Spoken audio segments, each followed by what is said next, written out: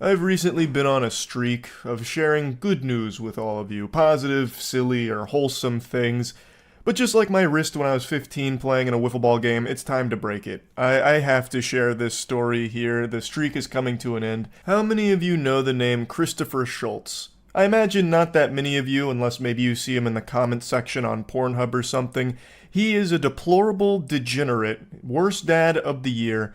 Earlier this year, he killed his 2-year-old daughter by leaving her in a hot car. 109 degrees. She was left in the car for 3 hours so he could go inside and do some online shopping and watch porn. And also played some video games, no doubt bottom fragging in whatever game he was playing, and for 3 hours, he left his daughter in the car to die. So I'm being treated like a murderer? No. I just lost my baby. Not at all. I know that. And I know this isn't easy for you. That's why I'm trying to be straightforward and honest with you, okay?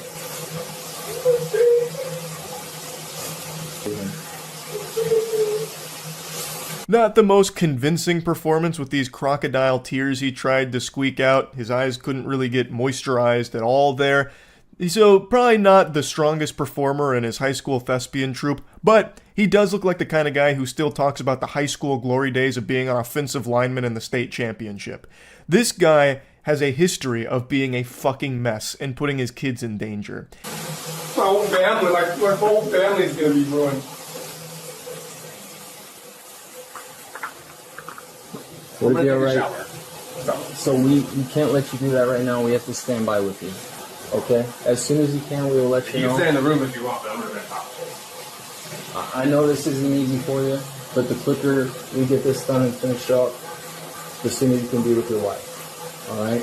I'm trying to rinse stand by off with you. so I can go to the I know, hospital but to be with my wife. we're not going to shower or anything right now. You need to stand by. He got over the death of his daughter very fast. Now he's focused on practicing good hygiene, probably for the first time in his life, because this dude is a complete fucking rotten slob. He has a history of being a drunk and also driving while intoxicated, allegedly. It's unknown if he was intoxicated during this moment here. There's no conclusive evidence of it, but just giving it the old eyeball test here, it seems like he is. Like, I'm sniffing it, and it smells like this guy is fucking hammered. Like, the way he can barely keep his eyes open, the way that he's kind of, like, unsteady on his feet, he kind of wobbles a little bit like Oswald Cobblepot. He, to me, seems intoxicated. But, of course, I'm not an expert. I didn't come over there and fucking breathalyze him or anything. I'm just telling you what my little peepers are looking at here with the evidence, and that's my impression. He actually looks like a caricature of an alcoholic you'd find in a cartoon. Like he'd be a regular at the Family Guy's Drunken Clam. I don't understand why. Okay, that's you. We just need to stand by And with I'm you. standing by. Why can't I take I a know. shower while you stand by? What is... It's not necessary right now. I'm not going to stand here and watch you shower. There'll be time for that, but it's not right now, okay? Now, this happened earlier this year, and his charges have been upgraded to first-degree murder. And the reason for that is, he claimed that he left his daughter in the car because she was sleeping and he didn't want to wake her. But it turns out he has a history of irresponsible and dangerous behavior towards his children, including previously leaving them in cars. And in this case, he said he left the car running, but that he also knew that the car had a safety feature that would turn off the engine after 30 minutes. He said he knew from previous experience. He also tried to claim that he got home at 2 p.m. in order to make it seem like it wasn't that long with her trapped inside of the vehicle. But surveillance camera footage confirms he got home at 12:53 p.m., so the girl was in the car for 3 hours. It wasn't until his wife got home at 4 p.m. that her unconscious body was recovered. So his weaselly, slimy little story doesn't work, and he openly admits that he knew the car would turn off. Now, they're trying to claim that he forgot the child's in the car, saying, like, this kind of thing happens, people just forget their kid in the car. And I guess that is true, because for as long as I can remember, probably for as long as cars have existed, there have been hundreds and thousands of reports of kids and pets dying in hot vehicles because the people were too stupid to recognize that you shouldn't do that, that that's a bad thing. So yeah, I know that is correct. People do forget their kid in the car sometimes, but that's not a good excuse. That's for the most dangerously moronic of society, and I don't think that that somehow should, be okay. Like, they made a boo-boo, what a mistake, a whoops-a-daisy moment. We can't throw them in jail for that. Yes, you should.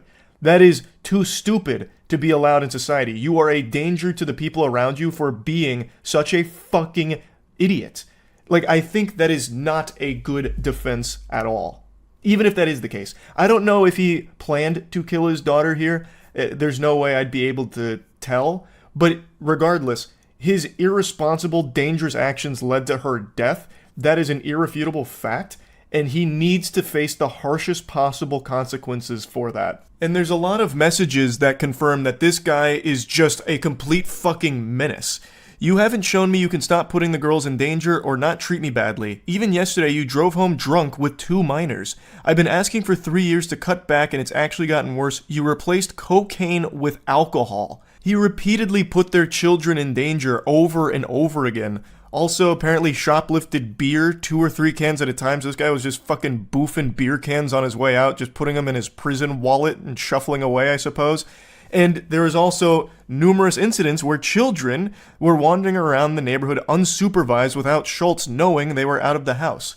On the day of the child's death, the police gave a timeline. The 2-year-old had been in the car for more than an hour and 10 minutes when Schultz began browsing the internet. A computer search shows over half an hour. He visited a shopping site, then spent 5 minutes watching pornography videos. No one removed the child and tried to save her until her mother came home at around 4:15 p.m.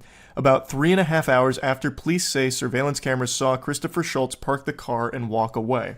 Also, according to his other 2 children, he had got distracted putting food away and playing video games. So that's like the whole timeline here. This disgusting Cro-Magnon made the inexplicable decision to leave his daughter in the car because she was sleeping and didn't want to wake her for whatever reason. Claimed he left the car running, even while knowing that the car would shut off in 30 minutes. Goes inside to do a little shopping, probably picking up a few nipple clamps for himself off Amazon, and then watches 5 minutes of porn. So he must have seen one boobie and busted, and then spent the rest of the time putting food away and playing video games. All the while, his daughter was dying in that car. What a piece of shit. And again, this isn't like a freak accident from this guy. He has a history of this kind of dangerous behavior with his children. And here's another text message to confirm it. On the day the child died, the mother on the way to the hospital with daughter texts him and says, "I told you to stop leaving them in the car. How many times have I told you?" He replied, "Babe, I'm sorry." So he has done this a lot. It's been confirmed by many others that Christopher Schultz left his kids in the car pretty frequently. I'm also going to throw this in here because I found it kind of sad when reading about this. Schultz's wife spoke during his appearance in court where he's pleading not guilty to the charges, and she spoke saying that she wants him back home with their other children to begin the grieving process. She also said he is not a risk to the community. He's a risk to everyone. There is repeated behavior that endangered your children, and it led to the 2-year-old daughter dying. And it was pretty obvious from the body cam footage that there wouldn't be any grieving on the behalf of Christopher Schultz. It doesn't really seem like he cared all that much. How could someone who actually cared about his children constantly drunk drive with them or leave them in hot cars so much that you have told him tons of times to stop doing that? That is not the actions of someone who cares. That is the actions of an evil piece of shit.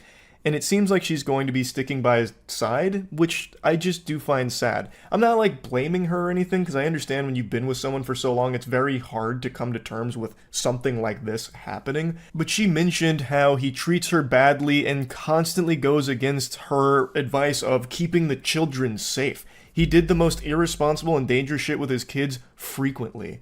This is not someone that should ever see the light of day again. Schultz also has a 16-year-old from a previous relationship who spoke out about this, saying that Schultz would leave her alone inside of the car sometimes for hours since she was as young as 7. It makes plenty of sense. Actually, I'm surprised it didn't happen sooner. Once I had to go sit out in the car for 4 to 5 hours and continuously had to restart the car and had only eaten once that day. Like, this is someone who has no regard for human life outside of his own. He, from what I can tell, and this is me just on the outside looking in, it seems like this guy really viewed children as a burden or a nuisance, so any opportunity he had to, like, distance himself from them, he would take. And that would be leaving them in the car so he could go inside and watch porn and play games. without having children around to bother him or something. That's the impression I get from this. There is no other explanation for this reckless behavior and this endangering of his children. She described that period as a nightmare, saying that it changed her as a person and she'll never be the same as she was before she moved into that house, and that it got so bad in 2021 she tried to take her own life because she didn't want to live with her father. Child Protective Services got involved and Schultz lost custody of her. This man has a complete disregard for the well-being of his children. This is not the case of a good man making one mistake.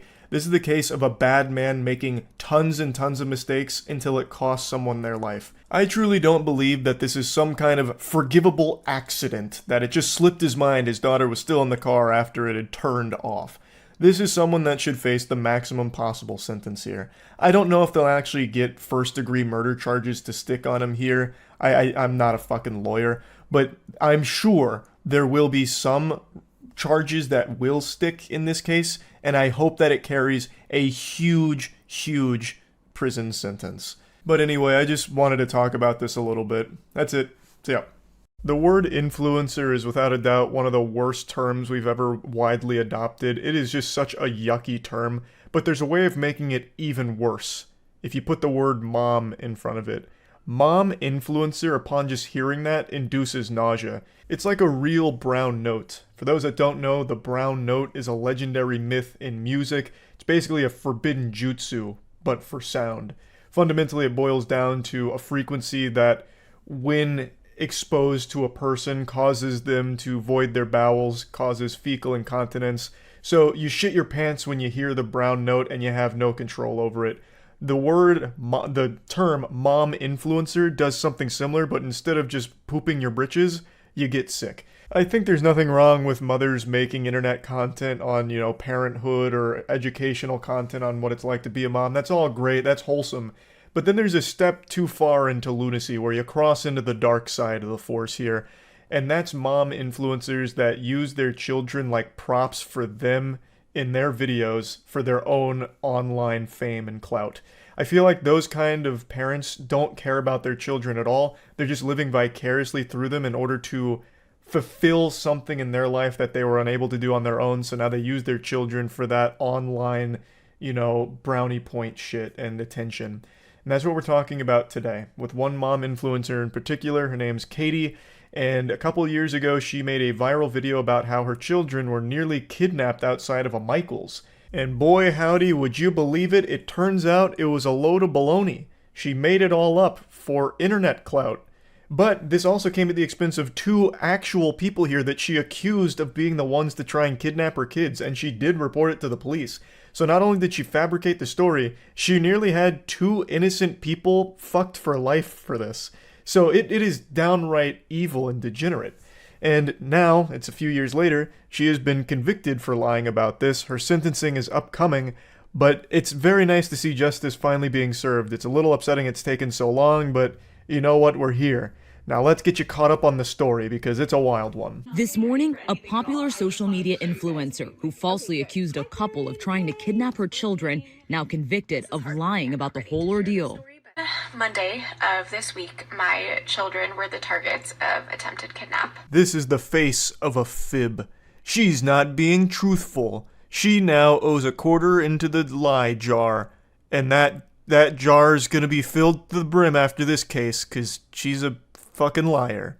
So, Katie went on Instagram, made this story accusing two random people in a Michael's store she was at of trying to kidnap her kids outside of Michael's. And I want to share that story with you in an effort to raise awareness as to what signs to look for. The whole idea behind all of this is so silly. Hey guys, my kids were almost kidnapped. Now let me tell you what I learned about this experience. Make sure to slap that like button for more kidnapping avoidance tutorials, and stay tuned next week where I throw my kids into a coal mine and we see what happens to their lungs so I can give you educational content on how to avoid children in coal mines. Like, what do you mean signs to look out for in the case here of the kidnapping outside of Michael's? What? Giant trench coat? If there's a couple with a huge trench coat and they're stuffing kids inside of there, big red flag. And watch out for the stork coming through and grabbing your kids with their big fucking talons. Like, what the fuck are you talking about? Now, of course, there could be real advice you could give to somebody on, like, signs to look out for creepy people that might be up to no good. Like, hey, maybe if these people are stalking you throughout Michael's and following you to your car, you know, then maybe you should alert people around you, that kind of thing. Or just making people aware, like, there's nothing wrong with involving outsiders if you feel like you're in a situation that could be potentially dangerous. That's all fine advice. But it's not the advice she's aiming to give here. She even says that, you know, parents are too preoccupied with making sure their kids are masked up that they no longer look at them, so it just leaves an opportunity for a stranger to come in and fucking steal the stroller out from under their nose or something, like at least alludes to that. Keep in mind, this was a few years ago during the height of the pandemic, so masks were a huge talking point. So she makes, like, the point she's making about, like, signs to look out for are basically just, like, open your eyes. She's basically just telling people to be a parent. It's ridiculous. It's the story she tells here offers no good insight on things to be aware of unless you're an absolute fucking oblivious idiot to everything around you. Like, these are all things people would absolutely notice and be uncomfortable with the same way she is in the video. Of course, it's all made up at the end of the day, but still, like, the whole purpose behind it and the message she tried to get across makes no sense. It's so laughable. Found the full video. It's like 15 minutes long, and it is one of the most descriptive things I've ever listened to for a completely make-believe story. She talks about this story like she's in a creative writing course and giving a presentation in front of the class for a piece of fiction that she wrote. It's outrageous the amount of detail she goes into, like when she's getting to the climax of everything where the stroller was almost snatched and her children abducted. She's talking about, like, they took 2 steps forward, but then 3 steps back. They did the hokey pokey and they turned themselves around. You know, I saw the fear wash over me. I could feel it. My pupils were dilating as this absolute menace, this villain, was approaching me with ill intent and malicious aura surrounding them, like a bat out of hell. It's outrageous. It is all completely fucking fanfic make-believe. Falsely claiming that strangers tried to kidnap her 2 young children on December 7th, 2020, outside the Petaluma, California Michael's store. The Sonoma County DA's office says the videos were posted about a week after Sorensen reported the supposed kidnapping attempt to police. So what's wild is she didn't just make this story up for the sake of Instagram views and likes. She did report this incident to the police, who pretty quickly were able to dismiss it as a bunch of fucking hoo-ha. They immediately really realized that the events she was describing on Instagram were completely different than the events that she had described to the authorities. It was wildly different. And after talking to the couple in the clip you saw there, that photo of the couple, after talking with them, they realized that there's no evidence at all. There's no witnesses. There's nothing to corroborate anything that Katie was ever saying. Which is weird because in Katie's story on Instagram, she even talks about, like, some fucking vigilante, a hero that was there to come and help her out and save the day, really. So it's weird that there wouldn't be any witnesses to confirm any of this happened. So all of it is just so scummy and baffling that she would do something like this for the sake of internet clout. Because she didn't just go home and make this video. She did report this to the police. Why? Why go that step forward? I guess in case people would call her out on it, she'd be able to pull up a police report or something, but she should have known that they would have gotten to the bottom of this and realized that it was all a lie. And reporting a false crime is a crime. You can't do that. You can't just knowingly make some shit up and then report it to authorities and then potentially ruin the lives of the people that you are falsely accusing. That's just downright evil. In the video, Sorensen described a number of details about the alleged incident that hadn't been disclosed to police. The accused couple, Sadie and Eddie Martinez, say they actually recognized themselves in this photo and came forward to deny Sorensen's claims. She wanted a stronger following. She was looking for, content for her fame and her income, and at our expense. I think they're absolutely correct. I think the main motivator behind all of this was just that internet attention. A little fucking clout goblin was born on this day, and it did work for however brief a time. Katie did receive a lot of love, got a lot of new followers on Instagram, had a huge outpouring of just well wishes from the community for such a traumatic experience and her bravery for sharing it and all of that. And she did build a big following from all of this at their expense.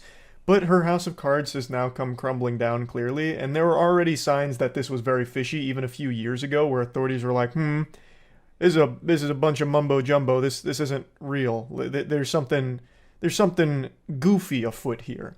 So this has been a long time in the oven here cooking, and now we've reached the point where she doesn't have that following anymore. She lost some of her most avid supporters, clearly, because you can't really support someone that does something like this. So now the only thing she has is potentially 6 months in the slammer for this. Sorensen's attorney maintains his client did not lie to police. She misperceived and misunderstood a series of random events which were occurring around her and made a honest report to the police on December 7th. That man looks fearful for his life right there. I don't know what's going on, if he's some kind of like prototype android that's having a hard time expressing emotion, or if Katie's threatening him with some kind of wild accusations and he's feeling the pressure. That man was robotic. But basically the defense is, Katie was too fucking stupid to understand what was happening, so she ended up just making a report that is completely not grounded in reality at all. And we're very sorry that she's so dumb. So they're just playing the she's an absolute idiot card, which I guess is becoming a very popular defense. There's a difference between being stupid and being dangerously stupid. If you're the kind of person that's so fucking dumb that you start making false reports and accusing innocent people of heinous crimes, that's still not excusable. You can't just write it off as, they're just a quirky weirdo that's dumb. You can't do that. They still need to face punishment for that. So even if the guy here is correct in that she just misperceived everything, she still needs to be punished for falsely accusing this couple of things that just didn't happen. Her attorney adding that it was when Sorensen reviewed the evidence that she realized she was wrong. I don't think she had any understanding of how this would spread and the impact it would cause. But some legal experts say this verdict is about accountability. This is a woman who lied for clicks at the expense of a couple in California who wrongly accused them of a very serious crime. I agree. Katie does need to be held accountable for what she's done here. I personally think this wasn't just some like, oops-a-daisy, I'm so dumb moment, I misunderstood everything that happened and made up an entire story around it, silly me. I really think this was a calculated content play where she knew a video like this would garner a lot of support. Because, obviously, who doesn't want to rally behind a mother who went through a traumatic experience but came out okay and is using that as an opportunity to try and educate people in her community to be better prepared for scary things like that in the future. She probably knew that this video would go insano style on views and engagement, so she went for it. And man, what a terrible idea it was. I don't buy the whole narrative that she's just a bumbling fucking idiot who just misunderstood everything. I think that's a load of hogwash. So, yeah, I just wanted to talk about this story because it's a weird one. That's about it. So, yeah. I've said for a long time that parents of child superstars are often very weird or just downright evil. And today I'm going to show you a man that's a combination of both, but Professor Utonium accidentally added an extra ingredient to the concoction, chemical cringe, and created the worst dad in TikTok and YouTube history, Monty Lopez. I made a whole video about this guy a month ago. He's the dad of Addison Rae, one of the biggest TikTok stars in the world, and he has used his daughter like a goddamn piggy bank that he taps into for clout. This guy lives vicariously through his daughter's success, and he has thrown away his entire family in order to ride on the fart fumes of her fame. So, Monty Lopez has been going to like TikToker parties, even without Addison Rae being there, just going solo and hitting on some of the TikTok stars there, as well as even handing out roses to some of them. He'll FaceTime 19-year-olds at like 3 a.m. sometimes, and it's just become a very well-known thing that Monty Lopez is a fucking creep. And he's doubled down on this. He cheated on his wife. He had a mistress who was less than half his age. He's 46 years old, but I think he has the brain of a 16-year-old boy. It is pathetic, and it just keeps getting worse. So yesterday, well, 2 days ago now, he posted a diss track on Young Gravy. Young Gravy is a very large artist now who's been really popping off recently, and even was hooking up with Addison Rae's mom, Monty Lopez's ex-wife. So that made Micropenis Monty very upset, and the two had beef, but it was very one-sided because no one really gives a fuck about Monty Lopez. He's just like this little pest that kind of flies around. He's like a goofy side character in a filler episode of Naruto that no one remembers, but then when he does appear, people kind of laugh at. But anyway, Monty Lopez made this diss track on Young Gravy, and I just wanted to show you a little bit of it and talk about it because this is really something special.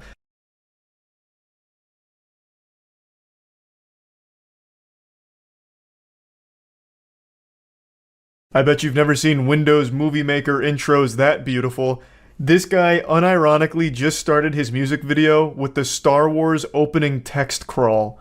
That's wild. A classic. And I would argue Monty Lopez's music video here is on par with the latest 3 Disney Star Wars movies, to be honest. Like, they're pretty close in quality. I love this, though, because it immediately sets the tone for the rest of the video. It's setting you up for an absolute fucking masterpiece. A long time ago in a galaxy far, far away, somehow Monty Lopez returned with a banger, a fire diss track. Hey, look, Gravy, this is for you, bro. Fuck you and fuck them hoes. I'm a villain in the villa. I stole your bitches. That new gen fame, I could help you make a living. This just screams midlife crisis and insecurity. I also think it's a giant self-report on loneliness here. I always find it to just be a huge tell that you get no pussy when, for your diss track, you hire women to be around you and pretend like they're somewhat having fun near you. For a normal music video, I get it, but for a diss track directed at someone, it just shows you're trying way too hard to be something that you're not. Like, this just isn't the flex you think it is here, Monty. This just makes me feel like you have been absolutely destroyed since the divorce with your wife, which you caused, by the way. And now you're just really trying every way of presenting yourself as not being lonely, which I do get the impression you are, especially since most of the 19-year-olds that you were talking to don't talk to you anymore. But anyway, I want to give a little special shout out to all of the dancers in this video here. It can't be easy to do this. To make it through the filming of this without puking has to be an incredibly difficult task, because they have to listen to this song on repeat 100 times. That's enough to drive even the most sane individual to complete lunacy. And they had to be around Monty Lopez for however many hours it took to film this pile of shit, and that just sounds downright dangerous. In the studio with your girl, she a fan. You just stuck at home with your dick in your hands. Just a heads up, that Windows notification you heard during the song was my computer. It wasn't in the song. It happened when I was recording it, and I just did not feel like subjecting myself to this fucking torture twice, so I didn't re-record it. But anyway, I want to focus on this line here. In the studio with your girl, she's a fan, while you're stuck at home with your dick in your hand. Monty, what is she a fan of? You don't do anything. Legitimately, the only thing you've ever done is give birth to a TikTok superstar, and her fame you had no role in whatsoever. Monty, you don't do anything. There's nothing to be a fan of, unless she just happens to be into 46-year-old washed-up losers. The delusion here is just crazy. I feel like this song was ghost-written for him. I don't think Monty even has the ability to have produced lines even this amateurish. And I feel like the ghostwriter didn't know who it was for, because this line just doesn't work. There is no such thing as a Monty Lopez fan. You genuinely, and I'm not even just trying to be mean, you don't do anything. All of your TikToks are you just like standing there. Like, you don't even dance half the time. You actually do nothing. You exist. Step into the ring and put your head on a swivel. I make you girls' ass go jiggle, jiggle. Jiggle, jiggle, jiggle. Yeah, I like jiggle, jiggle, jiggle. I done made your girl's ass go jiggle, jiggle. Jiggle, jiggle, jiggle. Welcome to basically the rest of the song. He just keeps saying jiggle, jiggle over and over again. So maybe this truly was written by Monty Lopez and his brain finally stopped functioning there towards the end and just started like record skipping on jiggle. So he just kept writing it down and then just, that's where it ended. For the next fucking 45 seconds, it's basically just him saying jiggle, jiggle over and over and over again as the models he paid just shake their ass near him and he spanks them. And I bet that wasn't even in their contract. That was probably Monty Lopez method acting, you know, just improvising. There was probably like a no touching clause, which he violated and needed to pay them like quadruple to make up for after the filming. But yeah, I just wanted to share this because it's yet another really sad endeavor from Monty. I feel so fucking bad for his family. Having to see shit like this from their dad, or Sherry having to see this from her ex-husband, like, goddamn, that is gotta be miserable. But yeah, anyway, just that's about it. So yeah. For a long time, I've mentioned that parents of famous children, whether it be child actors or TikTok stars, YouTubers, whatever, are usually just some of the worst parents on the planet. Just straight up awful. You just hear time and time again about how these parents lead their kids down destructive paths in order to capitalize on their fame. A great example of this is recently from Jeanette McCurdy, who played Sam in iCarly. She released a memoir called I'm Glad My Mom Died, and in it she documents a history of abuse from her mother. As well as Nickelodeon, she talks about some awful shit Nickelodeon did to her, and her mom's response to it was things like, "That's just the price of showbiz. You know, you gotta shake it off. This is what it means to be famous. All the girls would love to be in the position you're in. Don't be so ungrateful." Just horrible things. The mom was well aware of everything that Nickelodeon was doing to her daughter and didn't care. In fact, even piled it on by calling her names and doing other horrible shit. So she just sounds like Shao Kahn. And I know a lot of people were upset with the title of the book. It's kind of aggressive. I'm Glad My Mom Died. Not exactly a Dr. Seuss book title. But I think most people would be somewhat relieved when the boogeyman in their life passes. So I understand where the name is coming from after reading some of it. I haven't finished it, but it's really interesting and very fucking sad. And the reason I'm bringing this up is because it ties into a topic that I want to talk about today that I just learned about. I'm sure all of you have heard of the name Addison Rae by now. She's one of the biggest stars on TikTok, and she's gotten so famous that it extends well beyond TikTok. So even if you're not big on the platform like me, you still at least know her name. Well, her dad is a fucking weirdo, and he has torn apart their family for the sake of his own clout chasing. Can I get a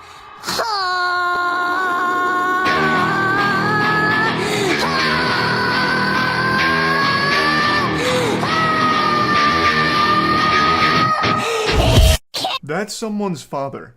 That's a 46-year-old man posting some fine, distilled, twice folded over, double caked up cringe on Maine. This is Addison Rae's dad. And he, of course, did what every other TikTok parent does. He made his own account. He has like 5.4 million followers. And he threw away his entire family in order to try and make money off of his daughter's name and become famous himself. But not only that, he used his pseudo-celebrity status of being the parent of a famous person to allegedly flirt with 19 and 20-year-olds. He even was having a 5-month affair here with a girl that's less than half his age. He allegedly cheated on his wife multiple times, and they eventually got a divorce. He also has 2 other sons, which I can't imagine how awful this situation must be for the whole family, but them in particular, since they're still super young and obviously in tune with social media, they're seeing all of the unhinged, wild shit their father's doing, and it has to be soul-crushing. I feel so terrible for the entire family, and it's gotten so bad they've sounded the DEFCON alert system. Almost every TikTok influencer in the space has told at least one story about Monty Lopez being creepy to them. They need like a restraining order or something where Monty Lopez can't be within 5 miles of a TikTok influencer because he sniffs this shit out like a goddamn animal. He's got like a spidey sense for it. He just gets this tingle and shows up to every TikTok party imaginable by himself. He doesn't go with Addison Rae or anything. He goes solo, which already is a giant red flag. There's nothing wrong with TikTok stars' parents being involved in their life or even in their videos. Like, Addison Rae made a ton of videos with her mom and dad and brothers, and that's totally fine, wholesome, whatever. But it gets to a point where it's uncomfortable when the dad is just going to all these parties by himself without the actual star of the family there, because now he's got it in his disillusioned, brainwashed mind that he's the star. So he goes there and allegedly hits on the 19 and 20-year-old influencers there, and everyone's uncomfortable. There's a ton of videos of him at these parties, like one where he's handing out roses to some of the girls there. There's a lot of footage that makes it just seem like Bigfoot sightings. They'll like circle in a red circle, like Monty Lopez in the background, like being weird with a TikToker. It's so weird. It's like found footage, you know, but it's not blurry. It's fucking caught in 4K being creepy. He also starts beef with these young women. Like, he started shitting on Tana Mojo. I'm not going to bring up any of these clips because the clips themselves aren't very entertaining or interesting. It's the story itself that's interesting and sad. So he posted a TikTok saying, do you think Tana Mojo's fucked more than 300 dudes or less than 300 dudes? To which Tana responds by showing a ton of receipts about him trying to, like, hook up with her or, like, trying to connect with her, as well as telling stories about how unbelievably weird he is to all the other TikTok stars. There's also a video of him FaceTiming a 19-year-old, like, really late at night in the car. It's just very yucky stuff. And this is just another perfect example of how awful a lot of parents are for child stars. Because I think a lot of them, like Monty Lopez, treat their children as props for their own success. So Addison Rae gets super famous. Monty Lopez weasels his way into some of the videos, makes his own social media accounts, which get popular because he's the dad of one of the biggest stars on the platform. And now it's gone to his head. He wiped his ass with his whole family, divorced his wife, and now just tries to fuck young women and try and become a wealthy TikTok star himself. Just another tragic story of a child star whose dad is absolute vile filth. There's nothing that Addison Rae's mother's done that I've found that's distasteful or bad or anything like that. I want to make it clear. It's not her whole family, it's just her dad. But the topic itself that I'm focusing on is just how awful a lot of these parents can be. In this case, the parent is Monty. From everything I've seen, Addison Rae's mom hasn't done anything wrong or anything. She seems very wholesome. And in fact, the reason why Monty Lopez wants to fight Young Gravy is because Young Gravy has been very public about wanting to be with Addison Rae's mom, Sherry. And Sherry's even teased back about them going on, like, dates and shit. So Young Gravy might fuck Addison Rae's mom, and it makes Monty Lopez uncomfortable. I don't know the whole lore behind all that, but Monty Lopez sucks. Just another sad case of a shitty parent using their kids to further their own agenda no matter what the cost. Also, big shout out to Monty. I'd like to add one more thing to this. This fucking parasite claims videos that show clips of him embarrassing himself. His whole TikTok page is just his worst moments as a human being displayed. This guy has no self-awareness. Every single video he posts on there is a video that any sane person would want deleted and scrubbed from the internet forever. Yet he proudly posts. And I can't show any of them because he claims the videos where people are insulting him for it. So this absolute insufferable douchebag anus still has the audacity to try and somehow fight for his public reputation despite doing everything possible to sink to the lowest depths of hell to be the giant scumbag. He blows my mind. He's all about, like, the grind and money, so he takes the absolute most revolting approaches to it by copyright claiming videos that use some of his clips to try and take the ad revenue from it or whatever.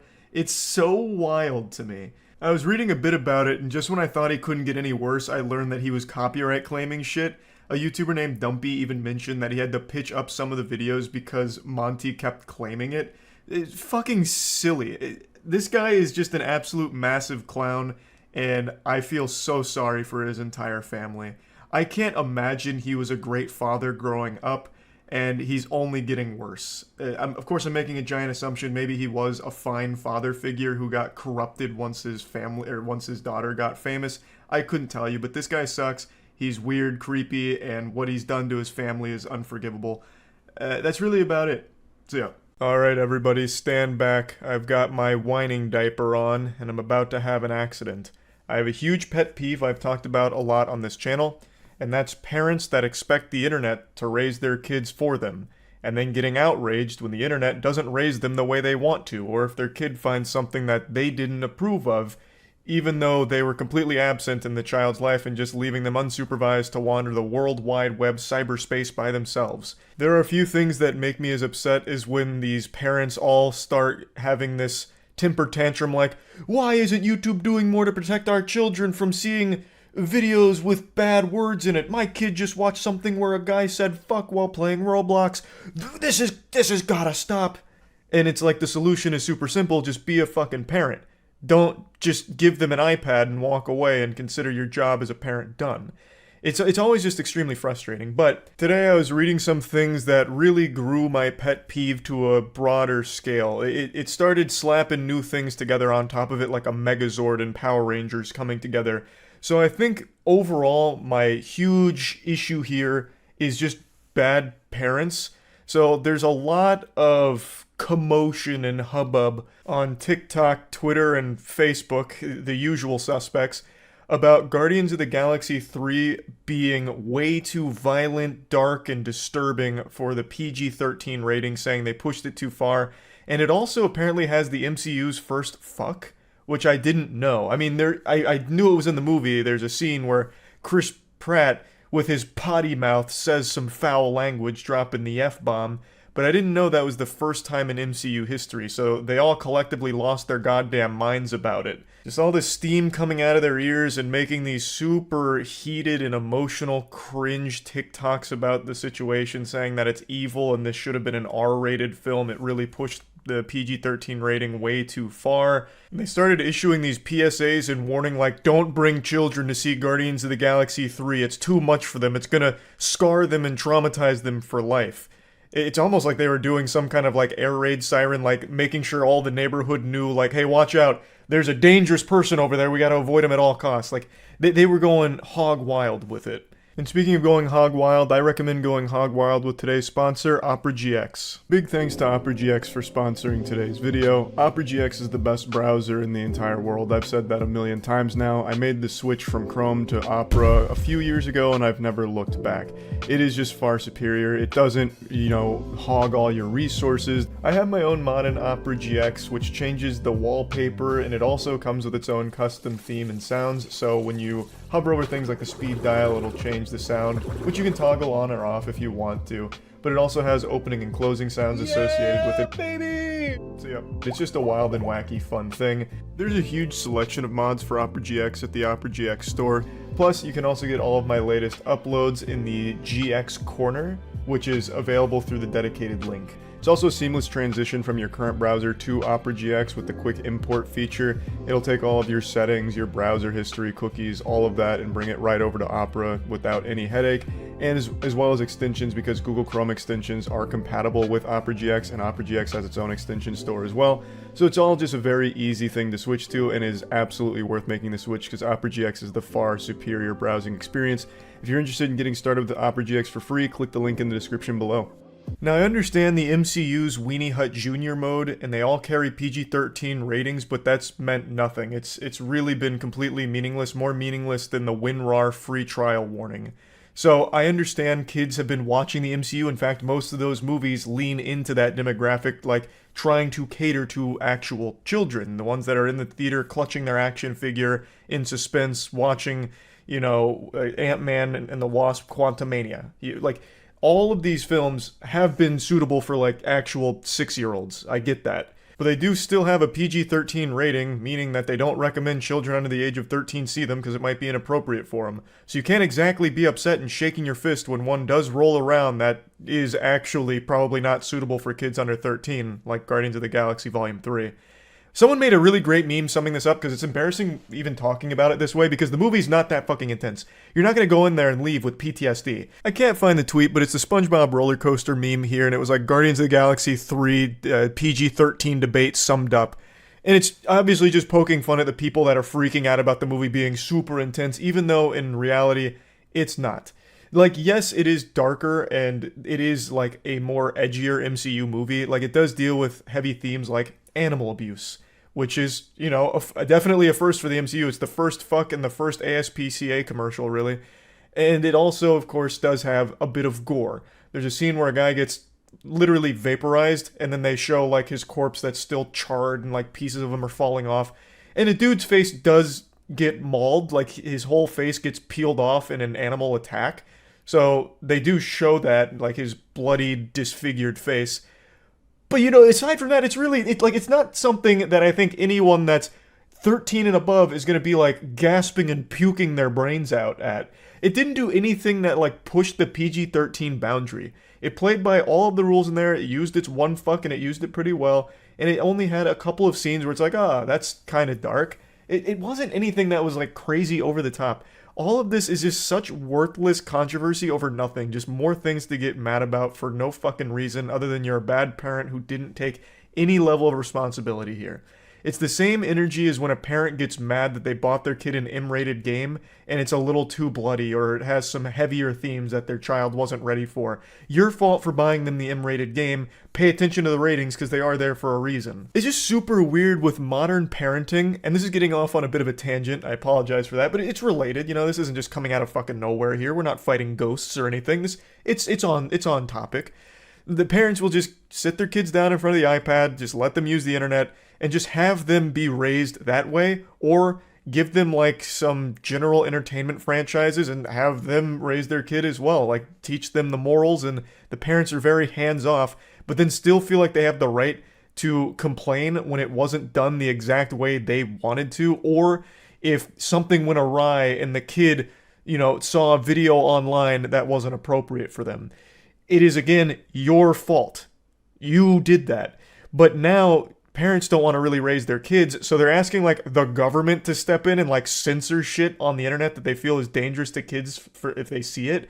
And it's like, well, why do you want the government to come do that for you? Just be a parent, make sure the kid doesn't see anything they're not supposed to. You're supposed to be there monitoring your fucking toddler. So why are you asking Big Daddy, Big Brother Eye in the Sky to come in, micromanage everything in the world in order to cater to your kid and your lack of parenting? Like, just be more present in their life in order to make sure that they're not just scrolling through TikTok mindlessly for 12 hours a day, rotting their fucking brain and ruining their attention span. It just makes me upset that the first thing that happens in a case, and not so much with Guardians of the Galaxy, this is more about like the general internet. The first thing that happens is the parents get upset, like, oh, my kid was looking for tutorials on YouTube and a bad actor popped up. So now I'm suing YouTube and demanding censorship on the platform because what if another child sees this? Well, it's like, why not just be there when your kid's on the internet so that way when you recognize that there's a video that isn't appropriate, is in the algorithm, you can make sure they don't click on it. That's the whole point of being a parent with a toddler that you are raising. You're supposed to be raising them, not having the internet do it for you. And I just don't like how the first line of defense is always to start complaining to like a higher authority to change something in order to cater to your bad parenting and lack thereof parenting. It's always so fucking frustrating. And it also happens a lot with video games with like M ratings. Like, why is this game M? It should be adults only. I bought this for my 7-year-old and it's way too bloody. What the fuck is this? This should be only adults. War crimes? Oh my god. Adults only. I beg of you. Please. Do something about the madness. I don't know. I just needed to whine now too. Now I'm crying like one of their toddlers here who just saw a Finger Family video that went off the rails. It's just something that this Guardians of the Galaxy 3 debate has once again sparked a rage inside of me with, because I just wish parents would stop delegating that responsibility. The most important job of a parent is to raise a kid, and I wish they'd stop giving that to complete fucking strangers on the internet, or just the general expectation that everything and everyone in the world has to cater to them and the safety of their child when they don't feel like being there for them. So everything's got to be squeaky clean and sterilized with the bumpers and water wingies on it. So that way it can be completely safe in case a kid happens to see all the content. When really all of the issues get solved if the parent just does a good job parenting or even attempts to be a parent and present. Like, I just hate that everything has the expectation that it has to be child friendly when there is things that are just not made for kids. And in this case, Guardians of the Galaxy Volume 13 is not made for actual children this time around, which I also think is a first in the MCU. This is definitely one that is more for, like, teenagers and above. So, yeah, I just wanted to talk about this a little bit. That's it. See ya. Last night I got sent a clip that made me extremely angry. It's a clip of a streamer playing Madden 21 with his child on his lap, and then he did poorly in the game, like he missed a first down catch or something, and he just went full fucking primal caveman and smashed his controller on the desk, which made his kid start crying and made him even angrier. So then he throws his kid on the chair and then yells at the kid because he's doing shitty in the game. Right away, him playing Madden 21 tells me he already makes bad decisions, but to broadcast your child abuse on Twitch is a really fucking wild one to do. I'll play the clip for you now, but I just want to give a fair warning. I think it's pretty hard to watch, so just keep that in mind, but I think it's important to see how big of a piece of shit this guy is. God damn it! Fucking $300 fucking controller!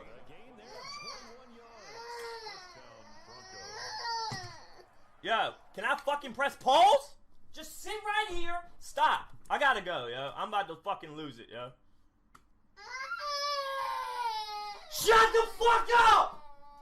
No, your computer isn't lagging, nor is the video itself. This pathetic worm just streams using a dial-up connection that he's probably stealing, so the frame rate's dog shit, and he has a $300 controller apparently, but a 30-cent internet connection and webcam. The webcam looks like you're trying to watch censored hentai. It's so fucking pixelated. But hey, that's just his style, baby. Child abuse in 360p. Really sad shit all around. Like I said, I think it's pretty hard to watch. Now, he didn't, like, throw the child, like, he didn't go in there and, like, slam dunk the kid into the chair or anything, or spike it like a football in Madden. But to aggressively throw the child down and then scream in his face is nothing shy of horrible parenting and genuine child abuse, I think. I think most people would agree with that, except for a couple of really battle-hardened Twitter users with their furry porn avatars and anime profile pics saying that it's not child abuse and they went through similar things and loved their parents and it made them stronger, and that you're just a bunch of pussies these days if you can't take your parents yelling at you in your face because they got very sad and salty at a fucking sports video game. I think it's definitely child abuse. 100% in my opinion. Like, I think there's really no argument there. I feel extremely sorry for the child. The father is a worthless hemorrhoid going into this full fucking meltdown mode and tantrum over just doing poorly in a sports video game is just the highest level of pitiful I could imagine. I don't remember exactly what his wording was, but in his little Twitch slogan, the little sentence or paragraph under the stream to let you know about the streamer, he said something like, "Being a loving father and supreme turbo gaming ultimate gamer warrior is my mission in life." I'd definitely say that is a complete mission failure. I don't know what it is about sports games. There must be some kind of curse on the genre. It just brings out the demon in people. It's fucking pathetic shit though. The good news is he's been banned from Twitch and he's like deleted all his social media and shit. I don't know if this is true, but apparently his wife actually kicked him out because of this, so that's good that she's taking action to protect the child from him. Because if he's gonna melt down like this over something as trivial as a Madden game against the fucking computer, he's not even playing a real person, he's playing the fucking AI and going into this like nuclear explosion meltdown of anger. He's not safe to be around. Again, I don't know if that's true or just some kind of Twitter fan fiction, but what is true is fucking sports gamers are a different kind of salty in their game. It reminds me of the plot of Kingsman when Valentine put the chips in the phones that make people mindlessly kill each other to get the world's population down. I feel like Valentine could have done the same thing by just making everyone play Madden. They would have been at each other's throats and the world would have been in chaos. But yeah, anyway, this clip just made me really upset and I wanted to just kind of talk about it a little bit and let people know that it's not okay. I don't know why there's like kind of a decently sized portion of people on Twitter arguing that what he did is perfectly justified and the kid may have had it coming because the kid impeded his ability to play the game properly. Like, it's crazy. Twitter is the most wild fucking place I've ever seen in my entire goddamn life. There are other people arguing like, you can't say he's a bad father, you're only seeing a 40-second clip. He could be one of the world's best fathers who just had a slip-up. You stupid shit stain. This isn't a slip-up. A slip-up was when you accidentally say damn or shit around a child. Not, oh, my controller died. Time to go scream in the face of a baby. That's not a fucking slip-up. It makes you a psychopath and a terrible father. You can absolutely say, this man is a horrible father based on this clip and this clip alone. This is abuse. It's not just a mistake. He is abusive, and he broadcast it.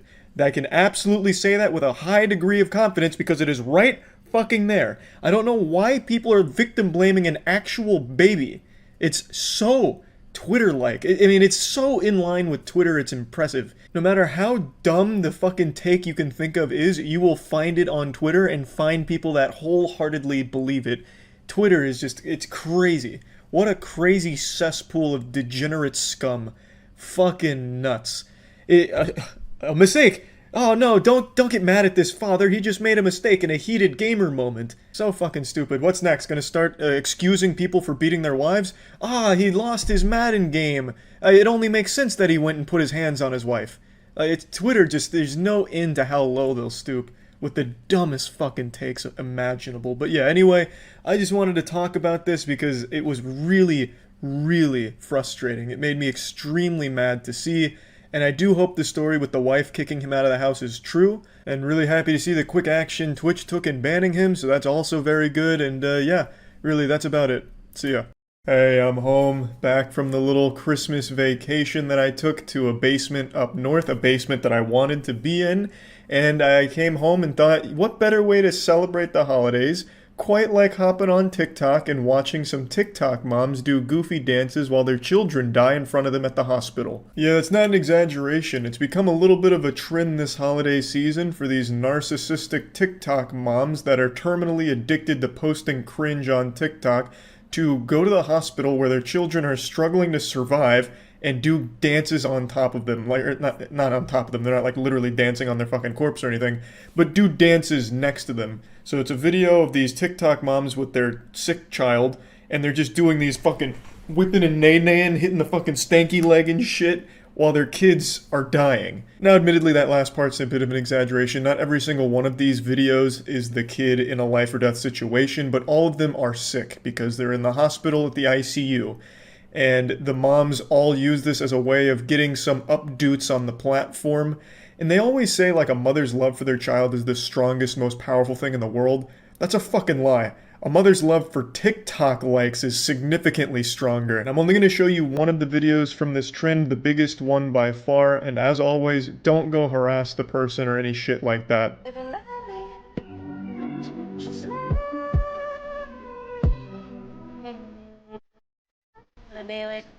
Now what you just witnessed was the patient zero of this trend. This is the one that really kicked it all off. Now I'm no epidemiologist, so I can't really plot it super well, but from everything I can see, this was one of the first and definitely the biggest in this trend.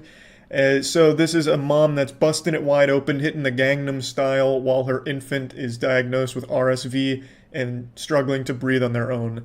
RSV stands for respiratory something virus. I can't remember the S. Respiratory selfish mom virus. I don't remember. But oftentimes it's not fatal. It's something that does occur pretty frequently from what I remember. Now that's not to say that it's trivial because it can be fatal. So it's not exactly a diagnosis that you'd hear and start wiggling your finger and celebrating. Oh, my kid's got a respiratory virus? Oh, hot dog!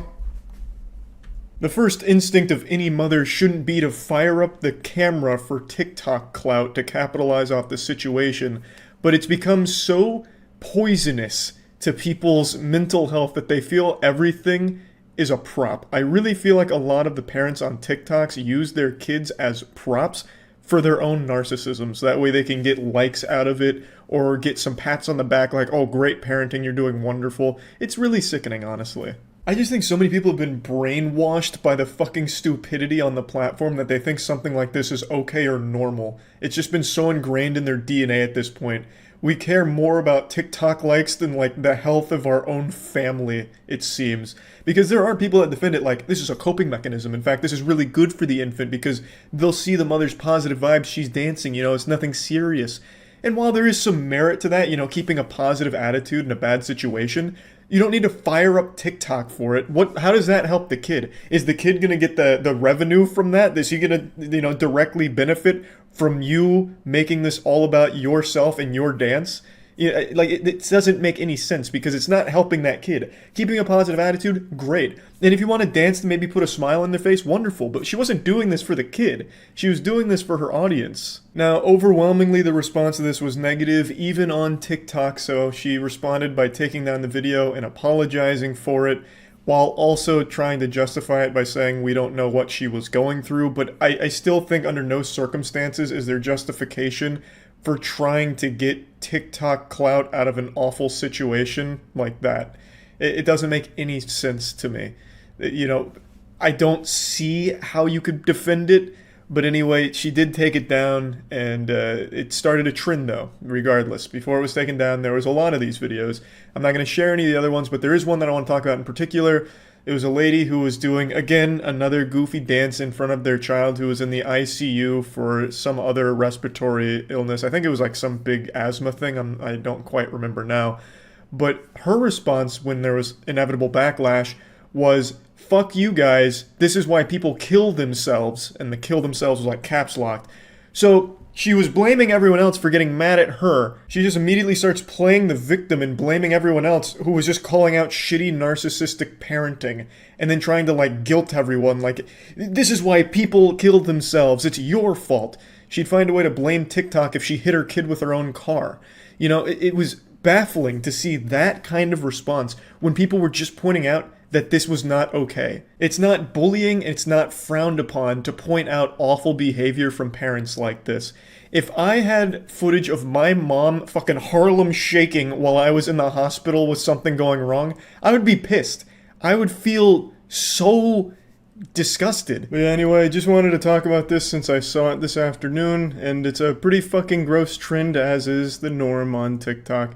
That's about it. So yeah. This is a bit of an older story I want to cover today, but it's one that I still think of from time to time because of its absurdity. It's vintage, 2021, which in internet years is prehistoric, basically. It's fallen out of everyone's consciousness, and I need to do my due diligence to put it back, because man oh man is it a weird one. So let's dive in. It all started in early 2021 when a young teenage girl started to receive really mean text messages from an anonymous troll, and she was getting cyberbullied through these messages for quite some time. Her boyfriend then started to get the same messages. They were extremely personal, they were extremely nasty, constantly telling her to kill herself, this and that. And the mother got really upset at this because obviously, who wouldn't? Her daughter is being harassed by some weirdo degenerate. As I imagine any good, caring parent would do, they see this kind of behavior and they start rolling up their sleeves, giving them one of these, why I oughta when I find who's behind this. So she starts to launch an investigation and work collaboratively with authorities to find the culprit. Who's behind this? Could this be the work of the infamous hacker known as 4chan? And they went on a hunt to track this person down because it didn't stop, and it was tons of messages, hundreds of messages, over a year's worth of harassment and 349 pages worth of DMs with this shit. And eventually the FBI got involved in this case to figure out who's doing this because it was so personal and so targeted and mean that they really wanted to figure it out. And this is all attacking a minor, too. So it was like stalking a minor, just harassing, unrelenting. And eventually the investigation concludes that it was the mother that was sending these text messages. She was running it all through a VPN to try and avoid being tracked down. So she had a real nefarious scheme here where she would just keep telling her daughter to kill herself and insulting her and the boyfriend. There was even this subplot that arose where she started to blame another classmate that could have been behind it. So she started to try and frame another child for this. It was fucking wild. And keep in mind, the mother was the one working so closely with the authorities to, I guess, throw them off of her trail. So this whole thing was kind of like that SpongeBob meme where it's like Maniac on the loose and he's on the walkie-talkie with the Maniac poster behind him with his face on it. That was this case in real life. 70 Isabella County mom who catfished her own daughter for almost 2 years is going to prison. Kendra Licari was arrested in December for stalking her daughter and her daughter's boyfriend. Now, I didn't mention a moment ago, but I will now, that it was more than just sending those really nasty messages. Apparently, Kendra Licari would even send her daughter doctored photos of herself. I guess, like, with really mean shit on it. It didn't go into detail, but I read one of the reports that it was more than just text. She would send photos, too. So I'm guessing she would, like, Photoshop shit with her daughter in there to, like, bully her further off of it. It's so baffling. For nearly 2 years, she sent hundreds of harassing and obscene messages and pictures to the teens every day. It wasn't until the mother of the boyfriend and Licari herself went to police for help. That's when they discovered Licari was the one sending the messages. Police also found she tried to frame a third teen as the one sending those messages. Today in court, she was sentenced to up to 5 years in prison. So she'll spend at least 19 months in prison for all of this. And what's even wilder is that there's still no explanation for why. What was her motive? Why would she do this? This is some huge fucking hater energy. She's waking up real early in the morning to have extra time to hate her own daughter. She would send up to 12 text messages a day, every day, all just shitting on her daughter and her daughter's boyfriend. It doesn't seem like there's anything to gain out of this except for making your daughter scared and miserable and potentially traumatizing her, because her daughter is a very young teenager during all of this. So I can't imagine what her motivation was, and she's never explained or elaborated on what the plan was. So I've seen speculation that people thought this was maybe another like Munchausen by proxy situation. If anyone is familiar with like the Gypsy Rose case, you're probably familiar with that term. But I don't know if that would necessarily even apply here. I really don't know. Maybe it is the mom trying to like isolate the daughter somehow by making her afraid of all of her classmates, or maybe trying to push the boyfriend out of her life. The whole thing is just a giant fucking question mark of why would anyone ever do this? And she did this every day for over a year. This was part of her morning routine. Get a nice cup of joe and shit on your daughter. Why? Maybe a power thing? Like maybe she was bullied in high school, so now she's trying to, do the same to like take that back. She's like passing the torch to herself to be the bully now. I don't get it. No one really does. And she has not said why. At least not from what I've found. All you can find is speculation and theories on what the motive could possibly be. Isabella County Prosecutor David Barbary said this is one of the most confusing and complicated cases he has had to deal with. Not only from the case itself, Kendra Licari harassing and catfishing her daughter and her daughter's boyfriend for more than a year, but also when it came to sentencing. When it comes to sentencing, they hope to let the victims have a say. But the two victims here, Licari's daughter, she's hoping for leniency. She didn't want to feel responsible for putting her mom in prison. The other victim, her boyfriend, their family wanted the book thrown at Licari. That's another super fucked up component to all of this, because not only was the daughter the victim of this relentless harassment campaign from her own mother, but now her mother is going to be going away to prison because of all of it. So now she's going to be growing up without her mom around for quite some time. It's just a really sad situation. I don't know why the mom did this, and also why she refuses to elaborate on what she was fucking thinking. She openly admitted to all of it, and she apologized saying she doesn't want to hurt anybody else, but she still has never said why she did it in the first place and continued doing it for so long. It just, I don't understand. Maybe she was like, beta testing her shit talk for her League of Legends solo queue games, so she'd like use her daughter as a guinea pig. Like, let's see how my daughter reacts when I tell her this. Not enough tears. I'm gonna have to go harder. I need to make sure that all the dog shit players in my lobby feel really bad. I need to make sure my trash talk is S tier. But anyway, she pled guilty to 2 counts of stalking a minor, and she's going to prison for some time now. And it's just a really weird situation, obviously, but it merely makes you think. Your biggest hater, who exactly are they? It could be anyone. And don't give me any of that mumbo-jumbo baloney about how everyone loves you, you don't have haters. You do. I'll hit you with the cold water. Even if there was a perfect person that existed, they would have haters because they are perfect. They would hate them for that. So no matter what, I promise you there are people that don't like you. And who are they? This story makes you think. Makes you sit back and go, it really could be anyone. What if the person that's replying to all of your tweets saying awful things like, you're so short, why'd you end up so short, dummy, stupid face, greasy little goblin man? What if that person is actually my own mother?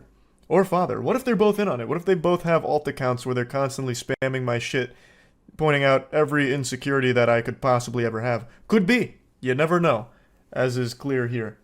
So yeah, anyway, that's really about it. So yeah. Alright, I went down the dark and depressing rabbit hole of weird family vlog YouTube channels. Not that that's its own category, because every family vlog channel on YouTube I think is weird.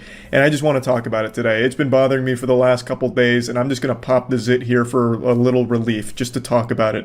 I think family vlog channels is super creepy. I think it really hurts your whole family, especially because all of these family vlog channels focus on their kids mainly. So I genuinely can't wrap my head around growing up with a camera in my face every single day throughout my entire developing years. It has to be horrible. It just feels so fake, so forced, and it feels like there's nothing private in these kids' lives anymore. It's just completely open for strangers to watch them grow up. And it's even like these strangers are helping to raise your kids. It's like this awful parasocial relationship with creepy people on YouTube in the comments watching and judging your parenting and your kids. It's fucking terrifying. Like, I remember one time when I was 8 years old, I got naked and put my wiener on a pile of dirty laundry and then pissed all over it. If I did that today, well, not today as like a 27-year-old man, I just go to jail. But if I did that today, like if I was 8 years old and I did that, that'd probably be like a fucking million view family vlog video right there. That'd just be like the thumbnail, like, my son did what to our laundry? Like, everything for these families gets filmed and posted on YouTube because it makes them money and somehow has an audience. I think it's just super fucking creepy. These parents are just using their kids as props in their videos in order to make money off of it. It feels like fucking child labor to a certain extent. They're like the main draw, they're the main actors, and yet they don't benefit from it at all. They don't see a dime of that shit. Like, yeah, maybe they'll get some cool toys or whatever, but it's not like they are actually able to consent to being like the main character in your horrible YouTube production. They're just kids. Like, take for example Ryan Toy Reviews. That kid is worth over $30 million. One of the most popular and most profitable channels on all of YouTube. That kid has not seen a dime of that, I bet. It all goes to his parents, who are absolutely living it up with that money. Ryan's been like 6 years old for the last 10 years. He's like fucking Ash Ketchum. The kid has to be approaching like 14 by this point, but he is still doing the same thing, and his parents are still the main beneficiary from his work. Now, of course, I'm sure there's some level of fun where he just gets to play with toys. It makes his parents happy. He gets more toys, and it's just this cycle. Like, yeah, I'm sure it's not the most evil situation in the world, but it's still extremely weird. All of these family vlog channels strike me as just a bunch of narcissists who found a way to make money using their kids and using the least amount of effort possible just by shoving a camera in their family's face at all hours of the day. Like, there's a popular meme that went around last year where it was this picture here, Zam, she's only 12, so spicy. This comes from a family vlog channel with over 8.7 million subs. Now, the girl in their thumbnail wasn't actually 12, but I still censored it just in case. You can see that some of these families with these channels are fucking weird. Clickbaiting child porn for your audience is not okay.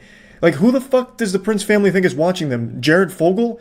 Like, are they trying to appeal to, like, pedophiles or something? Like, what the fuck was the point in taking a woman in her bra and panties, calling her 12, and then saying she's spicy on your thumbnail? It's fucking weird. Now, I want to make it clear, I don't think every family with a vlog channel is a dysfunctional group of goofballs that, you know, hurt their kids or make their kids' lives miserable. I'm not saying that. I'm sure there are some genuinely wholesome families out there where the whole family just enjoys getting together, like, once a week, once every 2 weeks, maybe once a month, and doing like a family video together. I'm sure that exists. I have no doubt about it. I'm focusing more on the family vlog channels that are like daily or every couple of day posters that are literally at all hours shoving cameras in their kid's face.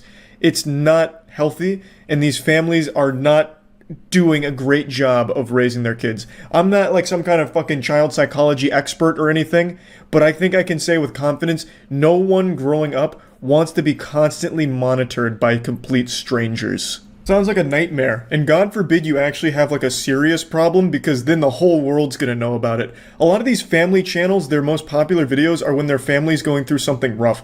Like one of the kids breaks their arm, or one of the kids gets in trouble at school or something, and the video is them being disciplined, or them at the hospital, or crying. Those get the most views, which is why you see so many thumbnails with the kids in pain, or crying, or something like traumatic going on. Like, you remember Daddy-O5? That was an extremely big controversy. That was a genuine genuine abusive family that was actually hurting their kids for views on YouTube. I'm not going to go too deep into that, but I'm sure most of you remember.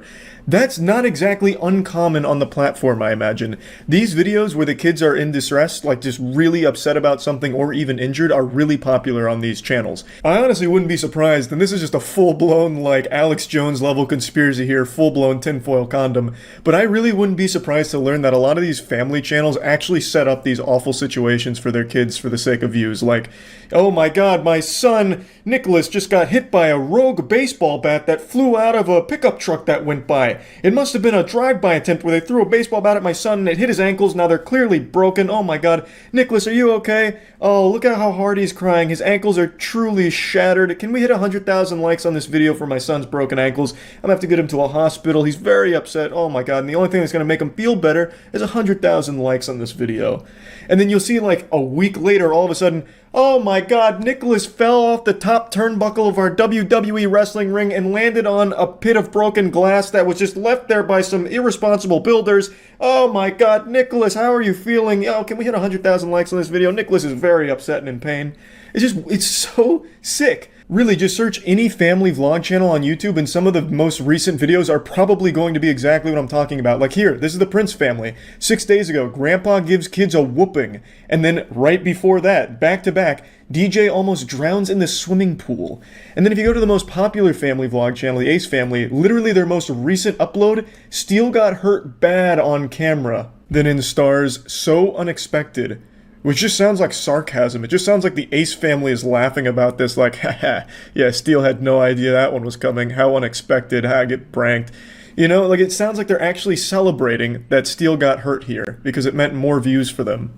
And then if you go back a little bit more, the dog bit our baby, scary moment. Like a lot of these videos, and it really doesn't take long to find them because there's so many on all of these family vlog channels. It's like they really like start pumping their fists like, yeah, my kids got hurt. There's gonna be big views.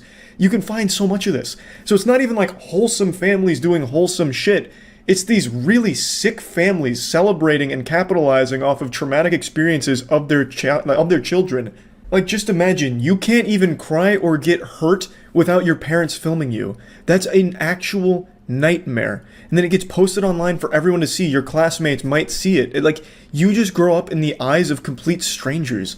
That's terrifying. And there's no way kids can like fully grasp that concept till they're much older. And yeah, maybe some of them are okay with it as they get older because, you know, maybe then they actually start to see some of the money that they've made for their narcissistic parents. But even still, it's not a good environment to raise a family. At least I can't imagine that it is. It's so weird. And the audience is even creepier to me because the audience is two groups. It's little kids and old parents. Parents that their kids have already grown up and moved out of the house, so now they live vicariously through these YouTube families, and little kids who just see these other kids getting toys and attention that they might not be getting in their situation. So both of these groups, I think, are in very sad places for different reasons. Kids that come from broken households that get glued to this content because they're watching these kids live the life they wish they could. And then you have parents that are well past their prime whose kids most likely don't live with them anymore, don't talk to them anymore, whatever. They watch these family vlog channels and get attached to them and try and like raise their kids through the YouTube comments. Scrolling down into the comments section on a family vlog video is more sad than watching an ASPCA commercial. It is depressing. You'll see a lot of the commenters, at least on the channels that don't have comments disabled, you'll see a lot of the commenters are older women who their motherly instinct kicks in. So like on the Steele got hurt video, you'll see a lot of them be like, oh my god, my reflexes kicked in and I grabbed my hydrogen peroxide and poured it on my keyboard hoping to help Steele. Oh my god, oh my god, thank you for helping him. I got so concerned there for a moment. You'll see how attached they get. They, as a viewer, feel like they become part of that family because now that they're older, they don't have like a real kid to take care of or anything. So they're settling for the next best thing, which is living this fantasy where they're somehow helping the Ace family raise their kids or helping in their lives somehow. And then from that, you'll see a lot of these older women feel entitled to know everything that's going on with the family, which is why you have a lot of these family vlog channels make videos that get way, way, way too personal and share way too much about themselves as parents and their kids. Like I've seen a bunch of these family vlog channels where they're like the couples going through like a lot of issues and they share all of them with their audience because the audience demands it. And it's like they're never satisfied. They need to know every single detail. They just become so unhealthily attached to what they see on these family vlogs. So yeah, anyway, that's about it. I just wanted to talk about it. I hate family vlog channels, but I understand they're not going anywhere and they're probably only going to grow in popularity. I just wanted to at least talk about this since I had been thinking about it for the last couple days. That's about it. So yeah. Lying on a job resume or bluffing your way to a job that you have absolutely no idea how to handle isn't the most uncommon thing in the world. My favorite example of this is George Lazenby, who played James Bond for a single movie. He made up his entire resume, lied about all of it in order to land the role, and played it one time and quit. Dude had no acting experience at all and must have forged the best summer reading report of a resume ever. So he got to be James Bond on Her Majesty's Secret Service, and I love the poster here. Far up, far out, far more. James Bond 007 is back. More like fucking Lames Bond. Jesus Christ, that hasn't aged well. That goes to show you how much we've evolved. That is not the best tagline now, but I do appreciate it. Point is, forging a resume, making shit up in order to get a job, that's not unheard of. And today I was thinking back to some classic controversies and examples of this happening, and I remembered like 4 or 5 years ago, there was a couple cases where people pretended to be sign language interpreters and landed roles in major productions such as news broadcasts or events and concerts, and eventually people that actually understood sign language called them out because they were signing complete nonsense. It wasn't even close. It was blatantly way off. They were up there just doing the fucking scat man with their hands, not making any sense. They were up there like popping and locking, doing like TikTok dances basically, and calling it sign language. Happened again. Another sign language interpreter accused of signing total gibberish. This time it was at the police news conference announcing an arrest in the Tampa serial killings. We will be charging 4 counts of first-degree murder. I don't know American Sign Language, but I do know she got one of those right. 4. I understood that one. A pretty high-profile case here, a serial killer, and I bet all the viewers that are hard of hearing must have been beyond confused as to the report that was being delivered from this lady. Standing off to the side, apparently translating every word, this woman. We received over 5,000 tips in this case. But it turns out, much of what she was signing was nonsense. She waved her arms around like she was singing Jingle Bells. I've got to admire the fake it till you make it attitude here, but unfortunately the only thing to make was a fool of herself.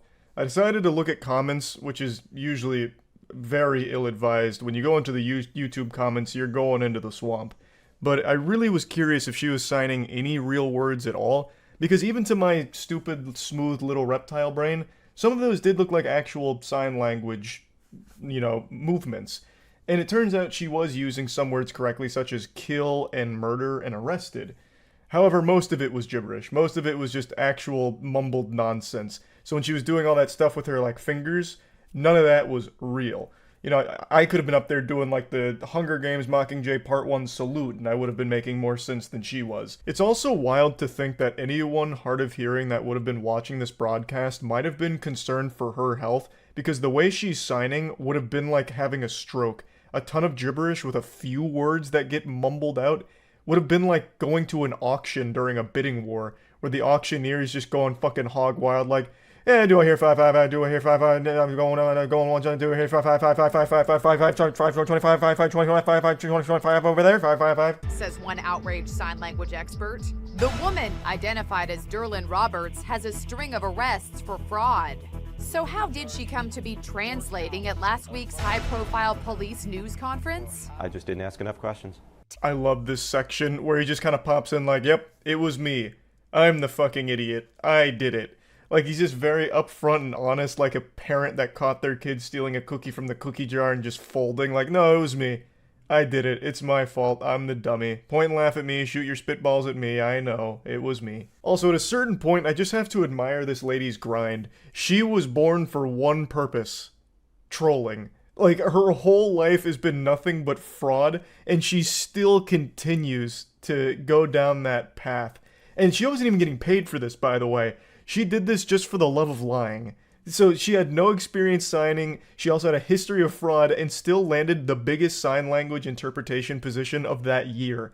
This serial killer broadcast was a huge one. I remember this vividly.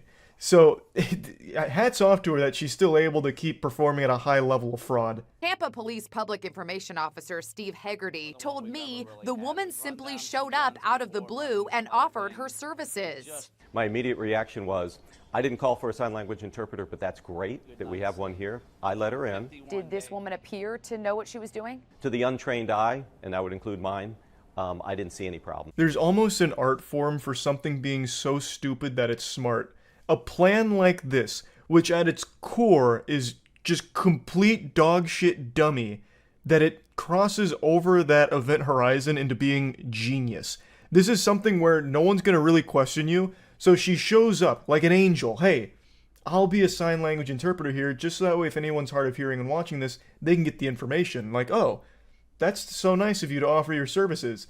Can you prove that you can do it? And then, if you don't know American Sign Language, you're not going to be able to pick up on, like, all kinds of moves with your hands and shit not meaning anything. So she could have easily faked her way into it, and she did flawlessly. Like the guy said, to the untrained eye, he had no red flags being tripped off, and they're not going to really background check someone that's offering their service for free, because what would be the incentive? Like, why would they be lying about it? This latest embarrassment comes 3 months after it was revealed that the sign language interpreter at a Hurricane Irma news conference, also in Florida, made no sense. The time to act is now. Hegarty is summing up the latest goof. We won't be using that woman again. Cops say this was not a crime, but it was an ethical violation. So we're going to get to that other sign language blunder in just a moment, because it also happened in Florida, and I also remember that one as well, because I'm from Florida. Now, as he mentioned, it's not a crime to be faking a sign language position, I guess, since she wasn't charging for her service. She didn't defraud them or anything. She just lied to them and pretended she knew what she was doing. They got pranked, basically. I bet she was giggling the entire way home that she actually pulled this off. She must have like a Facebook group that they do these high-profile pranks in or something. Like, I don't know why she would do this other than just having fun with it, which is still such a wild activity, like a wild hobby, to just pretend to be a sign language interpreter. The time to act is now. It was an urgent Hurricane Irma evacuation order, but look at the sign language interpreter on the right. He's actually signing total gibberish. What's he really communicating to deaf citizens caught up in the hurricane crisis? Words like pizza, monsters, and the sentence, help you at that time to use bear hug. This situation actually has a lot more nuance compared to the last one. In the last one, it's like that Shaq meme, I'm unfamiliar with your game. I don't know why that lady pretends to be a sign language interpreter, especially when she's not getting paid for it. She does it just to make the whole broadcast silly and goofy. A mere mortal can't possibly understand her deep, complex motivations for why she fakes being a sign language interpreter. But in this case, the guy did not want to do this. He was forced to. And he actually does have a sympathetic background and actually does have experience with sign language, but told them he wasn't comfortable doing this and didn't think he was cut out for it. So they mention here that he was signing real words like pizza and monsters, both of which could be applicable to a hurricane. A hurricane comes around, you're probably going to have pizza places being hit. Pizza's not safe. It's not like a fucking safe spot or anything. You might even have pizza flying around the hurricane that could be used as a projectile weapon. So maybe he had a whole spiel he was going to go into about pizza. Monsters. A hurricane is absolutely nature's monster. It's been called that since the beginning of time. And then about the bear hug. You know, better hug your loved ones because you might fucking lose them in the hurricane. There's plenty of ways of spinning that where it makes sense. But point is, he was using real words and actually stringing together sentences. They just didn't fully make sense at all. Deaf actress Marlee Matlin posted, "This is outrageous." Please heed our warnings. The interpreter's name is Marshall Green. Officials in Manatee County asked Green to step in because no one else was available. His mom, brother Morgan, who is hearing impaired, and Morgan's fiancée Chauncey are coming to his defense today. This is where the plot starts to thicken. You can see where the narrative is about to get real convoluted and confusing here. So, they called upon him, like Batman with the signal in the sky, in order to be the sign language interpreter for the evacuation orders for Irma. That's a very serious thing. The evacuation for Irma was a huge deal. I got evacuated during Hurricane Irma. Now, luckily, I didn't see his broadcast, and I don't understand sign language, because if I did, I may have ended up just getting a pizza and writing it out, which may have fucking killed me. Who knows? But point is, they chose Marshall, saying they had nobody else to go to, so it was their last-ditch Hail Mary, desperate attempt to get some kind of sign language interpreter up there for the broadcast to relay the information to the hearing-impaired community. I don't know how they chose him. Someone must have just been like, hey, I saw Marshall do the fucking Vulcan salute at the office one time. Good enough, bring him in. Surely he knows sign language. He, told them he didn't think that he was able to do it, and they felt like that they needed him to. So he said yes.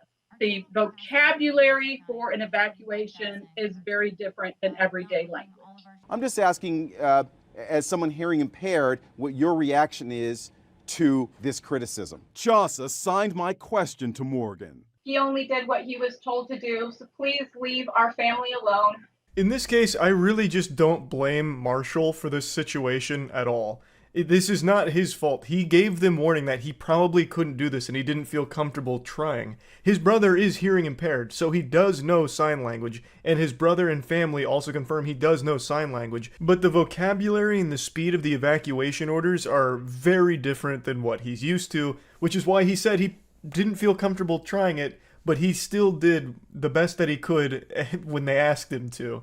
So I do really feel bad for him and the family here, because this is really not his fault. He didn't want to be there. He didn't lie to get there, and he didn't try to, fuck the whole thing up. But anyway, I just wanted to talk about these because they popped into my head this afternoon, because I remembered there was so much sign language controversy for a year, where even outside of these two cases, a couple other sign language interpreters were revealed as complete frauds, and they were ones that actually traveled with bands and rappers where they'd sign the songs, and it turns out they weren't even signing anything close to the songs. So the whole thing was just a wild little trend almost, and just want to talk about it. That's about it. So yeah. I just watched an extremely interesting and very sad video about the production of disposable vapes. I didn't even know there were disposable vapes. That just sounds like it opens up a whole can of worms, just a plethora of issues. That is just the biggest middle finger to Mother Earth I could imagine. But anyway, the video comes from a YouTube channel named Machina. And there's one position that gets highlighted that blew me away. A role that I couldn't have even imagined as a joke existing. A professional vape taste tester. At least I think it's taste testing. There is an individual who smokes every single vape that comes through the production. Up to 10,000 or more vapes at peak days.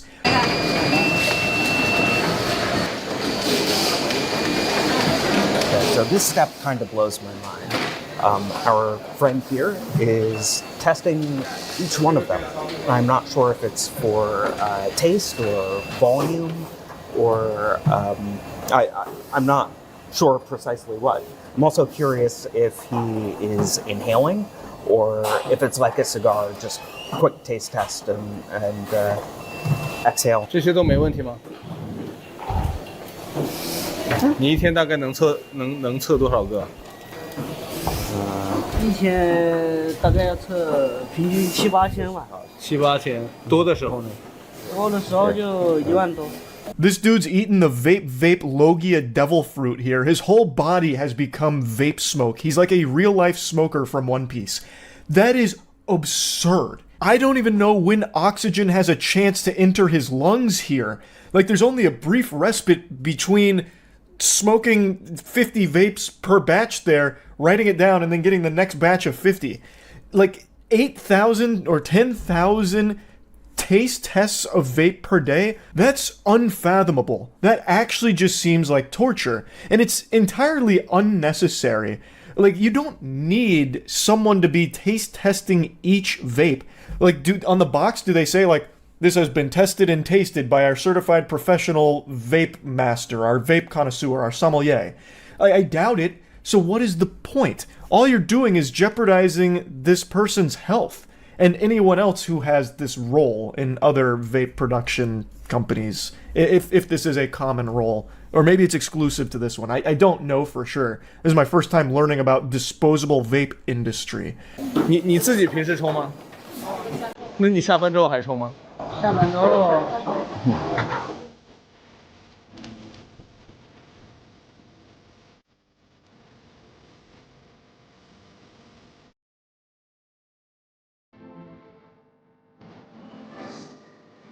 Even after huffing thousands of vapes per day, he still vapes after work, just for the love of the sport. Not even on the clock for the job. He just still vapes.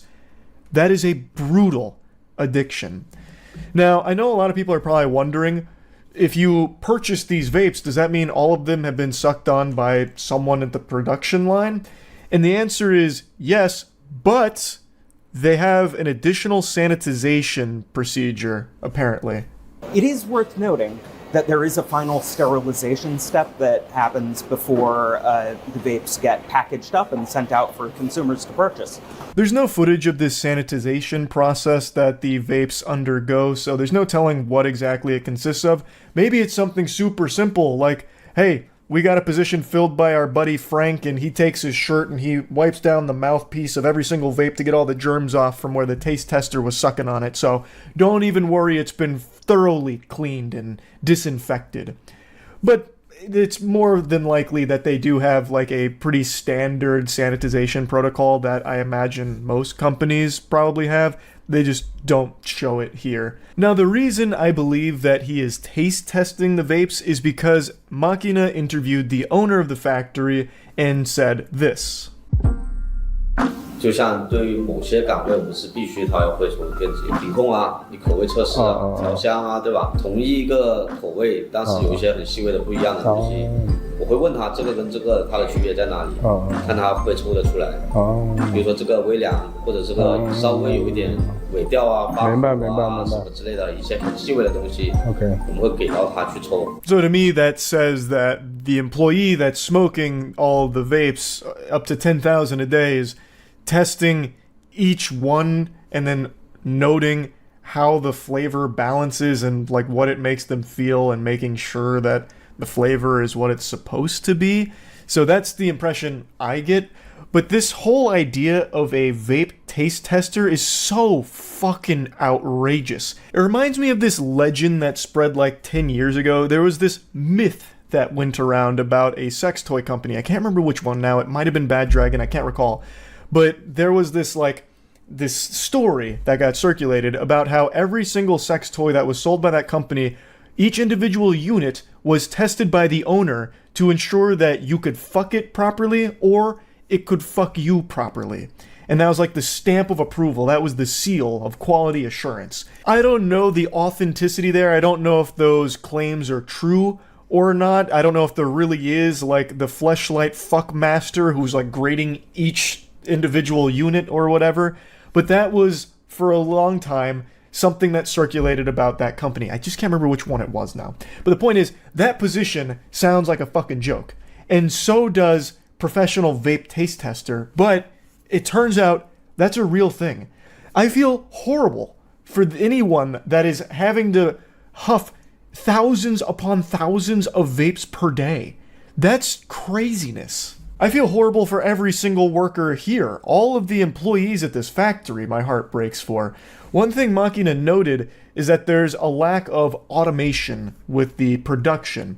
And that's apparently attributed to like how much is going into each vape, that it would require very specific machines and very customized tools to do.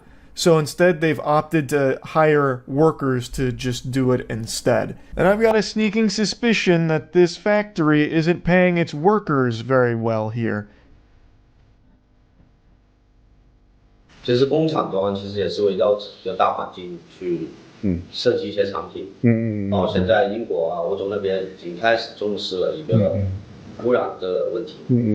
所以我们在后续的一些产品呢，可能会用到一些更环保的一些材质，去做烟的一个机身啊，以及说更多可能就是说换挡式啊、大弧数啊、重复注油的产品，可能也是未来的一个发展的方向。This is a little off the subject of the vape taste tester, but I was very curious about this whole disposable vape thing. So Machina did ask the owner the question about the environmental impact of disposable vapes. And it starts talking about like, well, maybe in the future we'll start having like refillable products or using more environmentally friendly products. Maybe I'm just senile on the crazy pills, but I was under the impression that all vapes were already like reusable and refillable products. Like you had to go out of your way to make them disposable. So you're just kind of going backwards. It should, like, in my opinion, it should have never been disposable in the first place. Of course, I'm no expert here. My only experience with vaping is when I did it for a video like 5 years ago when I was trying vaping trick shots, where I was like smoking vapes in all kinds of different fashions through all kinds of different apparatus and doing all kinds of different gyrations and movements and trying to make smoke tricks out of it. I'm not an avid vaping enthusiast or anything, but I was under the impression that a big selling point of vapes is how you could just have one vape for a long time and you don't need to just keep going out and buying cigarettes or something. You could just like keep refilling the vape. Maybe I'm totally wrong though, but anyway, I just wanted to talk about this a bit. That's it. See ya. Being a fast food worker has to be one of the most dangerous jobs in America, second only to a firefighter maybe. Over the last like 3 or 4 months, I'd say, things have been reaching this crescendo of madness in the fast food industry. Pretty much every day I'll hop on Twitter and see like 5 new viral clips of public meltdowns or freakouts or fights at fast food restaurants like McDonald's, Dairy Queen, Burger King. God bless any soul that eats at Burger King. May the Lord have mercy on you. You know, just every restaurant having all of these wild over-the-top freakouts, and sometimes it just leads to death. You can Google any fast food restaurant right now and probably find 6 or 7 fatalities that occurred there just this week. It's been getting scary. Like 2 months ago, there was that shooting at Subway where a guy just shot one of the workers, killed them because he had too much mayo on his sandwich. That's fucking horrifying. Getting blasted because you went a little heavy on the mayo? Like, what is this? Mad Max in the Thunderdome? It's scary. Like, you never know what you're going to encounter at a fast food restaurant, whether you're going to see wiener or see a giant fight. Like, anything's on the table. Sometimes people aren't coming in there for food. They're coming in there to just fuck shit up. So I genuinely do think there's a lot of danger associated with working in the fast food industry right now. I don't know if it's always been this way, or if it's like just getting worse for some reason. I couldn't tell you, but since since smartphones are so common right now, you can see all of this happening every single day across the country. And a lot of it's really entertaining freakouts, like the one I'll show you right now. But then there's just a lot of really fucking scary ones too. Like, my heart genuinely does break for anyone in the service industry, and I wish you nothing but the best. I, again, don't get why it's always fast food restaurants. It's like the second people walk through the doors, they just get hit by like some kind of frequency that turns their brain into like an aggressive fucking primal caveman brain. Like in Kingsman, where Valentine had that chip in the phone that made everyone fight each other in a church. Like, I feel like that's what's happening at fast food restaurants right now. Give me my dinner on my fucking store! Fuck you! Give me my fucking meal! Where's my... You fucking goof! Where's my fucking... Give me my fucking meal! Unfortunately, we missed the introduction here and what led up to the confrontation. I guess the cameraman was too busy getting the popcorn together instead of filming, but I'll fill you in on the details. So this happened at a Dairy Queen, and the lady in this video here, this angel, she was spending about 20 minutes in the bathroom smoking meth. You know, meth and Dairy Queen go together like peanut butter and jelly. So she took a long time smoking her meth, and in that time, her meal got cold. So she asked for a replacement, demanding she get another meal because hers was cold. They declined because, obviously, it was her fault. She smoked meth for 20 minutes and they're shitter. So why is she entitled to a brand new free meal? And in the beginning of this video, you can hear the manager like shouting, and he's getting real guttural with it. I got really concerned that he was going to start serving some knuckle sandwiches on the secret food menu here. I thought we were going to see a fight, but he showed tremendous restraint even though the lady did swing on him and started making a real ruckus. But you know what is worth making a ruckus over? G Fuel's buy one get one deal going on right now, where you buy one energy tub and get one free. So why not hop over to G Fuel right now and get some Divine Peach in this special offer? You can click the link in the description below. Oh yeah, we have it. I don't know I'm leaving until I get my fucking meal! You can throw whatever you want. Give me my fucking meal! Getting shit. They said they're coming. You fucking goof! They said they're coming. What, you're gonna just fuck me for my fucking meal? I'm sorry you let it sit there for 20 minutes while you're in my fucking burger goof! Man. Now she's using a pretty high-level strategy for inciting violence. She's using fighting words, calling him a goof. She says multiple times, "You goof." And when she notices that the manager's unaffected by these words, she got a little more violent by like throwing milkshakes and just spilling shit all over the place. Just disrupting it, you know, ruining perfectly good milkshakes in the process. Give me my fucking meal! No. What do you mean no? Because you let it sit there for 20 minutes. That's not our fault. That's not our fault you let it sit. You are a fucking goof! I can fucking... I hope you know that the police, yeah, the police are on their way. I don't really give a fuck! They will. You are a fucking... You wanna be a tough guy? You're a scum cunt. Now I'll be the first to admit I didn't know Dairy Queen served full cakes, but there is a really pretty cake sitting on the counter right there that became the victim of this lady's wrath. She banished it to the shadow realm. It was such an outstanding looking dessert, you know, a beautiful cake, probably for some child's birthday party or maybe to celebrate them getting a new badge in the Boy Scouts, and this lady just fucking ruins it. Now the manager informs her that the police are on the way, which I personally think was a strategic blunder. You know, that's like the ace in the hole. That's something you should keep to yourself, like keep that up your sleeve. You know, keep her there, because now that he's informed her of it, now she makes, quick work of getting out of there. From what I understand, though, when the police do get called by a restaurant, they usually show up like an hour later. They don't take it super seriously. At least in most of the reports I was reading about these kind of situations, they're not super prompt in showing up, and when they do get there, it's already resolved itself and they don't do much for it. So it's usually just something like, if you're gonna call them, maybe let it be a surprise for the person you're calling him on, so that way they might still stick around for an hour. Like, I bet if he didn't tell her, she would have stuck around for another hour smoking meth, maybe like throwing napkins next once she ran out of milkshakes to destroy. He could have kept stalling her, at the very least, and then she'd face some kind of repercussions for this, but the video ends with her just leaving. I did! They heard you yelling! You're such a fucking loser! They heard you yelling! They Liar! said they're selling somebody You already heard that immediately! one too, you fucking repeato! I'm sorry that you went and smoked meth in the bathroom for 20 minutes. Leave our store and never come back. A lot of things can be said about this woman, not all of them positive, but I will give her one compliment. She is the queen of uncommon insults. Like, this is shit I would have never expected to hear during a heated argument. She calls him a goof, a loon, which as I understand it is like calling him crazy, which is a weird thing to be saying. Like, he's just kind of standing there doing his job. I don't know what he's done that's like crazy. And then she also calls him repeato because he said the same thing twice. So I mean, she's got some zingers that she's tossing out here, so some real humdingers. So yeah, that one was making the rounds on Twitter today, but I figured I'd give you a little bonus freak out, a little dessert. This one's from 2019, but is going viral again. I think I saw it yesterday or the day before. It's a woman who got extremely upset that the restaurant was out of beef patties, so she went and got a baseball bat and beat the fuck out of their windows. She was just like, you're lying, the beef patties are ready, and why they're not ready, you're lying. Says then she left and came back 5 minutes later, and that's when she went absolutely berserk. Cops say it happened January 15th at the East 169th Street restaurant.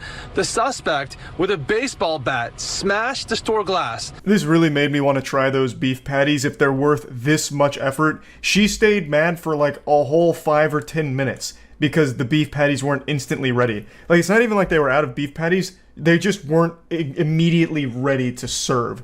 So they must be so delectable, so exquisite, that if they're not immediately in your mouth when you're thinking about them, it'll make you this upset. This almost worked like an ad campaign.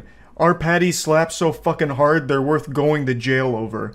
They said it cost like $2,000 to repair the glass, and it was a big hassle, obviously.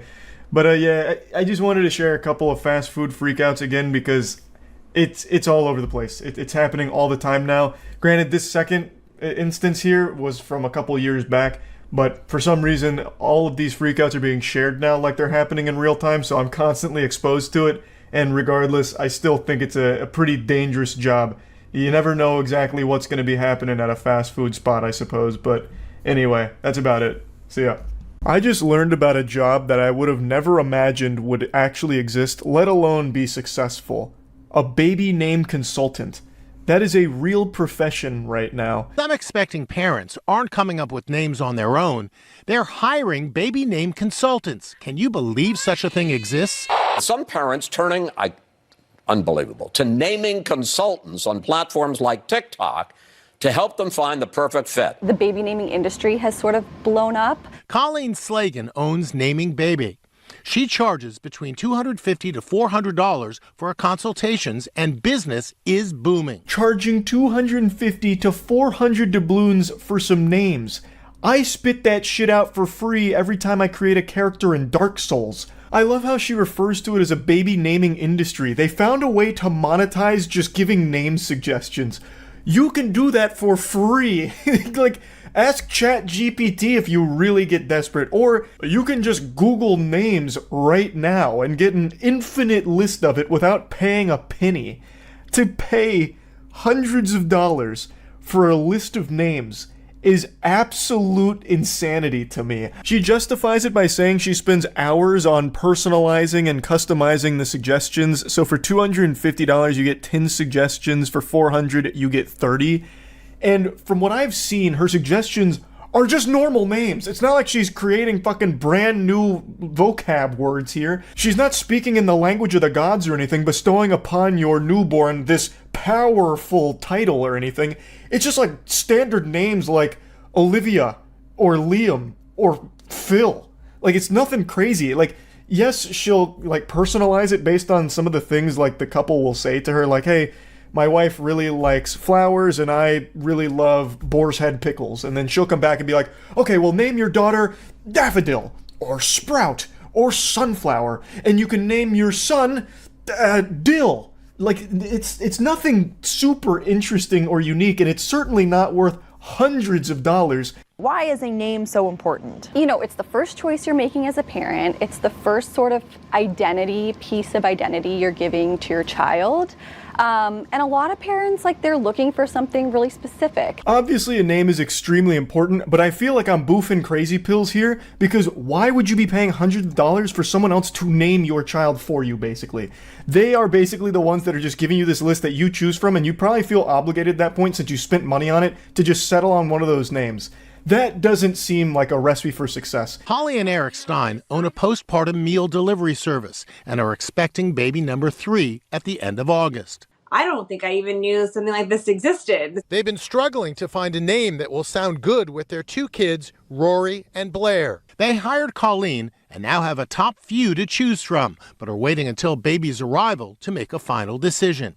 It was obvious that she had put a lot of thought into this, and they all went with the vibe that we were looking for. At the end of the day, it's their money. They can throw it in the toilet however they want. I'm not going to break into their house and slap the dollar bills out of their hand before giving it to a baby naming consultant or anything. But to me, it just seems like a real symptom of how everything needs to be monetized, and that's becoming more and more normalized. How even something as simple as just name suggestions is all of a sudden a massive business at this point. That's just so fucking dystopian to me. I'll go ahead and break the magician's code here and reveal some great names for free. If there's any expecting couples out there, please feel free to use these. There's no royalties on them, copyright free, no trademarks. A name that I've been really defaulting to recently is Jerichomo. It's a name that's derived from a very strong source, my buddy Aaron.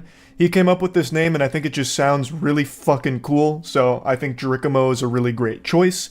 Another one that I've always really appreciated is Avagantimos. It was a name that I came up with on the spot a long time ago when playing a horror game called Penumbra, which could also serve as a cool name. Penumbra sounds awesome. It's like a cool Pokemon, you know? But yeah, Avagantimos makes it sound like some kind of ancient gladiator. There's also Geth, which I think is a really cool sounding name from Mass Effect. If you've played Mass Effect, that name will have even more meaning for you.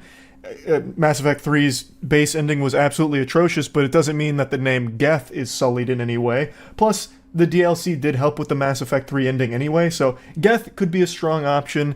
There's also Glarb, which is a frog in Magic the Gathering from their new set Bloomburrow, and Glarb sounds great.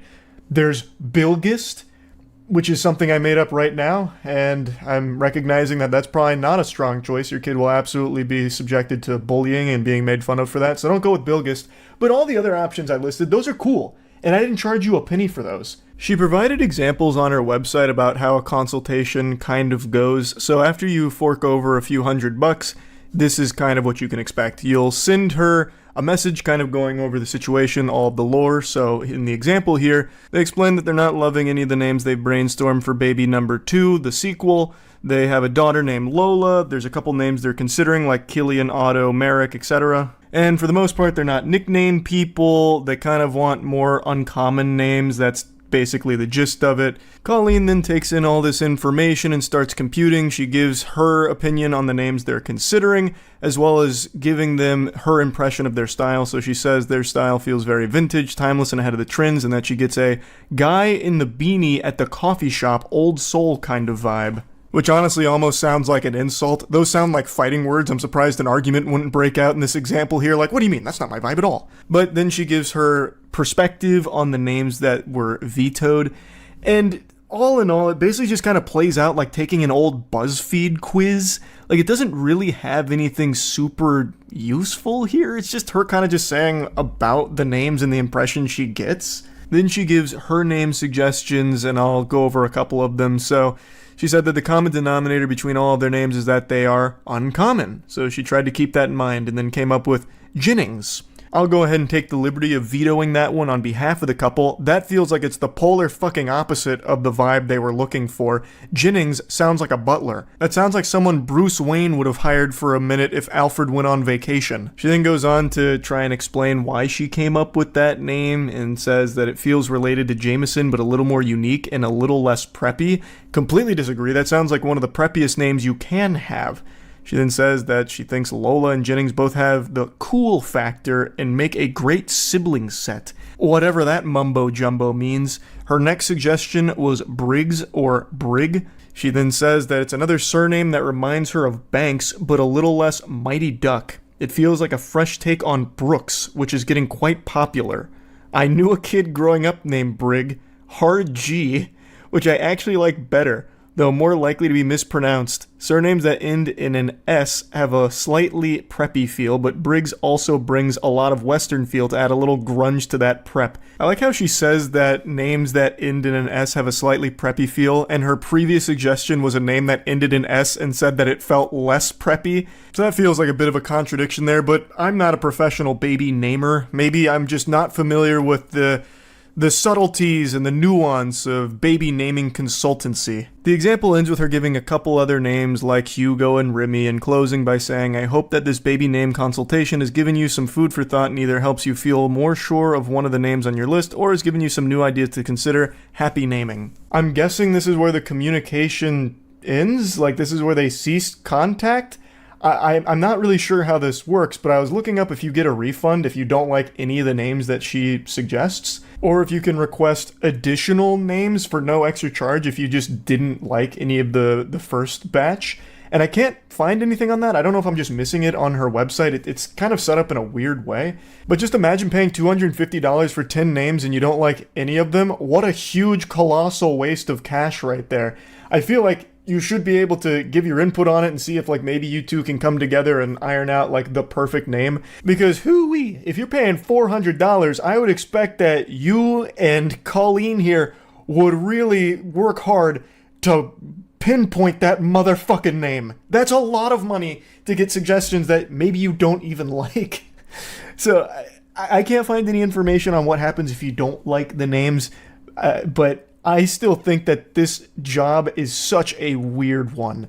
This is something people do for free and should be free. You're just asking for naming suggestions. Why are you going to be charging hundreds of dollars for that? But anyway, just had to talk about this a bit. That's it. See ya. The title of this video isn't clickbait, it's not an exaggeration, and it's not a delusional take from some maniac that thinks chocolate milk comes from brown cows. AI technology has reached a point where it could legitimately take all of game journalists' jobs in only like a couple years. And not just game journalists, but right now that seems like the easiest one for the AI to nail. So that's the area I'm going to focus on for today, because right now AI technology has reached the point where it's become like the Michael Jordan of game journalism. It writes absolute bangers that are indistinguishable from real game journalist pieces. You're probably not super surprised to hear that, because AI art has become so mainstream and so massive. Everyone is probably aware of AI art by now, where machine learning algorithms are able to create absolute artistic masterpieces. So much so that an AI-generated piece of art even won an art competition. It is making some heat. Like, it is producing fire that nobody can tell the difference between if a human being made it or if a machine cooked this bad boy up. It's some actual Skynet shit where I feel like we're not far off from the AI becoming self-aware and sentient and then start calling human beings a parasite that must be purged. It's fucking wild. Like, we're finally living in that future that humans thought we'd be in back in the 80s. Like Jetsons shit. Now, of course, with artificial intelligence being in this state this early, it's got a lot of artists in particular very concerned about their futures, because if AI art is able to generate like perfect art within minutes compared to someone that'll take, you know, a long time putting like actual blood, sweat, tears, and cum into their piece, you know, sweating over it for like a week or so, it of course makes them fearful, because most people or companies will choose to just use AI art where it'll be like free or even just a small subscription in order to get all of the art they need, instead of actually paying for a person, like a human biological organism, to make the art for them. So it's a legitimate concern, and it is a pretty scary one for anyone in the art field. But now that fear extends beyond just art and now has made its way over into game journalism in particular. There's a little thing called ChatGPT by OpenAI, which basically acts as a way of having a conversation with an AI. So you can talk to it, you can give it a prompt, and it'll spit information back to you. This has a wide range of uses and an unlimited amount of potential for what it can actually accomplish. I know there's quite a few people right now using it to like check their code. So if they're working on code, they can give it to ChatGPT to look it over, and it'll point out things that might not work. Like if you have code that's busted, you can put it to ChatGPT and it could tell you like what about the code isn't accomplishing the desired effect. The things I've seen people already using this for are crazy. So it's not just for like generating game journalist articles or something like that, but it can absolutely do that and do it extremely well. So if you give it a prompt such as, hey, write me a Polygon article that talks about why Doom Eternal is going to get you laid, ChatGPT will then take that information and, using all of its like deep complex algorithms and shit and fucking witchcraft, sorcery, and magic, it will actually spit out an article that looks very similar to something Polygon would post. To prove how effective it is at this task in particular, a buddy of mine named Kaya gave it a prompt of writing a Kotaku article that focused on rage baiting around the Metroid franchise, and what it delivered had me scratching my head. I didn't even know what to believe anymore. Like, shit, maybe Santa Claus and the Tooth Fairy are real, because I couldn't wrap my head around how AI was able to deliver something that looked this realistic and this well done. So I'm going to go ahead and show it to you now. Here's the first screenshot. It's actually a pretty lengthy article, which is great because it's not just giving you like a 200-word summer book report for a 4th grader. It's giving you like an actual normal Kotaku-linked article. So the prompt is, write a Kotaku article accusing the Metroid franchise of racism, use the phrases we need to talk about, problematic and toxic, blame Elon Musk. So even throwing in a bit of a curveball there for the AI to try and tackle how they're going to incorporate Elon Musk into this outrage piece, and it still masterfully weaves it in there. So this is the screenshot of what it just looks like raw, and now I'll show you a clip of when I read it to Danny, because I wanted to share it with him to get his input to see if he was as shocked by it as I was. You check out the new ChatGPT? Yeah, Caleb showed it to me. And I saw Kaya made a really impressive generation with it where it could literally just take game journalist jobs. He gave it the prompt of making an article for Kotaku that talks about Metroid being racist, sexist, and also blaming Elon Musk. And it wrote like an actual article that I could 100%... I'll just read it actually. Like, it was so convincing, and this was AI that did this. Here. I won't read the whole thing because it's kind of long, but you could actually just take journalist jobs using AI prompts. So the prompt was, write a Kotaku article accusing the Metroid franchise of racism, use the phrases, we need to talk about, problematic and toxic, blame Elon Musk. And this is what it came up with. This is really fucking good. We need to talk about the problematic nature of the Metroid franchise. For years, gamers have been turning a blind eye to the toxic and racist undertones in this beloved series. One of the biggest issues is the portrayal of the main character, Samus. Despite being a badass bounty hunter, she is constantly sexualized and objectified throughout the game. Yeah, that is so good. This is AI generated. In the original Metroid, she is often referred to as a lady or girl by other characters, even when she is clearly an adult. In later games, she is often shown in revealing outfits that serve no narrative purpose other than to titillate male players.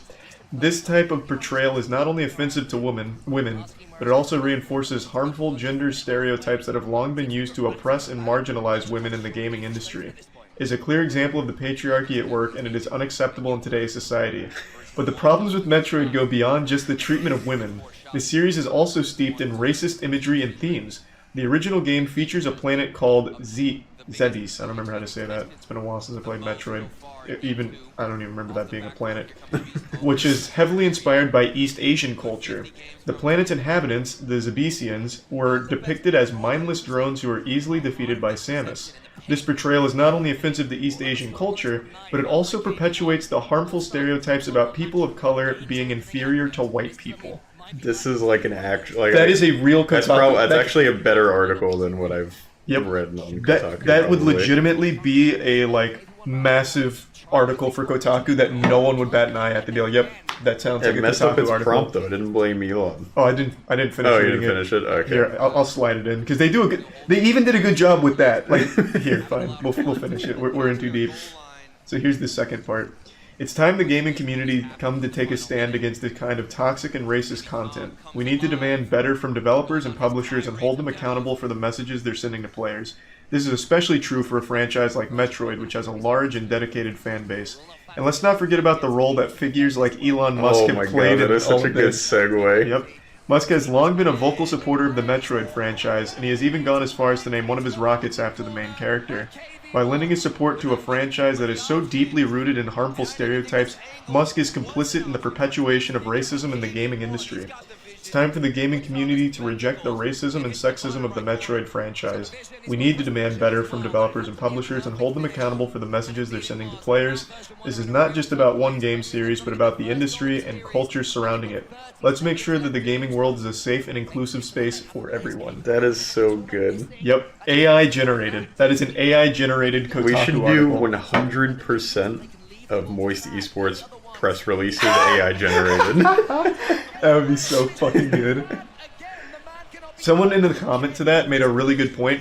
Since all of journalism is freelance, like IGN made that Someone post. could actually just do that. Yeah, you could actually just farm them. Yeah. You could just write these articles for free, just using ChatGPT, and just farm their $50 commission. It's a really good idea. That was really good. It is. Some game journalists out there should just start doing that because it's better than you. Actually, game journalism is just going to be obsolete now. Pretty incredible stuff. Artificial intelligence is developing at an alarming rate. It is just absolutely popping off and is constantly getting wilder and wilder. And this is still so early into AI. We are just now getting into it, and look how far it's already come. That is just mind-blowing to me. Flesh is cringe, machines of the future. I can't imagine a world where going forward this isn't utilized by every major game journalism outlet. Because that whole field is focused on numbers. How quickly can you puke out some garbage? It doesn't have to be good, it doesn't have to be accurate, shit. It doesn't even have to have any real information in it. Just can you make a piece that has a headline that gets people to click on it and then stay there for 2 or 3 minutes and just churn it out as quickly as possible. Just this factory of dog shit. So, since it's just a quantity numbers game, you can do this endlessly for anything. There are so many pieces in the game journalism world where it's an article written about an absolute nothing burger that they try and serve up as an entree. Where it's I heard this in a game and here's what I think it said. So here's 1,000 words about why if it said what I think I heard, it's bad. Even though I've done nothing to confirm whether or not what I thought I heard is real, I'm still going to write about it, just to put that piece out there. That's something that Kotaku did a while ago, where they thought they heard a slur in Super Smash Bros. And wrote a whole piece about it.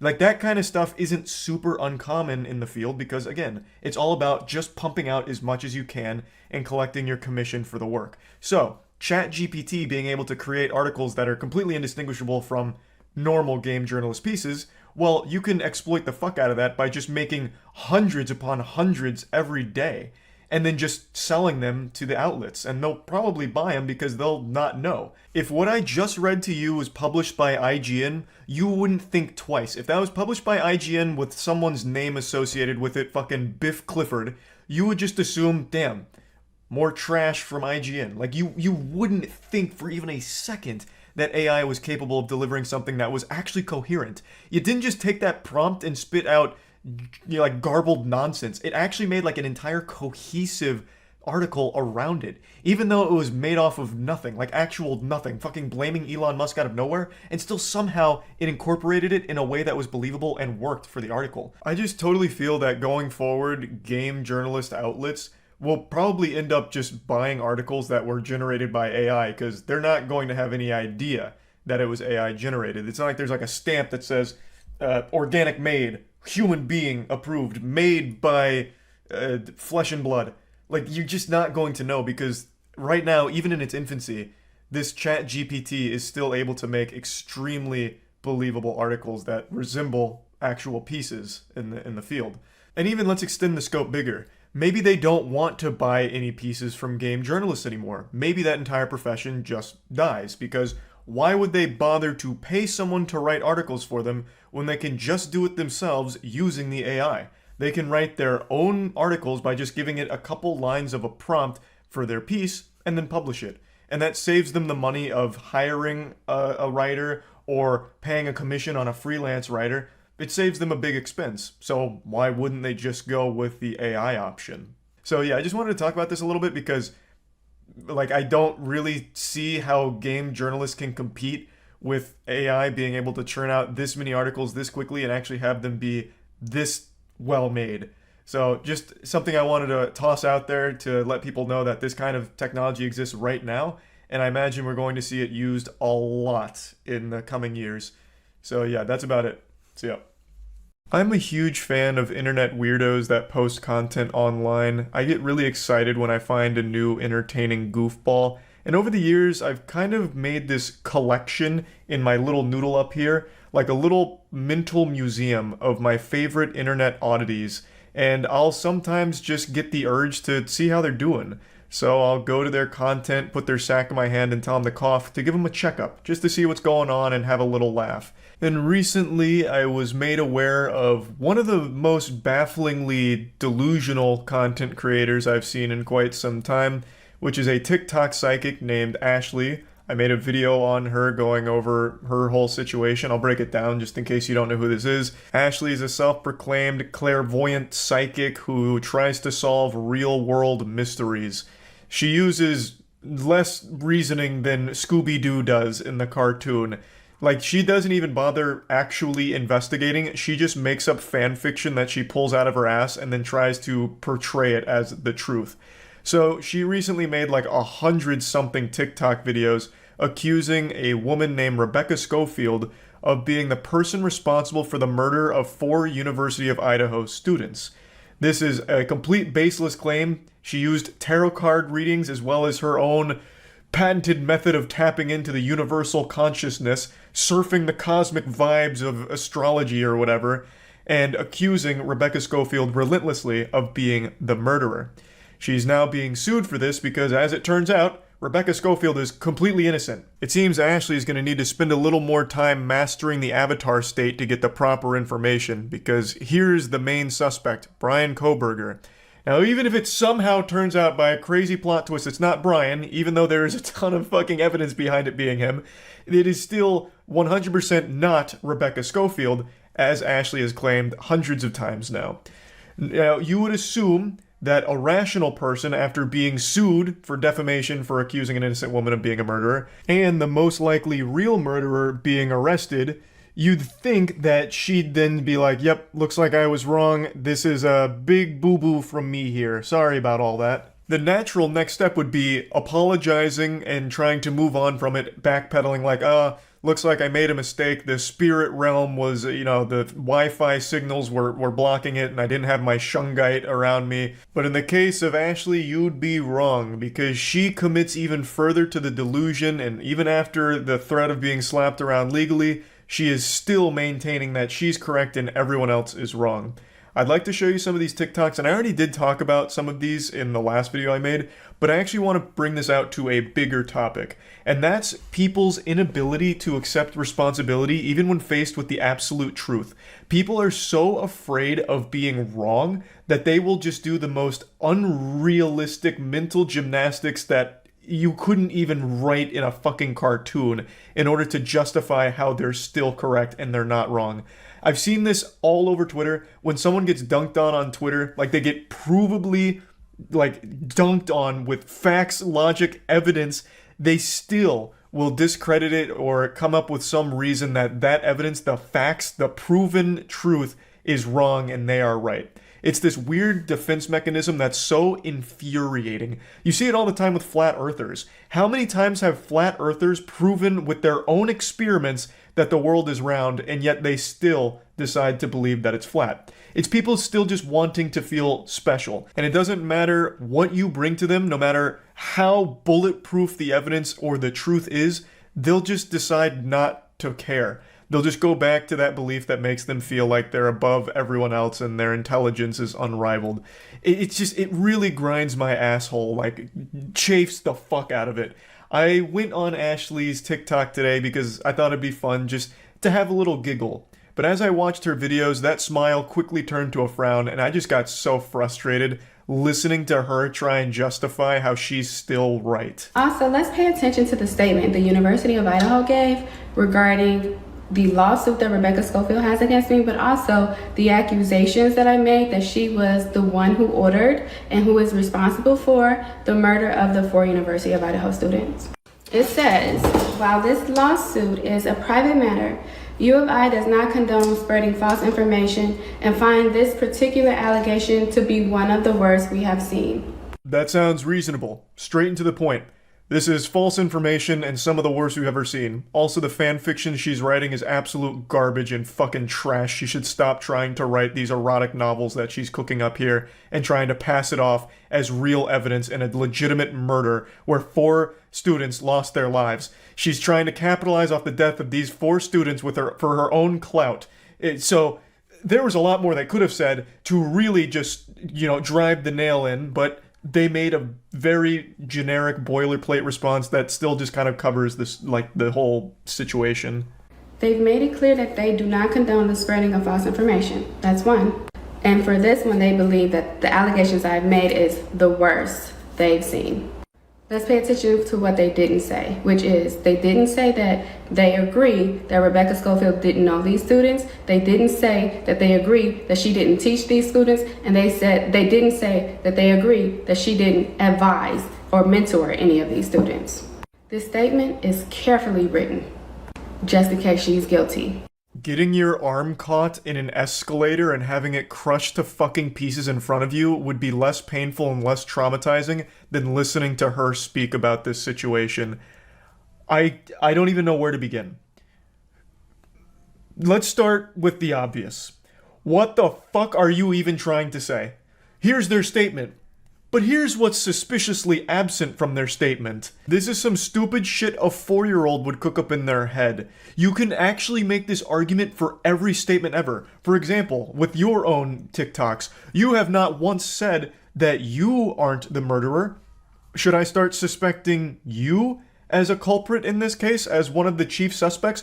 You've made hundreds of TikToks, and I don't think you've mentioned being innocent here. Where were you on the night of the murders, Ashley? It's very odd that you've chosen not to proclaim your innocence or mention where you were on the night of the murders. Now I'm starting to, furrow my brow a bit here and wonder, what's going on behind the scenes, Ashley? Why hasn't that been part of any of your statements? Peculiar, isn't it? They didn't address any of the brain dead shit that you said in this TikTok in their statement because they didn't fucking need to. It's already been proven by law enforcement that you're just wrong on every single goddamn claim. It's a lot of people on YouTube, on the news and articles, the comments, TikTok videos, whatever. When the truth comes out and you see that I'm right, I just want you guys to leave that stuff up and stand on what you said. Don't delete it and try to bandwagon. Stand on it. Your arrogance makes me want to cry. Ashley, if anything comes out that's even remotely adjacent to you making a claim that's almost grounded in reality, I will actually shit my fucking pants. Of course I will keep it all up. For those that don't know, a bulk of her claims were about Rebecca Schofield and her internalized lesbianism, where she was an advisor or a mentor to one of the students and she fell in love with her, but this conflicted with her traditional values, and then the student, she was kind of old, and then, but what about Rebecca's husband? And she just made like a 50 Shades of Grey novel around real murders and blaming a real innocent lady for all of it. And not only her, she also throws another real person under the bus as a potential murderer here, talking about how they, fucking formed this kind of villain alliance here and hired assassins to take out the students. It's an unreal amount of garbage, and it actually does make me upset that she truly believes it so firmly. I took a nap. I tried to quit, but I can't quit. And I don't even want to cry on you, but when I went to sleep, I had a dream. And in the dream, it was Kaylee's mom and Kaylee's dad. And I was by Kaylee's mom, and we were just crying. And that is so hurtful. But anyway, I'm not going to quit. I've mistakenly let them lead me into masculine energy, which is protective energy, because of the lawsuits and all the negativity and the media and the comments and things of that sort. I've let them force me into masculinity, protective energy. But I should have continued to focus on what I know, which is feminine, intuitive, receptive energy. Absolutely disgusting. She's now talking about how one of the victims' parents came to her in a dream and they were crying together over all of this. And then, all of the negativities forcing her into masculine energy. Whatever the fuck that means. I did, however, get a laugh out of this whole masculine versus feminine energy thing, as if it's just something that can wash over you because some people left mean comments or called you out on your bullshit. Damn, goodness gracious, I looked at a piece of wood today and the masculine energy nearly made me pass out. Or hey Charlie, we're going to a bar tonight, are you in? Nah, sorry, I can't, bro. I ate a Pop-Tart earlier today and I got hit with some childish energy, so now I'm no longer old enough to drink. But you guys have fun tonight. Just such a fucking stupid, silly thing. Long story short, I'm not posting no more free information regarding this case online anymore. You got people on here asking me information and using my information, then turn around and saying I'm crazy or leading protests against me and allowing me to be badgered. Even when she does decide to shut the fuck up, which I imagine she was advised to do by a lawyer who's instructing her to stop, hit the brakes as hard as possible and stop posting this shit, she still tries to spin it as a victory for her, and we're all the bad guys for calling her out on how deplorable the whole thing is. So yeah, I just wanted to go over this because I am so tired of people just refusing to accept reality. There's nothing wrong with being wrong. Changing your beliefs is a natural thing. It's healthy. You should change your beliefs. You shouldn't have the same beliefs right now as you did 10 fucking years ago. You should be evolving as you're getting new information, you're learning new things. Your beliefs should also be evolving as well. There is no reason to stick to something that is provably wrong and false. It just makes no goddamn sense, and it made me upset today, damn it, and I needed to rant. That's about it. So yeah. Alright, fine. Let's talk about Just Stop Oil, the saviors of soup, the mashed potato paladins. I'm sure you're familiar with them by now. Their big claim to fame is the time they threw tomato soup on that Van Gogh painting about a week ago. I'll go ahead and play the clip in case you don't know what I'm talking about.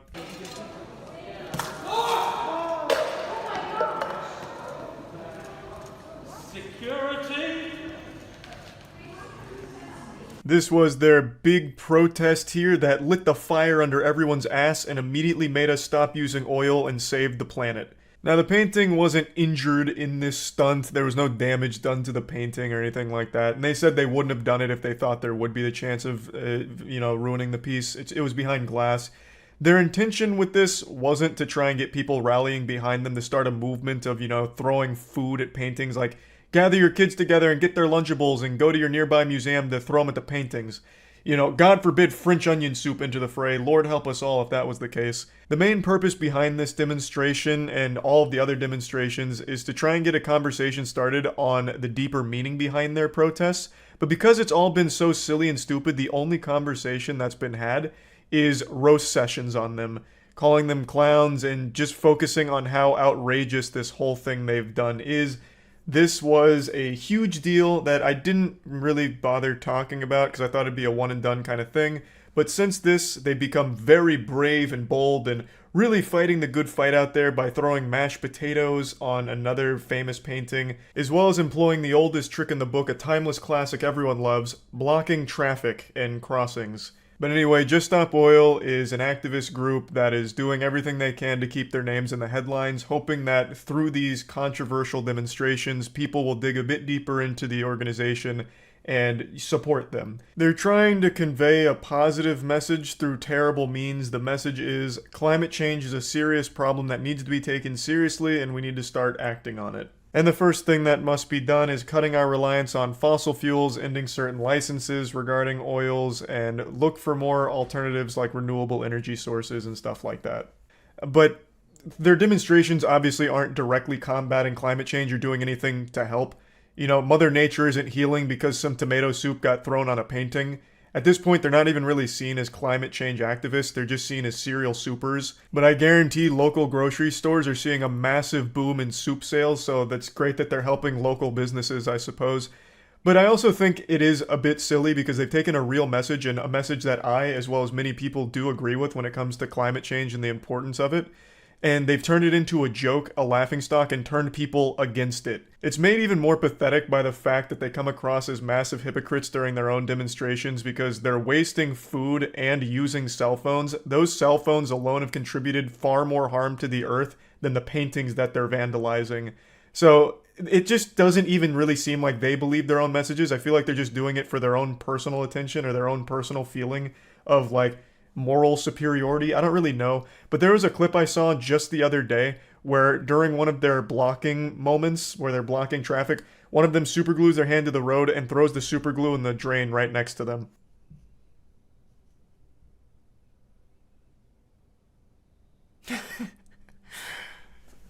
Fighting the good fight! I'm not 100% certain that this was from a Just Stop Oil protest. This could have been Extinction Rebellion or something else, but even still, all of these similar organizations are now using similar tactics, and I feel like it's all started because of Just Stop Oil. But Just Stop Oil is by far the biggest here at the moment, and it's also the one that has some very weird shit going on with it. For instance, it's backed by an oil heiress. An oil heiress named Eileen Getty has donated a lot of money to this group, and that immediately throws into question the legitimacy behind the organization, because it's an oil heiress. Right? Like, that immediately raises some red flags. Now, I've done a little bit of research on her. Of course, I'm no expert. I don't know her life or anything like that. But from everything I've read, it seems like she's never directly been in the oil business herself. She's been more focused on philanthropy. But again, I'm not 100% sure. So, take all of this with a grain of salt, but she does back Just Stop Oil, and I do think it is a really weird look that an oil heiress is someone that's kind of behind this. I don't know if this is conspiratorial, but I do think there is merit behind the belief that Just Stop Oil is purposely silly and useless with their protests in order to belittle the message behind Just Stop Oil, to try and make people turn against it and only look at climate change as like a joke and equate climate change with soup throwing public protests, where they're immediately just going to be like laughing about it and just not take it seriously and weaken the message, because all of these protests are dumb. They may be throwing tomato soup on paintings, but the entire public is throwing tomatoes at them, and it just completely takes all of the real messaging down. It's been doing more harm than good to the cause that they're supposed to be rallying for. And it's also weird that they're not actually targeting anything directly related to what they're protesting against. They're not targeting like oil locations or, you know, higher ups in the oil field or anything like that. They're just sticking with very public things that only affect normal people as opposed to the people in power. You know, the whole thing does feel very fishy. And I've seen a couple of takes from people that support Just Stop Oil about how, you know, it's ridiculous that we care more about art, you know, this old painting than we do life on Earth and the environment. And I think that's an argument in bad faith because no one's comparing this art to life. Nobody's doing that. No one is saying we care more about this art than the planet. That's just not a conversation that's been being had. The people that are talking about the art more than your message is because they're talking about you throwing fucking soup on it and how silly it is. They're not saying that that art is more important to protect than the planet. You've just done something so outrageous that everyone is now focused on the actual outrageous thing you've done, which happens to involve that art. So I feel like a lot of wires are getting crossed here. And I also see a lot of people saying, well, what else are we supposed to do? How do we get, you know, the higher ups' attention? You know, we've tried everything and nothing's changing. So why don't we do these big public displays? And in this perspective, I can kind of understand feeling powerless and just trying to do anything to put the message out there. But why does it have to be something overwhelmingly negative and negatively affecting the people around you? You can absolutely get this message across in a positive way.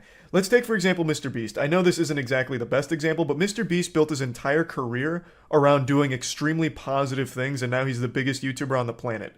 And he is an extremely successful person. I believe the Mr. Beast brand is valued at over $1 billion now. And that's through only positive messaging and positive things. You can absolutely get messages across in a positive way. It doesn't always have to be like some kind of, you know, vandalism or spray painting cars and shit like that, blocking people's route to work. Why not try a more positive thing and get people talking about you in a good light? Like, hey, did you see what Just Stop Oil did the other day? They saved 15 kids from a burning orphanage. Man, you know, those are some heroes out there. I wonder what else they're up to. As opposed to, man, I'm 50 fucking minutes late to work because 8 people linked their arms and sat down on the interstate and there was nothing we could do about it. When your entire organization relies on people joining in order for it to be strong, there is a such thing as bad publicity. You know, you don't want people to view you in a shitty way because then you're going to have less people join and support you. So, you know, anyway, that's just me ranting about all of this. I also ranted a bit more about it on stream in relation to the mashed potato incident, so I'll show you some clips of that now real quick. It's really popping off. It's getting the message across really well. I'm sure any day now we'll stop using oil. What is that going to do for them? We've gone over this before when they threw tomato soup on that other painting. We'll go over it again. The idea behind it is get their name in the headlines. Hopefully people will look at the message and be like, all right, I'll support that. That doesn't happen, obviously. All people do is they see the headlines like, wow, bunch of fucking lunatics. I'm going to ignore the message. Terrorist organization. All right, let's not get carried away. Right now, their terror attacks consist of throwing tomato soup and mashed potatoes on paintings, both of which were behind glass, so they didn't actually damage them. They just made themselves look super stupid. I wouldn't necessarily call them terrorists. If they really wanted to do something to, like, directly try and impact it, I don't know why they wouldn't target the actual oil companies or something. Like, instead of just blocking the interstate for normal working people, why not block the driveway to one of their houses or some shit? Or block the exit to one of their factories or some shit. Play the video. It's not a very interesting video, but sure, here. It's exactly what you expect. They throw mashed potatoes and then super glue their hands to the wall. Blocking traffic is the worst thing. I don't know if Just Stop Oil blocks traffic. They might. I know it might be Extinction Rebellion that does it, but for some reason, some of these groups block traffic for normal people. So then it's just working people that are significantly late to work because they were blocking traffic to get their message across. Everyone that was late now immediately writes them off and will always go against them 100% of the time. It's just fucking worthless. Oh yeah, they blocked an ambulance once too. I remember that one. That was Extinction Rebellion, I'm pretty sure. Yeah, overall, I just find this whole thing to be a massive miss here, just a fat L for the protests, because the only conversations being had are about how dumb it is, you know, and it's weakening the actual message, which I do think is a good message overall. So it's just doing more harm than good, and it's not doing anything positive or beneficial anywhere. So yeah, just wanted to talk about this a little bit. That's it. See ya. Surgery is a very scary thing. You are literally putting your life into someone else's hands. And unfortunately, sometimes those hands aren't focused on the task. They're focused on doing some of this. And maybe even a little of this. And God forbid, Lord help us, sometimes even this. What I'm talking about today is the dancing doctor trend. It's kind of dwindled in popularity after some of the doctors participating in it lost their license because of it, which I think is justice served. And in fact, I think that's not far enough. I think if you are a doctor who is compromising the health of their patient because of this dancing trend that you did, you should probably face a little bit more than just the license being revoked. You literally put their life at risk for some clout. Like, that's not an exaggeration to say. Now, this was a bit of a viral trend for a little bit. It actually predates TikTok. It actually was before TikTok, where for some reason some doctors got it in their fucking noodle that this would be like a really quirky, fun marketing thing for their practice, and somehow didn't recognize that this would scare the shit out of people, because no one wants their doctor to be the zany goofball who's going to, you know, fool around during very sensitive surgeries. Would stop to film TikTok videos of them dancing with like pieces of their patients in their hands and using it as props, or just generally dancing or filming skits while operating on a patient. Just imagine that nightmarish scenario. You're about to go unconscious from the anesthesia, and as your eyes are closing, you hear the tick-tock 3-second countdown. And when it hits 0, you just go straight to Valhalla. It's such a terrifying thing to think about because surgery is so sensitive. You don't need me to sit here and tell you how dangerous surgery can be. Obviously, if you've developed object permanence, you can fucking recognize that surgery is something that is not to be taken lightly. It's not small potatoes by any means. So when you're going under for a procedure, you would pray that all of the doctors there are on your team, there for you 100% to, you know, fix whatever the problem is or whatever's going on there. But in this trend, it was the exact opposite. It's like they waited for the patient to go to sleep and turn that fucking operating room into a nightclub. Hey, is the idiot asleep? Perfect. Drop the disco ball, bring in the dancing lobsters. Jill, hit it. Where are my boner jams? We're filming a TikTok. And it led to some problems. Now, the one I want to focus on today is a video that actually was very popular a few years ago and is making the rounds again because there is a follow-up to this story that I'd like to get into after showing it to you. Latoya Arsheen was among the first to see video of Dr. Wendell Boutte making an incision and mugging for the camera while the rap song Cut It played. I don't want to get DMCA'd, so I'm not letting the song play, but you know how the song goes. You need to cut it. Little acapella for you. That's Arsheen on the table. Cut It is your song, girlfriend. You did awesome. The photo release form is signed only by a member of Boutte's staff. Where Arsheen was supposed to sign is blank. I feel disrespected on a lot of levels. The song's playing here again while they're dancing with a portion of her flesh. This is actual Ed Gein type shit. This is diabolical. That's like something a Dark Souls boss would do. Use flesh as some kind of instrument. That is so disturbing. Like, I don't know what they were expecting with this video when they posted it. Like, did they think this would become like the official music video for Cut It or something going forward? Or like, I don't know how they thought this was a good idea and how they wouldn't get in trouble for it. Like, this is not what you would want your doctors to be doing while you're under. Because then you have to start to question, well, what else did they do that wasn't filmed? Like, I woke up from the surgery and my butt was a little sore. I'm questioning a lot of things now. Like, what's going on? Like, this is only what they filmed. A far more horrible things also could have been happening off camera. And even what happened on camera is unacceptable. It's just so fucked. Do you think that's your flesh? I think it is, with the Cut It, the remainder of the song. Former patients have now come forward with complaints.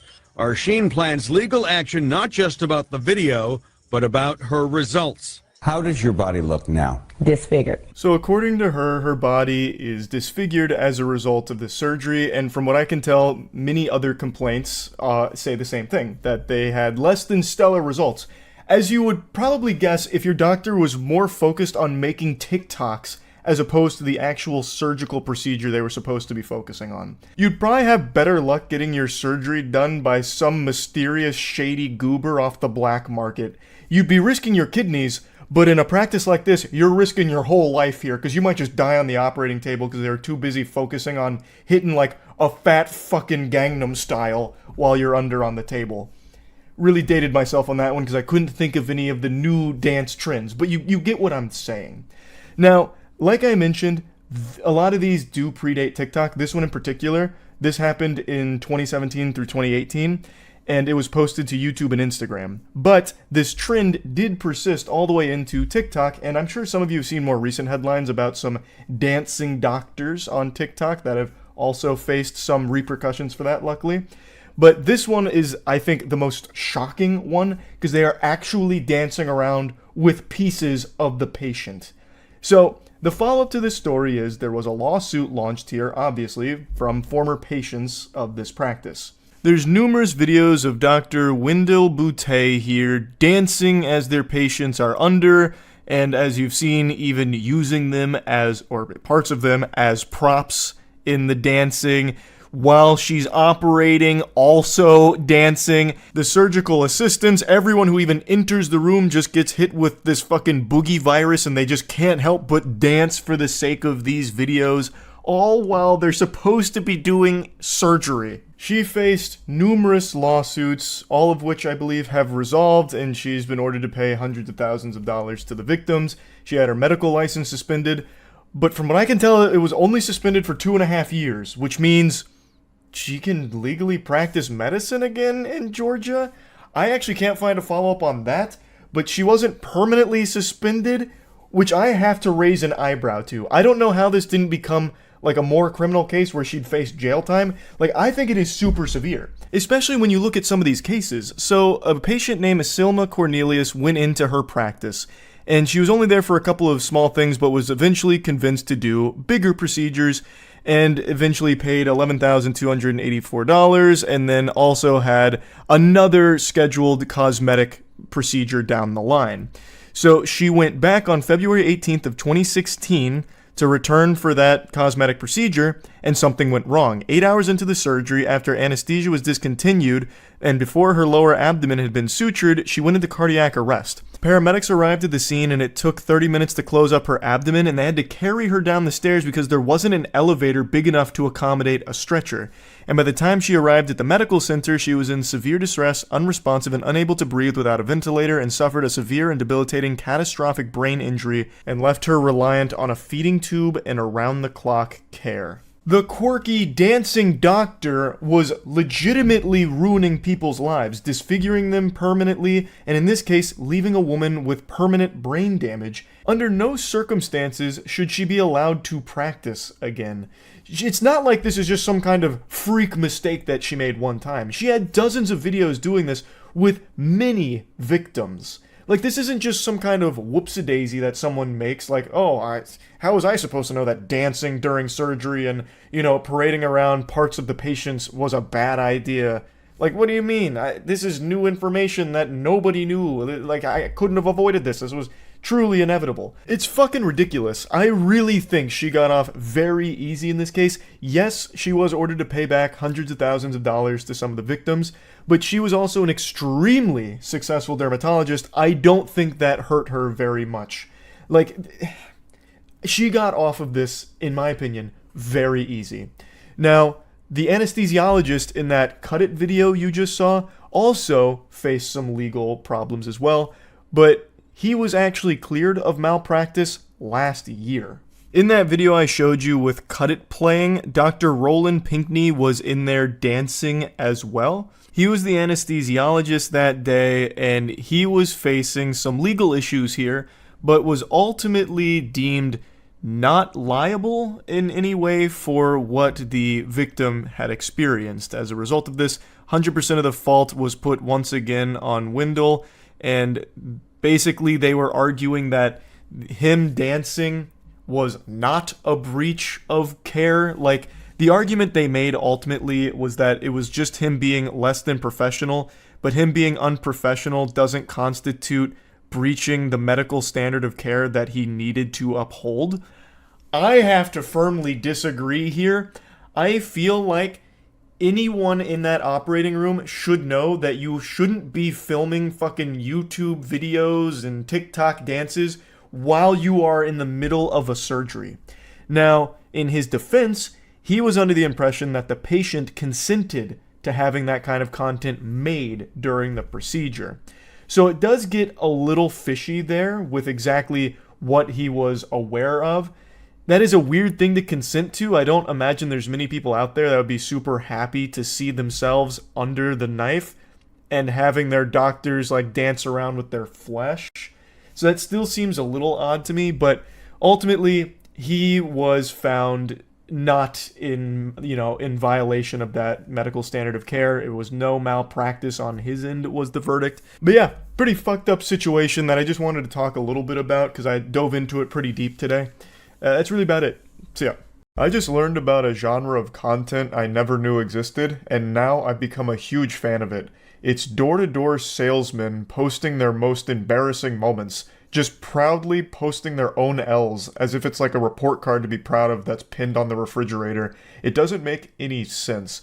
So there's a few TikTok creators I was scrolling through today who claim to be a highly successful door-to-door salesman, but if you watch their videos, almost every single one of them is them making the people they're trying to close on angry, getting kicked off their property, and just generally never succeeding. And yet somehow that's supposed to serve as an advertisement for this product that they're selling to their audience, which is a guide on how to be a successful door-to-door salesman. It just doesn't compute in my little noodle up here. You're selling a course on how to be successful as a door-to-door salesman, yet every video you post is your failures. It doesn't add up.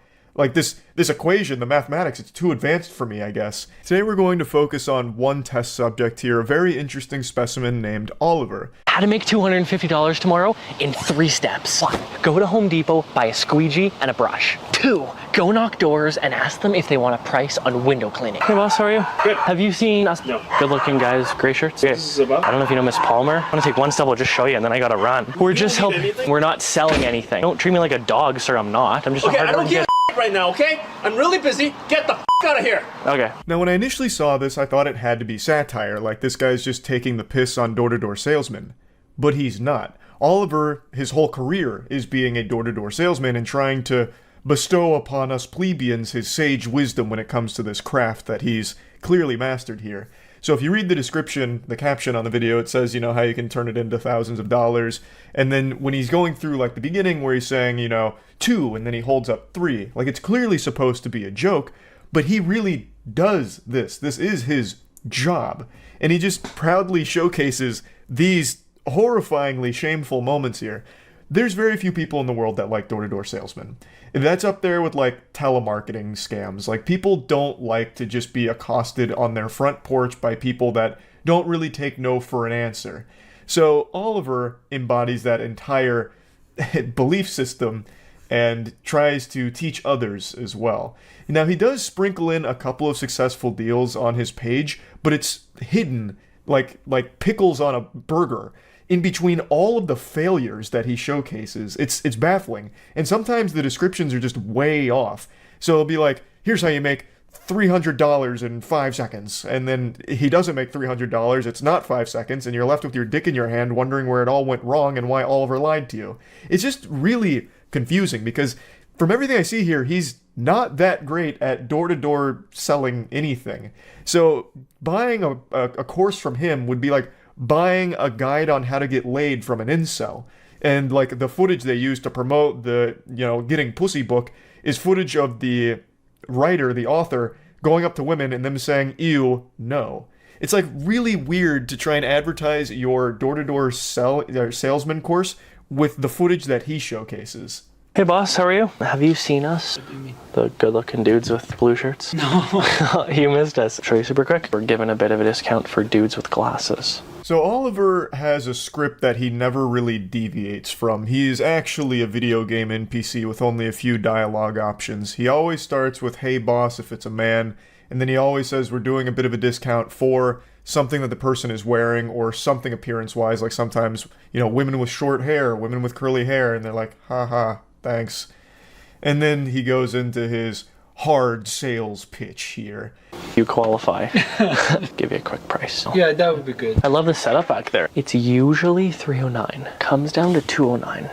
We have planned to paint, but we want to wash everything at the same time. If you have a phone number or something that they can call later. It's a job worth doing in a couple months. If things are worth doing in 3 months, they're worth doing today. I don't want to do that today. If I can have your phone number. Sure. If you call us back though, it's going to be $309. Yeah, I see that. If we could give you an awesome job, could we call it $149, give you a bit of a discount? If it's worth doing, then it's worth doing today. I don't want to do that today. He tries to really put the nipple clamps on him here. He wants to close this today, and he is not budging on it. So the guy is being very respectful. He's like, hey, maybe we just schedule this for another day. Really not feeling it for this afternoon. But Oliver, he's on the hunt right now. So he just keeps dropping the price lower and lower, hoping that he can get at least like $100-something out of this exchange, because he knows he's not getting a call back later from this or anything like that. So it's just desperately trying to keep making a sale here on this guy who's just trying to be nice and indulge in the pitch, but eventually doesn't work out. They go their separate ways.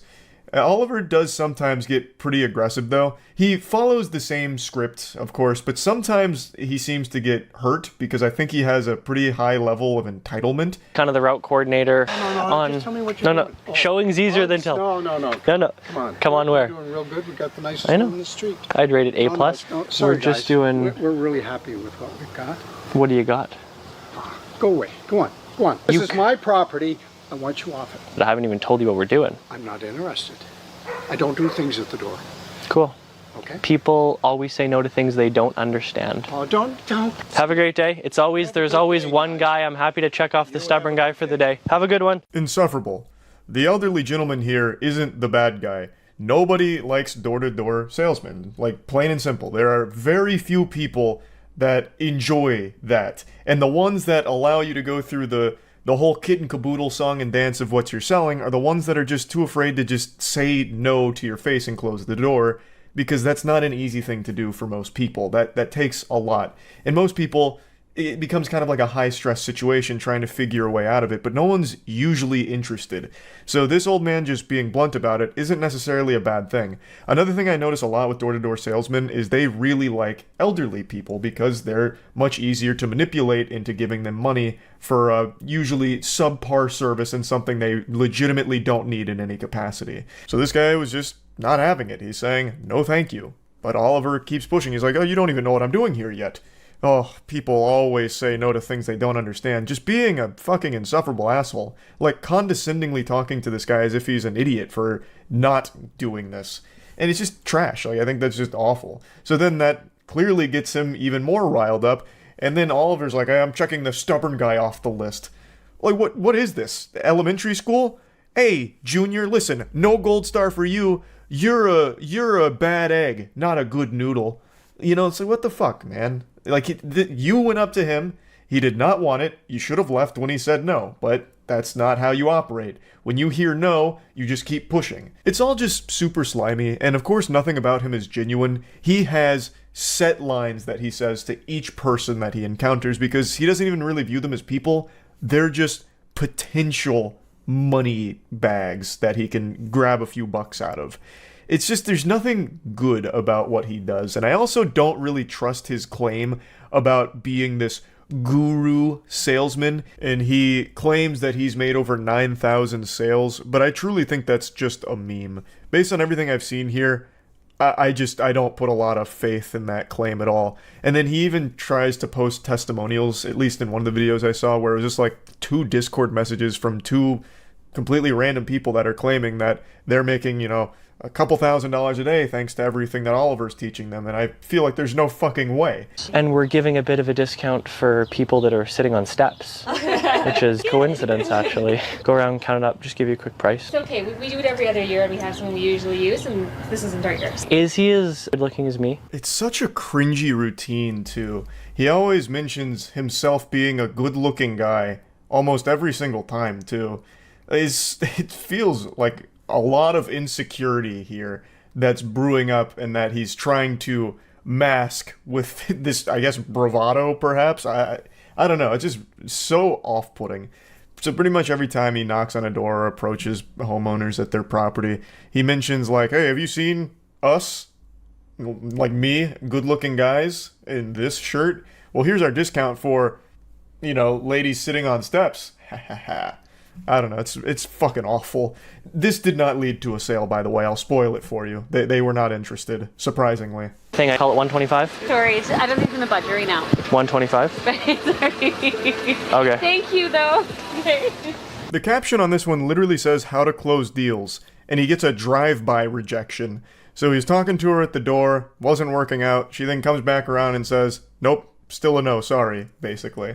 And yet he still says how to close deals, even though, if you watch the video, he doesn't close the deal. He gets the door closed in his face, fundamentally. She didn't, slam the door in his face or anything, but it was a no. I think that's probably enough clips here. I just find this to be so fascinating to hype yourself up as a guru of a craft, but then all of the evidence you present of yourself being that guru contradicts it, because it's mainly failures or just being misleading.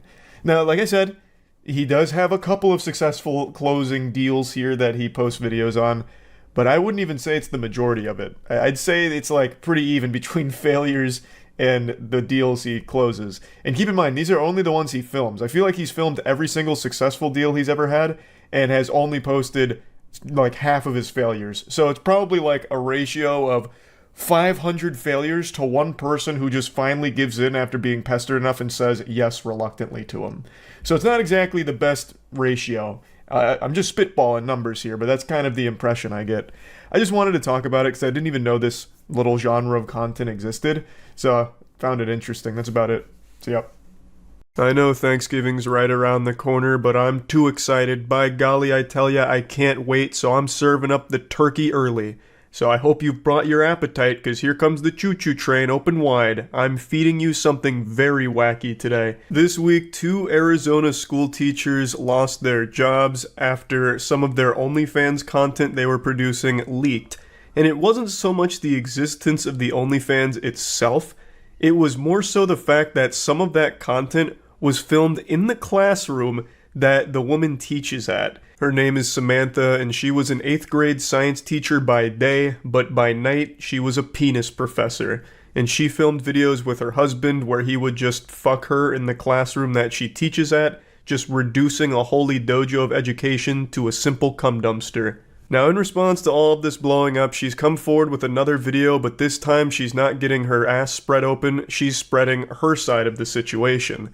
So, she has this video that explains why she did all of this, as well as going over how everything unfolded, and I'd like to share that with you all, as well as going a bit deeper about the situation, because it's maybe even a bit more than wacky. This is starting to teeter on the edge of being pure silliness, even, I dare say. I created a content at the beginning of the summer in order to earn extra money on the side to help pay for our basic necessities that our salaries were no longer meeting. So she starts by explaining that teacher salary, especially in Arizona, is dog shit. And you'll get no argument from me there. Teachers get paid in popsicle sticks, basically. I think their salary is laughable compared to the work they're expected to do and how miserable the job can be. You make more money boosting League of Legends accounts every other weekend than you do as a full-time teacher. It's fucking ridiculous. I think it's just sad.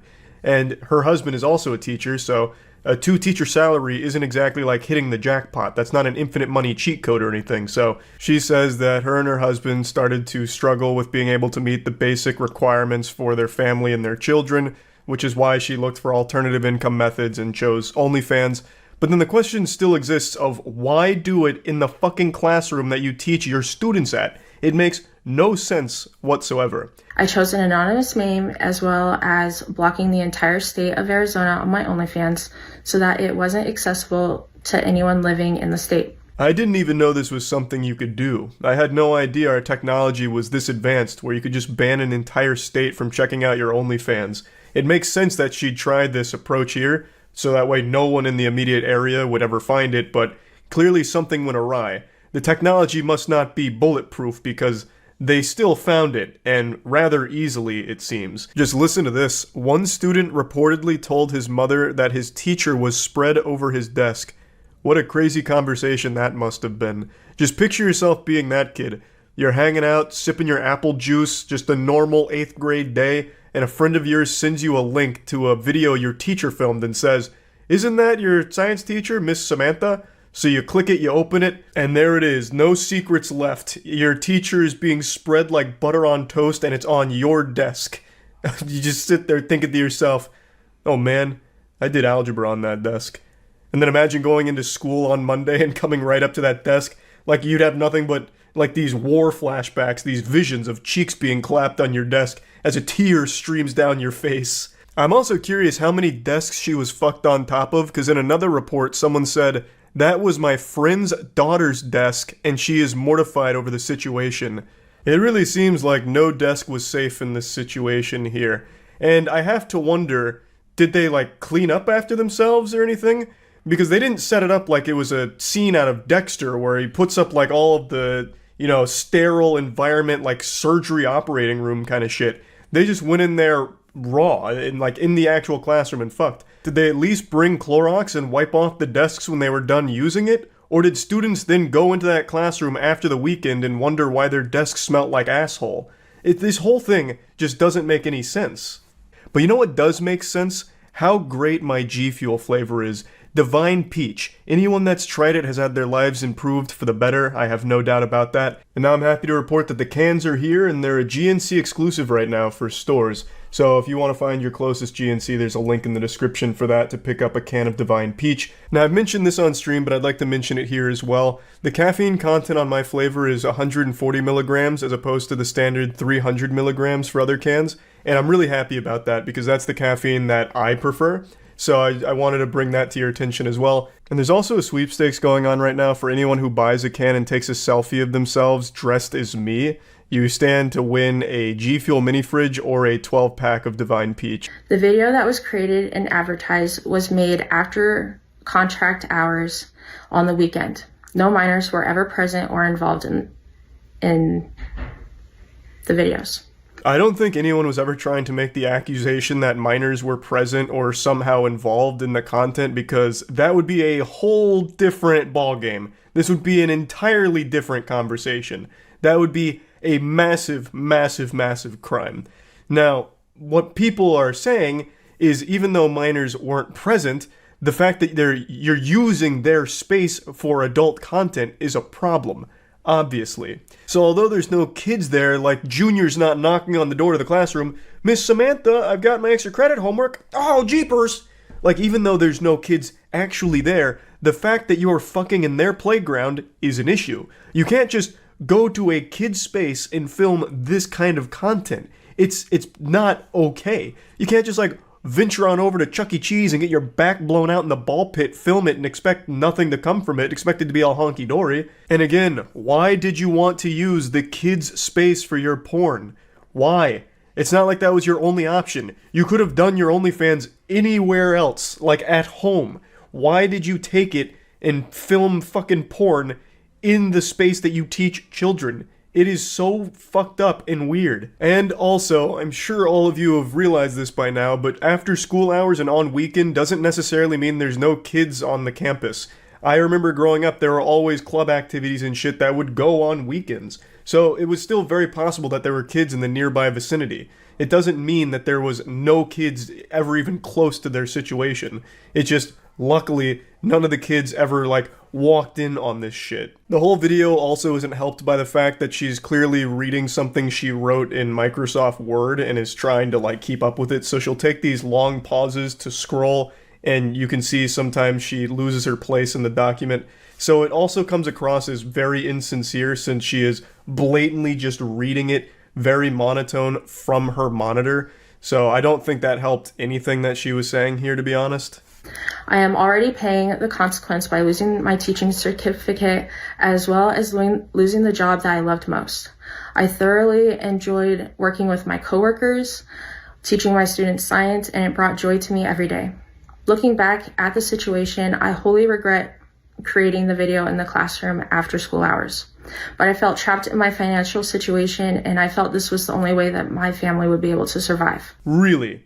This was the only way, the only option? Having your husband give you the Big McThankies from McSpankies in the classroom you are a teacher of? That's the only way your family could survive? How? And why couldn't you just film yourself getting fucked by him at your house in the safety and comfort of your own house, in private, away from everyone else, and certainly away from the area that kids go to learn? Jesus Christ, if the whole idea was to sell a fantasy to perverts about a school teacher being fucked on the job or whatever, why not just set that up at your house? Just get a little desk, a TI-85 calculator, and a ruler, and then still have your husband give you the business there, away from actual schools. Like, it just seems like a no-brainer. So yeah, overall, a pretty wild and wacky situation. Again, I do understand teachers do not get a fair salary. Their pay is pathetic for what they do, and how important teachers are. They're like probably one of the most important jobs, and yet they make no money from it, basically. So I do understand the financial struggle, but that doesn't excuse what Samantha and her husband did here. All of their actions fucking in the classroom that they teach kids at is despicable and sick. So it's no excuse for their actions, but I do understand that the teacher salary is terrible. And yeah, that's about it. So yeah. Emergency crew rescues sex doll after mistaking it for a drowning woman. Can't look at that on stream, but I'm going to look at that over here right now. It was reported by a YouTuber, Natsuki Tanaka, who believed she was witnessing a real-life rescue. While filming a fishing video, I thought a dead body floating in the water had washed up, but it was a blow-up doll. I don't think I can show this on stream, but if this is how they rescue people, they need to work on their procedure. To paint you a picture, the rescue crew is lifting up the body with a rope. It's literally, they have her in a noose. And they're lifting it out of the water. And I guess at this point they still believed it was a person. That has to be the most counterintuitive way of rescuing somebody. They thought it was a dead person? Yeah, but even still, like, it doesn't take a whole lot to realize that dead bodies decompose. They could have just ripped the fucking head off of that thing. So even if it was a dead body, that is an extremely inefficient way of getting it out of the water.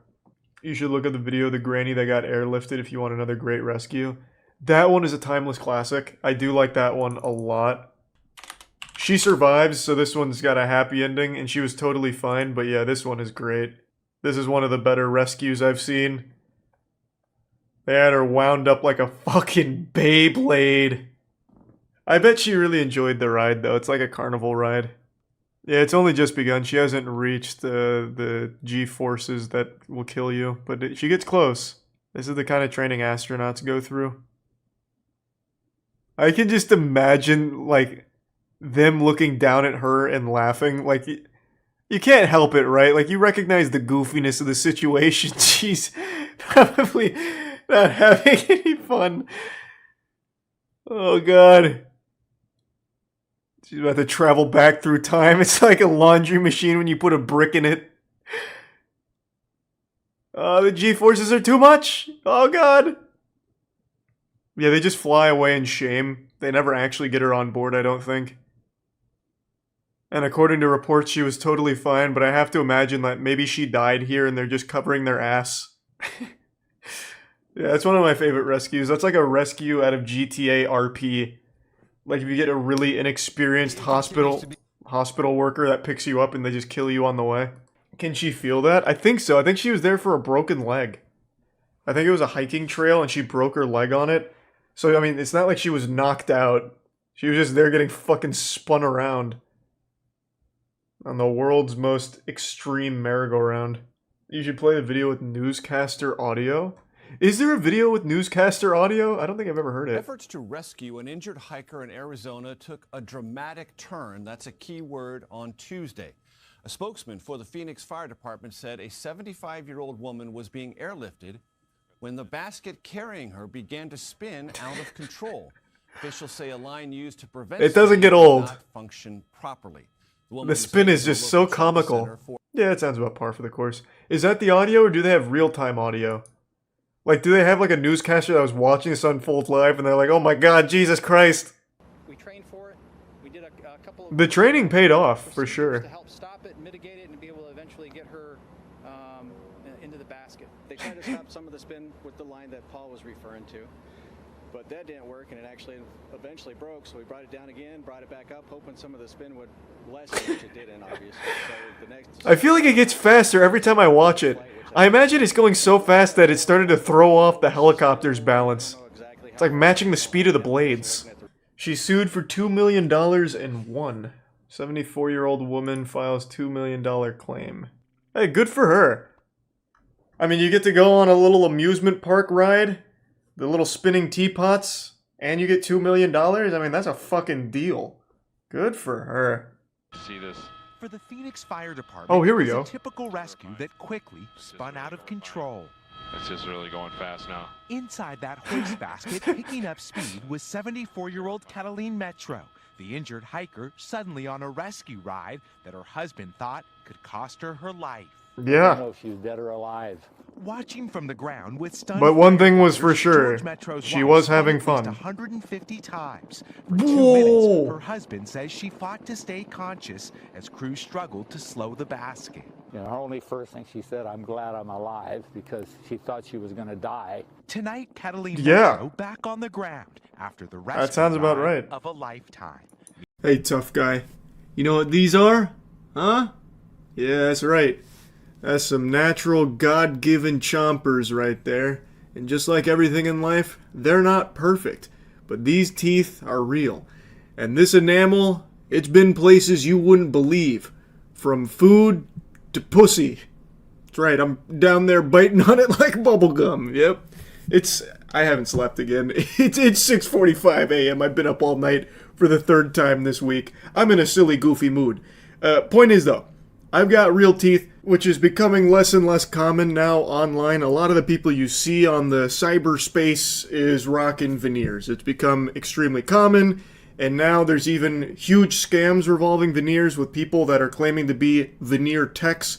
Meanwhile, they're just greasy goobers that like read a single Google article on how to like potentially install veneers, but it's just a bunch of mumbo jumbo. It doesn't actually make them qualified. They basically just say install the veneers with rusty nails and toothpicks. And I just learned about someone who basically took one of those courses and opened their own business with it. I learned about her from Atozi, who just covered her. Her name's Emily Martinez, and she's actually in my neck of the woods down here, baby. We are getting some absolute lunatics recently in the headlines down here in the old swamp. Emily Martinez is facing some serious years in the slammer for practicing dentistry without a license. She had been running a business where she would give people veneers extremely cheap because she would just crazy glue a set of veneers to people's mouths, which inevitably led to people getting infections and needing emergency care. Came here to Tap In Beauty Bar to get a smile makeover, but they left with pain and injuries. Police say that Emily Martinez used crazy glue to put veneers on her victim's teeth. She's not smiling in her mugshot, but giving clients a bright white smile with veneers is what Emily Martinez advertised on social media. Video after video shows her claiming to transform teeth from drab to fab, except she is not licensed to put in veneers. She has no schooling to do veneers. And in the state of Florida, obviously, you have to be licensed to do any kind of work like that. An interesting scheme, and surprisingly, she's not alone. She is, to my knowledge, the only one that's been like busted for this, of installing veneers using crazy glue. But as I briefly touched on, there is this new practice of veneer techs that are popping up, which are just people that Googled how to install veneer and read the WikiHow guide that popped up first. Like, they're not actually experts, but they're getting business because veneers are expensive, like real ones are expensive, and people like Emily Martinez are charging a fraction of the cost. So people are like, oh, I'll save money and get some real nice teeth, and then they go get their shit fucked. Something her victims didn't know. 2 separate customers reported Martinez to Pinellas Park Police this summer after they had complications, and Martinez refused to fix the work or refund them. They were told by an actual dentist that the veneers that were placed in the victim's mouth appear to have done with crazy glue. On average, a single veneer at a dentist office can cost between $900 to $1,500 per tooth. One victim paid Martinez $2,500 for the entire mouth. And no doubt that mouth is going to need more than $2,500 to fix everything that went wrong after that visit. You can't just let crazy glue go in there and rot your entire oral hygiene to smithereens. So some people got infections, others needed emergency care, all because they wanted to pinch a few pennies on getting these veneers to chase this ever-increasing beauty standard from shit that they see online and then get hypnotized into thinking that they need to do it. Veneers have become very popular. A lot of celebrities you see have veneers. A lot of influencers online you see have veneers. So now this market is booming and people following this trend, which has led to people like Emily Martinez exploiting it and trying to squeeze some doubloons from some gullible people. I struggle to imagine the people that will see an Instagram post, a complete stranger claiming to be a veneer tech and just rationalizing it in their head that it's a good idea to make that purchase. They must know what they're doing.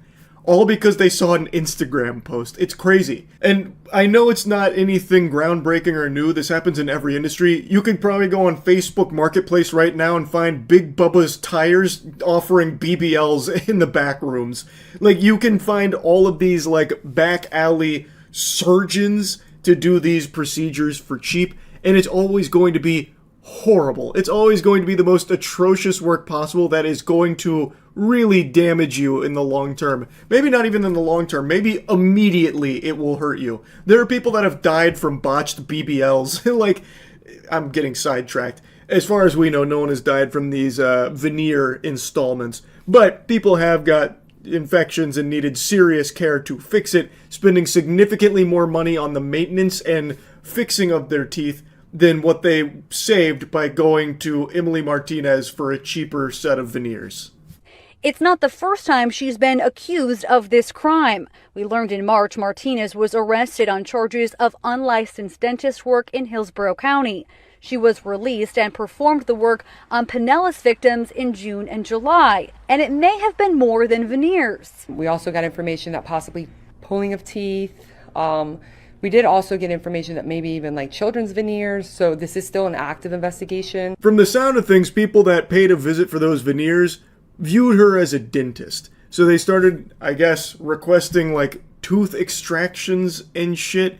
Or maybe she was just offering that for funsy. Like, hey, this tooth looks a little rotted. You want me to just yank it? I'll only charge you like $1,000. They're like, oh, great, what a deal. I wonder how that extraction went, by the way. She probably just got a pair of needle nose pliers and just yanked that bitch right out. Or maybe just took like a hammer and chisel and just fucking whacked on it or something. Like, I bet it was the sloppiest, most painful process ever for a tooth extraction. I imagine finding your dentist through a veneer tech post on Instagram. It blows my mind how anyone would let themselves do that. And according to the report here, she was also allegedly doing veneers for children as well. What the fuck? The American Dental Association issued a warning last year about unlicensed people claiming to be so-called veneer techs on social media. The ADA says any dental procedure that may alter the physical structure of an individual's teeth, gums, or jaws without the supervision of a dentist has the potential to cause irreversible harm. A statement like that is so painfully obvious that it's sad that it actually needs to be explained to people. Like, people should be able to have the bare minimum intelligence to recognize that going to a random Instagram account that's charging you like a crazy deal on veneers is probably going to lead to some subpar work, or at the very least, this person is a shady individual and probably not like a general accredited dentist. Like, I don't know how people don't see that by doing something like this, you are setting yourself up for failure. It's also just such a nice cherry on top of this cake here. She was refusing refunds. So those customers that had the complications approached her directly, and she just said, absolutely not. I'm putting the kibosh on that line of questioning right now. No refunds. This is a non-negotiable. Police say Martinez's victims needed emergency dental care after what she did to their teeth. They actually have had to pay thousands of dollars to get their teeth fixed. and some of them had to wait for the infection to clear and go get their teeth fixed. And police say that Martinez was operating here since at least January, but she has used multiple different names for herself and her business. They encourage anyone who may have used her services to reach out to police. This lady was unhinged with this business here. I am very curious how many people paid for her services, because we know at least 2 of them had some pretty big complications that required like serious tending to, according to the stories. I even read a report that apparently where she claimed to be a dental assistant for 4 years and had proper tools and training, and she learned how to do this procedure after taking an online course on how to fix her 11-year-old daughter's smile after her teeth were knocked out.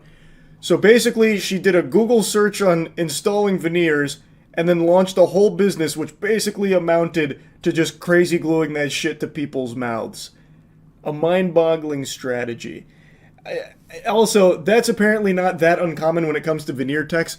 According to some of the reports, veneer techs take like a 2-day course on how to do it. Truly someone worth putting your oral health in the hands of. Pretty interesting stuff here. I'm curious what her sentencing will ultimately look like, and I'm, like I said, very interested to know how many clients she had. I bet there are people that were seeing her actively like a general dentist, like even going for checkups to her. I bet. But anyway, I just wanted to yap about this a bit. That's it. See ya. There's no better way of starting your morning quite like a nice bowl of spaghetti and an extremely goofy story about a Miami teacher showing a 4th grade class a horror movie about Winnie the Pooh basically being a cannibal. It's an extremely weird story I can't wait to dive into. So apparently he showed them this movie by accident. I don't know how you make that kind of mistake considering the movie's title is Blood and Honey. Like, I don't know what he thought that meant. Like, maybe, you know, blood of Christ. Maybe he thought it was very religious. I have no clue. But even when he played the film and the kids were asking him to turn it off, he refused to. So it doesn't really sound like an accident to me. This sounds like some kind of weird, nefarious prank. Like, I don't know if this is an Impractical Jokers situation where he had someone in his ear telling him that he had to play the entire movie to the classroom. I have no clue.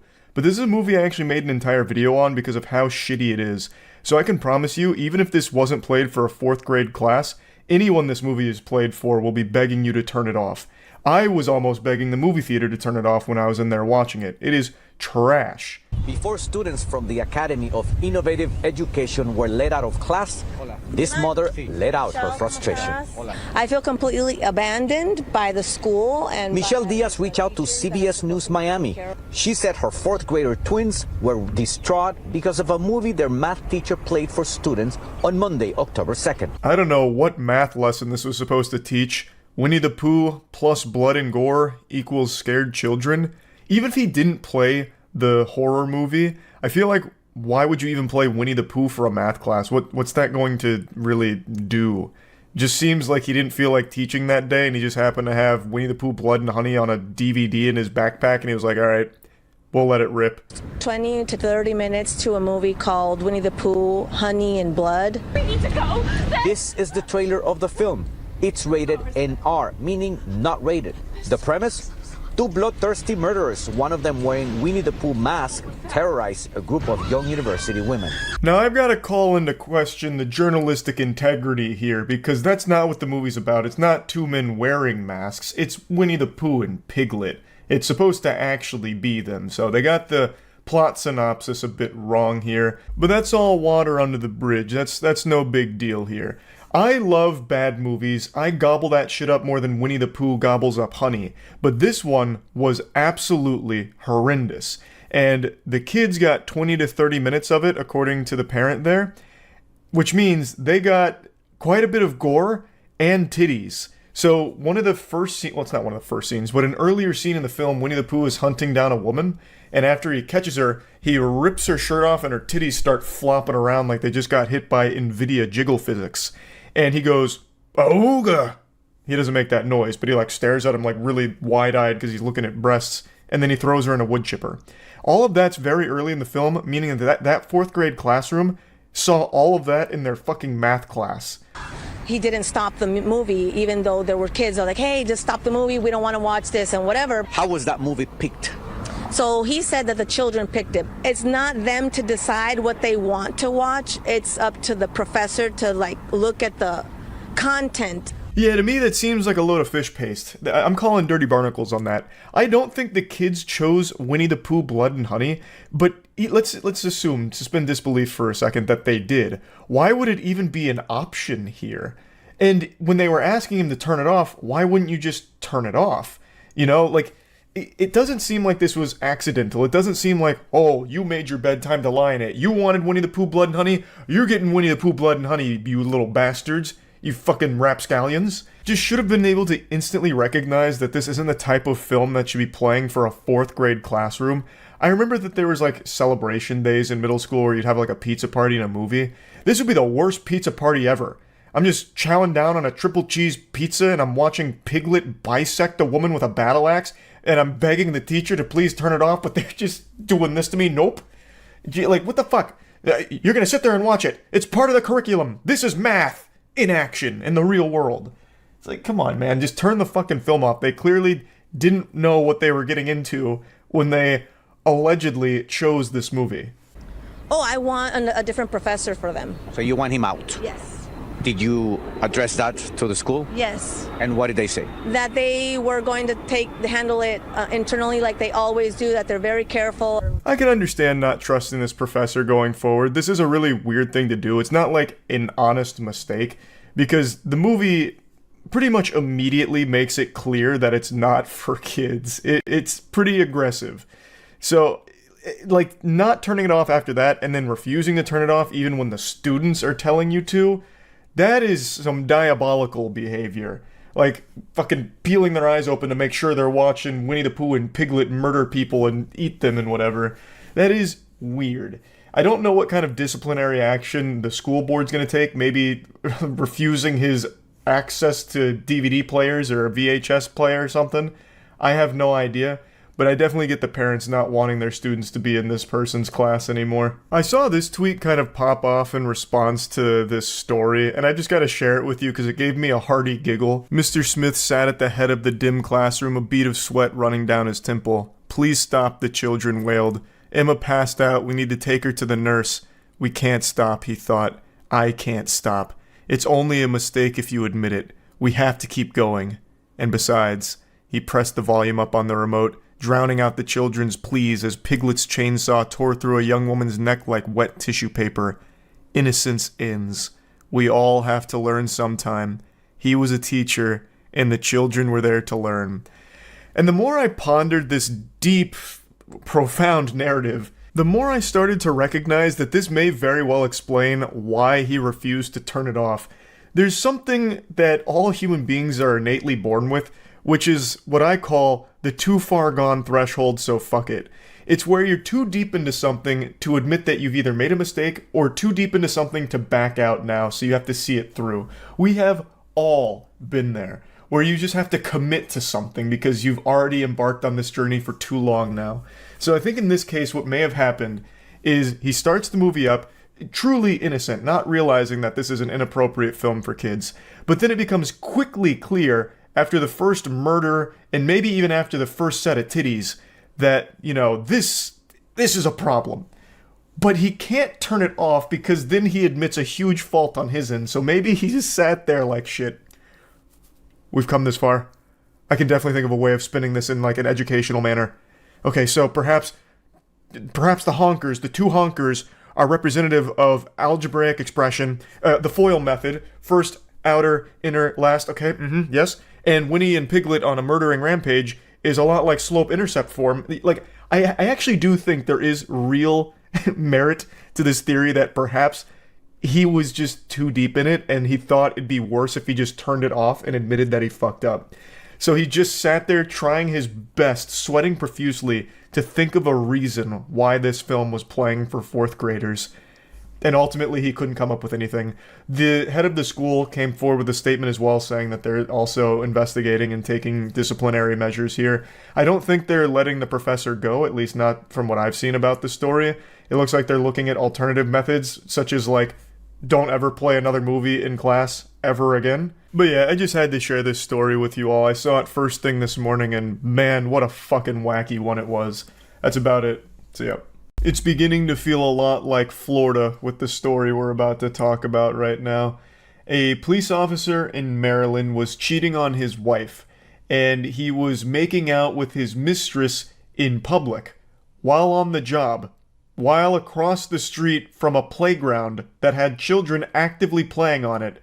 And then after they were done exchanging saliva and smooching, they go into the back of the squad car together. And I'll be honest with you, sports fans, I don't think they were going back there for a game of chess or to exchange any kind of information, unless we're talking about genetic information.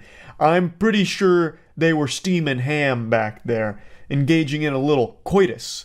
The whole situation is downright diabolical. Not only were they shamelessly making out in public for all to see while the officer was on the job, but then they go back into the squad car together to fuck while they are parked across the street from a playground that has kids actively playing on it. It's so yucky. Now, I went over it on stream, so I'll play some of those clips, but there is actually a lot of developments from this story. So the officer has been suspended for this, and his wife actually posted on Facebook when she was made aware of this whole situation, and the woman that the officer was cheating on his wife with actually came forward and said, "I've done nothing wrong. I'm going to continue living my life doing what I'm doing. In my heart, in his heart, I know that I've done nothing." He knows, Paula being his wife, "I've done nothing wrong. God is my higher power." God has abandoned you after this act of sin. You broke 11 of the 10 commandments with this act alone. You got your donut glazed by a married man on the job, in public, in front of children. That is downright diabolical. And you have the gall to say that you did nothing wrong? Mind-blowing. Now, she did say more about this situation, which I'll get to in a moment, but I want to play you the footage first so you can be caught up to speed on the lore here on what unfolded.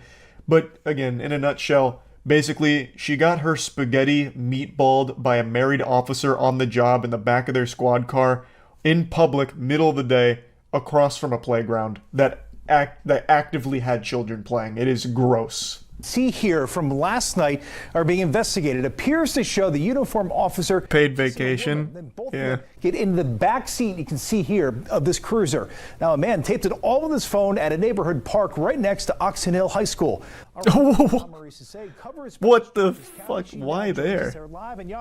He slabbed up outside of a high school to have sex with her in his car. What a weirdo. I still love that everything addresses X as formerly known as Twitter, or just straight up Twitter. Such a disastrous idea to try and change it to fucking X of all things. I was like, oh my god, there's kids around here at the time, and all the time, and he didn't care, and it was not dark. He doesn't respect the uniform, he doesn't respect the police car, I can't believe that. FOP89 has been made aware of the videos circulating on the internet. We have no information as to the investigation of the videos or the officer involved, as that's handled by the department's Internal Affairs Division. We ask that our officer be given the same consideration that any other person would ask for, and that you reserve judgment until all the facts are known and videos are put into context. He is on video making out, literally like sucking the lips off of her face, and then they go into the back seat of his police cruiser. What do you think happened back there? They didn't just go back there to keep smooching. What the fuck do you mean? In what context? What context? It's all just right there. He's just openly making out with her in public across the high school. Across from the high school.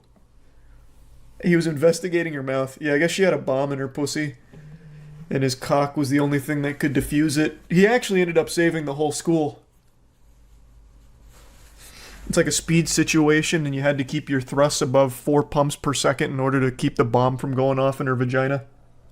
That's a crime, right? Like 100%? Having sex in broad daylight outside of a high school? Like, I guess you're in your car, but it's not like it's private. You're still in front of the high school in public having sex. Body cam footage? Oh wait, yeah. They need to release the body cam footage. Maybe that'll be all the context we need. Perhaps it was some kind of deep sting operation, and they go into the back seat in order to exchange information or something. I don't know. I really want to see the body cam footage now. We need the context. Can't find where to get Critical's comics at. Oh, badegg.co. First OnlyFans with police POV. That would be big. Well, since he got suspended, so maybe he will need to turn to OnlyFans now. Let me see what the rest of the report says. Arlette, and this is not his first suspension. Now, the incident happened right here in this parking lot at South. Not his first suspension? Is it for the same thing? How many times does he fuck women on the job in his patrol car outside of a school? This viral video. A Prince George's County police officer appears to be kissing a woman. Then they both get into. What do you mean appears to be?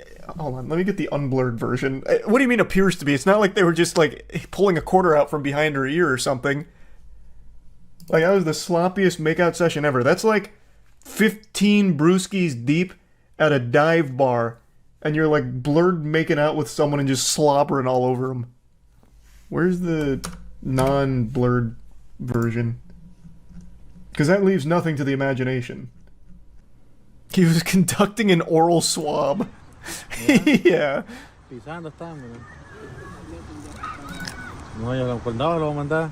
You can even hear kids playing.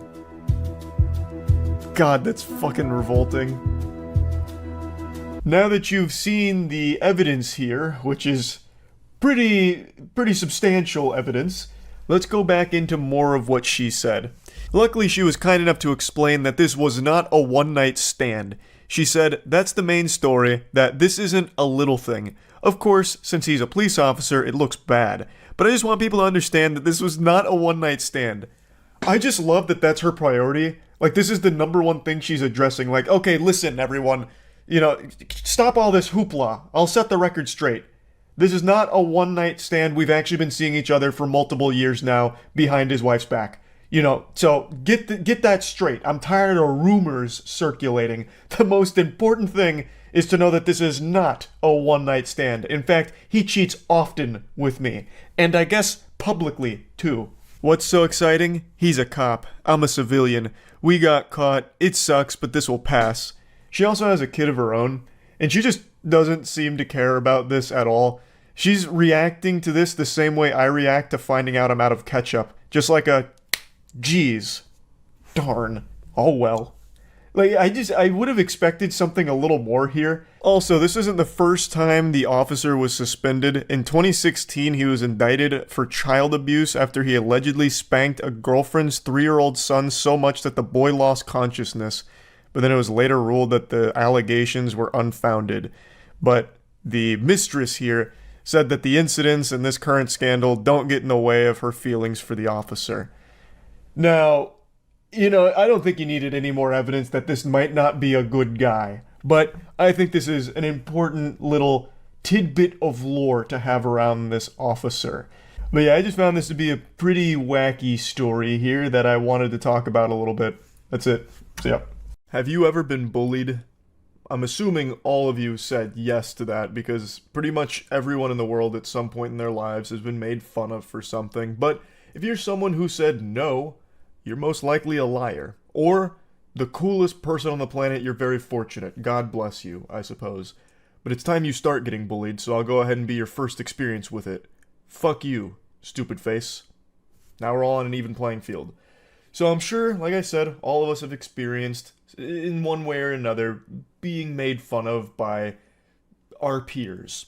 But I think what very few of us have experienced is being bullied by the person who gave us life. I am so pissy today. Just downright motherfuckers today. This lady who kicks off this rant with a Chewbacca screech is an OnlyFans model who has a child. And she's about to go on this big spiel about how her child being sick at school has cock-blocked her. And she just starts insulting her own flesh and blood. Admittedly, I'm also a bit confused on what she even means when she says she's downright motherfuckers today. Am I out of touch or is she the problem? I don't get what that means. It seems like she's just desperately trying to be like quirky. I had to come up here. I had to come up here at fucking 11 o'clock in the afternoon. That's prime time. That's prime time.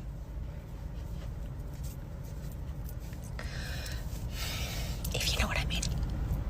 She goes nonverbal there for a moment and starts spamming Fortnite emotes, but don't worry, I'm picking up what she's putting down here. So she's complaining that she's now had to go all the way out here at 11 o'clock in the afternoon, which immediately is news to me. I didn't know 11 o'clock made it to the afternoon. Feels like it probably shouldn't meet that criteria, but who am I to question such an intellectual? But she's upset because apparently 11 o'clock is prime time coitus. Which again, very enlightening information for me. My third eye is being forced open here to the truth. 11 o'clock feels like it'd be one of the most inconvenient times to schedule your fucking bedroom ham sandwich appointments. It feels like that's right in like the middle of the workday for a lot of normal people. It's also just generally early for such debauchery. But who am I to be questioning this? She's upset because it's now intruded upon her having sex. And now she's inconvenienced and she's irate. But listen, so that's partly why I'm cranky, but I'm cranky because my child is 10. I had to come up to the school and I had to pick him up. Why? Why did I have to fucking pick this kid up?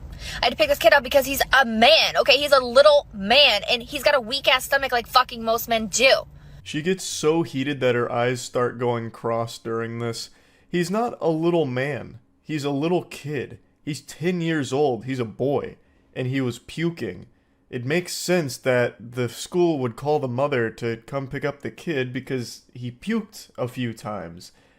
Can you imagine being the kid and seeing your mom just flaming you online in a viral rant?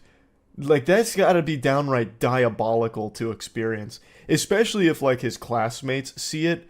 That'll just be infinite ammunition to use against him anytime they want to make him feel bad. Just bring up that his mom insults him publicly online. It also feels so weird hearing his actual mother refer to him as this kid. That's like something you used to say on Xbox Live during some Call of Duty shit talking. Oh, this kid's just fucking camping, noob-tube one-man army, coward. Like, I don't know why she, like, harbors such disdain for him here over something he can't control. Puking. So somebody busted ass in the library. He threw up not one time, not 2 times, but 3 times in the library.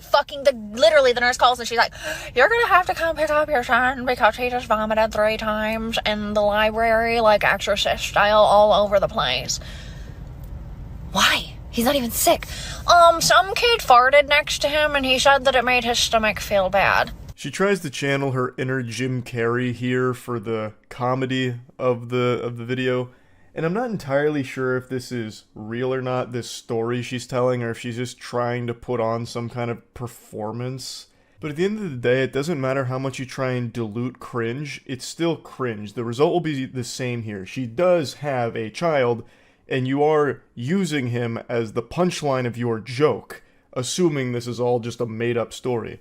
And if anyone in his schools, from his class, sees this, they will undoubtedly make fun of him for it, because you are making fun of him. I remember when I was growing up, I used to get made fun of for being short, or actually there was a period in 4th grade where there was one guy in particular who used to make fun of me for having really red lips, so he called me Lipstick Boy. He was the only one that made fun of me in that manner, but for some reason that really struck a chord and it made me feel terrible. I couldn't imagine then going home and like hopping on TikTok and seeing my mom be like, my son just fucking puked 3 times because someone let out a stinky fart. What a weak boy. What a weak little man. And it makes me upset because I was about to fuck. I was about to have some naughty sex. And now I've got my stupid son who needs to get picked up from school. What a waste of time and what a waste of space that kid is. It's like, Jesus, that would hurt on such an unbelievably profound level. It would actually hurt more if this is a fake story. Like, Mom, why are you lying about me just to dunk on me for internet points? Like, Jesus, why are you treating me like a punching bag? And, of course, I'd go into school the next day, afraid, looking over my own shoulder, like, every step of the way down the hallway, wondering who's going to insult me if they happen to see my mom's viral video. So I have to interrupt my day. Because some kid's got a rank asshole? That's a new kind of block. What? That's some bullshit. And I was like, does he have to pick it up? Like, can it be like an hour? Can we like work something out? And he was like, he needs to be picked up immediately because he threw up. I really don't get why she tries to censor herself. So instead of saying cock block, she just puts up the C and then like, I don't know, stop sign. I actually don't really know what that was. A fucking force push at the camera. But like she does like mouth the words cock block, and I don't know why she doesn't just say it with her whole chest. She says bullshit, she says fuck. Like, it's not as though she's censoring bad words or anything. So what is the point in all of these huge, exaggerated Pixar animation gestures when talking about you having to leave getting piped to pick up your kid? I don't really understand the point of that. He threw up because he has a weak stomach. What about the kid who busted ass so fucking bad that he cleared out an entire goddamn library? That seems like a problem. He seems like he should get some medical attention. Not my kid. Busted ass doesn't mean what you think it means, lady. It doesn't refer to farting, it refers to falling and hurting yourself. That's when you bust ass. What you're looking for, what you're trying to use, is ripping ass. Ripping ass is what you're trying to describe here. You're not even using the correct terminology. You're not using the preferred scientific nomenclature to refer to this incident. Not my kid who's just got a weak stomach. Damn. It's not, I'm gonna Kool-Aid man through the side of a wall today. That's what I'm gonna do. Yep, I'm gonna do it because I'm pent up and I got a lot of aggression. Here's what I think. I think at some level this story has true elements, but it's embellished for the sake of her being able to exaggerate because she thought it would make for a silly video that TikTok would gobble up. But I don't know why she thought it would go over well. At the core of this story she's telling, it's she's having sex, has to stop having sex because her child is puking at school, and she's insulting her child for that. It's a horrible look for you. This is not a story you'd ever share if it was true, because it would be embarrassing and make you look like an very uncaring mom. But if it's fake, it makes you look like an attention-seeking clout chaser that will use their kid as a stepping stool, like a fucking doormat, for some clout. There's just no winners with whatever your plan was with this video. Regardless of the authenticity of the story told here, at the very least, it is cringe. So yeah, that's really about it. So yeah. When you think of a hero, the first thing that pops in your head is probably like Spider-Man or Iron Man or something. But for me, when I think of a hero, I think of anyone who has to work in retail, food service, reservations, any job where you have to interact with a customer. Those are the real heroes. I have always said and always will say that any job that requires you to interact with customers is an absolute nightmare. Hell on earth. You're constantly experiencing the worst humanity has to offer every single day. Swallowing rusty nails would be less painful. And I think that's something that everyone on this planet can agree on, that rude customers are the lowest of the low. I have more respect for cockroaches than I do some douchebag that's melting down in public, yelling at an employee over something they had no control over in the first place. It is one of my biggest pet peeve. In fact, I'd say it's probably my biggest pet peeve. I hate that shit. And today there was a video that was going pretty viral on TikTok about a guy who posted his own meltdown at GameStop, and it is so embarrassing I couldn't help but just talk about it a little bit today. Let me show you it. Hey, what's going on, man? How you doing? Listen, I'm recording you just because I've had the hardest time returning this. So if you tell me no, I'm gonna go ahead and sue GameStop. I see this shit all the time. If you don't help me fix this problem that is my fault, I'm going to sue the entire company. Well, like, what do you expect them to do? Start groveling like, oh no, please, don't sue the company. Oh no, oh goodness gracious, oh please, anything but that, shaking their fist. I'll do anything to fix it. Oh god, just let me rectify this situation.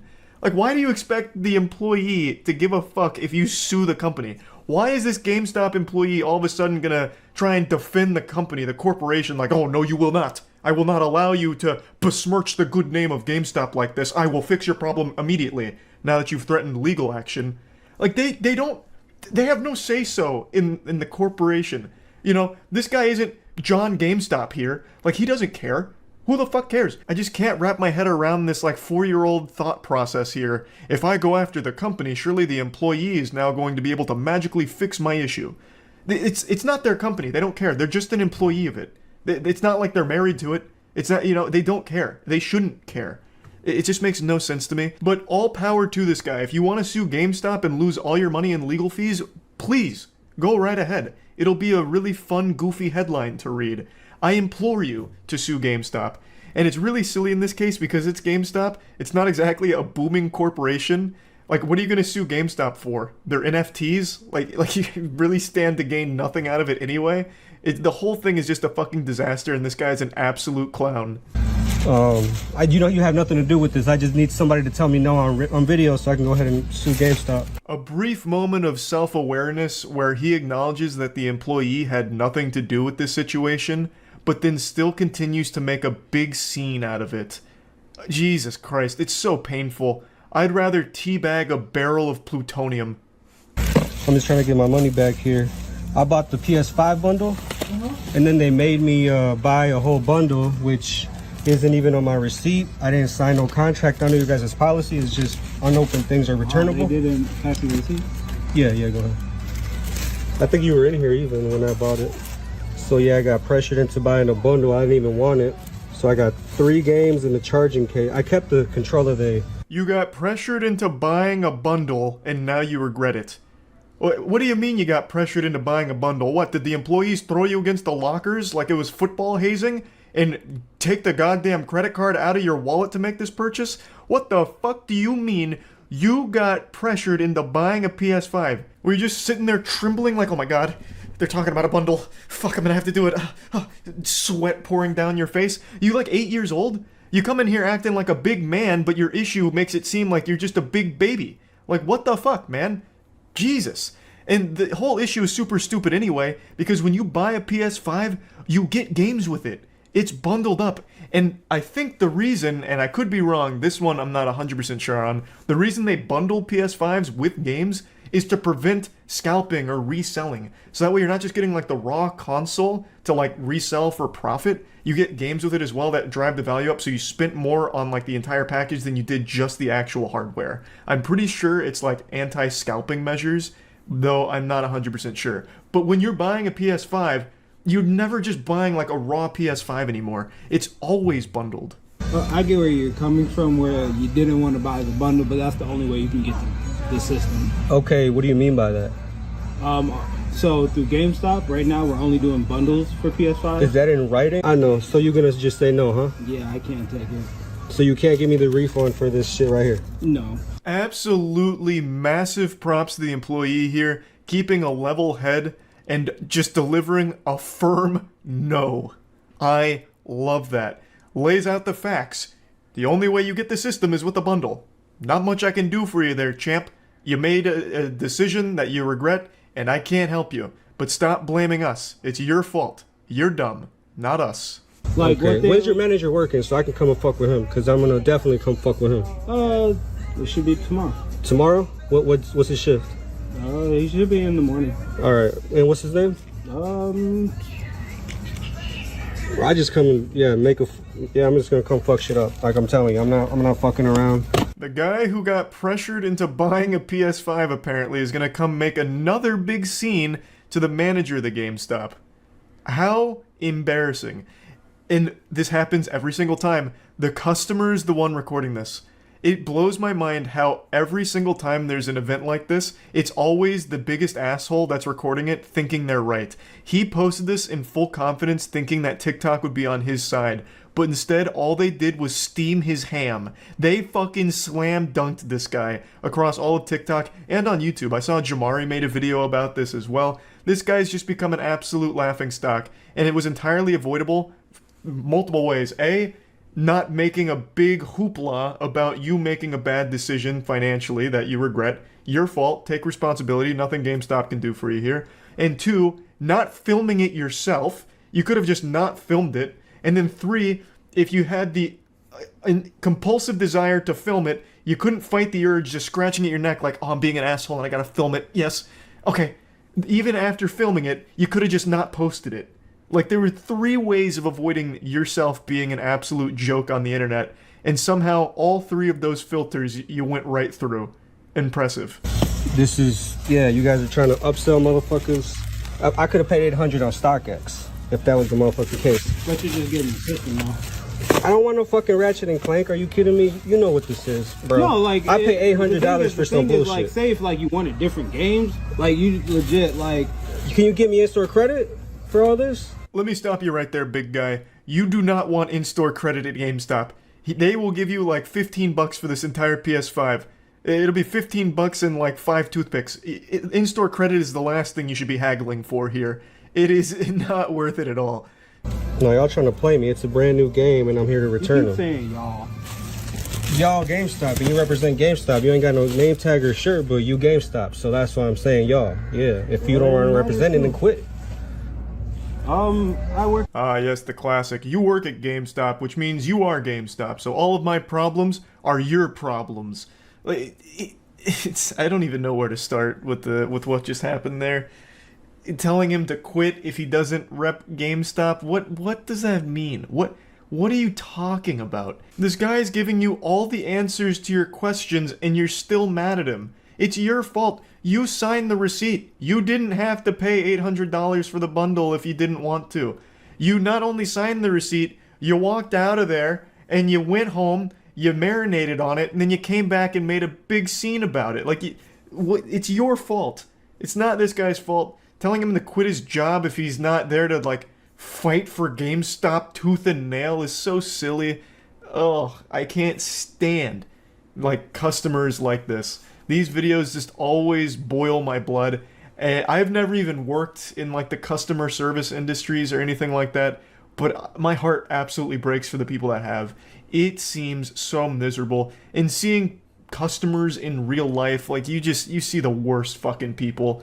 It's so aggravating. So yeah, I just wanted to talk about this a bit since the video was floating around, and that's really about it. See ya. I have definitive proof that there are just some people out there that thrive off arguing over nothing. Their body isn't powered by food or water. They don't need nutrients to survive. They just need fury of a nonsensical, worthless argument. It's like a plant with photosynthesis absorbing sunlight, but for them, it's absorbing anger. I'm jogging, I'm trying to take my trash out. Okay, and you can do that. I'm trying to go home. I just did work. Like, you don't need to swear at me because your dog, talk to your dog. As a neighbor, you need to walk away. As a neighbor, no, I don't. You should be able to control your dog. The door. And I'm literally right here. You're being weird. You need to exit the door. Apparently right before filming, that woman's dog had like lunged at the lady filming or something like that. I don't think it was like aggressive or anything, but then the dog owner had a big ol' fucking conniption about the whole situation, and then it led to this. You can go now. I have a lot going on here. You need to be normal. You need to be normal. You literally just told me to back the fuck up. I'm going to my home. Okay, and that's not how you speak to people. You could literally have said... talking to me. No. I'm gonna send this to the office because this is ridiculous. I live here. I am literally trying to go. You can go. Is he attacking you? Did I say he was? You acted like he was gonna attack me. I said hi to him. He ran up on me. I have 2 hands, buddy. I love that she tried to play the I'm a woman card on a woman who's filming her. I don't know what the thought process was there. It's probably just one of her default tactics here, one of her ace in the hole type of maneuvers or anime finishing move with the I'm a woman, and it just clearly doesn't work in this situation. I can't fully even grasp what the fuck the problem is. The woman filming is doing nothing to impede the other lady's movement here. It's not like she's posted up like a bouncer at a lacrosse house asking who she knows and forbidding her from getting off the elevator or anything. She is inviting her to get off the elevator and go handle what she's gotta handle, take the trash out, do some whippets behind the dumpster of the apartment complex, whatever.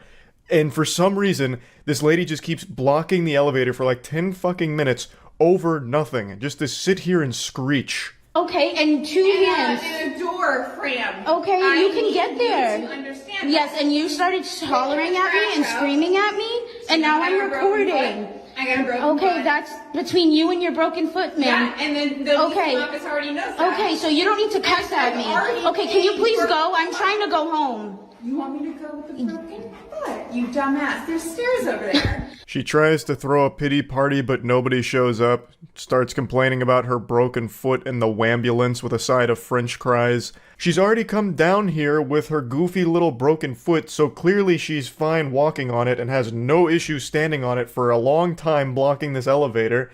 So I imagine her plan was to walk and accomplish whatever business she's down here for, whatever her objective was. I don't think she's here waiting for a stretcher to carry her there, so she's clearly already walking on that fucking fractured foot. Even though I guarantee that's a lie, I know her foot's not broken, she's just making shit up. I'm surprised she didn't go a little harder though and say some shit like her kids have been kidnapped and now the lady filming is going to be responsible for their death because she can't get the ransom money to the kidnapper or something. Please hurry up. I'm literally just trying to go home. You want to fucking start? Go to the stairs. I'm going to send this to the office because this is unacceptable. I will. This hurts. You understand how much this hurts? And you would continue I'm a military going. fucking woman. Okay, Get the thank fuck you for to your the stairs assistance. now. You did what Thank floor you. are you on? I- What floor? you don't on? need to know You that. wanna fucking? I swear to God, we'll do this. Okay. I'm a single ass woman who provides for herself, and I Okay. would like to respect you, but you She's just diarrheaing every single... Hello there. You upset about that woman as well? I know. She's just vomiting out all of these useless platitudes. I'm a single-ass woman who provides for herself. What does that have to do with you blocking the elevator? Nothing. And I can't believe you're single. I don't understand what went awry there. I can't believe every man in the city isn't pursuing this absolute angel. That's weird. I also highly doubt that she actually did serve in the military. That just seems like yet another lie. So fucking stolen valor on top of that, most likely. And even still, that has nothing to do with you refusing to get off the elevator. That's the crazy thing. That is the wild thing. Her whole objective is off the elevator, which she can easily do, but refuses to out of just the principle and the love of the argument. Now, I know a lot of you are probably saying, why doesn't the woman filming just take the stairs and put an end to this madness? Just be the bigger person. Well, because fuck that. Patooey. That's a bunch of baloney. At this point, stay there, and if her foot really is broken, make sure that it is agonizing by the end of it, that shit swells up and doesn't heal properly. This lady is a piece of shit. I don't think the woman filming is in the wrong here for sticking around out of just sheer pettiness is the wrong word because it's not petty. She wants to go home and she might live on like a high floor in this complex and doesn't want to take the stairs, which is totally reasonable, especially after a long day of work. I think that's totally fine. This woman has no reason at all to be blocking the elevator for this long and refusing to let her go home. So, her taking the stairs is admitting defeat, and she shouldn't have to admit defeat in the face of such a fucking weak, useless opponent like this lady. You didn't respect me as soon as you got off the elevator and told me to back the fuck up. dude, we're not doing this. Okay. You already know what you did. Didn't do anything, but I'm definitely gonna record because this is ridiculous. Yeah, you are recording. I'm aware of that. Okay, I'm just letting you know that I'm sending this to the office. You can wait all night. You're the one I who's served my country. What the fuck have you done? All right. Thank you for your service, ma'am. Yeah, I know. Mm-hmm. Okay. Yeah, we'll do this. We'll do this all night. You're the one complaining. Technology. Yeah. Christ, those logistics. Her brain's really starting to malfunction now. That double core brain cell really starting to fall short here with a bit of a hiccup. She just starts humbugging technology. You and your technology, meh. Just mad that technology exists now because she's being filmed like Sasquatch. She's just getting real upset. Oh, you bitch! How could you fucking film me? I know you're filming, you bitch. Technology. Ugh. Also, I don't want to overlook that little zinger she slid in there about her service to the country.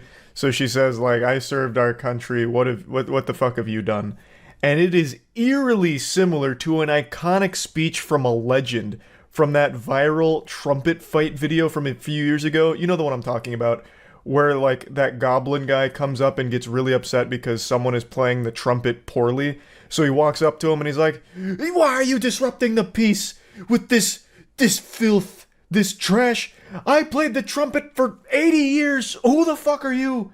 I was first chair Los Angeles Philharmonics back when we still only had black and white television. Who the fuck are you? I played the trumpet on the night of Abraham Lincoln's assassination. Who the fuck are you? You know who I'm talking about. It's an iconic moment, and for a brief second here, this lady in the elevator was channeling some of his energy, and I appreciated the callback. This foot is actually fractured. I swear to God.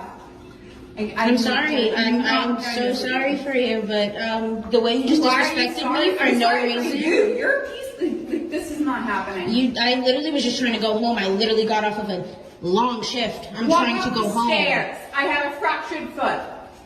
Common sense. Walk up. It was around this moment where I was just completely lost and gave up hope of trying to even have a minuscule grasp of the situation. So it seems like the lady is now wanting to go up the elevator. So at first I thought she just wanted to go take the trash out and shit.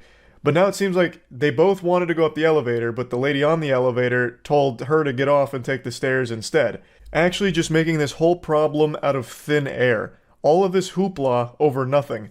And I guess the dog may have approached the woman filming, which then caused the dog owner to freak out as if the person filming did something wrong because the dog came up to her.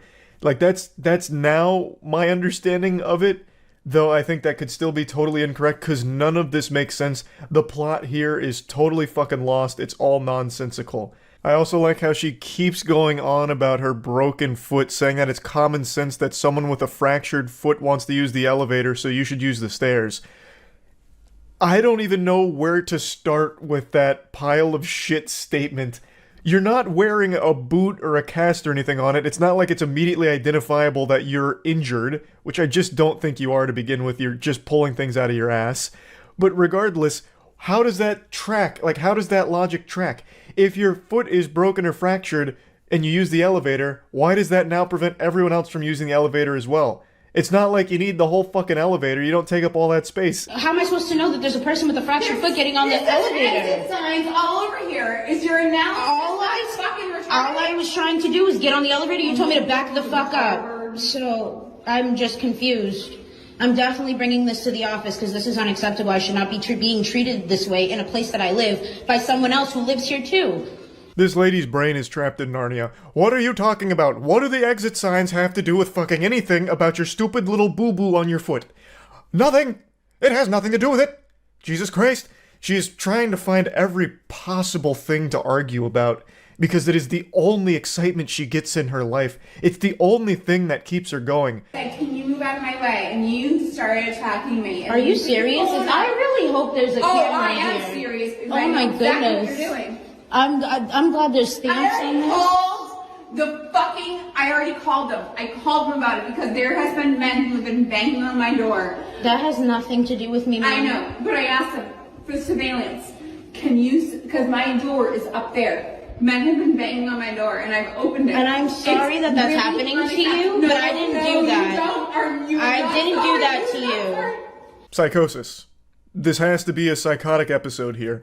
What the fuck does men banging on your door have to do with anything here? Because she's using it to point out there's security cameras or something? I don't know. I also, maybe there are men banging on her door playing Ding Dong Ditch on the creepy witch lady that lives in the apartment like the fucking ghost that haunts the halls. Maybe, I guess, but even still that has nothing to do with anything here. Can I please get home? I'm just trying to go home. It's been a long day. Walk up the stairs. You can walk out. I'm not taking up any of your space or time. You have all the space in the world. Please go. I'm a government agent. That's okay. Walk the stairs down. No, I don't need to. You do. Now the narrative shifts again where it's her wanting to get out but refusing to get out because this lady wants to get in. And once again, the camera lady mentions she has all the space in the world to just get the fuck off the elevator. She could just go. Take literally 3 steps and be done with this whole thing. But now she tries I'm a government agent card and you need to go up the stairs. You're under arrest. Give me your badge and your gun. You're off the case. Get up the stairs now. Jesus Christ. It's so weird that people like her exist. I don't. You need to get off the medication that you're on. Can you please go? I am on 0 medication right now. Okay, then put down the drink, please. Can you go? There's no drink. The one that you drank before you got on the elevator. Your dog must want to go to the bathroom. You have trash to take out. Okay, you're not though. I swear to God. Are we doing this? Can you back up off of me? Because if you put your hands on me, I'm going to call the police on you. I'm trying to go. That was a horror movie approach right there. She had that just shit her britches walk cycle coming at her, waddling up, getting right in her face. I really half expected her to dislocate her jaw and scream for a jump scare. That was some terrifying shit. Maybe her foot really is broken. And if that's the case, I'm glad that she's continuing to put so much pressure on it to make it worse. That is fantastic news here. Incredible strategy. She mentions that she's not on medication, but I think it's time they start exploring that option because there is something that's gone untreated here. This is not normal. This is not healthy. Or maybe the lady filming is correct in that she's just been hitting the alcohol hard and she's had a couple drinks already. Or maybe she took a stupid potion with breakfast. There's really so many possible explanations, but none of them excuse any of the behavior here. Please back up. I'm a government. I do not care, but if you put your hands on me, I'm going to call the police. Can you see this? Do you see this? I just want somebody to. I'm just trying to get on the elevator. She's crazy. There's stairs. I'm gonna call the police if you do not stop. Stairs If you try to barricade me, I'm going to call the police. Yeah, I'm going to call the police. Nobody's confused on how the elevator works. We're all just confused on why you're such an insufferable little asshole here. Just get off the elevator. Just get off the elevator. Go put the trash in the fucking dumpster. Oh my god. It goes on for so long. It just goes on for such an agonizingly long time period here. It takes like half the afternoon just with this random encounter NPC. It's fucking... like, I'm getting upset for her just having to watch it. It is the most annoying video I've seen in so long. This is bad. This is really bad. This is super fucking bad. You're causing a disturbance. We live here. Everybody lives here. This is bad. I'm just trying to go home. Thank you. You're not going in there. Yes, I am. And if you touch me, I'm going to call the police on you. No. You want to go war? All right. Well, I'm calling the police now. Stay there. Okay. I'm going to call the police now. It's like when you try and leave Kakiri Forest in Ocarina of Time and that guy's like preventing you, just stopping you at all times. Even when you think you have the angle and you make a run for it and he stops you yet again. That's what just happened at the end there. The lady finally abandoned her post for a brief second, but then right when the lady tries to finally get on the elevator and go home, she storms over with her broken, useless foot and says, nope, and puts the kibosh on it. For no reason, again. She just really doesn't want her getting on that elevator. And there's no explanation as to why. And then she eventually takes the elevator up and we don't see her again.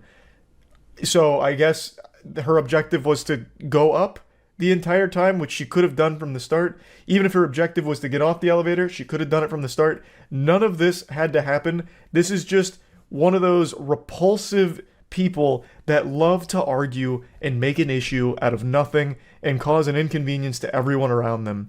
It's fucking sad. It's just downright pathetic. So yeah, that's about it. See ya. This one? Never mind, it's pretty fucking cool. How does a mistake like this even happen? And it's like super hot too. This guy's gonna pull his fucking face out of there and he's gonna look like Red Skull from the Avengers. Come on! We can fucking do this! Is there just a fireman on the other side of that wall shooting a hose through and hitting him with it? That should help. Is that the end? Oh god! How is this happening? Oh, Lord, it's coming in again! Like a fucking submarine malfunction. You can do this! It's like when you hit a fire hydrant in GTA.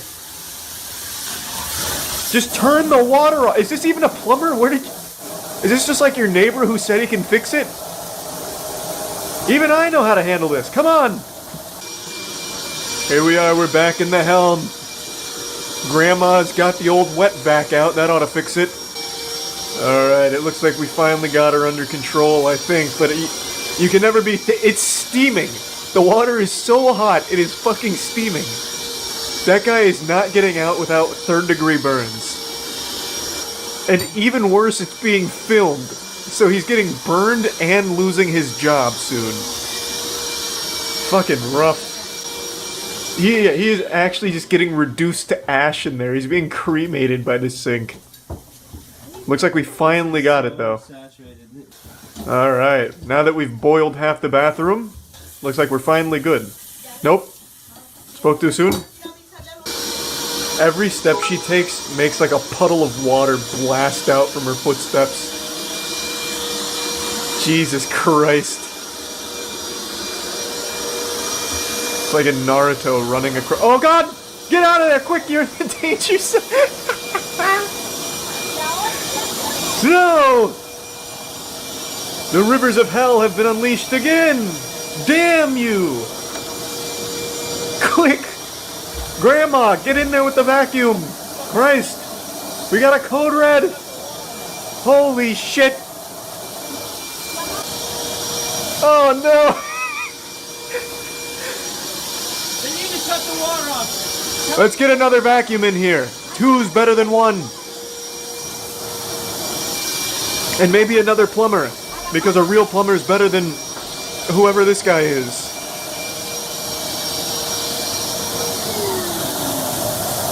Jesus fucking Christ. It's like a ride at Universal. Oh god. Oh, the apartment's already lost. Just collect your things and leave. It's over. It belongs to the sink now. Oh, here we go. He's got a big bucket. That'll fix it. Let's go. The reinforcements have arrived. The special tools are here.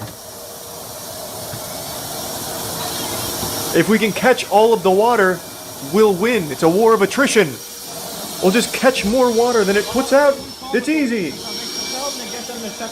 Are you calling the police or something? What do you mean, what are the police supposed to do? I'd call the police in this situation too, like help. A fucking plumber is assaulting me with my own sink. Yeah, I can still hear it spraying. It's still going.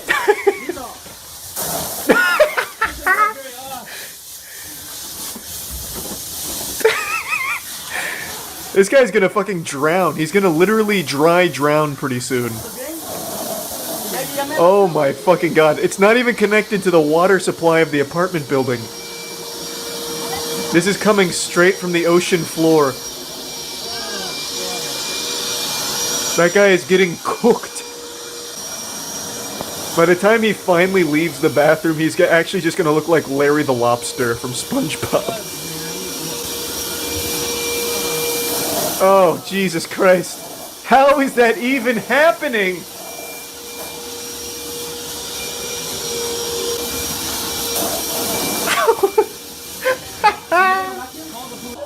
Did we beat it? Is the boss battle over? Man.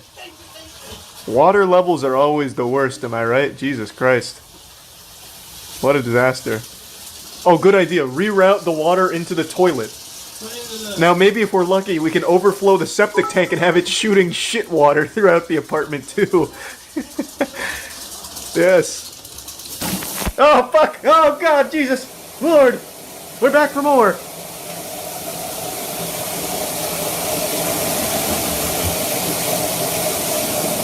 This whole fucking bedroom is fucking ruined.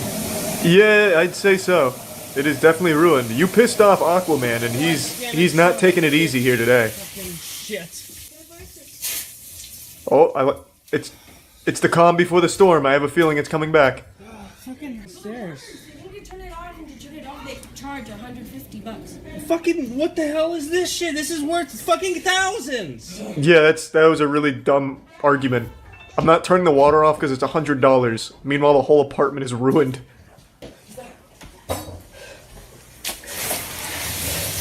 Oh god, it's...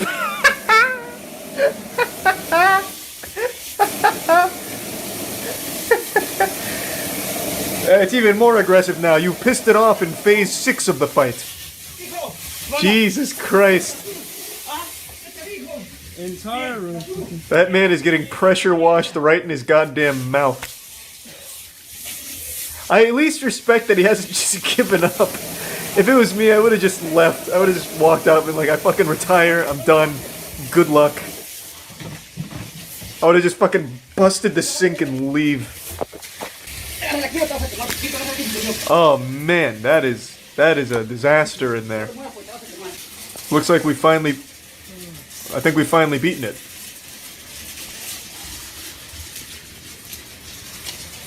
Hey, at least we've stopped it before it caused any major damage. We got ahead of this one. It could have been a lot worse. Good work, team. Fuck yeah. Textbook. I'm thinking maybe like a 3-star review on the plumber's services, maybe? No, the plumber, I don't think it was the plumber's fault. It must have just been something with the pipes. The plumber did everything he needed to. Everything by the book. The apartment complex requires a $150 fee to be paid every 30 minutes the water is turned off. Holy shit. So it's entirely the landlord's fault and obviously the plumber. Wilmer, confident in his abilities and armed with his trusty 5-gallon bucket, knows that he will always get her return business if he pulls this off. He gets underneath the sink and unleashes a 90 psi torrent of steaming hot water. Hey, if anyone can handle 90 psi's of boiling water, it's fucking Wilmer. Wilmer ain't got no problem with that. His skin is made out of steel, goddammit. For all the morons who complain that I should have put down the camera and helped this waterlogged jackass, I chose not to help for liability's sake and instead document the incident. Absolutely the right call. I know for a fact, and it's probably not like this now, but I guarantee a lot of people are like, why the fuck didn't you help? Like as if he's supposed to do something. What he's supposed to do? Start doing like water bending techniques to put it back in the wall? Like there's not a whole lot of wiggle room for two people to be handling the same glory hole down there under the sink. So him filming is absolutely the best call. Plus, then if he helped and it still did this, he would then be liable for some of the damage, I imagine. No doubt. He made the right call for sure. I read a rather goofy story yesterday that I'd like to share with all of you. It's about a man who drained his family's entire bank account in order to throw it all in cash out of a speeding vehicle on the interstate. I believe the motivation was he wanted to try and like give back to people, but it's the most inefficient way imaginable. He's like a very confused Robin Hood. He didn't steal from the rich to give to the poor. He stole from his family to give to nature, because most of those bills that he loosely threw out of the car have absolutely ended up just getting either eaten by animals or buried in dirt, sand, run over by other cars, ripped in half. Like, it's just the dumbest plan ever. Nothing about it makes sense. He did it in loose $100 bills. That's giving the money to nobody. He basically just created a real-life video game Easter egg. If you go to these random coordinates off the interstate, you might find a few loose hundreds. It is wild. I can only envision a couple of other worse ways of trying to give money to people, and that'd be like dumping $200K in cash down a river and then saying like, well, I wanted to help people, so anyone that happens to go by the river might be able to fish out a couple hundreds or a couple $1,000s from it. Or dumping $200K into a dormant volcano and then saying it's like a long con, so when the volcano erupts, it's like this giant money like geyser that's shooting money into the atmosphere for people to collect on its way down. Like, it's just wildly nonsensical and inefficient if you're actually trying to help people. However, chat actually tossed around a theory that opened my third eye to what was probably the motivation behind this, and it most likely wasn't to help people. So I'm just going to lay it out real quick before showing you all the clips. Basically, this guy drained his family's entire joint bank account of $200,000 and then threw money out of his car on the interstate. Now, since $200K was now missing from the family's bank account and a lot of money was thrown out of the window and scattered throughout the interstate on the side, they just assumed all $200K had been thrown out by this guy.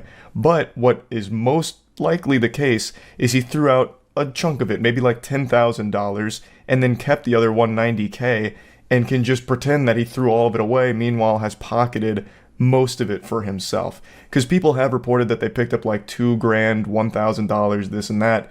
But it's not like there's these huge batches of like 50K or anything. Like all of the reported numbers so far are $1,000 to $2,000, so it doesn't equal 200K. He very, very well could have just thrown out a small portion of it and kept the rest in order to throw his family off his trail. Like, no, I don't have the money anymore. I threw it all away to help people. Meanwhile, he actually does still secretly have the money. But that's just a theory, though I do think that does have a lot of weight. You hear about the man in Oregon who threw over 200K out of a speeding car on the highway? Yeah, that was a cool story. I'll bring that up. That's a wholesome one. It's not wholesome at all, actually. But his heart was in the right place. He's just a little confused.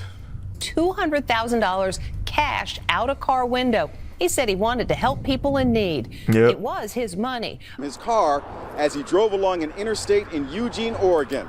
Which is just a wild idea, by the way. Like, first of all, throwing 200K in cash anywhere is wacky. Like, that is outrageous. But to throw it out of a speeding vehicle is even stupider. It's going to be extremely hard to pick up the cash. But not only that, to throw it out of a speeding vehicle on the interstate where human beings are not, like, walking is even stupider. Then all the money's just going to keep getting run over until it's worthless. Everything about this plan screams that he had just done, like, PCP or something and he was seeing God. He was like, holy shit, I'm chosen. Gotta drain the bank account to spread the love. This guy was driving up and down I-5, dropping out tons of cash. Chaos erupted as motorists pulled over looking for a wad of bills. It's also extremely dangerous just to be walking around the interstate like this. Like, this is the worst place you could have ever had people going on a fucking scavenger hunt. And at night, too. This lady's out here playing on Ultra Nightmare mode. She's wearing black on black. I don't know what the fuck that thought process is. Hopefully she doesn't see like $100 bill out there, because that could spell the end. That could just be a disaster. Or if you were like an evil supervillain, you put like $100 bill on like a fishing line, you throw it out and reel it in like Mr. Krabs when he was chasing that dollar around. Like, this whole thing is just so fucking ridiculous. Word spread fast. Some friends called me and said that they got $2,000. They left their cars on the side of the road with traffic whizzing by. Just a handful of people wondered if this was the right thing to do. We have one of the people who picked up the large sum of cash, $1,800 worth. Oh, they thought it was stolen. I-5 wanting to know what to do with the money. The dude who is said to have tossed out the family bank account has been identified as Colin Davis McCarthy. Classic Colin W. Say he does. This guy isn't in any legal trouble at all because he was on the account. He had a right to throw the money away, as crazy as it sounds. The family says, please sounds like a return radio it. DJ. That money is very much needed by the family. Such a fucking crazy story. Every single iota of that plan is dumb. Draining all of the money from his family's account, and then instead of like doing, if he wanted to just give away everything, like all of his worldly possessions or whatever, that's one thing. You like actually give it away or do some kind of, I don't know, effective means of giving. This guy just threw it out over the interstate like a bank robber, and then he throws away like his family's financial security. I bet it was only like 80K and they're just lying. Brother, what? Okay, let's assume you're right. If he threw out 80K from the car window, the story is just as fucking stupid. It doesn't change. It's not like the amount that makes it outrageous. It's the whole idea of it, though the amount absolutely does help elevate the goofiness. I'll be waiting on 275 for someone to do this. Yeah, maybe he's gonna start a trend like that whole pay it forward trend where in a drive-thru you used to pay for the people behind you's meal. Maybe now people just drain their bank accounts and start tossing that shit out the window on the interstate. I'd love to like see an interview with Colin. I want to know. Can you imagine Mr. Beast doing the same thing? I really couldn't. Like, I actually couldn't. I could see like a really supervillain's a word I've been using a lot recently, but I can't think of another word for it. But I could see like a rich supervillain doing something similar. Like maybe this inspires him and he throws out like 200K, but over like an old minefield. Like some of those locations that still have buried landmines that are a danger to people, just literally throwing it out there and not telling people it's all landmines everywhere. Like that could be crazy. I could see that. That'd be like an actual plot for some kind of evil bad guy. Vigilante. Well, that's definitely not the right word for it. That's not a vigilante at all. That's like actual Squid Games, yeah. Draining the family's bank account without telling them or anything like that, immediately ruining that, like, pretty much their life, that's debilitating. To give all the money away is one thing, but to just throw it out the window is a totally different one. Like, if you just set up a garage sale where people, like, pull up and he gives you money to take away some of his items, like, I'd be like, oh, wow, what a fucking saint. Look at this guy. Let's get a load of this fucking guy. They did it on the interstate. I almost feel like he did want to see people getting hit. Like, maybe he actually is just a evildoer. He was like, I'm going to throw out $200K and I want to see how many greedy people go out there to collect it and then get fucking slaughtered. Like Jigsaw playing a game with people's greed. Oh, that's interesting. He probably threw out $10K and kept the rest. That... Maybe we're not giving him enough credit. Perhaps this was all a ruse. So he drains the family's bank account, and then he comes up with this outrageous plan. I'll throw some of the money out on the interstate. The family would report $200K is missing, and then this story would come out with all this money that was thrown on the interstate, but we only have like a few people that have confirmed like 2K, 1.5K. Yeah. Oh, maybe.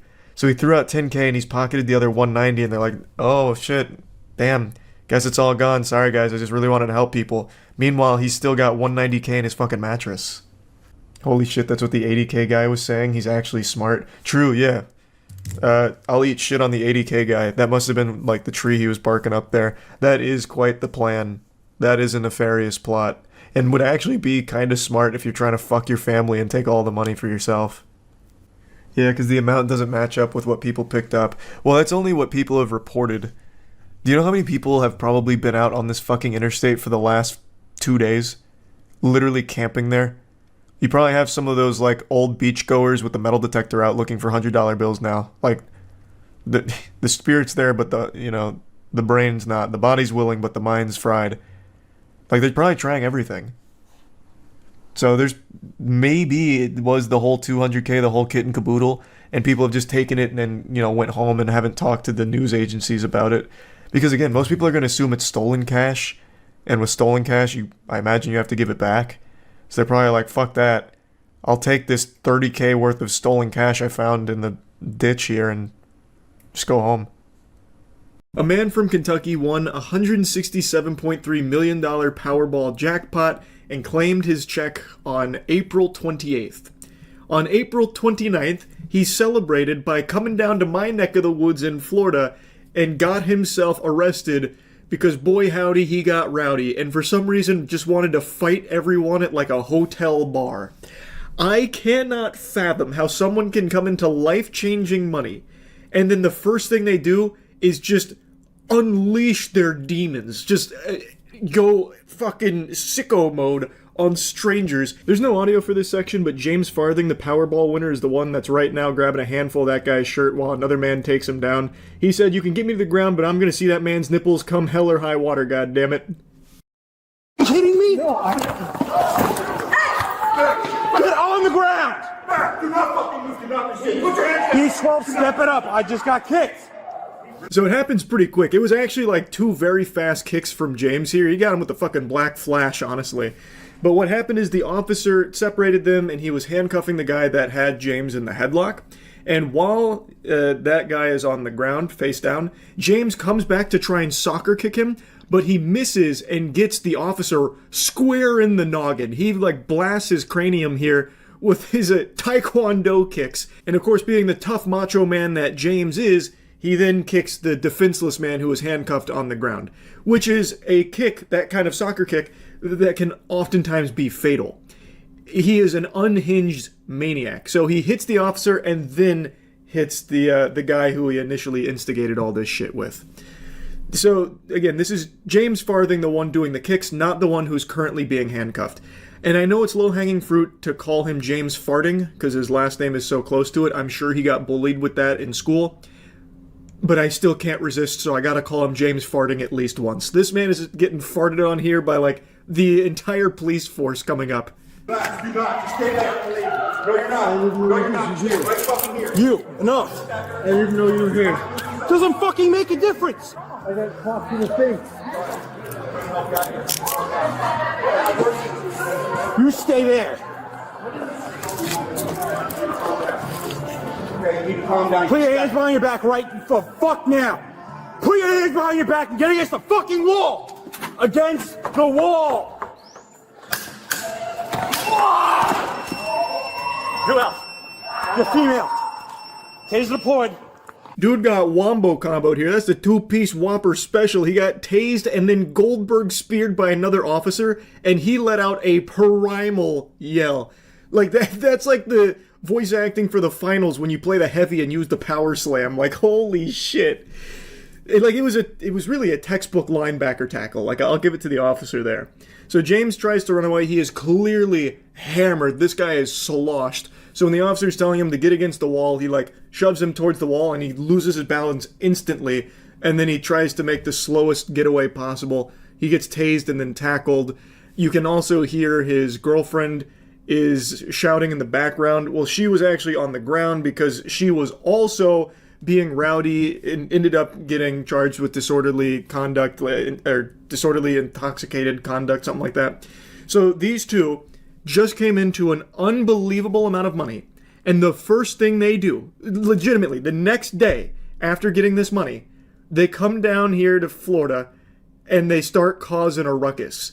They weren't like victims here. They started all of it. So that guy that you saw get him in a headlock, well, it turns out James Farthing just clobbered him with a sucker punch. The guy with the tats was trying to fight everybody. He ripped the dude's shirt over here. He don't want to do nothing. He was basically trying to fight everybody in the bar. The people who work here are saying that he was a problem. Bad line. Him? Yes. No. No, I don't know. Well, because like. What I was told is he got hit, and that's when he I got a fight with the guy with the tats. So the guy with the tats punched him in the face. So you were instigating this as well. You were arguing with her. We were trying to split you guys up. You guys didn't stop arguing. I know you weren't the first one to throw punches and anything. That way? No. Yes.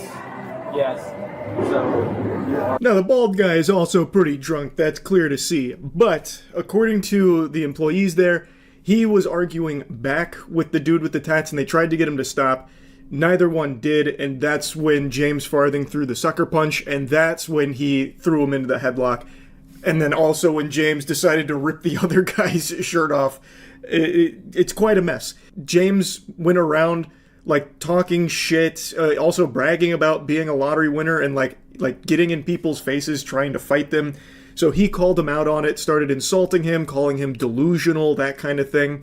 And I guess that's when the employees were like, stop arguing, stop, just squash this. But he continued to call him out for being an asshole, and that's when James snapped and sucker punched him. Now, they did trespass the bald guy from this facility as well, due to his involvement in all of this. And the guy who gets his shirt ripped off does also give a statement that talks about how the bald guy was insulting him a lot directly to his face, saying that he was antagonizing him.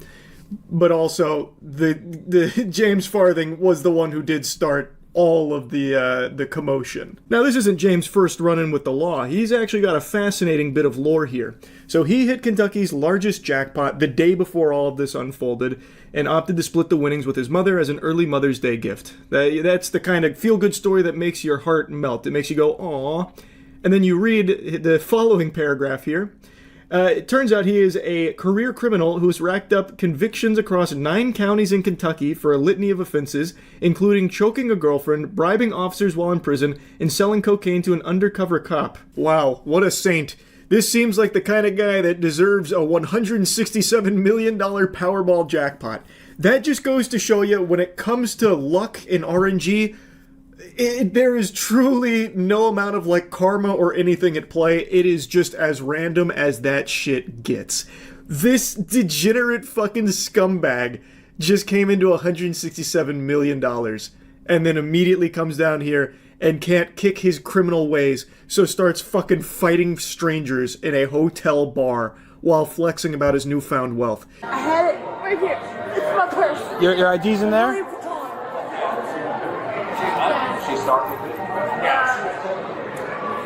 Okay. That his? Okay. This is Who is him? no shirt. The guy that kicked you. James Farthing. Okay. He's with me. Okay. We always argue. Okay. We've been together. We met in 214. Okay. So you got, but what's going on tonight? I don't care about when you met. Nothing. No. So I just. We came to the Kentucky Lottery in Louisville and we claimed the check. So although his girlfriend faced the disorderly conduct charges, she was released. Apparently, according to people around there, from what I've gathered, she was like directly involved in all of like the shit talking and the arguing and even like to a certain extent the brawl itself, which I guess is how she ended up on the floor. I'm still a little confused on how she got in that position. I thought I overheard her saying like they argue all the time and, you know, it's not that big a deal, thus implying that James was the one that like shoved her down. That's what it kind of sounds like. I'm not positive, which wouldn't be the most surprising information to learn considering this guy also has a charge of choking a girlfriend at one point. So it doesn't seem like it's something he wouldn't do. From right when the first punch was thrown, right when he hit you the first, he hit you first? Oh, yeah. Yeah, so right from there. So he was just, from talking to my partner who's talking to you, he was just here being obnoxious, stupid. Yeah. My partner's telling me you kind of called him out in a couple things. Yeah. Nothing wrong with that. Yeah. He got mad. Yeah. Pissed off. And just pow. And then just punched you. Yeah. Okay. Straight in the jaw. Like I said, oh my God.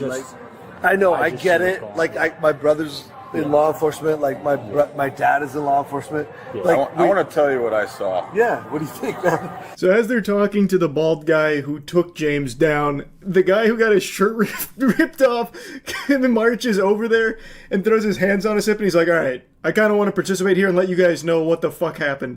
This guy looks exactly like Carl Urban, by the way. Like, I thought Billy Butcher was rolling up here for a second. I saw you sitting over here talking to this guy, antagonizing him for like an hour. He was getting riled up. He was getting riled up. He was getting riled up. You were pushing his buttons. And then Is that what you think? Yeah, 100%. That's what I saw. I saw the body language. I understand. And this guy's been in prison for 28 years. Okay. So it's a different perspective. You have to understand that. I saw this guy pushing the bear, poking the bear. But antagonizing is not antagonizing. Talking to somebody and well, thank you antagonizing for is your, not against hey, them. thank you for It's your, the fact that he punched him, and when I got here, the other guy This guy's punched been him. in prison for 28 years. Okay, well, it doesn't Can matter. you go take a seat over there? So he is saying that the bald guy did a lot more than what the officers and the employees are letting on, that he was poking the bear, and he kind of makes it sound like this was an expected outcome because the guy spent 28 years in jail, which, from what I've learned about James Farthing, is pretty close to accurate. He spent roughly 30 years of his life behind bars for a laundry list of crimes. So he also believes that the bald guy bears a lot of responsibility for everything that unfolded here, but ultimately he ends up just getting trespassed, and from what I've seen, there was no further punishment to him.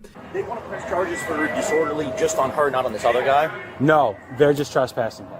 Okay. He wants to press charges on this gentleman here because he socked him first, punched him first. Okay. So he's getting the charges for the battery on him, and he's getting the felony battery on me. Yeah, so I'd comfortably say this is one of the worst lottery winners ever. Not only because of his extensive criminal history, like, it's just insulting that this is the person that wins the fucking life-changing money, the largest lottery payout in Kentucky, apparently.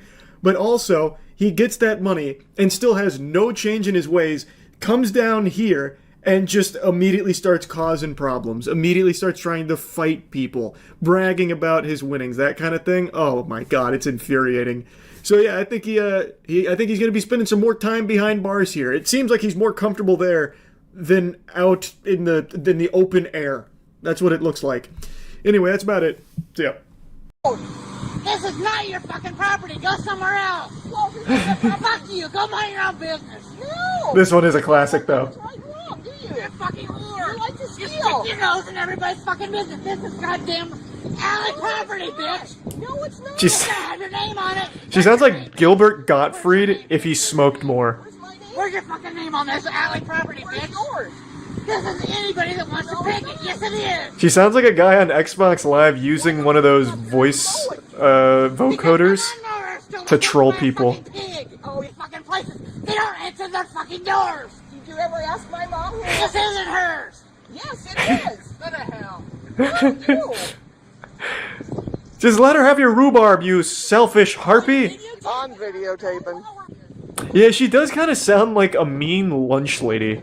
Your fence is there, bitch. No, you can't have seconds. Go sit down. No ketchup.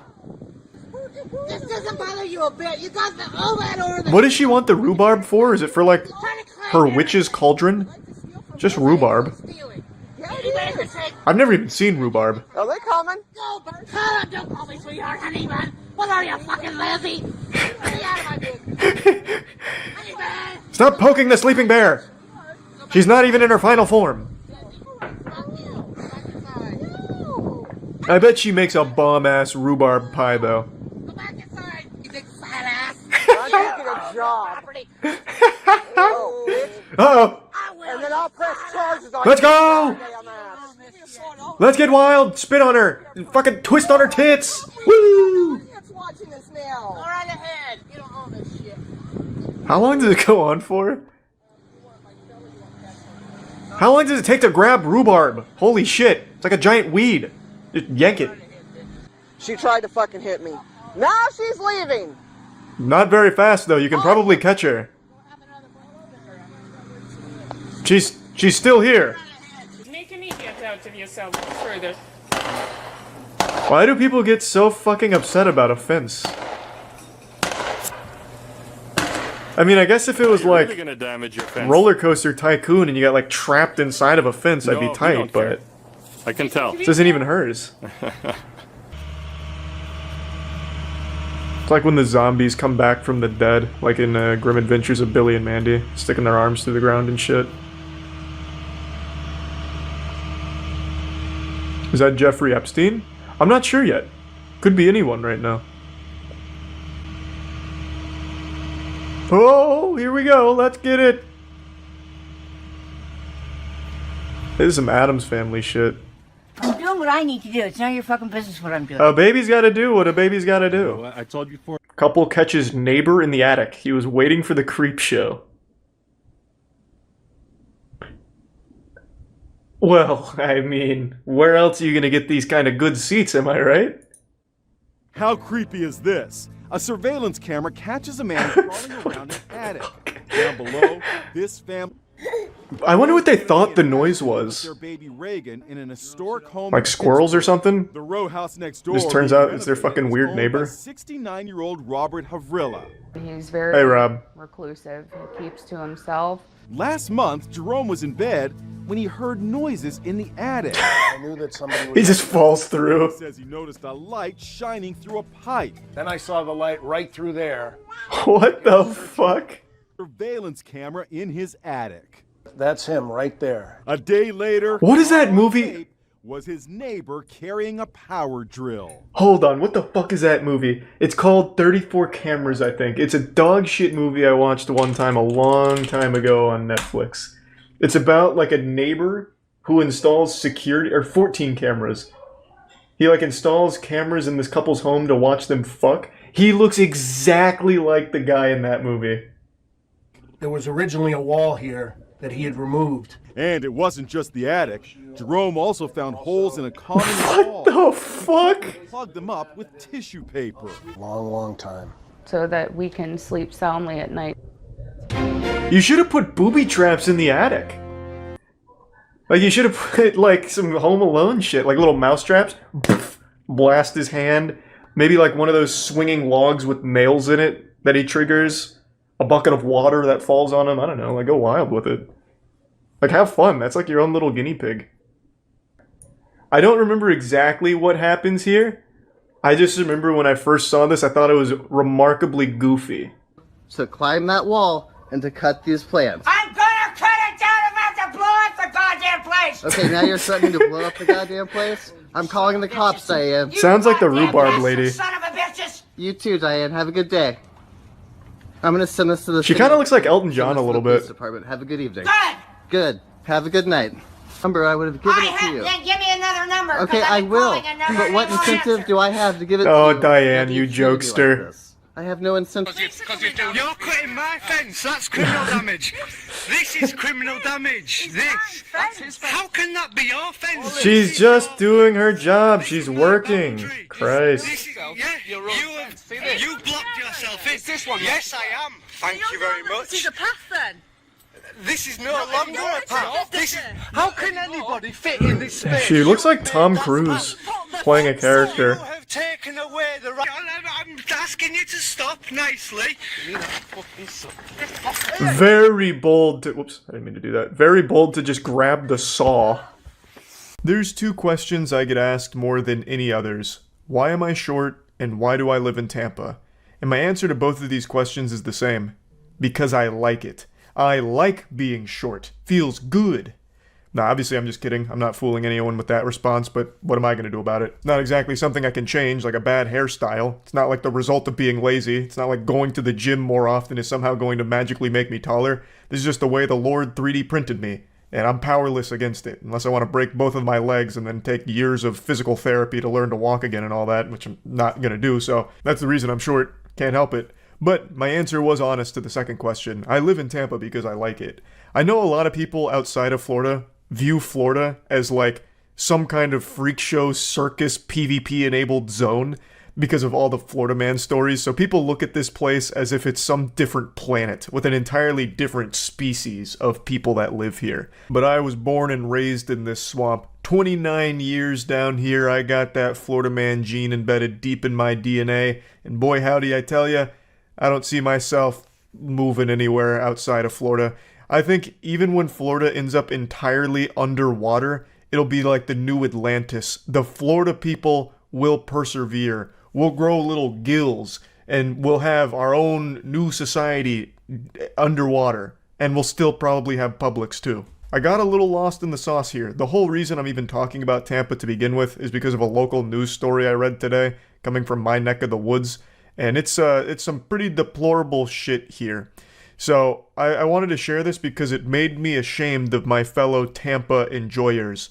You are watching what cops say is a terrible crime committed by a brilliant chemist. First, he's seen filling a syringe with some sort of substance. Then he places the syringe under an apartment door. Now, he's no Walter White or anything, but this guy is apparently a very gifted chemistry student. He was enrolled at the USF PhD program and, according to all the reports, was very gifted.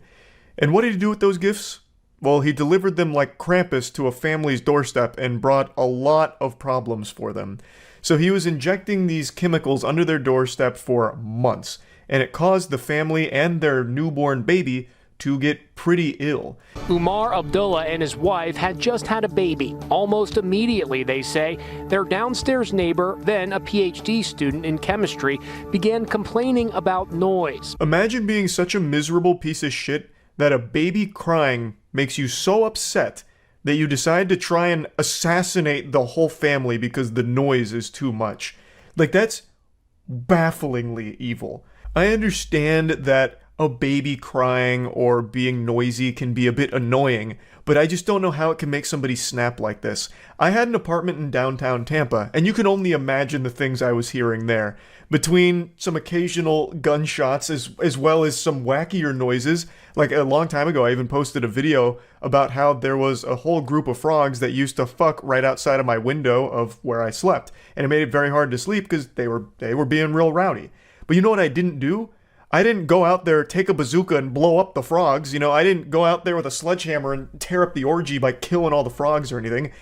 I politely knocked on the window occasionally, trying to, scare them away, like take this business elsewhere. I also more than once would open up the door out back of my apartment in order to, rustle the bush that they were treating like a frat house to get them away.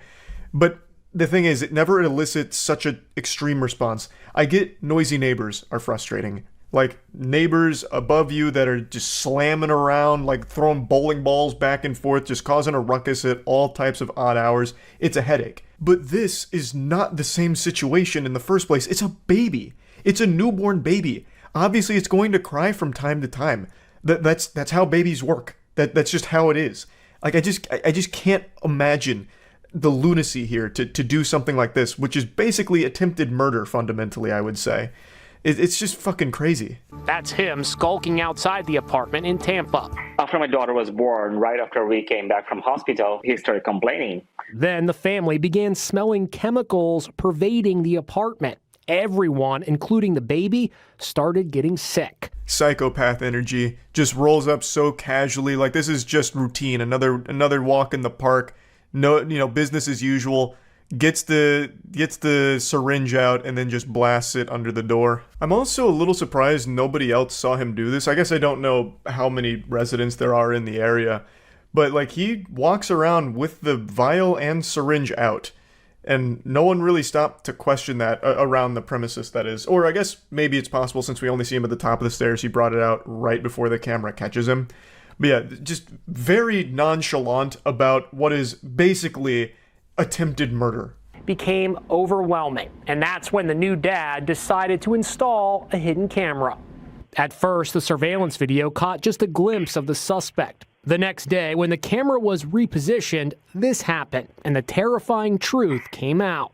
Initial toxicology reports from police say the substance being pumped into their apartment consists of 2 strong opioids, methadone and hydrocodone. Now, to further explain, the family was aware of the chemical odor that was permeating through their residence, and they tried everything to get rid of it. They checked all the pipes, everything. Eventually, the landlord even replaced their water heater, thinking that that could have been a culprit, maybe something gone awry, malfunctioning in the water heater, leading to that smell. But the smell never went away, and they kept getting sick. The husband noted vomiting. It was just not a good set of circumstances. And that smell that smelled smelly just kept coming back. So eventually, the husband got a hidden camera that he could set up outside in a plant, just in case it could help lead to some kind of clues on where this smell was coming from. And that's when they learned who the villain was behind the smell. It was their neighbor that is still seemingly upset that a baby cries. Nobody tell him that he was also once a cringe baby that was making crying noises too, because he'd lose his goddamn mind on it, I guess. He's still upset about it, so then he turned to biological warfare. The suspect is identified as Shu-Ming Lee, who got his PhD in chemistry at the University of South Florida. Abdullah says he got his family out of the house and then immediately called police. Lee was arrested and charged with multiple counts, including possession of a controlled substance and aggravated stalking. This is a situation that, had this not been ultimately caught, could have resulted in someone dying. It's scary to think that something as simple as your newborn baby crying was almost a death sentence for this family, or their child at the very least, because it's a newborn. It's not exactly the best things to be inhaling, hydrocodone and methadone. Now, I'm not exactly the most familiar with these substances, as shocking as that is to hear, but it certainly sounds pretty dangerous to me. So I'm happy the family got to the bottom of it. Hopefully there's no lasting side effects from this whole ordeal on them. Hopefully everything's just smooth sailing from here. And yeah, this is just upsetting for all of Tampa. This isn't what we're about down here. Tampa is a place known for many great things, like bath salts and good neighbors. And this guy was not a good neighbor. So yeah, I just wanted to go over this a little bit just because I saw it. It's in Tampa. It's super weird. Anytime there's a Tampa-related crime, it feels personal for me as a resident of Tampa. It feels like, how could you?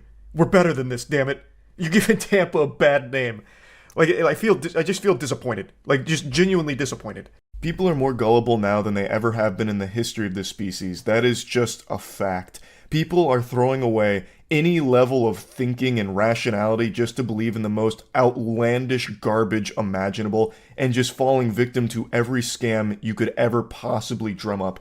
3 days ago, the stupid man's genius, Terrence Howard, went on Joe Rogan's podcast, and Joe Rogan only piped up for 13 minutes out of this 3-hour Arkham Asylum debriefing. That's 13 minutes worth of speaking from Rogan here. The rest was Terrence Howard brainwashing idiots into thinking that he's some kind of enlightened genius. For almost a decade now, Terrence Howard has gone on this international mission to convince the world that teriology is the future. That's what he calls his logic language. Teriology.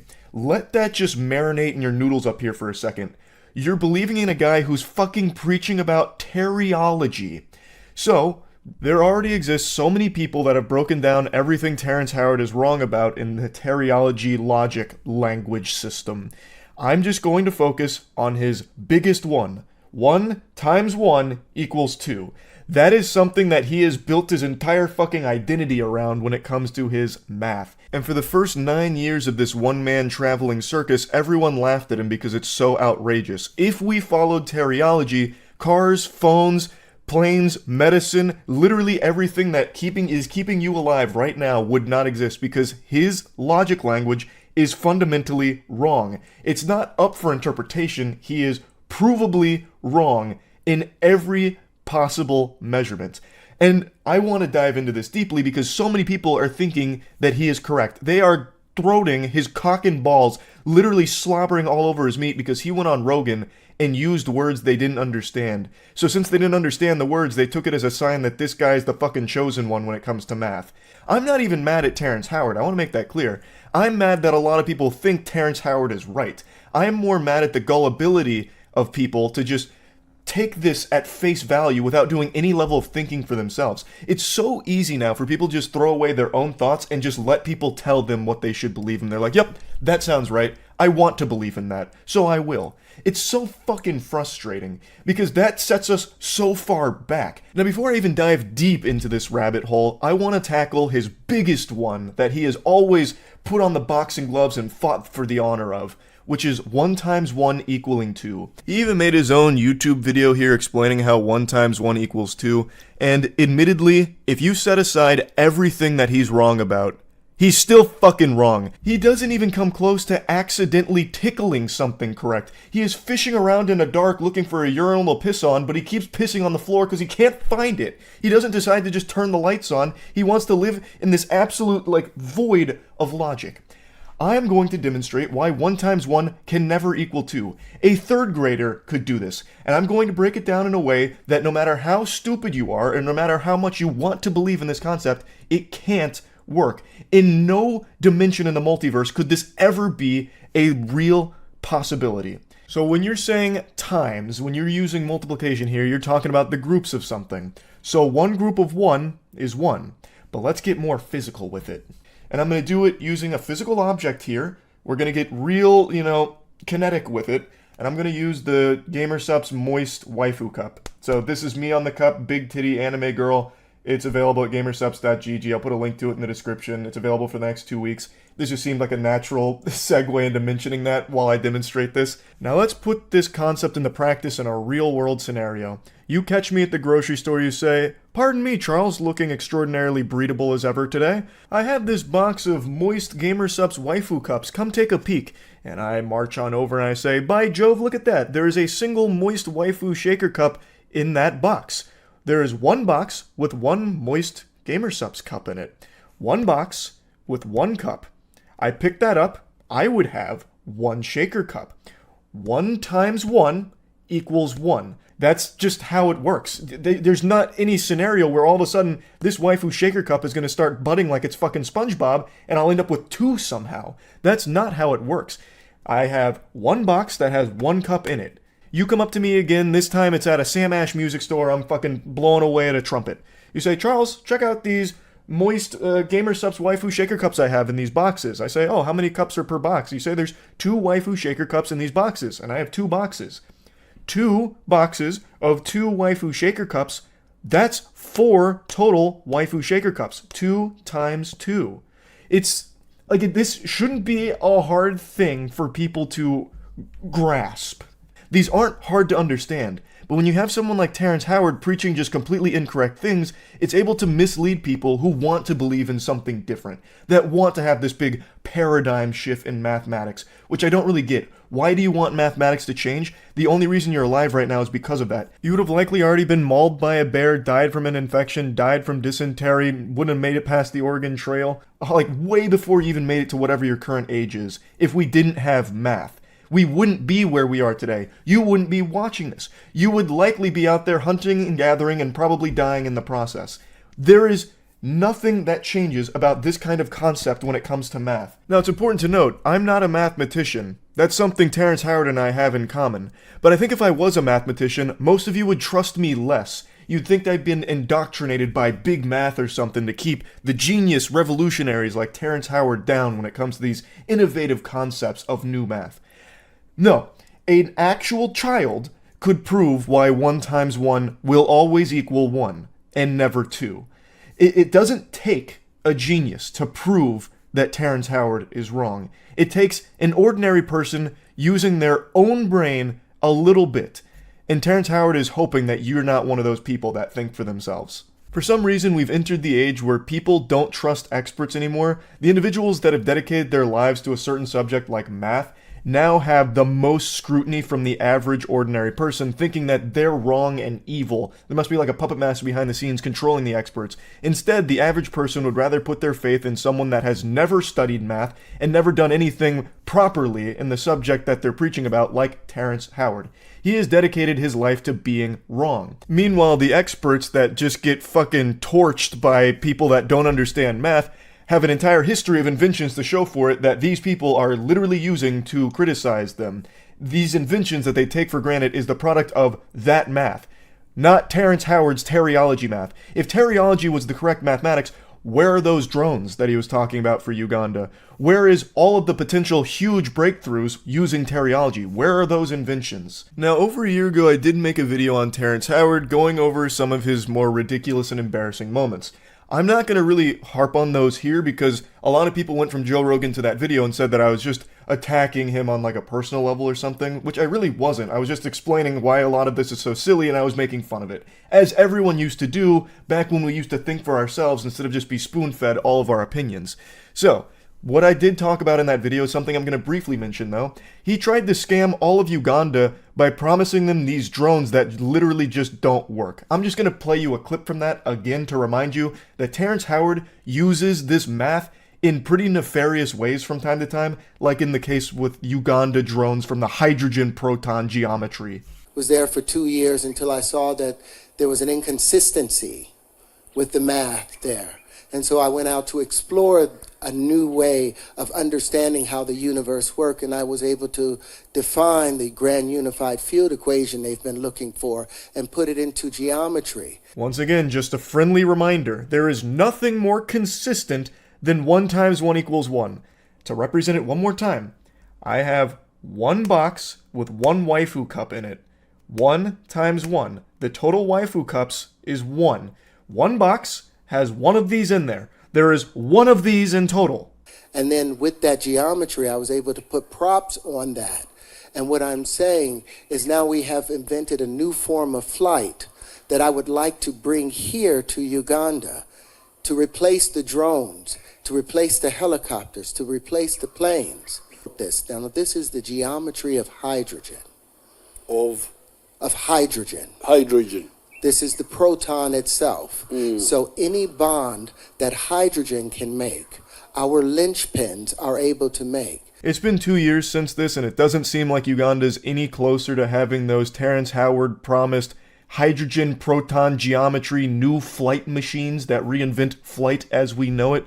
But maybe it's just a project that takes a long time. Maybe he's at Area 51 right now cooking that shit up with the aliens. Who's to say?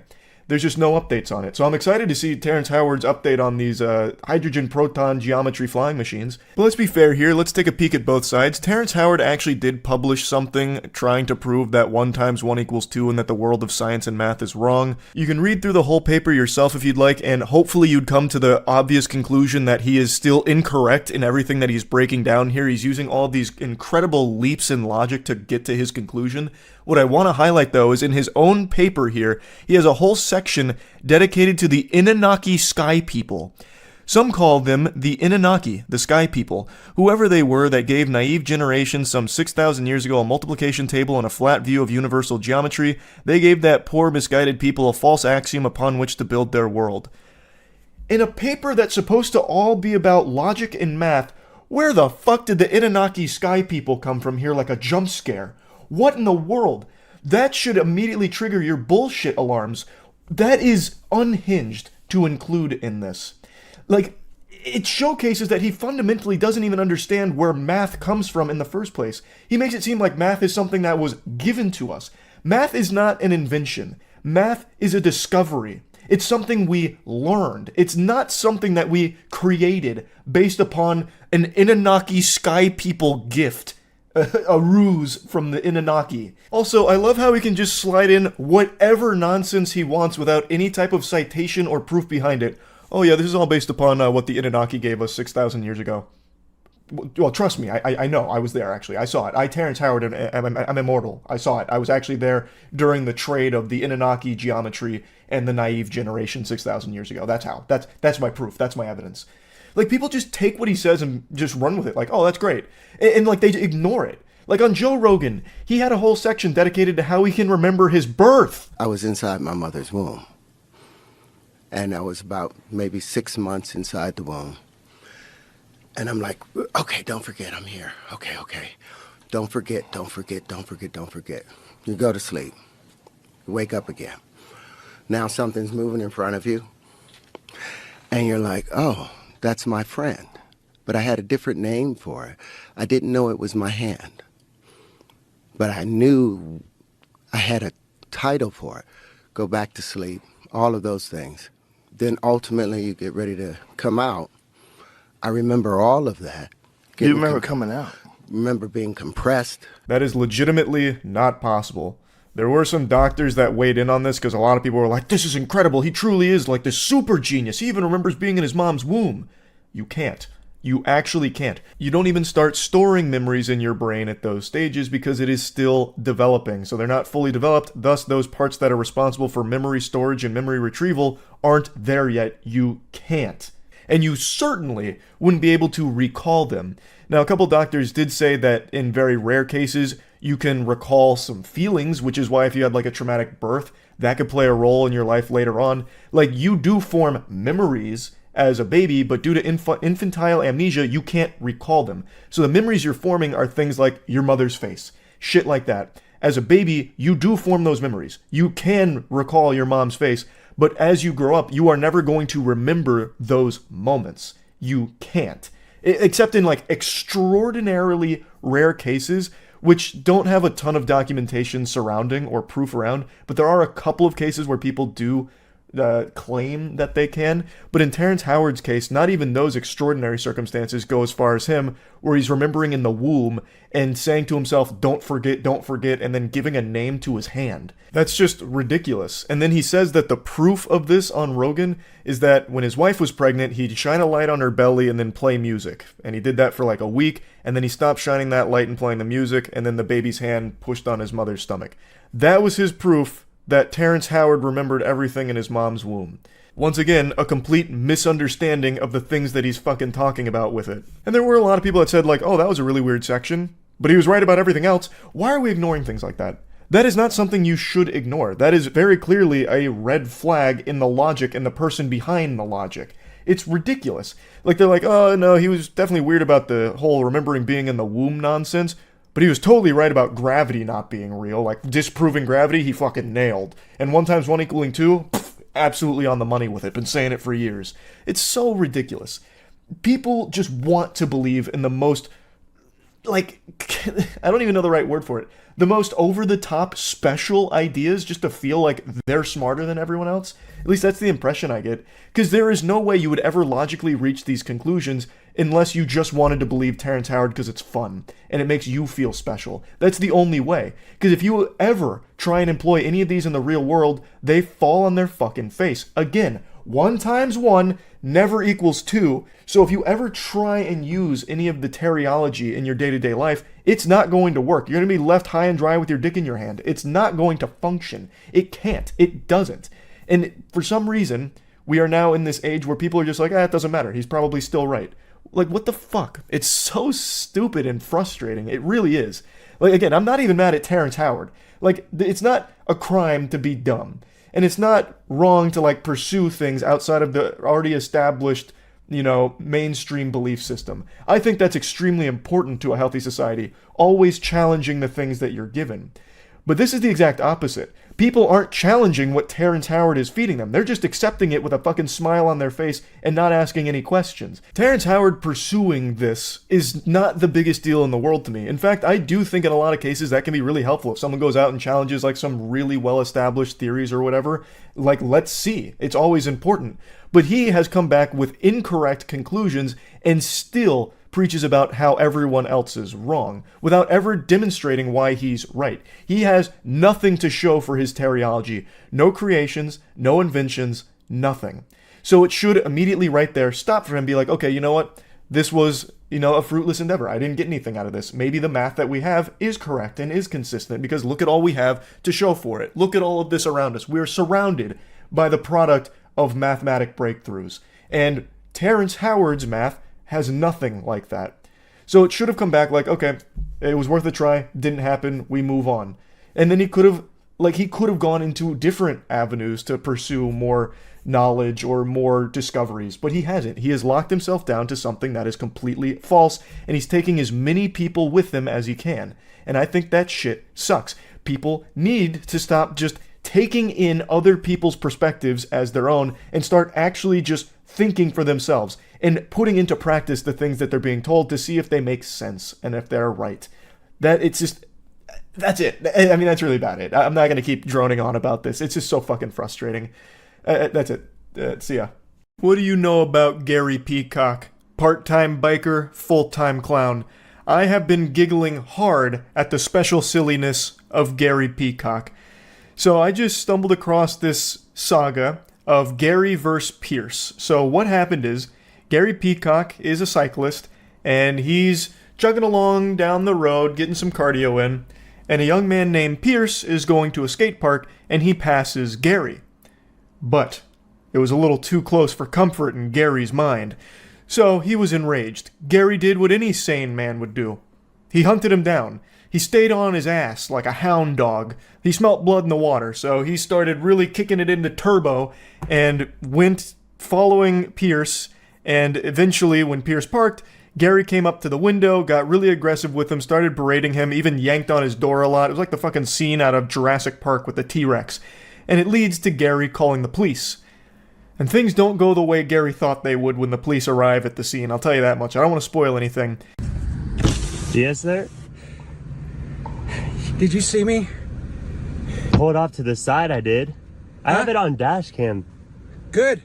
You see how close you came to me? You know what the law is? I did not. It's 3 feet, asshole. I was. No, you weren't. Say it. Don't spray it, Gary. Man is so upset he is spitting like an alpaca here. Every word that he gets out is like, he's like ventured to rock bottom from SpongeBob. Did you see me? Asshole?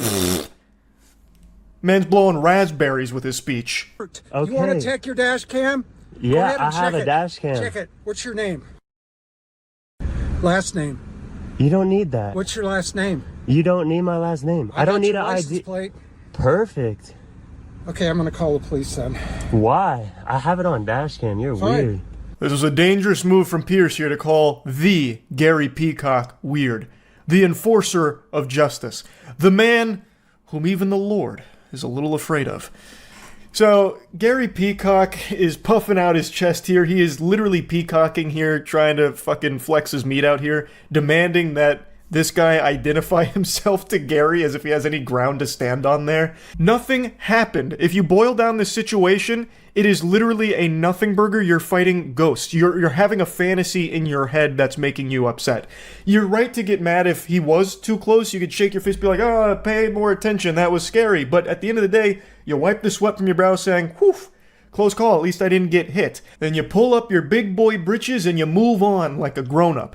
The only thing that can come from this level of road rage, this outrageous level of anger where it has you going out of your way to hunt down the person to confront them directly, is either you get your ass beat or worse, or it escalates the situation to a degree where you can't come back from it and you end up making a fool of yourself, calling the cops, and getting yourself in trouble.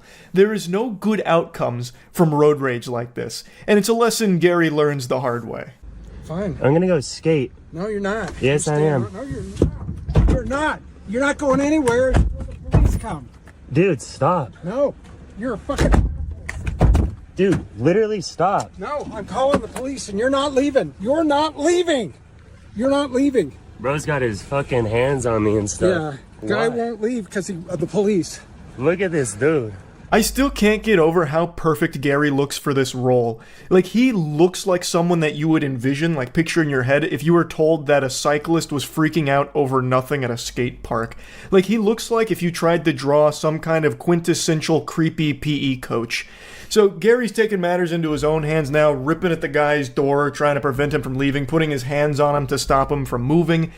All because Gary believes that he was going to flee the scene like it was fucking Need for Speed. He was just going to burn rubber and get out of there for fear of the repercussions that Gary could bring, the unholy hellfire that he would rain down. Even though dude wasn't even trying to leave, he was trying to skate. You know, the activity he came there to do. So he wasn't even leaving the scene. Not that there's even a scene here in the first place, just the scene that Gary's making with the conniption that he's having. He was going 10 feet away to skate, which is what he planned to do, man. He wasn't running away. What are you doing? Why are you so cranky? I'm calling the police. Dude, why are you so cranky? No, you're not going anywhere. Oh my god. You're not going anywhere. I don't want to be aggressive with you, dude. You already are. You pushed into me. I asked you to wait. You didn't wait. I didn't push into you. Did. You. How'd you get out of the car? You yanked Yeah, my door. I've got a very aggressive teenager here that almost hit me in the car, and now he won't give me his last name, and now he's trying to leave. Gene, and he's recording me because he's a jerk. Watch your fucking mouth, Gary. Calling a guy a jerk? You're going a little too far, man. You're rampaging. You're being rambunctious, and you need to calm down. You're gonna say some things you're gonna regret, Gary, if you keep calling people jerks. Mm-hmm. And I want you to come and give this guy a ticket. I'll be going to testify in court against this guy. He came way too close to me. Huh? He did not hit me. There's a law in Utah that says you have to stay 3 feet from a cyclist. He did not. He just went right next to me. I wouldn't bother pulling over if this guy weren't unsafe. Yes, I'm still on my bicycle. He's here. Gary Peacock, you. I love that he starts reciting law to the police. I know more than you guys, so you might be missing the problem here. No, I wasn't hit, but he was way too close, violating this law, which I'm gonna have to spit to you guys because you're too fucking stupid to get it, I guess. And I love the way he announces, I'm Gary Peacock. Like, I half expected him to strike like a superhero pose, like the Crimson Chin. That name fits him so well. That is perfect. That's like a name I would make for one of my Dark Souls characters, like fucking Phil Cheeseburger or something.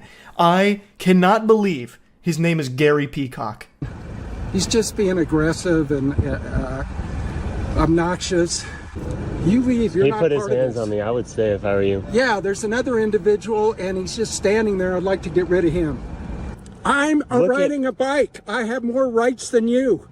That statement actually goes so hard. I'm riding a bike. I have more rights than you. That shit is like t-shirt level. That is actually fucking hard. Love that.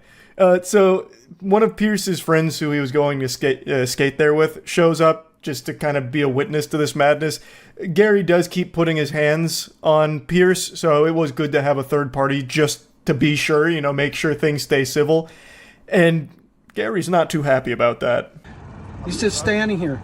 He's standing there, but I don't feel safe with both of them here. Friend, he's gonna stay. He's staying because these two are trying to intimidate me. This guy tried to leave, this guy came, and he's trying to intimidate me. He's just standing there menacingly. Gary is deeply insecure, I suppose, with this. There's two of them. They must be trying to fucking intimidate me. That's the only explanation. Help! Help! Help! There's two people here and they're looking at me. They're looking at me! Help! Like, there is nothing that's happened. Keep in mind, nothing has happened except for Gary putting his hands on Pierce. That's it. And Pierce isn't the one freaking out. Are you separate sides of the parties? Yes. Okay, if you'll stand over there by those cars. I'm a complaining party. Fantastic. Can I tell you what happened? Fantastic. Will you go stand over there for a second? Yeah. I appreciate it. Don't let him leave. He tried to leave already. Sir, I'm right here. Thank you. You can just immediately hear how annoyed the officer is to just be here wasting his time with this absolute drivel. This pitiful nonsense. The officer shows up and is already just over Gary's shit. Just the first interaction, he's just like, fantastic, fantastic. Can you just go over there, man? Can you just get the fuck out of here? Can you just go take a hike? Scram.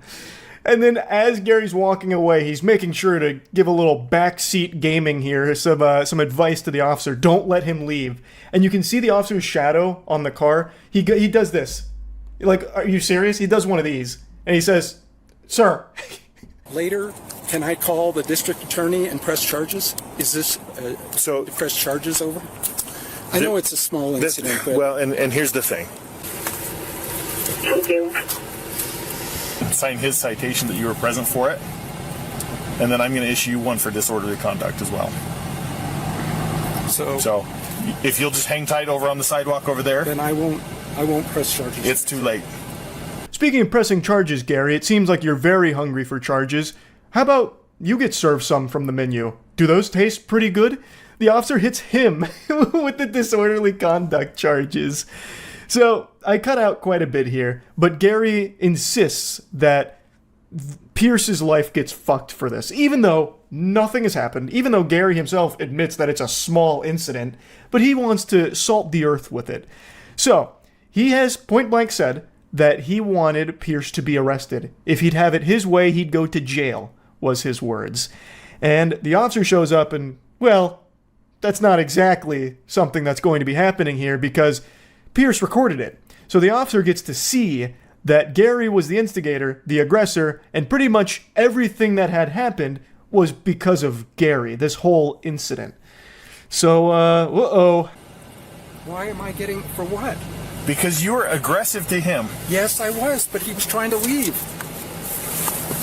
Okay, go wait over there. I'll explain it here in a second. Can't we just... Nope. Oh, come on, man. I was the victim here. All right, watch out. We can go a different way, and you can be arrested for disorderly conduct. That's an arrestable offense. What kind of disorderly conduct is it? You opened his door 3 times. Okay? He doesn't have to get out of his car for you. He doesn't have to identify for you. You are not law enforcement. You're right, officer. He's something more than law enforcement. He outranks you. This is Gary fucking Peacock, super cyclist. My voice cracked even saying his name because I'm not worthy. His name commands too much power and too much respect, damn it. You don't get to come out here and enforce things. You call us and let us do it. Okay. He didn't say he was going to leave in his vehicle. He's like, I'm here to skate. I'm going to go skate. He didn't believe he did anything wrong. He's going to provide me the dash cam. Okay. He showed me the recording, and you were the aggressive one, not him. Yes, because he... Yes, and you don't get to be aggressive with people like that. Okay. That's disorderly. That's why you are getting a citation as well. Why is it too late? What does it mean? What does it mean, disorderly? Do I have to go to court for this? You're kidding me. Yeah. You were adamant that this, and you were the one causing the stir here. What if I apologize? It's too late. I've already seen the evidence. I am obligated. Oh, come on, man. Okay. Whoa, whoa, whoa, whoa. Let's not be too hasty here. A sorry from Gary Peacock? That's worth more than gold. Let's not get carried away. So you can see that the tables have turned. The shoe's on the other foot now. And it is just so satisfying. It's impossible not to smile watching his tough guy act fall to pieces. That bravado that he marched up there with, thinking that he was in the right and the Pierce was an aggressive asshole, this and that, when really, it turns out he was the aggressive asshole the whole time, and now his behavior's got him in some hot water with this citation of disorderly conduct. Now, it is worth mentioning, Pierce was also issued a citation for passing too close to a biker, but that was dropped. So that seems like something the officer did just to try and like get this, moved on. That didn't stick. However, the disorderly conduct one, well, that one kind of did. Gary Peacock was forced to give like a little half-assed apology. I think he also got fined. I'm not exactly sure. I saw 2 conflicting reports on that. But regardless of what the actual outcome is there, just watching this was a joy. So I had to share this. It had me giggling. That's the story of Gary Peacock. That's about it. See ya. Alright, I'm just gonna speedrun YouTube drama today and just rip this shit off like a band-aid and get it over with quickly. This will be the last time I talk about Maximilian Muss. For those that don't know, I made a video about this degenerate parasite a month ago, going over all of the heinous and evil shit that he's done on the platform, as well as touching on the way he'd recruit people from his YouTube channel to go to his secret discords to do genuinely deplorable, awful, horrible things across the internet. And I only touched the tip of the iceberg, barely scratched the surface. I was up there at the fucking tip of the condom where the cum is held, that little cum pool receptacle on the condom. That's what I touched on with Maximilian Muss. I didn't even go into like the whole shaft and everything else. I gave a very rudimentary breakdown of some of the awful things Maximilian Muss has done. Max is a human pinworm, just an asshole shit-eating parasite. In response to the video I posted, he started losing a lot of subscribers and his fragile insecurities couldn't handle his number going down, so he deleted his channel and then put it back up today, hoping that enough people had forgotten the controversy so they'd stop unsubscribing to him en masse. Max has clearly tied a lot of his self-worth to the numbers on the screen and couldn't bear to see the numbers going down any longer, especially since it's entirely his own fault and it should take full responsibility for the actions that caused all of this in the first place, but he doesn't have that level of self-awareness. So when Max was seeing the numbers go down, he threw in the towel for a month, took a break, and today, just like a gopher, he decided to pop his curious little head out of his hole, and he saw a shadow and decided it's time for 2 more hours of YouTube drama. He posted this video saying that I slandered him and everything I was saying is a lie, with no proof, except for of course the things that are completely proven and even things that he openly admits to and proudly talks about, such as the time he told his community to harass the girlfriend of a YouTuber he didn't like once her father passed away.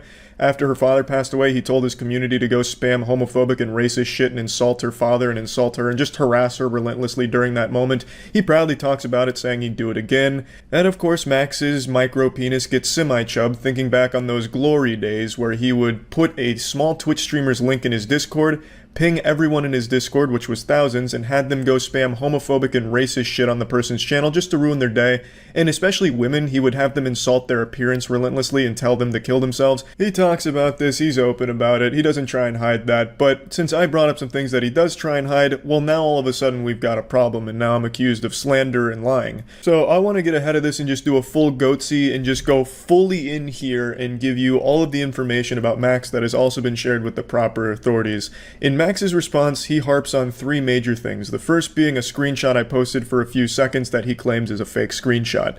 Now, I'm not going to be here and get into the weeds of it and split hairs. It's entirely possible that is a fake screenshot. Screenshots are very easily faked, and I don't work for a fucking FBI's crime lab. I can't verify the authenticity. I can't go in there in the fucking blockchain and piece together the puzzle pieces and see if it's real. I can't say with certainty whether or not it's real. So if it is fake, then I should have done more to verify its authenticity, and I do apologize for that. But what I can say with certainty is there was very clearly a problem with how women were treated when in his community. After posting the video, I received no less than 50 to 100 emails from victims of Max and Max's community in the Discord. These were women that came forward all sharing very similar stories and talking about the horrible things that they would encounter in that Discord when they would try and speak. They were oftentimes goaded into sexually explicit conversations and often baited for nudes. They'd try and get like nudes out of them or some shit like that. They shared a lot of information and a lot of disturbing screenshots of conversations in the Discord, none of which I will be sharing here to protect their privacy, but again, those have all gone to the proper channels. So there's very clearly a problem with the way that Max and his community would treat women that were inside of the Discord. Now, if this screenshot is fake, again, I do apologize and I should have done more to make sure that I was sharing only the facts, the most accurate information. And this one is now questionable, so I shouldn't have put it in there. Moving on to the next part that Max likes to defend. This is a hill that he's trying very hard to die on. There was a part in my video where I talked about the time he made a mentally ill man eat his own shit on stream. He claims that he never threatened him into doing it, he only encouraged it. So basically, to break down the situation again, there was a man streaming, and I hadn't watched the entire stream start to finish because it was extremely hard to sit through, but I muscled through this time to get a better idea of where Max would be coming from in trying to defend this seemingly indefensible action of pure degeneracy. But I watched it, And Max is right. He never at any point said he was going to kill him if he didn't eat his own shit. Instead, all he did was use his mental illness against him and manipulate him into eating his own shit. You know, encouraging him, like, yeah, if you eat that shit, it's going to be great. You're really going to stick it to this guy. And he manipulated him into eating his own shit and used his mental illness to get it there. So the guy who actually ate his own shit reached out to me and gave his side of it, just kind of breaking it down very simply and concise. And he basically echoes what everyone could hear in the whole video. I was wrong to say he threatened him. He only manipulated him, which is, you know, that's a lot better. So congratulations, Max, you're taking steps in the right direction. You only manipulated a mentally ill man into eating his own shit. Wow, what a fucking saint. A real goddamn patriot, man. What a fucking angel. I guess the reason I got this story so confused is because Max made a habit out of threatening to kill people he didn't like online, or threatening to kill people who didn't do what he wanted them to do. For example, he tried to have members of his community go to a convention to kill Bluesdank. He was hoping to have Bluesdank murdered because he thought it would be enjoyable. When I posted my video talking about Max, he then started going to his Discord to try and recruit people to kill me. And he's also done the same for Weast, where he's been trying to get people to kill Weast. So I guess, unfortunately, I must have just, you know, jumbled all of these awful things together, Max, and assumed that you also threatened to kill him. But no, you only manipulated a mentally ill man. You didn't threaten to kill him. You just threatened to kill other people on the internet. That's my bad. I didn't mean to misrepresent you and slander you like that.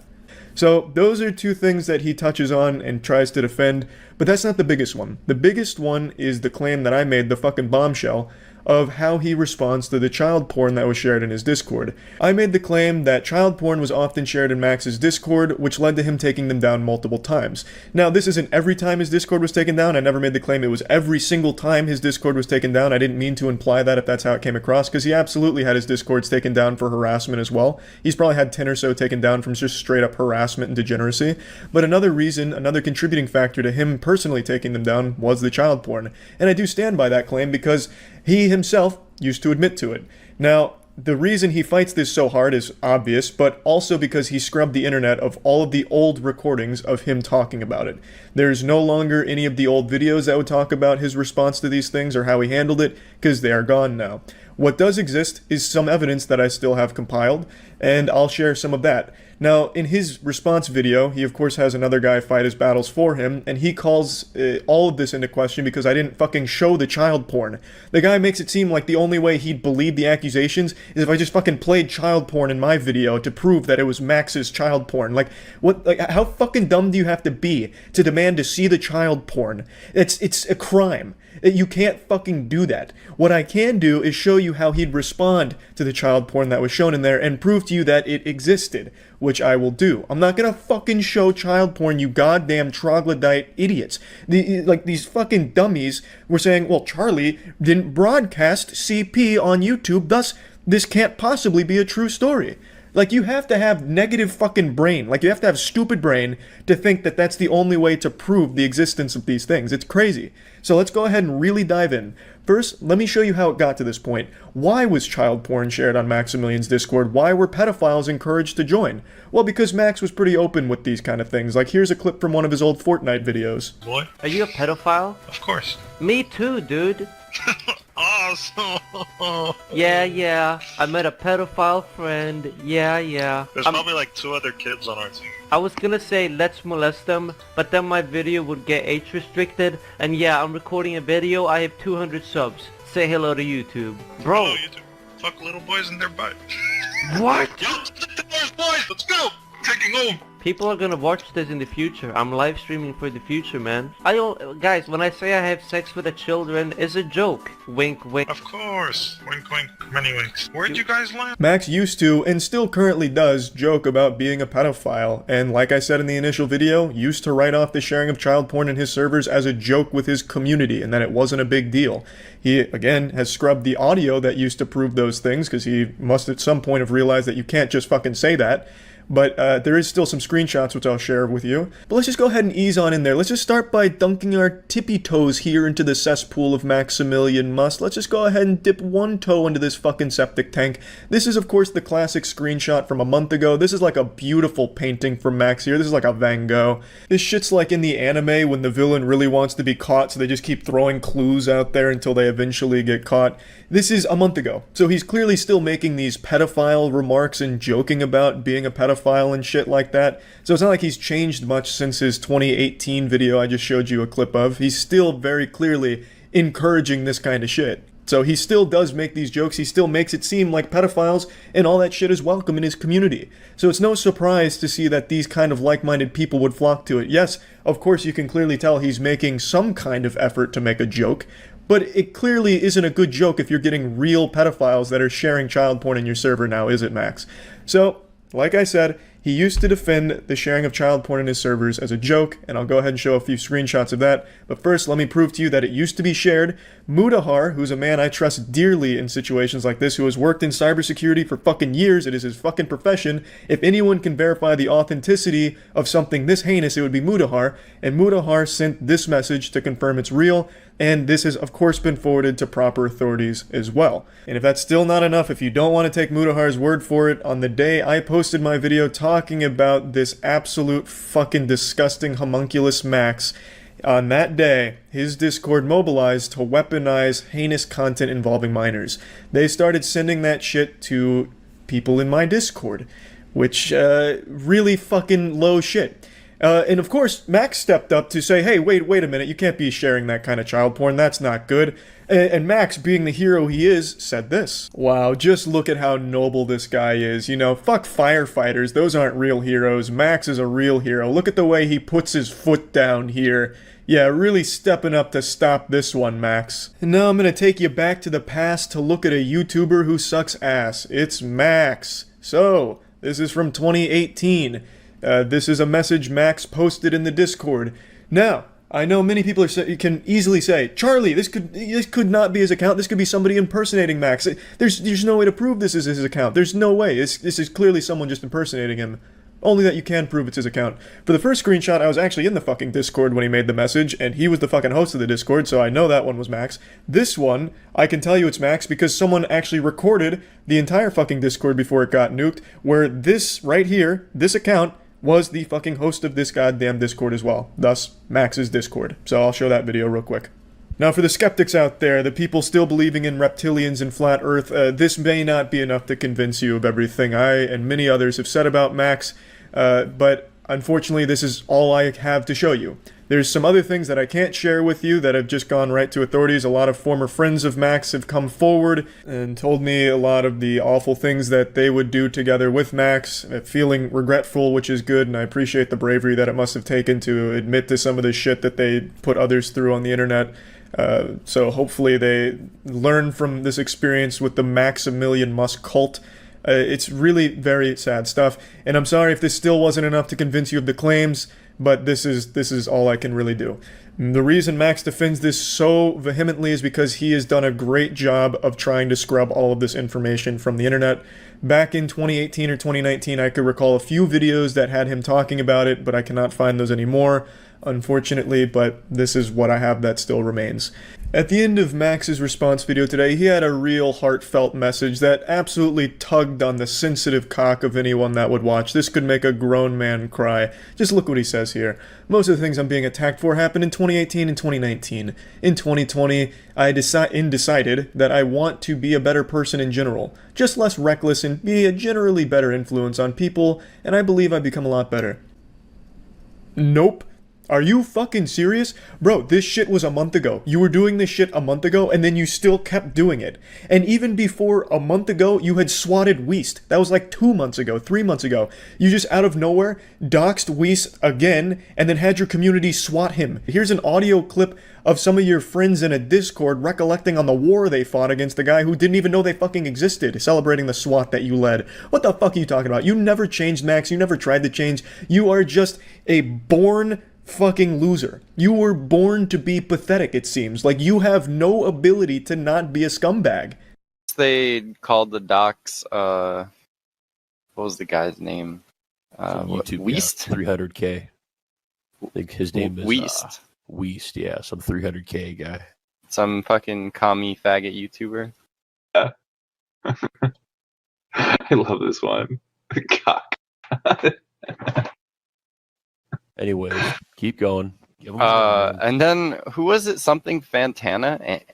What was his name? No, but what did they do to Weast? Exactly. Oh, yeah, tell me. pretending to be a fucking veteran who's like got his like wife in the closet or some shit. Like like suicidally violent and everything. God, trying to get the SWAT to come to his house. Oh. Wow. Genuinely have no idea what you're talking about with this pity party you're trying to throw about being a better person. If you really tried, you failed instantly. Like, it wasn't even close. There seems to have been no attempt to be a better person. Again, all the shit that started this happened a month ago, Max. That was the whole reason I even went back through your past, is because you were doing this horrible shit, having your community raid streamers, spamming homophobic and racist shit a month ago. And this SWAT was a couple months ago. You have not improved. You haven't come close. You haven't tried. You are still an absolute fucking scumbag. And I don't know why you're trying to even defend these awful fucking things you've done. They are indefensible. I don't know how people would even try and defend you.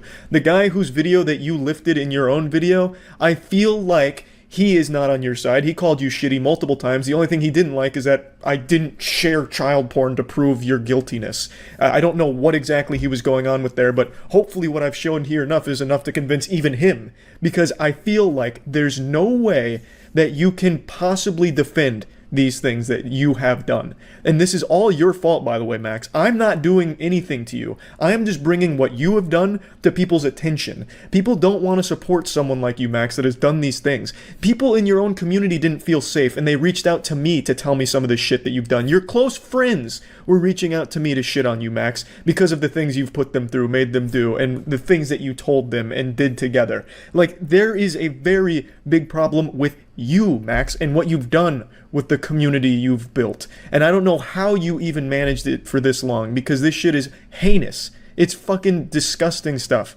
So anyway, that's about it. See ya. Shit YouTuber intros. It's in the game. Today I'd like us to take a look at 3 exceptionally awful YouTuber introductions that make me want to puke out of my penis. Now, there's probably worse on the platform, but after looking around at a bunch of YouTube douchebag content, these 3 really stuck out to me as examples of awful, extremely bad intros. The first one we're going to look at comes from YouTube's own Dragon King of clickbait, douchebaggery, overnight 3 AM challenges, don't tell your mom because Mickey Mouse is coming to put a fat nasty chode in her butthole, Aldo's World.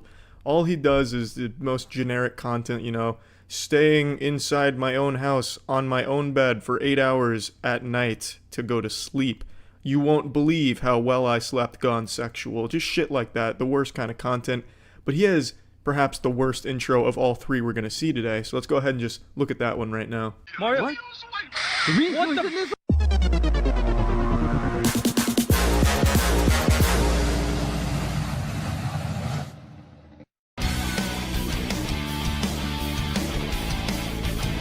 Mamma mia. Fucking whoa. The litness levels on that intro are off the charts. You know, that dragon may have looked CGI, but it wasn't. That was Aldo in his real form. Aldo's an actual dragon that's just taking on the human form of a douchebag. Man, that shit was fucking wild. Have you ever seen Windows Movie Maker used to this level of talent, this level of expertise? He made this look like a Marvel Studios FX reel. It's amazing what he was able to do with PowerPoint here. I mean, I fucking love it. It's a little CGI dragon from some low-budget indie movie, I suppose, and then he clipped it into his intro, and then he's got the clip art fire effects surrounding him, and then he's just kind of rising up from the fire like a phoenix rising from the ashes of dead YouTube trends, but he's still going for it. I'm Aldo's World, and today I'm FaceTiming Buzz Lightyear at 3 a.m. You won't believe how much he haunts my boners now because of this. It's fucking bad. It's just really bad across the board. And then he has his Dragon Ball Z intro for his merch, like a little Dragon Ball Z thing going on there to plug the merch. It's just, across the board, it's horrible. It's abominable. Yeah, Aldo, if you're watching, I got some advice. Just get rid of it. That's how you can fix it. There's no salvaging what you currently have. Just scrap it and start over something fresh. Let's go ahead and move on to the next one. This one's from Custom Grow 420. Yeah, what up, YouTube? YouTube, what up? Jolie coming at you. Custom Grow 420. Designated of a gender design for cannabis patients and adults. Alright, man. Great, that was nice and concise. It only took 45 seconds to go through this little monologue you had prepared for every single video you've ever made. Nice. It was really pleasant on the ears, too, to hear that. And he does this with every single video, no matter the context, and he doesn't care if there's a guest there. He'll still do it and take up, like, the first 40 seconds of the video just for this intro. And they're all so uncomfortable around it, it seems. Like, look at this clip. Yeah, what up, YouTube? What up? Jolie coming at you. For Custom Grow 420. This 18 number channel design for cannabis patients and adults. It's so fucking long. Goodness gracious. That guy on the left over there in the beanie looks like he's ready to just take a fire axe to Joe's head to end the intro. He's analyzing every possible escape to just get the fuck out of there. You know, just going over possible escape plans in his head like Ethan Hunt trying to get out of a torture scenario.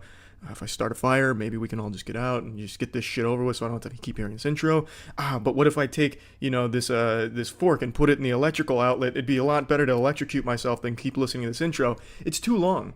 And you can see how uncomfortable both of them are in this clip right here. The guy keeps looking at the camera on the man like, please make this guy stop. Joe, it's too long, man. Like, come on. Don't do it for every single video. If you got guests, don't make them sit there for 40 seconds listening to you do this Shakespearean recital or whatever the fuck this is supposed to be. It's just bad. And in all measurable aspects of a possible intro, it's bad. So that's the end of that one. Let's go ahead and go to the third one. This one's from Eli So Cray. And this one's really bad because it's also just as long and even more douchey. Hey guys, before we get into this video, everybody make sure you go subscribe to my vlog channel, Eli So Cray Vlogs. Type it in, boom, pops up, click it, hit the subscribe button. Also hit the post notification bell right here, just like I did, so you never miss a upload. Yeah, honestly, I'd hate to miss an upload from you, Eli. If you do not turn on this bell, you might miss my videos and then you will not see them. Go follow me on Instagram at Eli_so_Cray. I might just follow you back, so go follow me right now. Also, go subscribe to my mom's channel, Patricia Belton, and do the same exact thing. Thank you. Oh my god. He plugs everything he can think of. Please also don't forget to like my 4th grade English teacher's Facebook page. She gave me great grades. She was a great lady. Don't forget to go smash that motherfucking like button over there. Oh, also, my mailman is super fucking savage, so here's his LinkedIn. If any of you guys have a job for him, make sure to shoot him a job email. He just plugs everything in his life, every person in his life. It's very overwhelming how much he plugs here, and before he even starts the video. It's so douchey. I hate when people do this, like, hey, before we get into this video, please go everywhere else that I've ever, associated with and hit the like button, follow button, whatever. It's fucking dumb. I hate that shit. The guy's content is also shitty, so his intro matches the rest of his content. He does exactly what every other generic douchebag YouTuber does, like the FaceTiming at 3 a.m., the overnight challenges. He puts a little different spin on it. Sometimes he's like, I fucked the Fortnite default dance or something.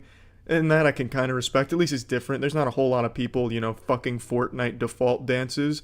But other than that, it's just generic shit-ass content with an even worse intro. Now, like I said, I'm sure there's worse intros on here, but while just perusing around looking at shitty YouTube douche-tuber content, these were the 3 worst intros I found. So, I mean, yeah, that's it. If you're trying to be an up-and-coming YouTuber, please avoid doing anything even remotely close to these intros you just saw today. So, yeah. Well, in the original Iron Man, he was set up to be War Machine. So, Terrence Howard is a very popular actor. He's been in a lot of big things, but the one most people know him for is his role in Iron Man. He got replaced by Don Cheadle because Terrence said he was really unhappy that he wasn't making as much money as Robert Downey Jr.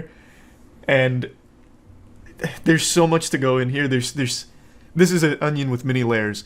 Terrence Howard also believes that he has discovered and created his own logic language, which he calls teriology. He has spent the better part of, I think, about 7 or 8 years, trying to mathematically prove that 1 times 1 equals 2, and that 0 doesn't exist. Didn't he say people watched Iron Man because of him? Yeah, he credits Iron Man's success to his role. Yeah, this is the 1 × 1 = 2 guy. But I always knew about that shit, but I didn't know that wasn't the end of it. So I was reading some of the comments here and getting as much information. I'm going to show you the scam that he's trying to run right now in a minute. But I was reading so much about him and like going through this rabbit hole. And this is from one of his books, apparently. I haven't read the whole book, but I'm assuming it's an excerpt because it has to go with his idea that zero isn't real. So, where is it? Here. I made that statement, there's no such thing as zero. He looked at me with a puzzled look upon his face, and the professor said, let's say you had an apple, and I had an apple, and you gave me your apple. How many apples do you have? I said, I have 2 apples. He said, you don't understand, you gave me your apple. I said, no, you don't understand. Actual, I'm 14 and this is deep shit.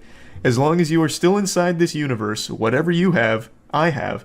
Because everything in this universe is connected to everything else. Even if you could take my apple and place it into an adjacent universe, I would still have 2 apples because as long as the universe is touching this universe, then everything in that universe is still connected to and influenced by every single atom in this universe. Therefore, my giving you my apple is paramount to me transferring my apple from my left to my right hand because all things are one. So using his own logic language here, he should have no right to be whining about not getting paid as much as Robert Downey Jr. because basically Robert Downey Jr.'s money is his money. That's the argument he makes here.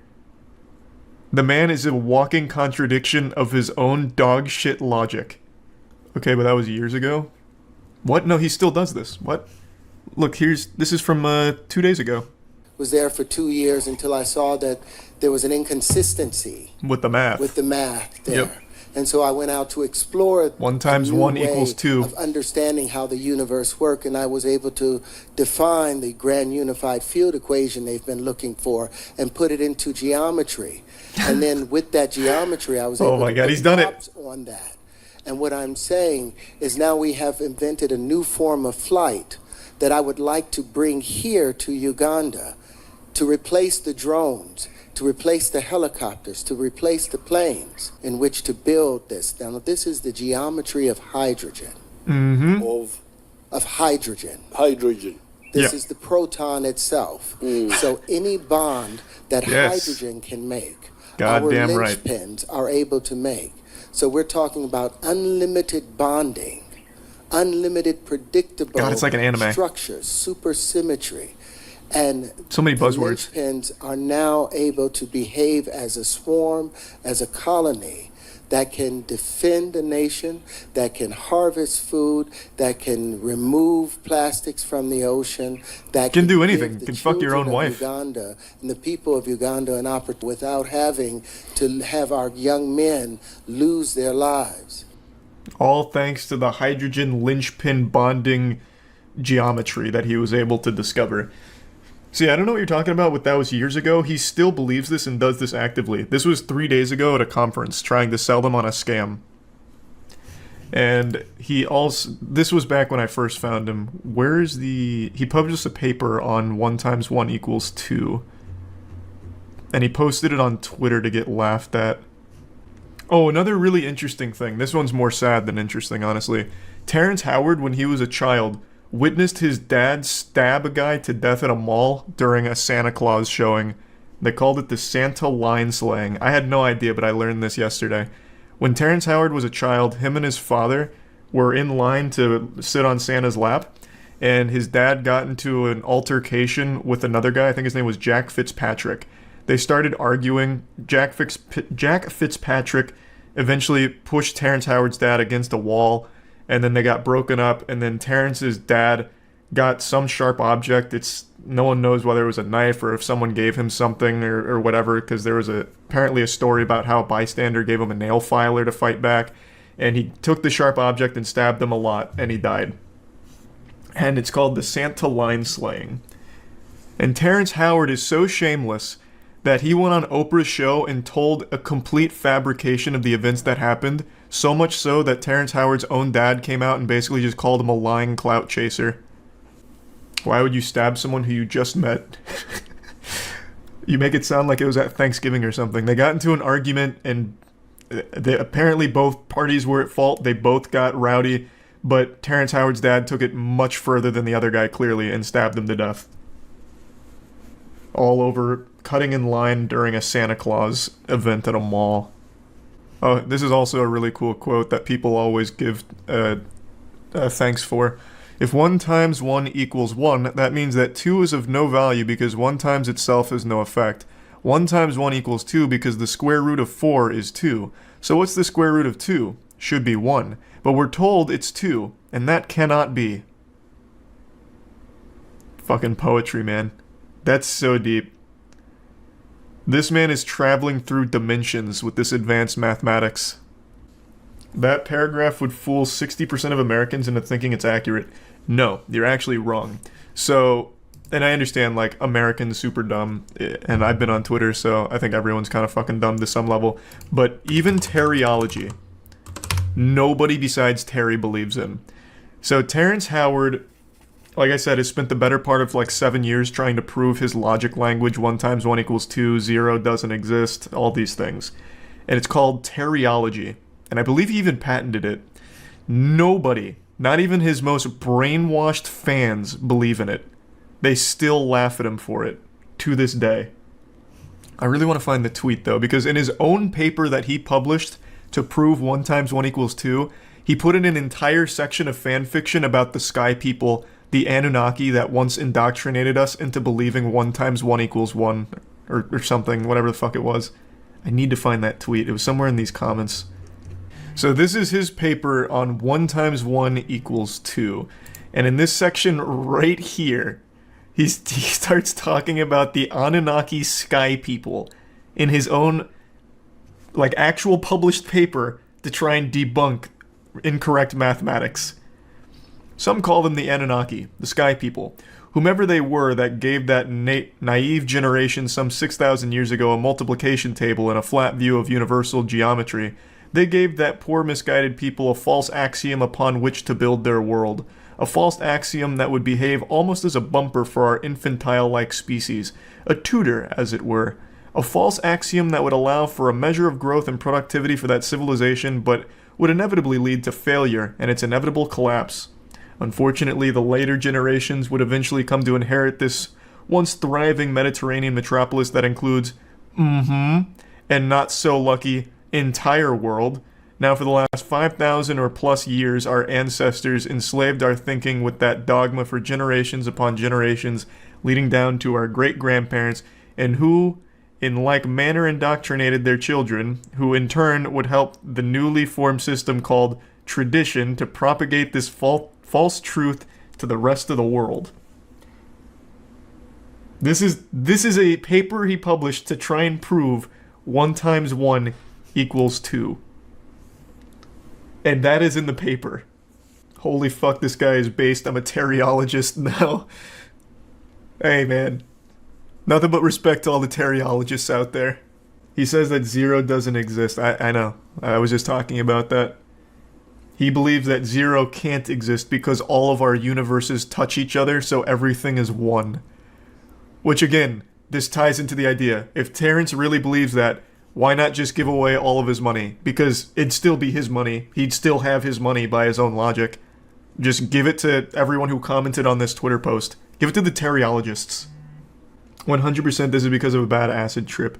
It's super possible, but I actually think it's probably rooted in something much sadder. Like I mentioned, he watched his dad murder a man in line for Santa Claus. Like, that's a traumatizing thing. I think from the get-go, this guy was just kind of fucked.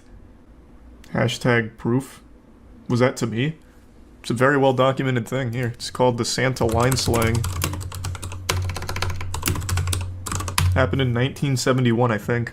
Yeah, 1971. Jack Fitzpatrick and I believe his dad's name is Tyrone Howard. Yeah, Tyrone Howard. That's a cool origin story. Yeah, I don't know about cool necessarily. But it actually does sound like an origin story out of a comic book.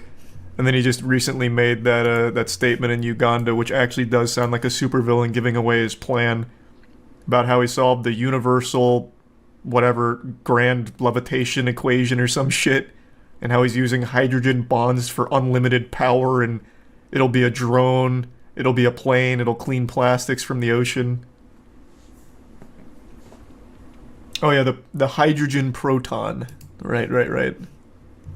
I like his math. I'm pretty sure this doubles my money. Well, it's not your money to begin with. It's Terrence's money. It's all of our money.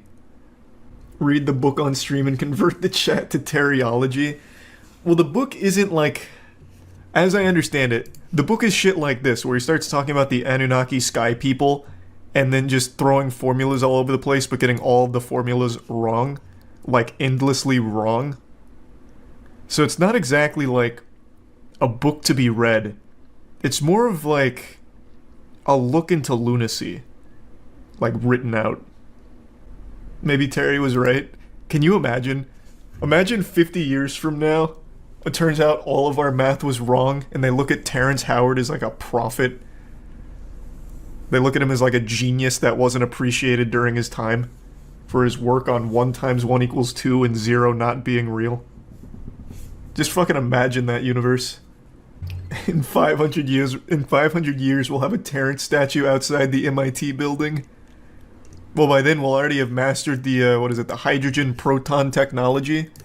So we will have flying buildings by then. We won't even use statues. It'll be like hydrogen molds. I actually remember he went on... Was it Good Morning Today? Or it might have been The View. I think it was The View, to talk about Teriology.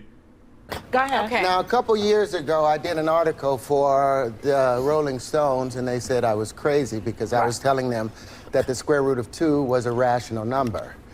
This is the proof that the square root of 2 is a rational number. Well, you went to Oxford to present. Fuck, now I see it. About the point where 4 bubbles meet equally and oppositely. touch it? Yes, and it's where 12 planes meet.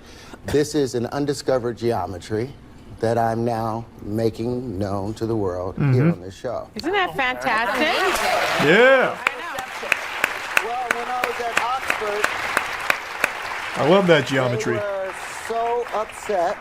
Our entire world economy is based on 1 × 1 = 1. So if you can prove that an action times an action equals a reaction, which science proves, then 1 × 1 must equal more than 1.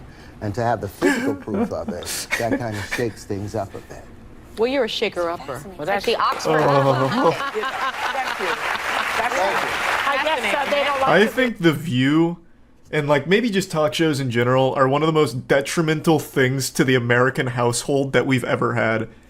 Second only to like Twitter and shit, I would say. It just platforms absolute insanity. It's wild. Like, it's baffling. They don't even bother to even, like, ask the most general questions like, well, how?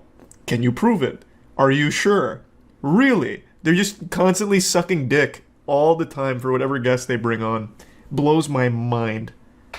So here's my question for you, because we were talking about immigration before on the panel, and I'm a child of Italian-American grandparents my mother was born here. Okay, well, I guess we're done with Teriology. They steered that topic away real quick. Tony Stark himself taught Terry that 1 × 1 = 2. Yeah, he should really credit Tony Stark somewhere in this paper, but I don't think he does. No respect. It's just such a fascinating rabbit hole. I implore anyone who likes wild, wacky shit to look into Teriology. I do believe it is patented. Let me double check. Did any of you see Will Smith and Jada's I am so... this has become my Kardashians. Did any of you see Will Smith and Jada do their most recent... press tour is the wrong word. Their most recent speech, by chance? Did any of you see that? I'm sure it's not just me that's been highly addicted to Jada doing the best she can to publicly humiliate her husband every chance she gets. So she's made all the statements about, like, you know, Tupac was her real soulmate, Will's this and that, Will's pathetic, he's weak, he makes me sick, I miss Tupac. Also, when Will slapped Chris Rock, I didn't like it and I don't like him, this and that. Well, Will has now spoken up about it. And basically what he did is just be like, yeah, I still love her. And love overcomes everything. Let me pull it up. And also, there was a great meme, because for like 24 hours, every couple of hours, there'd be a new crazy statement from Jada about Will. And then eventually someone made a meme that I actually believed at first, where it was Jada Pinkett Smith reveals she's never met Will Smith. Because this was during her, like, third eye opening stage where she just kept dropping bombshells about how they're not actually married. They haven't been married. She wasn't cheating. The entanglement was fine, all that. Our relationship has been one big sloppy social experiment, and then everyone laughs, of course. And then he just talks about how much he loves Jada, and that their love is so strong and challenges the rest of the world to basically love someone no matter what and be with them no matter what. My heart was breaking just listening to it, because no matter how much you love someone, that doesn't mean you have to be with them if it's not healthy, which this definitely isn't. Like, it really seems like she resents Will. Like, it really fucking does. I think next step is going to be like full-blown cuckoldry while Will watches, and is going to once again have to be on Jada's podcast and hear about it and put it on blast for the world to, you know, point and laugh at as a spectator sport. It just doesn't end. And they're also talking about maybe writing a book together, which I think is a horrible idea. I mean, Will's a weird guy too, of course. Like, he's done some weird shit, I know. But not like Jada, and not publicly rubbing it in her face all the time. Do you remember when Will Smith said he had so much sex he puked when he came? Yeah. Which I don't believe. That's just like some kind of lie a frat douchebag would make up at some point. Man, I fucked so much pussy I can't stop puking. So I don't really believe him on that, especially since he's been married to Jada for like 20 years. Longer than that, probably. I don't remember when they got married. It wasn't hyperbole. He said, I'll just pull up the quote. He literally said that he had so much sex that he would vomit from it. I had sex with so many women, and it was so constitutionally disagreeable to the core of my being that I developed a psychosomatic reaction to having an orgasm. It would literally make me gag and even vomit. Here. I thought they had an open relationship. That's just a theory, a game theory right now. I think it's just a rumor.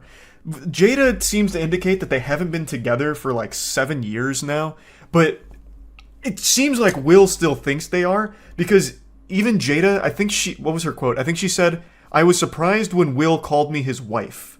I think that's what she said. So Will very much still does it, like, I think he's finding out the same way we are that they're not together. Like, that's definitely not something I think they're on the same page about. Jada Pinkett Smith said she was shocked that Will Smith called her his wife after slapping Chris Rock. Oh my god, that's gotta be awful. He is married to his biggest Twitter troll. Our union is a sloppy public experiment. Right you are, Will.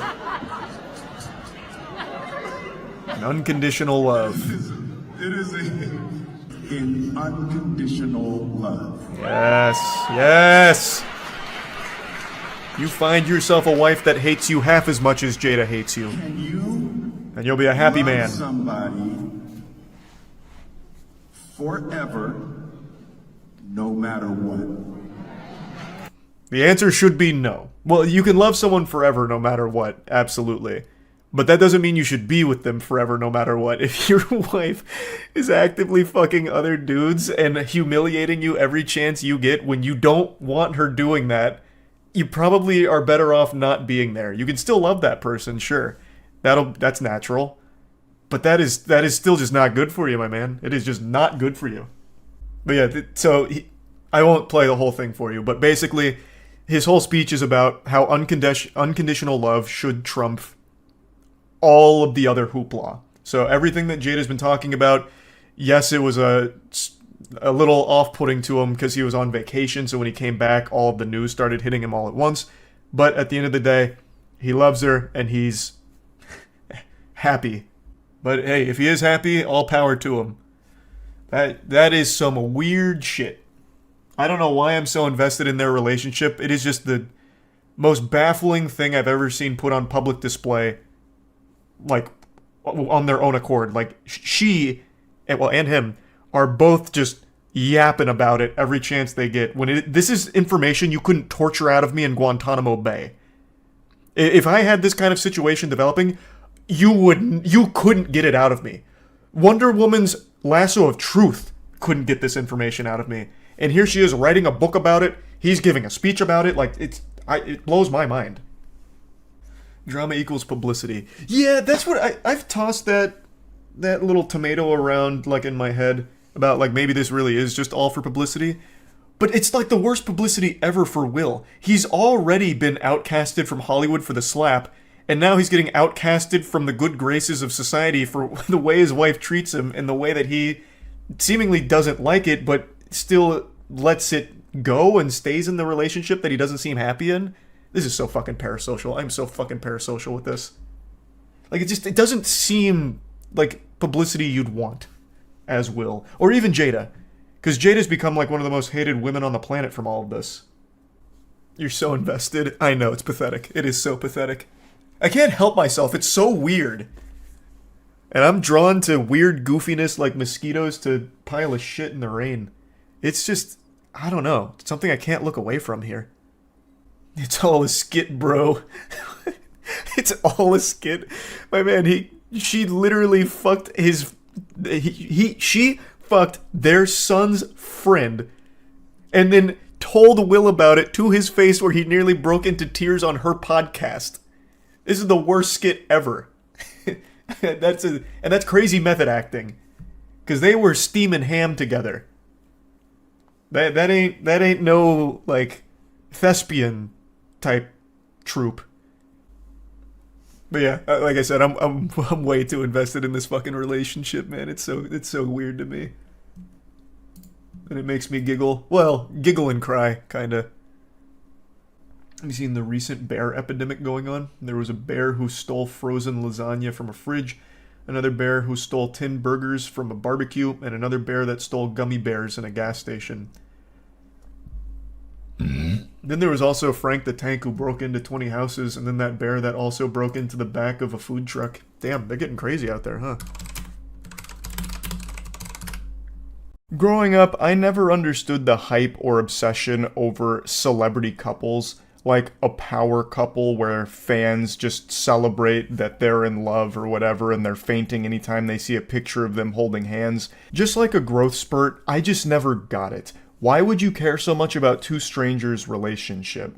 I always wrote it off as just being part of this super fan culture that I just didn't understand. I know in the modern day it's very rare for people to just casually enjoy something. If you like something, you have to fucking love it. You have to live, breathe, and sleep that thing that you like. We've seen it a lot over the years with K-pop, where K-pop stans will obsess and go wild over even the smallest things, like if their favorite singer posts a picture of them eating a hot dog online. They'll cross-reference that photo with all known databases, go to a cutting-edge laboratory using the latest forensics analysis tools in order to figure out where the photo was taken, where the hot dog was purchased, so they can go there in the real world and try and fish through the trash can looking for the wrapper that they threw away so they can frame it on their wall. It's just this level of investment in strangers that I've never really understood. Until now. As a 29-year-old man, I've had my eureka, come-to-Jesus moment. I get it. Because I have become very invested and fascinated with a celebrity relationship, Will Smith and Jada Pinkett Smith. It's this never-ending disaster, this tragic play that keeps getting new acts added to it that I could have never predicted. It all started last year with the infamous slap where Will Smith slapped the devil out of Chris Rock on stage after Chris Rock made a joke about his wife Jada. And that signature anime finishing move with the slap actually pumped the brakes on his entire career. There were a lot of projects that he was involved with that dropped him, or just a lot of other projects that didn't want to touch him after this. So his whole career came to a screeching halt, all from the old 5 fingers to the face moment. And since then, there's been more and more information that's come out about their relationship that just makes it baffling.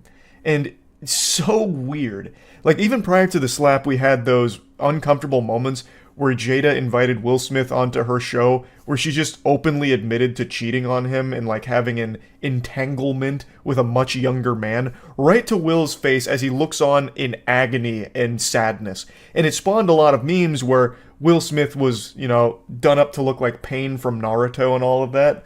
Because, I mean, it's rough. Like, it's really rough to just watch her giggle and laugh about cheating on Will, who seems very much still in love with her.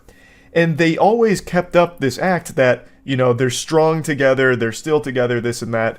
And now, today, Jada has revealed that her and Will have actually been separated since 2016. She has a book coming out pretty soon, and there was a little special filmed with Jada where she states that they've actually not been together in 7 years now. Because I said, is this true? Right. Was that in 2016, you and Will decided that you were going to live completely separate lives. Yes. It was not a divorce on paper, Right. but it was a divorce. Hey, can someone let Will Smith know that? I'm pretty sure this is the first time he's hearing it. You're telling me you guys actually split up in 2016? So he just sunk his career like the Titanic over his ex-wife? But then if that's the case, why would he say, keep your wife's name out of your mouth? Right? Like, that's just not adding up. I feel like she's just making this shit up. For the last year, I've paid attention to this relationship, and it feels like every opportunity she has to hurt Will publicly, she pounces on with a smile on her face. It's like, it's diabolical. Like, she reveals some very embarrassing things about their relationship publicly. She openly talks about how she preferred her previous relationship to Will, though she doesn't use that language. It makes it very clear with some of the things she's posted that she was happier before Will. At least that's the impression myself and many others get with a lot of the things that she posts about. It's just brutal. It's like being married to your biggest Twitter hater. Like someone who's just leaving the most deep-cut comments that actually hurt you on Twitter. It's like being in a relationship with them for 20 years. At least that's how it comes across. She does not seem to respect or even like Will at all. She is always running the bus over him any chance she gets. This is a bombshell. Claiming that they've actually been split since 2016, that doesn't even make sense. Now, apparently, she's claiming that it was a private decision they reached together, but in order to keep up public appearances because they weren't ready to reveal it, they kept pretending like they were still married. But that just doesn't track. That doesn't make sense, because if that was the case, why would Will publicly slap the fuck out of Chris Rock and ruin his career over this if he didn't think you guys were still married? That wouldn't make sense. So why do that? Like, what was the reason? I think just not being ready yet. Still trying to figure out between the two of us how to be in partnership, right? And in regards to how do we present that to people, you know? And we hadn't figured that out. It's not quantum science we're talking about here. You just say that you're not together anymore. You would have saved both yourself and Will so much shame during the entire entanglement scandal if you had just said, hey, we actually separated 7 years ago. There is nothing to gain by keeping up a facade that you are still married and, you know, in love together when you're not, especially when you're fucking other dudes, right? Why would you not just say, hey, we're not together anymore, really? Like, it's just like the easiest thing in the world. You'd have to try so much harder to not say that and just bear all of the spitballs that were being shot at you for cheating. If you weren't actually cheating, then it should have been so much easier to just be like, hey, whoa, guys, look, we wanted to keep things private, but, you know, now things have hit the public sector, thanks to me talking about this on my talk show, and it's probably about time that we state we haven't been together for 7 years. And it would have been so much smoother for both Will and Jada. But again, I just don't believe this. I really don't. And this sounds super parasocial, but Will looks like he's perpetually going through life heartbroken, like in a trance, like this rain cloud over his head, while he stays with Jada, and she comes up with creative new ways of embarrassing him. Just nefarious plot to constantly publicly humiliate the guy. He just stopped his career for a whole year by slapping the man that he believed disrespected his wife. You're telling me that he did that knowing that you two weren't actually together. I don't believe that. An act which, by the way, she didn't appreciate. Like, even when it happened, she seemed to, like, publicly condemn it. And now she's talking about it again, saying that she initially thought it was a skit. I was like, there's no way that Will hit him. It wasn't until Will started to walk back to his chair that I even realized it wasn't a skit. And then she said, as soon as they were alone, she asked Will, "Are you okay?" I'm not this man's psychiatrist, but I'll just tell ya, he's not looking okay here. This really feels like a plot twist that Jada pulled out of her ass and isn't some mutually agreed upon thing. Like, I understand there's been rumors over the years that Will had some kind of affair with Margot Robbie at some point, though I don't think any of those claims have been substantiated. I think those were only ever just rumors. But Jada herself confirms an affair with somebody else. I just feel like Will and Jada aren't on the same page with that separation. But hey, then again, who knows? Celebrity couples are fucking weirdos. And this is by far the weirdest couple. And it's not even close. Like, I really wouldn't be surprised if Jada truly did just make this up because it's a really big headline and attention grabber, so it'd be great for marketing for her upcoming book. The book's not fully out yet, so we don't know all of the, details behind everything or what all it's going to dive into. But just making a claim like this, a statement that they've actually been separated for 7 years as some kind of, like, big plot twist, is huge for marketing for her book. So I really feel like there's a chance she did just make that up for that reason, and Will is as surprised as everyone else reading it right now. So, I could be wrong though. Maybe they are truly, a great team. They agree that they've been separated for 7 years, and Will still just sank his career for a relationship he's not even in anymore. Who knows? I just wanted to talk about this because I just find them to be a very interesting couple that I have become invested in learning about over the last year. That's really about it. See ya. I'm not ashamed to admit it. I have been glued to everything involving Will Smith over the last couple weeks since his slap at the Oscars. That slap was like a second Big Bang, but instead of creating a universe, it created a window for everyone to look into an absolutely awful, toxic marriage. And not only that, it's like open Pandora's box, but the only thing in that box was cuckoldry and sadness. Will Smith has been catching L's like Pokemon. Every single day is Christmas, but the only gift Santa brings us is more embarrassing stories about Will Smith or his marriage. One that still lives rent-free in my head is the time Will Smith, in an interview, said that he used to vomit after orgasming as a psychosomatic response. What a banger of an interview. So Will, how's your marriage? Yeah, I come and puke. Takes his mic off and walks away. Amazing. There's Will Smith with the puking, coming, and shitting statement. Thank you. Now, this was pre-slap. This was not the post-slap era. We're now living in a post-slap society, PS. So this is one PS. And since that slap, more and more stories have been coming out about how awful his marriage is with his wife. Like whether it's his wife saying she never wanted to marry him in the first place, which again, I don't know why you'd ever fucking say that. That's just such a mean thing to say, and especially make a public statement about it. Or his wife just absolutely steamrolling his ass, just dump trucking him about the slap, saying that she doesn't really support it and wasn't really happy about the slap.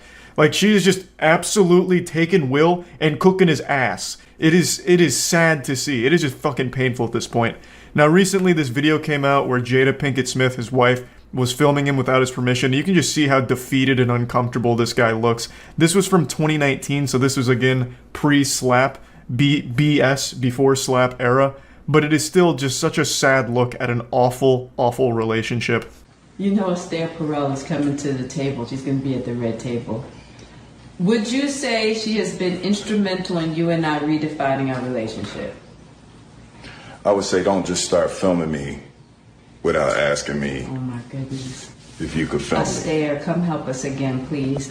This reminds me of that scene from the movie Hitch where Will Smith says, "I saw that going differently in my mind."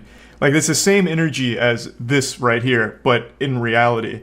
So his wife just starts recording him and trying to make him, like, dance like a puppet to, promote whatever she's trying to talk about. I'm not really sure the full context, to be honest, but it's about how someone helped their marriage, but she's doing it without Will's permission and his consent to film, which is obviously an intrusion. That's not okay. that's just violating his personal space and his privacy. He clearly didn't want to be on camera for this, but she doesn't respect boundaries, as evident from the time when she sat him down on her show to tell him about her entanglement with other men, right to his face, just talking about the cheating and making light of it. And Will is very clearly like upset, nearly crying about it, but she just keeps going and pushing it.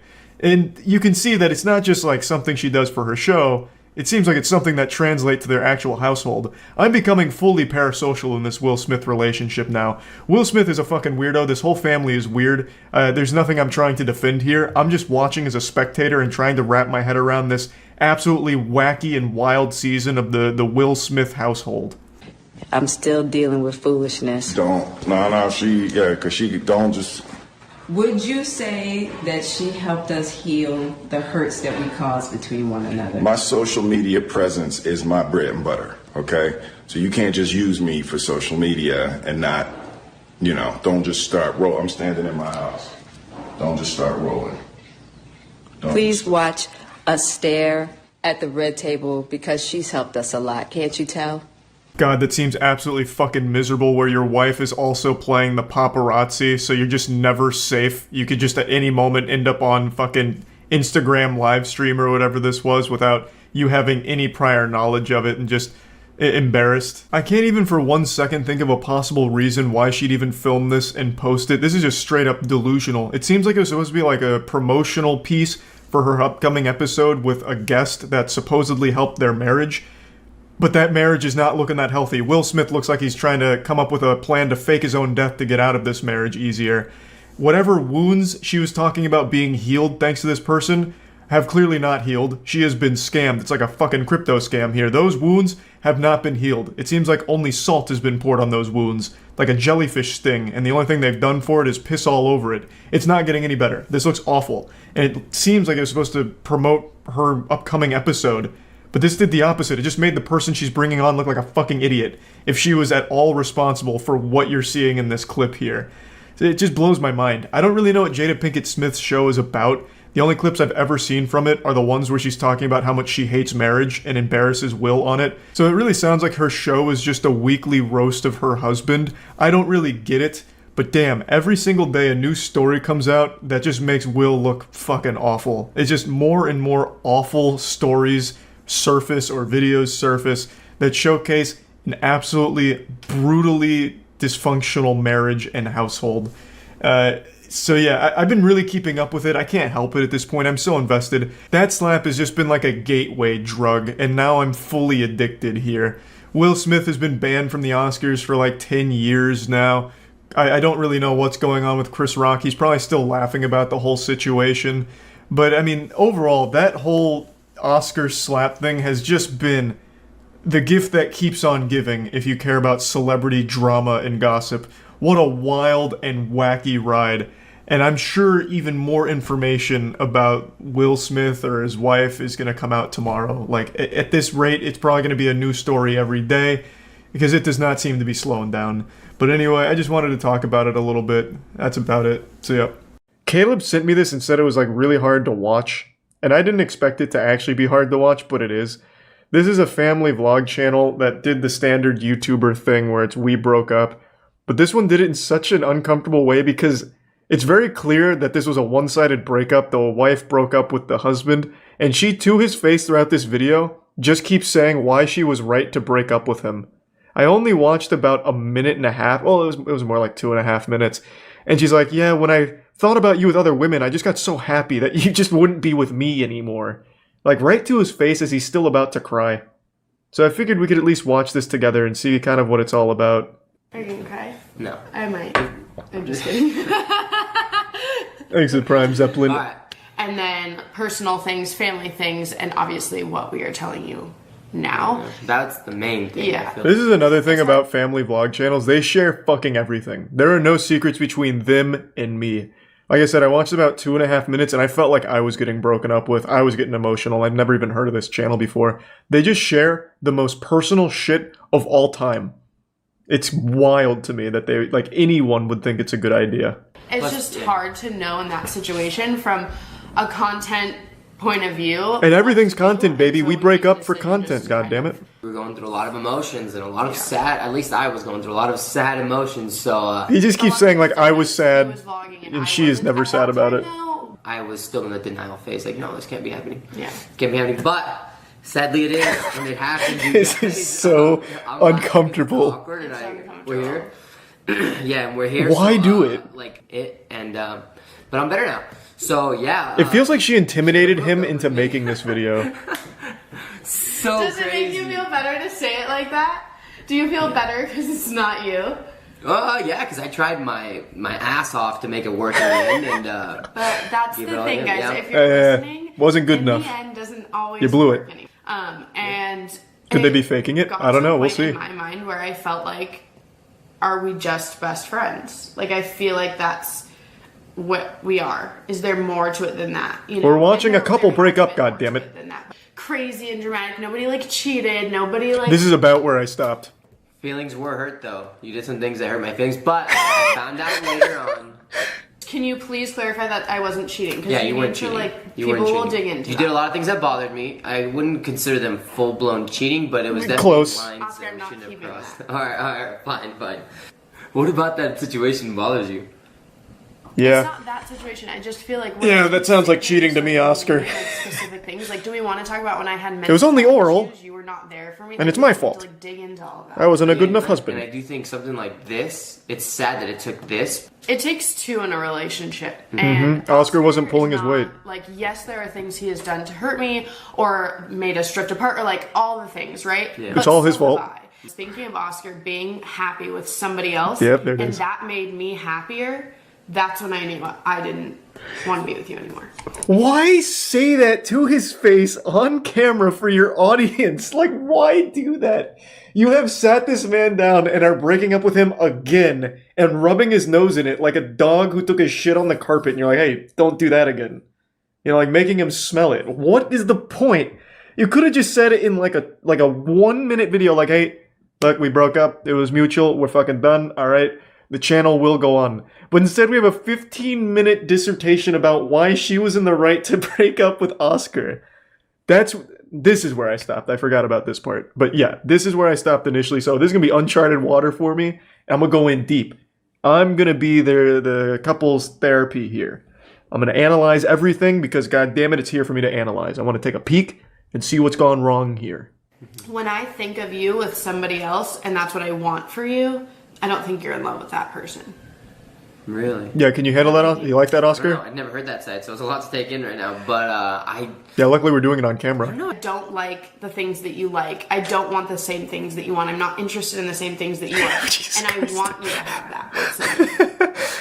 So why am I like selfishly hanging on with a million other reasons? Like, guys, there's a lot. That's like the main. I love soap operas now. This is good. So what triggered you to be so mean though this last month? Not that she was horrible. She was actually very nice to me during the actual breakup process. But there was a phase where like I was trying. Once I had decided that I didn't want to be with Oscar, I'm about to watch a fight. Tell him that because we were going on the. Like, I'm watching a domestic issue. So I instead. You were doing a lot to push me away, not like in a. Subconsciously, I really was like self-sabotaging. Why would you do that? Come on now. Trying to get you to break up with me, so it wasn't me. I don't. Even the cat's upset back there. It's pissing on your couch. Like as soon as I decide something, you know that. Like I want to say it. I want to tell you. I can't just like. This is just an argument. Yeah, they're literally just arguing here. Yes, I did explode a few times, guys, and I've worked on it. I've actually gotten way better at it over the years. Why? They sat here and recorded this and then edited it, and they're like, yep, this is how we announce it. This is how we do it. We go out with a bang. And for what it's worth, the vlogs have continued. He is still living at the house, and they're still making vlogs together, but they are no longer together, which makes it very uncomfortable. I tried watching the most recent one. It makes it very weird with that bit of context, because you can see the kids are pretty sad about it. So, yep, I would say, as the unqualified therapist, the outsider here, the stranger you've invited into your lives, I would say you probably should take like a month, 2 months off from vlogs, would be my prescription here. And maybe like rethink how we approach the breakup announcement in the first place. Like maybe it could have just been summed up in a tweet. Said you're prepping for our breakup video? Yeah, this is how we do it. I'd start fucking throwing plates and then hitting you over the what? head with a frying pan like it's Looney Tunes. I thought you actually were saying that they were throwing things at each other. No, well, they're just arguing. She brought up how angry he gets and how he throws things, but then she just keeps piling on more and more things into this lore. Good. So it's not really a breakup. This is the thing about this video that I hate is it's like you did, I did, Like, and you still chose to post it. That's what I said. This is what's happening. Mhm. I'm sad. I know you guys are gonna be sad. I'm sorry that we She looks haven't made heartbroken. a video about it for a minute. I don't know. Long story short, I do feel like we're in a really good place right now. We're still. It looks healthy. We're figuring it out. We Yeah. have a whole life. This looks pretty healthy to together me. For 7 years. It takes a minute to like know. 7 years. Extremely respectful of the breakup process. Nobody else, like I said, like she said, no one else. I thought you said that she broke up with him. Nothing. Currently, no one. Yeah, she broke up with him. She said that the idea of him being with other women made her happier than being with him. So she got tired of him. She didn't like that he would get angry sometimes. So for like a year, she hasn't liked their relationship or something. But they recently just had a new baby last year. So basically, since they've had that baby, she's not like this man. See, people, kids don't solve everything. No, probably not. But they're good for that YouTube paycheck. Oh, can I tell you All right. the funniest conversation I had with you? What? In Florida when we were on the phone. Oh yeah. I mean, I guess whatever. Yeah, just share everything. He went to I want to hear it all. club, can I say that? Yeah, I don't care. The night before, and then we were talking about it, and I was like, well, did you, like, get a lap dance or anything? And he's like, no, I felt too awkward. So anyways, long story short. I didn't go alone, by the way. I went with a group of friends. Right. Anyways. Where's the story? Didn't get a lap dance. I'm not gonna come now. Me just as much money as the stripper. I barely threw anything, but sure.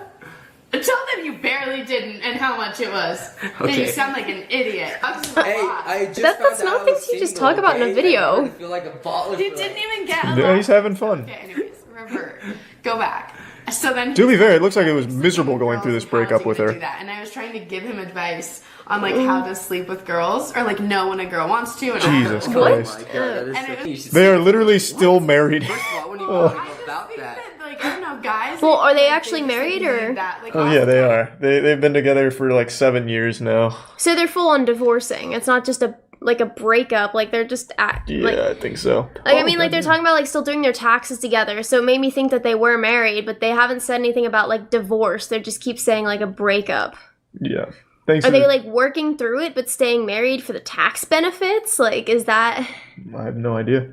Thanks to the resub Pylon, Blunt, and the gift sub Satan. Good to see you, Satan. The Prime Jelly resub. Or yeah, Ace, like is it Dan, just and Chronic, like turning and into an Jam. open relationship? Like I have no idea. What happens if I have a fifth kid though? They have 4 kids. That's your new person's problem, not mine. Dude. Yeah, let's go, Oscar. We don't care. Yeah, that's where we're at. Vlog. We're done. He's like, all right, I'm just gonna end it here. Living in the same house with 4 kids, what could go wrong? Right? Yeah. He looks so stressed. Well, I guess a lot of things, but He's very unhappy. He's not having fun. Leave your questions down below. We'll probably do a Q&A because why not? Yes, why not? You're already being open enough as it is. Everybody in our lives thinks confidence, I love it. The fact that you think after everything you put me through, I would be like, me, but you. This is so weird. I feel so bad right now. Besides some Yeah. attitude here and there. This is. I don't know why they would upload this. I don't know. oh, there it is. This is 2 people that fucking hate each other, pretending they don't. Comforting to Oscar. Yeah. But guys, that was early on. That was Wow. rough. Yeah, no, that got worse and worse and worse. It was just a full blown domestic dispute that they filmed. This is what I mean. Like people literally live through YouTubers and their lives. Well, here, Oscar's glow up after this is about to be iconic. At least people are on his side on it. More of like a this is. Yeah, most people are. Well, it was pretty clear that she fucking hates Oscar. Yeah. He was definitely the one that was hurting the most here. Yeah. Yeah, like she looked. Literally, yeah. She's so happy. She and looked he's- fucking thrilled. and he's just like out of it the whole time. Like Yeah. he wasn't there. He's a tier 1 wolf. He Very looked sub-Momo. miserable. Like, he didn't want to be doing that whole thing. I mean, I didn't see the beginning, but I'm sure he looked the same way. Yeah. They didn't do a Q&A yet. I already looked earlier. Oh my god, never mind, they did. How did I miss this? I saw this one. This one was very uncomfortable. But I didn't see this. Oh my god, It's 22 minutes. there's still so much more to learn. I don't know. You sound excited to be. Not watching really. another. I don't know. That was very uncomfortable. I just feel kind of dirty and slimy just for knowing that much about that couple for no reason. But I don't really care about that. It was just, he clearly doesn't want to. And she's telling him how to get girls. I mean, This video so soon. I actually filmed. Oh, and one of their kids is watching With this. that first Oh. there's so many questions that we're like, all right, we need to address something. Oh. I think the next time that we film a video in the kitchen, it needs to be a positive video. Yeah. Oh, God. So I kind of thought that we would Time to watch mom and dad fight on camera again. like things that I wanted to. yeah, You said nothing She the was whole mad. time, yeah. And I had to say anything because these are awkward conversations to have. You don't really know what You to don't say. have to have these conversations on camera. You really With don't. all the backlash. So Yeah, and like it's no. funny. We have like banter. Yeah. We're in a good place. Yeah. That sounds good. No. Yes. Yeah. No. Are we in a good place? Yes. Tell them. I'm laughing because the nipple thing was out of habit and I didn't squeeze. I just was like, oh wait. I Yeah, should he didn't. And he said, yeah. But like Thank God, Oscar. Your honor is still intact. that kind of tends to happen. people also don't I mean, that's the whole point. Oh really? It's Why? next to signal. Oh yeah. No, guys, it is done. Like. Whoa, whoa, whoa. I mean, it is, but relax. I hope Oscar's side hoe walks in to like help answer questions. I just want to know he's doing okay. It was important. So, like, that's when I started to just feel defeated, but that's Just tell me why you hate him. decided. Oh, That's all I care about. And I stayed with him Stop for a year. cushioning the If blow. guys You can know take me it. At all, never asked Oscar to get a vasectomy. I did not want him to get a vasectomy. I wanted more kids, and I see why he did it now. encouraged he didn't get the vasectomy. Oscar had to have a vasectomy. He was going to do that. No, Honestly, good idea, Oscar. Made the right call. yeah, that has nothing. I don't want to get. Is that what made you hate him? Because his wiener is snipped? It had nothing to do with having. I feel like I'm getting to the bottom of this. I mean, his wiener's I'm not weird snipped. about bodies. No, his wiener's cut in half now. That's what a vasectomy is. They split it in half like a meat stick. A little while ago, we've had a lot of people say like, are you guys going to get back together in the future? No, Or, like, Oscar's how done. official is this? It's official. Yeah. I mean, Oscar you seems so never know strong what the now. future brings. Like, I don't want to say. Like, I think it'd be. No, Oscar, put your fucking foot down. Say no. He did. I'm done. This is where things He get did, risky. and then I she do talked not over want him. To ever lead, then so we. Yeah, I would say the same thing. I don't want to speak for my future self, but as of right now, it's like an official Yeah. no. I don't. Nice. That's all I needed to hear. Good work, Oscar. You're done. Yeah, I don't want to watch 22 fucking minutes of it. It's still so uncomfortable. It really is. I don't know why people post these things. That's just so much. Well. He got his balls snipped and she still has them in her purse. She's probably like, here, freeze some for me. Rough, yeah. Here to check out the terrifying transition from Nice to Nightmare by Code Blue. Show me your hands. Both of you. Both your hands. Both your hands. My hands are right. This guy looks like the Flash. Unlock it. What? Who called and why? You got told there's a physical fight between a male and female. Okay, Turn around. I was. Turn around. She was leaving, Turn around. trying to leave. Turn around. Can you listen to me? No, I'm in charge. Turn around. What's going on? I'm surprised he didn't break his own wrist punching his hand. That guy is made out of fucking toothpicks and uncooked spaghetti noodles. Yeah, man, and he is posturing for a fight, too. Look at that shit. That looks like the dancing skeleton from the old Steamboat Willie. No, I'm in charge. Turn Come on, around. man. Have some respect. What's going on? Have some self-awareness. I am calm. I'm calm. You just yelled at me. Okay? All right, I'm I sorry. need you to calm down. All right, I'm sorry. Settle down. I'm sorry. Settle down. Sorry. So we just got a call that there was a physical He's fight. clapping in between each word like rock bottom with spitting. No, nothing like that, sir. I'm all, sir. I'm all. All I was trying to do is hold her because she's drunk. That's all I was trying to do. That's all I'm trying to do, officer. Settle down. That's all I'm trying to do. I need you to settle down. I know, but that's what I'm letting you know. Okay. God, this guy is fucking tweaking. Nope. Baby, calm down. I'm saying it because there was no argument, and it was all my fault, and. Okay. So This is sad. What's your name? Yikes. Matthew.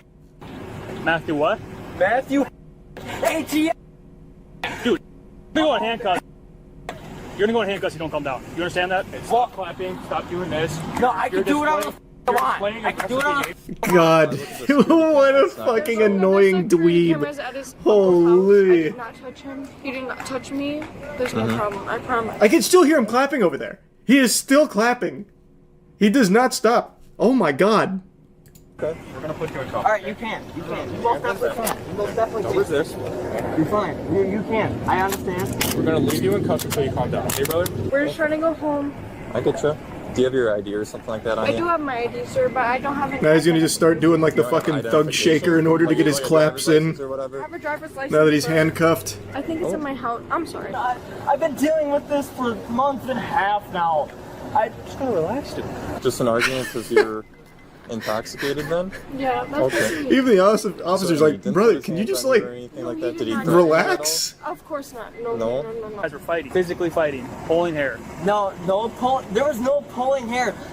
A woman called you. Yeah, she's gonna fucking obviously make a fucking big deal about it because she's a fucking woman. She's a fucking stupid Can we have a conversation that you staring at me? Do you understand how women are though? Do you understand how women are, or do you not have a girlfriend? I'm just gonna try to get him out of this situation, and then.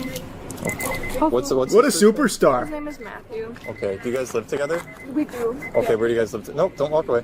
We're about to live together, and we're You're about to move. Yeah. Oh, it's gonna be a match made in heaven. That's gonna go well. But we're about to get a place. I'm so happy for you guys. It's really exciting. Do you guys have any children in common? No, we do not. Can I please just talk to him for a second, and then can you guys stop talking? Please. No, that's not how we're gonna do Calm him things. down. I promise. Please. Nope. I don't want him to get arrested. I'm gonna be honest with you. I don't know you very well, lady. I don't think your presence is gonna calm him down. He just blew a fucking gasket because the word woman came up. I don't think you going over there is gonna calm him down. Like, it's not gonna be like a lullaby or warm milk to him. The actual word of woman just had that guy go to a full-blown conniption. But hey, what do I know? You know him better than I do. You're living with him. Well, he's not under arrest. Alright, do you understand how women are though? They over-exaggerate. Oh, he's still going. I'm asking you a question. That's Do your they personal not? opinion. No, I'm asking you. Being truthful, I saying promise, sir. that nothing's going on. Nothing's going on, I promise.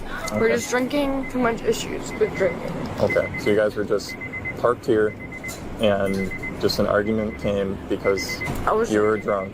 Yes, sir. And then nothing physical, no threats, nothing. Didn't she just say And then we just were show up, and drinking? then all of a sudden. Yes, sir. Okay. That implies he was also drinking. And just hang out for now. But he seems sober. I don't know what I'm talking about. I'm on the crack Okay, but pipe. don't go over there, okay? Don't go over there. Don't go over there. We just told you.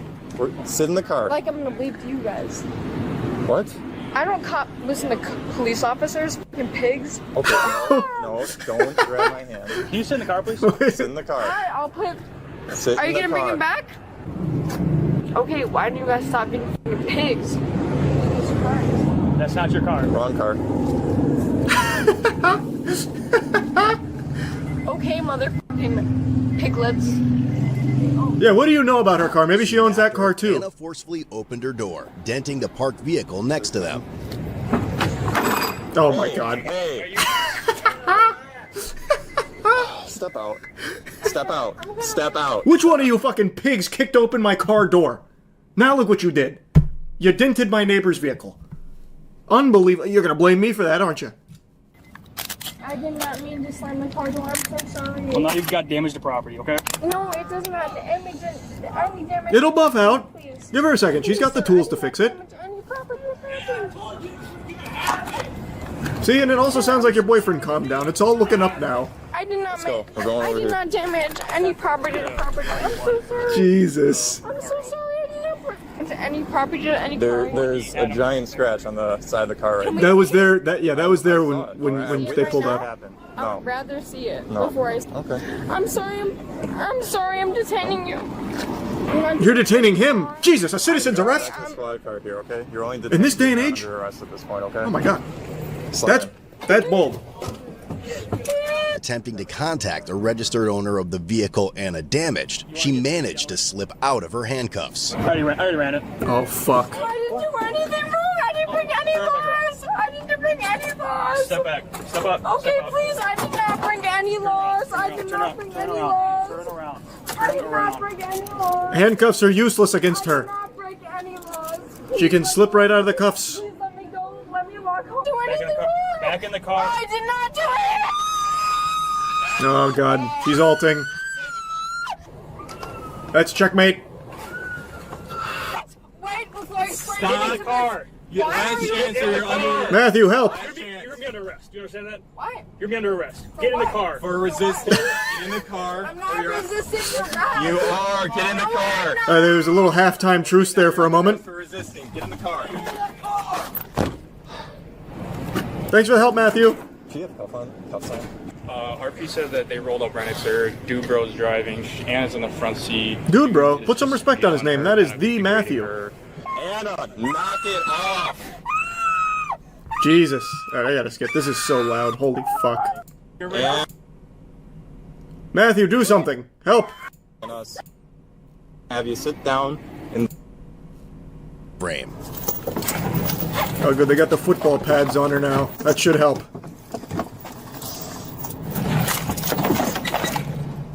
They got her like a hockey goalie in here. I'm gonna tell you one time you just kicked my hand. Okay, then. Jesus Christ. Cooperative behavior. She is rather. What happened to Matthew? Oh my god. Jesus. Did she just cause such a commotion that Matthew got to despawn? Dude just left and they forgot about him? What did I do wrong? That's what I'm wondering. What are the charges? Anna was charged with felony counts of battery, threat to an officer, bail jumping, misdemeanor counts of resisting, obstructing, and also a repeater. Ultimately, Anna and Matthew were released on a $5,000 and $150 signature bond. Lesson learned then. Surely that won't happen again. Both of them, valuable life lessons. Twitch is a platform that's no stranger to drama with its content creators, and it's really odd with the way that communities act and react differently depending on the content creator. Some communities will just always start flinging dog shit the second their favorite content creator so much as farts because they want to start drama and they're just looking for anything to latch onto to start a shitstorm shit pile about. Other communities love to be abused and exploited by their content creator, and other communities just like to hate fuck the content creator, like hate fuck them with their wallet, like they'll donate and be like a 2-year sub to somebody that they openly despise. It's really odd, and right now there's a super disturbing trend going on with some of the streamers on there where they have an argument with their girlfriend, break up with their girlfriend on stream, all in order to bait viewers and donations, and it works so well. So the recent one today is with this guy. I'm not going to say his name because I think all he wants is some promotion because his stream was on the steady decline. He told his girlfriend he cheated on her and then proceeded to make her stay on stream so that way they could argue it out and make her cry to keep bringing in donations, which it did. Before this, earlier this week, there's a RuneScape streamer who brought his girlfriend on stream and they started talking about cheating and arguing and the cops were called. He had 15,000 concurrent viewers all donating to him. He made no less than $2,000 during that stream, all because he's having a domestic dispute with his significant other. Kissed her. I kissed Tina 4 days ago. I'm sorry. No, please. That's cheating. That's cheating. I'm cheater. That's cheating. I'm sorry. That's cheating. So a little backstory on this insufferable, heartless asshole. He got kind of big on Twitch because he'd fart into his phone on stream. That's his claim to fame. Not exactly something to be super proud about, nothing you'd write home to mom and pop about, bragging about how you've made it and how successful you are, and yet somehow this trivial accomplishment went to his bald little fucking testicle head, and he got a huge ego where he thinks he's better than everyone else and that this girl deserves no respect from him, and she's nothing more than a vessel for donations and views for him. It's disgusting. What the fuck? Stop it, Chan. Why you donated me? What are you doing? Okay, hold on, please. And keep your money back. Keep your money back. I will leave too. Keep your money. Hold on. Please sit. Please come back. Please come back. Please. Oh, please come back. Please come back. Just sit, please. Sit for a while till I end this beer, please. please sit and get your money back. I don't need your money. Yeah, those donations go on through the entirety of this, and I just can't wrap my head around why. I truly don't understand it at all. If this practice was a condom, I could never fit my penis into it, and my penis is not even very big. It just makes no sense to me. I don't think it makes sense to anyone that can rationalize literally fucking anything in the world. Picture you're at the restaurant, and you're seeing these two having this dispute. She's crying, they're breaking up. What do? Do you start throwing $5, $10, $100 bills at them, as well as like shitty little socially inept jokes and quips, or offering advice on the back of your $5 bill? That makes no sense. A lot of these donations are like, what are you doing? Turn off the stream. Oh, I'm so sorry this happened, Star Bitsy. Here's $20. All going towards the fucking guy. I don't understand what you're thinking, you turbo virgins. And some guy donates $100 a couple times throughout this. So rich, I don't need money. Hey, don't sub me. Don't donate me. I don't need money. I'm so rich. Why would you say this on stream? I am so rich. I'm not doing this for money. So why did you say you cheated on me then? Why can't you just end the stream and tell me this?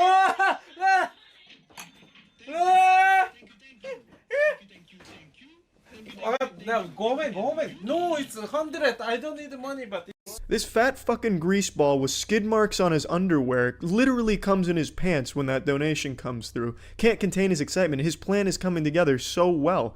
It's just amazing to me how hungry Twitch viewers are for lame, shitty, awful, deplorable content. This is exactly what they're looking for. All the little limp dicks in this guy's chat donating to him must have been coming just as hard as he was getting your money. I just don't understand. I can't wrap my head around it.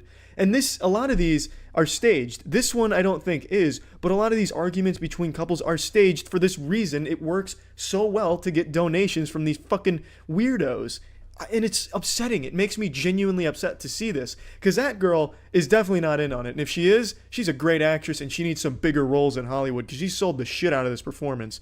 I cannot imagine how sociopathic you must be to, one, pull this, and two, donate for it. Now, don't misunderstand me. I'm not speaking in absolutes. There are a lot of really good Twitch viewers, Twitch chat, and the best being, obviously, at twitch.tv/moistcritical, the best community on there, hands down. Can't recommend it enough. I don't get any domestic disputes. I don't get any arguments with anyone except anti-vaxxers. Come join in on the fun. Twitch.tv/moistcritical. Come check it out. What I'm saying is, for the most part, this is some of the most popular content, and it does wonders for dying channels on Twitch to stage some type of drama like this. Happens all the time, and it's really sad when it's not staged. It's really pathetic when it is staged, but it's downright disgusting when it's not in a case like this. yeah, like I asked you as a casually, like, wanna have a sex? It was a joke. Okay, come me on speaker. So you casually asked your ex-girlfriend, let's fuck while you have a girlfriend? It was a joke. Even if it's a joke, is it right thing to do? Please don't go. That's a banger of a joke. Haha, it'd be so weird if we fucked, right? Like, you think that'd be weird too, right? It'd be super weird. We shouldn't fuck at all. That's definitely some shit you'd see on the red-pilled subredditor from a pickup artist extraordinaire. Unbelievable shit right there. It becomes very clear here that this guy is just doing as much as he can to hurt the girl. He's doing everything in his power to make her cry as much as possible, because that's when the donations are at their hottest. And that's the most upsetting part. He is targeting her with all of these horrible jokes and horrible attempts at comedy, and it's not good at all. And it's very clear what he's doing by calling up the girl he cheated on her with and saying in front of his girlfriend and on speaker that I asked her to fuck. What else could that possibly be other than an actual fucking targeted attack on the girl you've just disrespected? You're such a fucked up guy. And I can't believe this man even has an option to cheat on his girl. Look at him. Not exactly the figure of an Adonis that girls will be tripping over their sodden panties to get in line for. He looks like a man who got famous for farting into a phone. Like, if I had met this guy at a party, shook his hand, and then asked my friend what the guy did for a living and was told that he farts into a phone to make his living, I'd say, yeah, that sounds about right. I don't understand you. Why you not come back? Because I cheated on you? That's all? So I cheated on you, so you're gonna break up with me. What did you want? What did you want? Come downstairs without your stream. Then what's gonna happen? What's the difference? That I could have given you a second chance. That I could have trusted you again, but you brought your stream. Okay. See you saying goodbye. I hope she is saying goodbye, and I hope all your viewers are also saying goodbye. This is the type of behavior that should not be rewarded, and unfortunately it is a lot on Twitch. And I don't think it's a problem with Twitch. I think it's just certain communities that latch on to shit like this, and it's upsetting. But there's always going to be weird people out there, which I guess is the takeaway here. But that's a popular trend on Twitch. I guess if you're looking for some speedrunning strats for Twitch donations, go ahead and stage an argument with your significant other. I guess they fucking eat it up for the most part. So, it's shitty stuff. That's it. So yeah.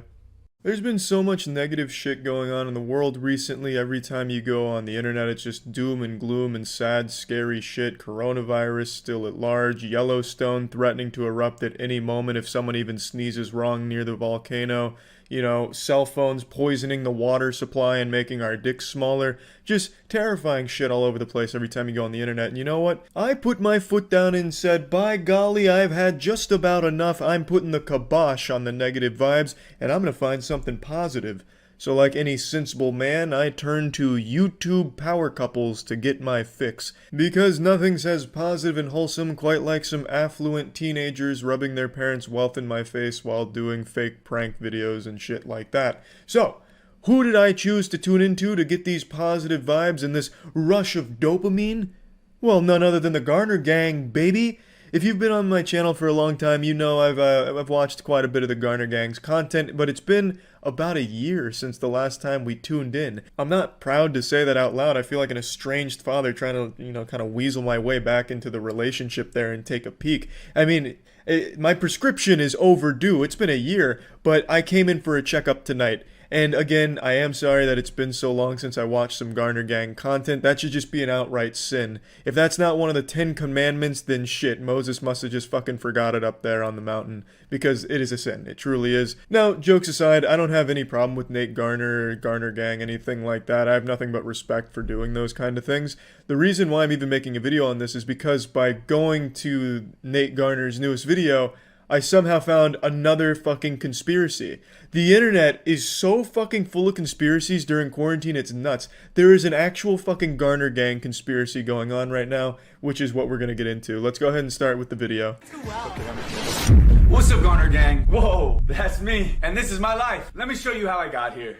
It starts just like every other Garner Gang video. This seems pretty standard and ordinary to me based on what I remember from the Garner Gang. You know, full throttle, nuts to butts right out of the gate. I mean, this seems like the stamp of Nate Garner. It doesn't seem like anything's awry here. But YouTube commenters were quick to point out that there may be more than meets the eye going on here. I got this one that says, make your dreams happen. That's what we do, Garner Gang. Big wins, making dreams happen. It's a sponsored video. He's talking about copping some big W's, and you know what? We could all use some big W's right now in these trying times with coronavirus keeping us on lockdown. So, I mean, I didn't see a problem. You know, this just felt like a pretty standard Nate Garner Gang video, baby. I was feeling that big W energy.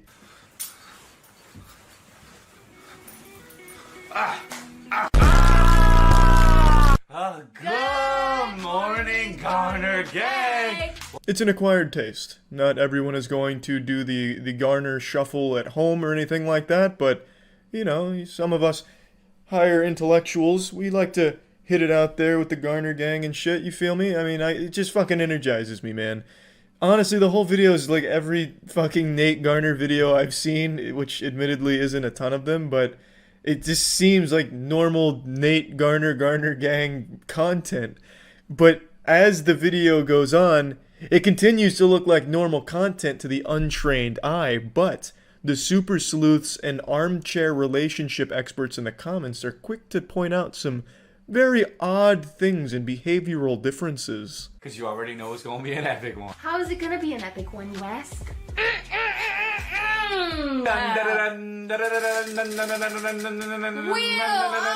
There's buy a luxury item. Oh no.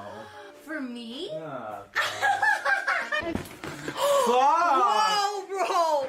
Whoa. you're a disaster. I know I am. My bank account's a disaster. Isn't it so pretty? I've always wanted this back. So I'll spoil the conspiracy. They say that they broke up and they don't want to admit it because that would mean that they lose some of their YouTube audience because they're no longer in a relationship or something to that effect. Everyone's got a different version of the conspiracy theory. This is kind of like the Avril Lavigne's dead and replaced by a stunt double, a body double. It's a loose conspiracy theory based on a single video here from what I've gathered from the conspiracy theory dark net, by that I mean Twitter, that believes the Garner gang has split up. So basically throughout this video, this is the only part of the video where I can kind of see Nate looks unhappy, but he also just got clobbered by a heavy bag and spent a lot of money on a heavy bag for the sake of the YouTube video, so I don't know. Dude, I know you too well. Okay, I'm just going.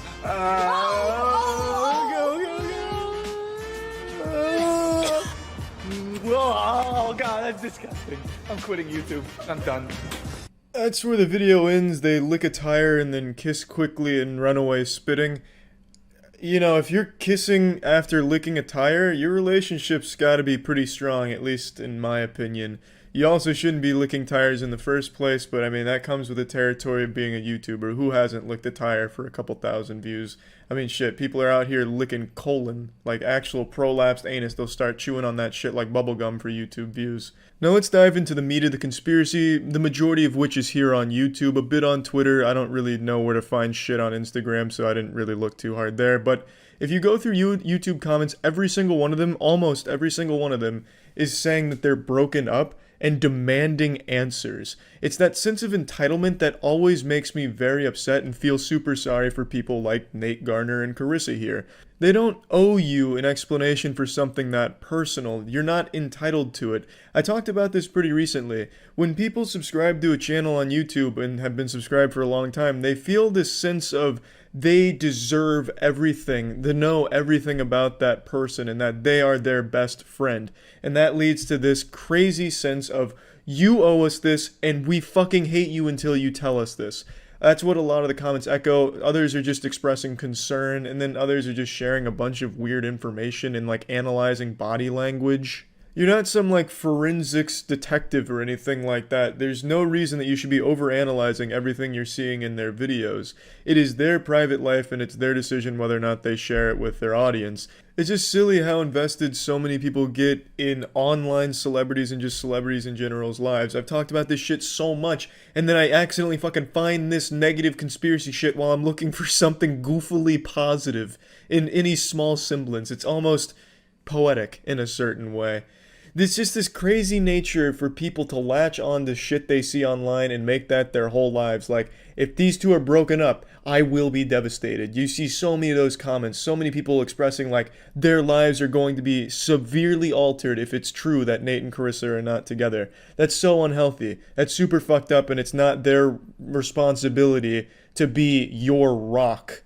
You know, that should never be the case. And they, again, don't owe you an explanation for whatever is going on. If there even is something going on, it was a pretty fucking normal video. It wasn't like some VHS tape out of The Ring where there was creepy shit going on that you have to analyze and figure out what it all means. It was a standard video. There wasn't like 2 frames of something horrific, you know? It wasn't like some crazy shit going on. It was just them doing a standard YouTube throwaway prank challenge, whatever the fuck they call it these days. And these people are still going rabid trying to see if they're together or not and demanding that they tell them. Then there's people that are saying it's time to mass unsubscribe from Nate Garner until they give us answers. So they're trying to like hold them ransom for answers that they don't fucking deserve in the first place. Like, you're not their friend. You know, you may be part of the Garner gang, but that doesn't really mean anything. It's just a title, you know? But yeah, I guess the only reason why I wanted to talk about this is because quarantine is making people latch on to shit like this even harder. Well, not just conspiracies, but latching on to people even harder to live vicariously through shit they see on the internet. And to get so unhealthily invested in something, to feel that level of entitlement, always makes me a bit upset and feel for the person that's on the other end of it. It's just some unhealthy shit, and it really should stop soon, hopefully. Wishing you the best, Garner gang. Again, I don't know what the fuck's going on there. If I just watched that video without reading the comments, I would just assume it's business as usual over there, but what the fuck do I know? I guess I'm not the YouTube comment experts where the real intellectuals live, in the fucking YouTube comment swamps.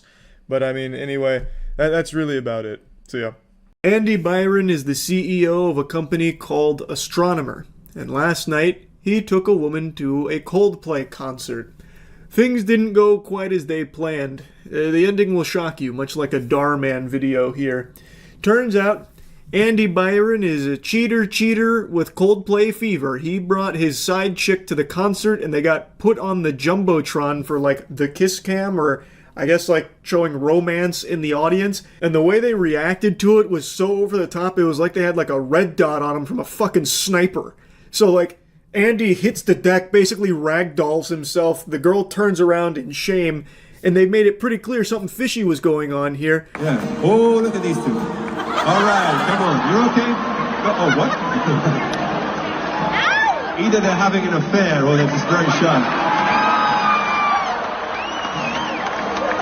I'm not quite sure. Lead singer of Coldplay was even surprised by that reaction. He even made a joke like, oh, they might be having an affair or just very shy. Turns out it was the former there. They were indeed having an affair. That is Andy Byron, a married man. That woman is not his wife. That is his chief people officer at his company. Fucking HR. Her name is Kristen. And this is clearly not some kind of business function here. He is wrapped around her like a cloak, like Doctor Strange's cape. They were very clearly there on a romantic evening, a date, a little soiree. And when they got put on the Jumbotron, that was checkmate. Like a furry's nuts after seeing Chester Cheetah. They were busted. So the reaction made it clear something was awry. The internet did some digging. That's how they found out this is Andy Byron, and that woman is Kristen Cabot, or Cabot, something like that, the chief people officer. He is a married man. I don't know if she's also married, I'm not sure, but he 100% is married with a kid. His wife has 100% become aware of this unfaithfulness. As far as I know, she deactivated all of her socials, and it's looking like a real mess. That shit is so sad to see. That is just rough. My heart breaks for the family here. This despicable piece of shit is not only cheating on his wife, but he's cheating on his wife with his chief people officer, and doing it publicly, unashamed, at least unashamed until they got put on the Jumbotron, I suppose. Just taking her to a Coldplay concert. Now, he might have got away with it too if it wasn't for those meddling, Scooby-Doo gang super sleuths out there, because their reaction to this was so extreme that everyone could catch a whiff, smell something a little stinky, so they did the little bit of research on it. Had these two just played it off as no big deal, like they were dating or together already, I doubt anyone would have known that this was an affair. They would probably still be fooling around, canoodling behind his wife's back. But because he melted like Double D from the Ed Netty intro after they were on the Jumbotron, and she turned around and evacuated, then people were tipped off to what was actually happening here. Now, as far as I know, there hasn't been an official statement from Andy or Kristen. I have seen this floating around, but there's no actual source for this, no official source to verify whether or not this is authentic. To me, it seems like a load of fish paste. The first half could potentially be legitimate, it almost seems real, about how Andy is acknowledging, the disappointment and apologizing to his wife and family. But then the second half, I think it's very clearly just taking the piss. I also want to express how troubling it is that what should have been a private moment became public without my consent. I respect artists and entertainers, but I hope we can think more deeply about the impact of turning someone else's life into a spectacle. As a friend once sang, "Lights will guide you home and ignite your bones, and I will try to fix you, Andy." Those are Coldplay lyrics. I think it is meant to be a joke. I don't think this actually comes from Andy. I don't think this is Andy's statement or response to any of it. But I at least wanted to put it here because I see so many people talking about this being his actual statement, which I just don't think it is. And I can't find any source that claims that this is actually from him. So anyway, just wanted to talk about this a bit. This is one of the wackier ways I've seen someone be caught cheating on their wife. It's really about it. See ya. 30-year age gap, but our love life is hot. Going to be 55 in February. 54 years young, baby. What's up, Vince? I just turned 24 in September. That's how old I am. You want to date me, Vince? It's off because I'm kind of a Disney aficionado. So we're entering Fantasyland. It's our last. Yeah, you know, nothing weird about that. Just 54-year-old non-married man, no kids, going to Disney for fun. It looks like I'm looking at the middle school gym teacher making out with a student. Like, I feel like I'm just looking at something frowned upon. His mom. Love you, Wes. I still remember the Prohibition. She doesn't even know what that is. I still use AOL. She uses anything else. We had unprotected sex for about 2 years, and then Vince! I was pregnant. So my it's more of a man. miracle thing. Yeah, really getting in there, Vince. Let her feel all the dust. I kind of feel like Vince has a single shirt. It's a Chicago Bears shirt. I actually feel he's never been seen in anything else. They say when he conceived his child, he was also wearing a Chicago Bears shirt. I have gone through, not like you're their father, or not like you're their parent. Mhm. But you have to be on the same level. I typically worry about that as well, making sure women don't feel like I'm their father. Hi. Just stating things, am I right, Having Vince? the age gap. Fuck yeah, I share my husband with my boyfriend. That's some 2019 guy shit right there. So when you have sex as a group, I mean, is that something you enjoy? Yeah. Nope, wow, they're like clones. Wait, what the fuck? Yeah. Is that Nicolas Cage in a disguise? And is this Nicolas Cage playing Nicolas Cage in another disguise? Hold on. And Place your bets, chat. Which one of these two is her husband and which one's the boyfriend? Which one looks like the bigger cuck? I'm saying this is the husband. Because this guy's got long hair, which means he's a bad boy, so this is definitely the boyfriend. He's the master cuck. this is Ken, my husband. Bang! Daniel, my boyfriend. Boom! Yeah, baby, it's that goatee. That'll get you every time, Ken. Every time. Vanessa and I have been married. It's like a Boy Scout badge for cuckolds. Ken can't satisfy you like, him. Thunderbeard can. I was in that relationship. Out to leave, we were saying goodbye, and I kissed him. I was having very conflicted feelings about it, but I Yeah, wanted to cheating. do it again. So we had a real conversation about it. Is this something that we want to do? Is this something we want to It wasn't even explore? Ken's idea. And so we invited She just him over. cheated on him, and he's like, talked "Fuck." a couple times, and Nothing we left all to do had now. sex, It's and not like we I can just get another girl. kind of went from So, Ken, are you done fucking my wife? Can I have a turn? What happened to your ex-wife then? She dead died. now. No, no.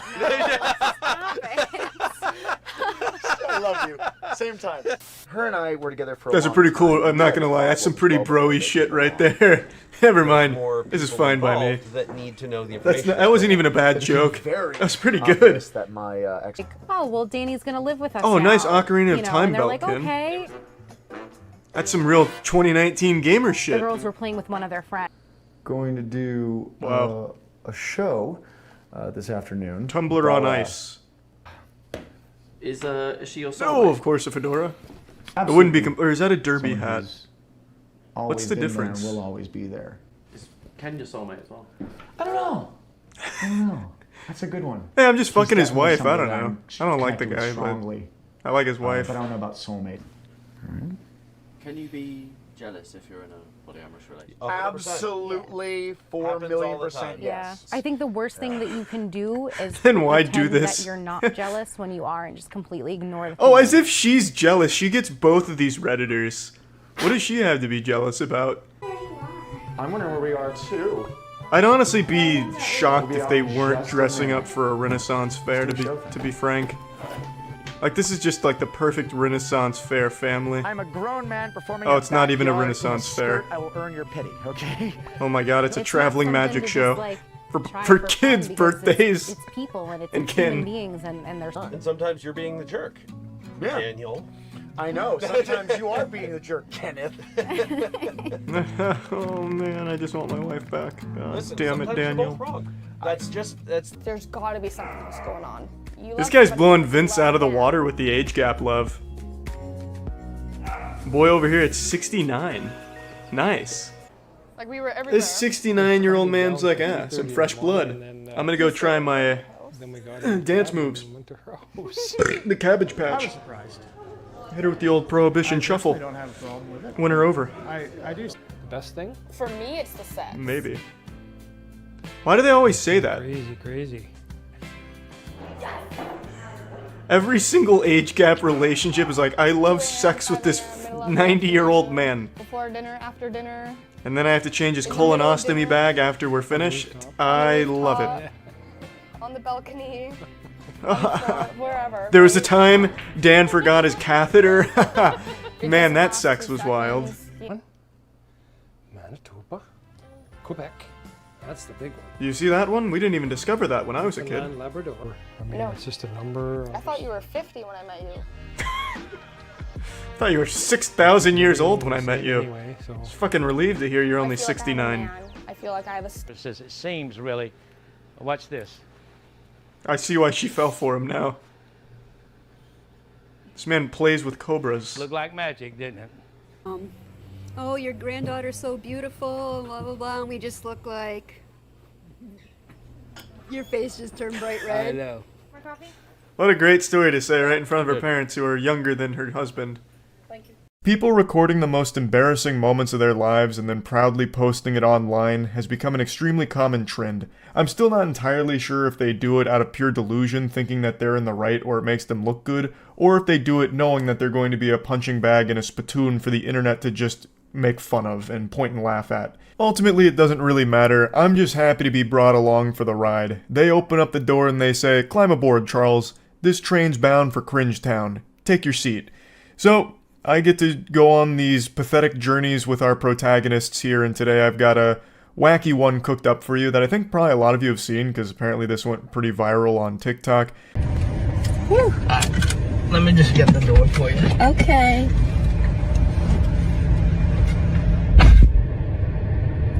He got me at the Cheesecake Factory, y'all. I ain't getting out this car.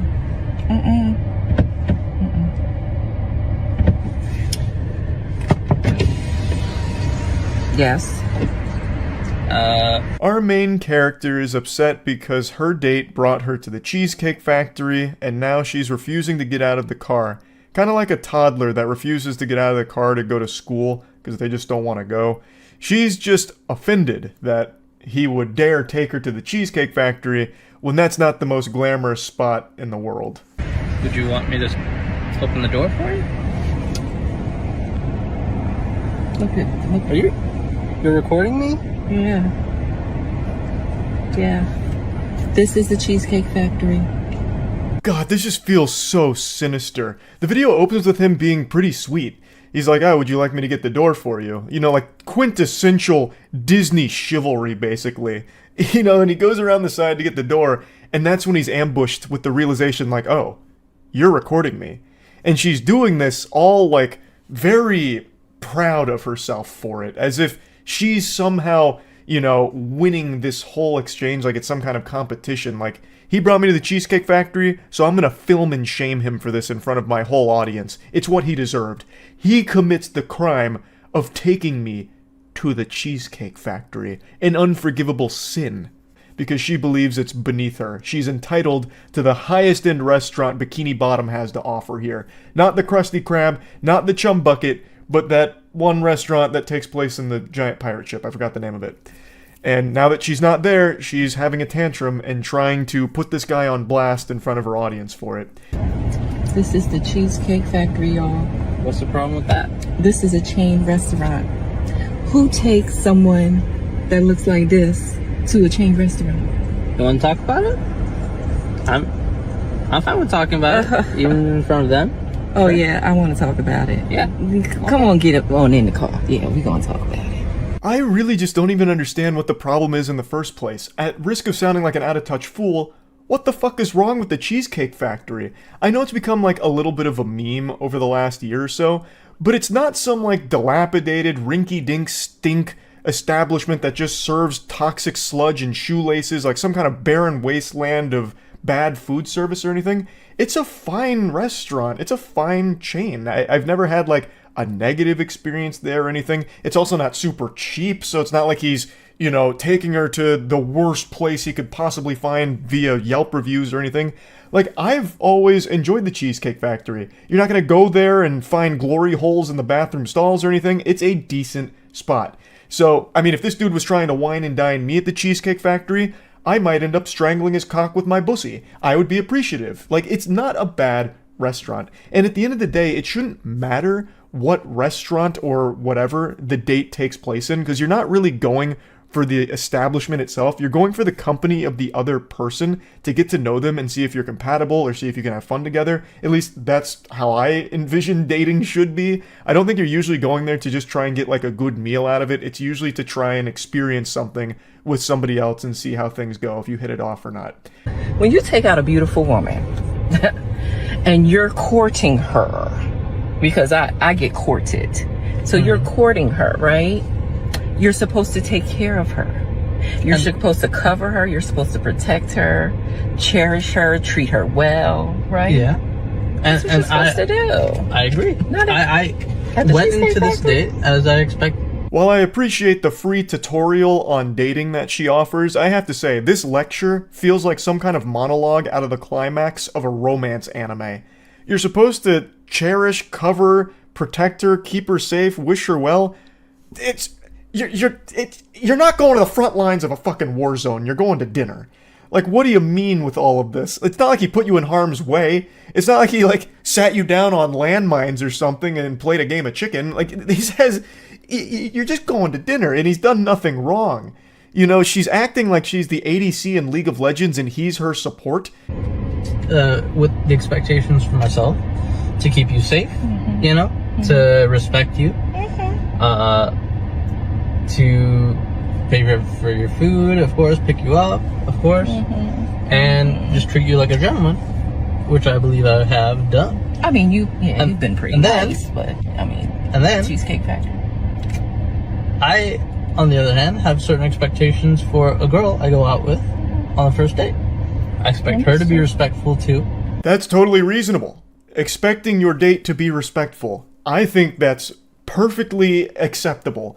This was extremely disrespectful from her. Not only to refuse to get out of the car because she didn't want to go to the Cheesecake Factory, but then to film this entire exchange blows my mind.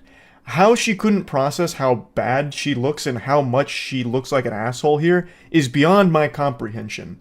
And I really think it just speaks to this main character syndrome that half of society is deluded with right now, where they're never in the wrong. It's all the props around them that are wrong. Now, there is another thing I want to mention. She doesn't have to go to the Cheesecake Factory just because her date brought her there. Like, let's say she treats the Cheesecake Factory like I do with Burger King. Hell on earth. You know, it's the worst place in the world. Maybe she hates the Cheesecake Factory as much as I hate James Corden, and she just really doesn't want to go. You can still handle this in a really appropriate adult manner by just simply saying something like, hey, look, I just don't like the Cheesecake Factory. I've never really enjoyed it.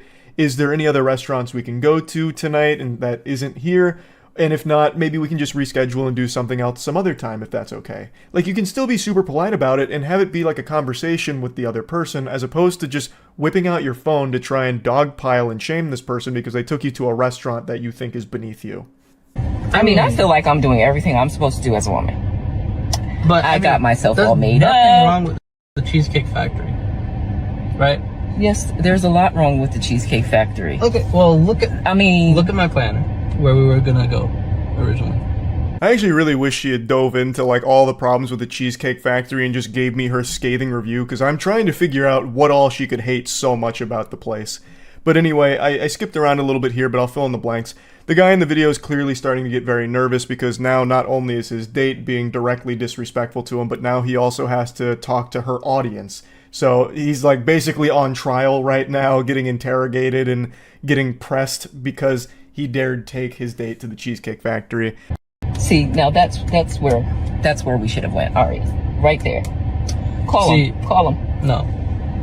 What do you mean no? See, I mean, I'm waiting for a reservation. We can still get to know each other. Isn't there another restaurant you can call that, like, you know, the equivalent to that? I mean, I literally you don't said, understand. Look at me. I cannot go in the Cheesecake Factory. There's nothing wrong with I will die. Oh my god, her attitude is so infuriating. It's like someone wrote her as a character in a show that everyone is supposed to dislike. It's amazing that this is a real exchange. Now, again, I've cut quite a bit out here because it becomes mainly like a debate. Like, she's treating dating like it's a battle. So he tries to explain like, look, things haven't been great for me in our experiences so far either. you were like over an hour late or an hour late, you know, previously, and then you didn't want to like hold my arm or anything like that, didn't invite me in. So I was just getting the signals that maybe we're not at this point where we should be going to these super expensive restaurants together. We should get to know each other a little bit, you know, slower at places like the Cheesecake Factory, which I think is a fine thought process there. Like, okay, so we're not at the point where we're close enough or really getting to know each other enough that we should be going to these like really wild places. Let's start small at something more like the Cheesecake Factory. I think that makes a ton of sense. And here he says like, look, this is where I think we could go at some point or could have gone. And she's like, nope, that's where we should have gone tonight. Call them now. And he's just like, no, I'm not doing that. So then she's saying, just call something else that's equivalently fancy. He's like, no, I'm not doing that either. Like, I can't believe that she still thinks this is a salvageable situation. This is completely ruined. This is kaput. You are not going to get dinner together tonight after this. You shouldn't be going to get dinner together after this. You have refused to get out of his car. You have decided to publicly try and humiliate him for something he didn't even really do wrong in the first place. Why the fuck would he then go out of his way to go to like another wildly over-the-top restaurant or something like that? It's pure delusion. So, respectfully, I'm gonna just drop you off at home. Oh, no, he didn't. Yeah. How about? So, you just want to call it a night? I mean, Yeah. isn't there some kind of compromise or something? Ladies, can you believe this? I was actually shocked that he still drove her home and offered to take her and drop her off. I imagine a lot of people in this situation would have told her just, you know, get out and take an Uber home or something. So I do think this was a big W move from the guy here. He felt very disrespected because he obviously was. And he said, look, this is where the evening concludes. I'm just going to take you home. And somehow she has the gall to be surprised. Like, I don't understand how she would be shocked that he's just taking her back. You've insulted him, and you have publicly tried to shame him. Why in the fuck would he still try and, like, compromise to find, like, a dinner for you two that evening? So, that's kind of where the whole thing stops. I just don't understand why she would ever do this in the first place, and not only do this, but then post it. It's so wild to me. It's such a fascinating concept, because this is a truly embarrassing moment.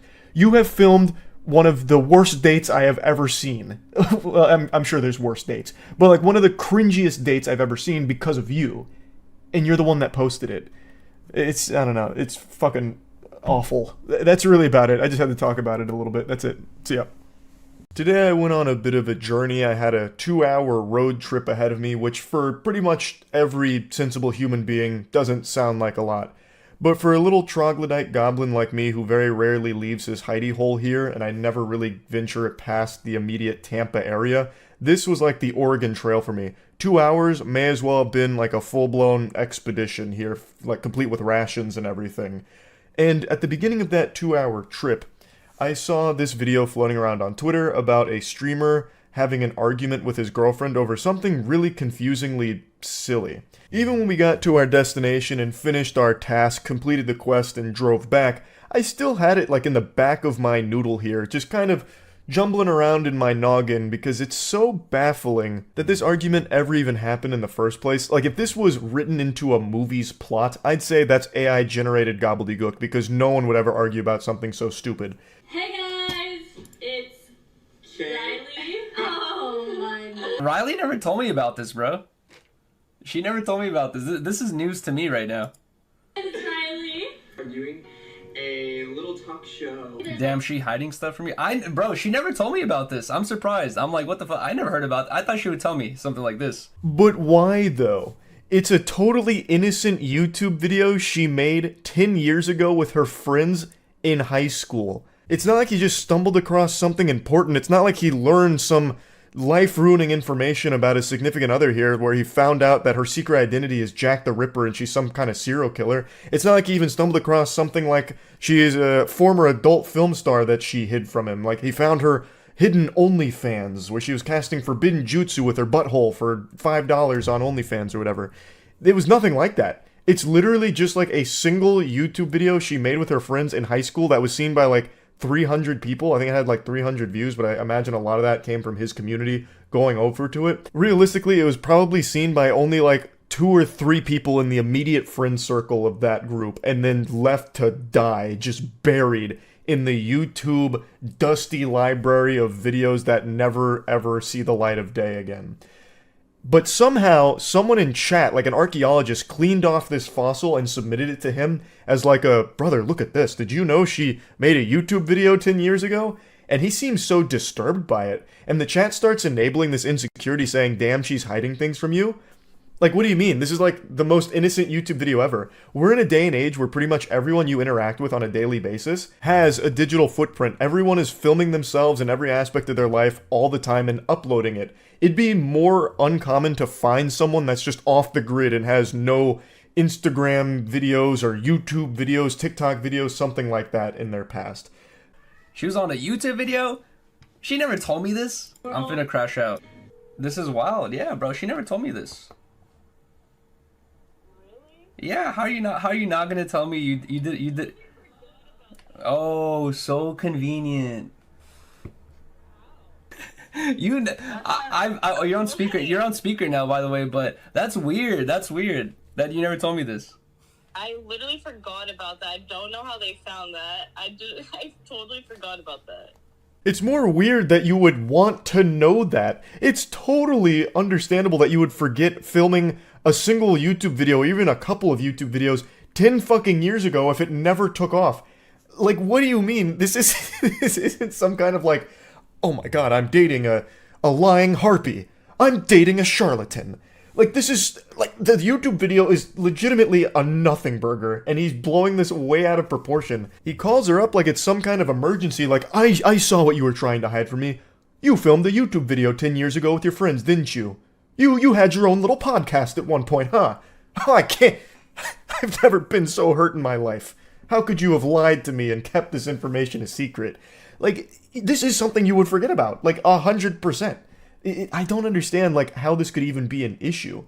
That just feels like complete insecurity, or maybe like this desire for him to know, like, every single aspect of everything she's ever done. I don't really know. That's why I'm saying I can't really wrap my head around how this could even become an issue. This would be one of those things, like, if a chatter linked it, it'd be more concerning how they found it, A, and B, it'd be like, oh, that's interesting. Haha, I mean, what a goofy little find. Like, it's not a big deal, no matter how you spin it. And yet, somehow, he found a way to make it a big deal. Interesting. I'm surprised you didn't tell me this. What do you mean, thanks? I'm surprised you never told me this. This is crazy. I gotta find this out from the chat.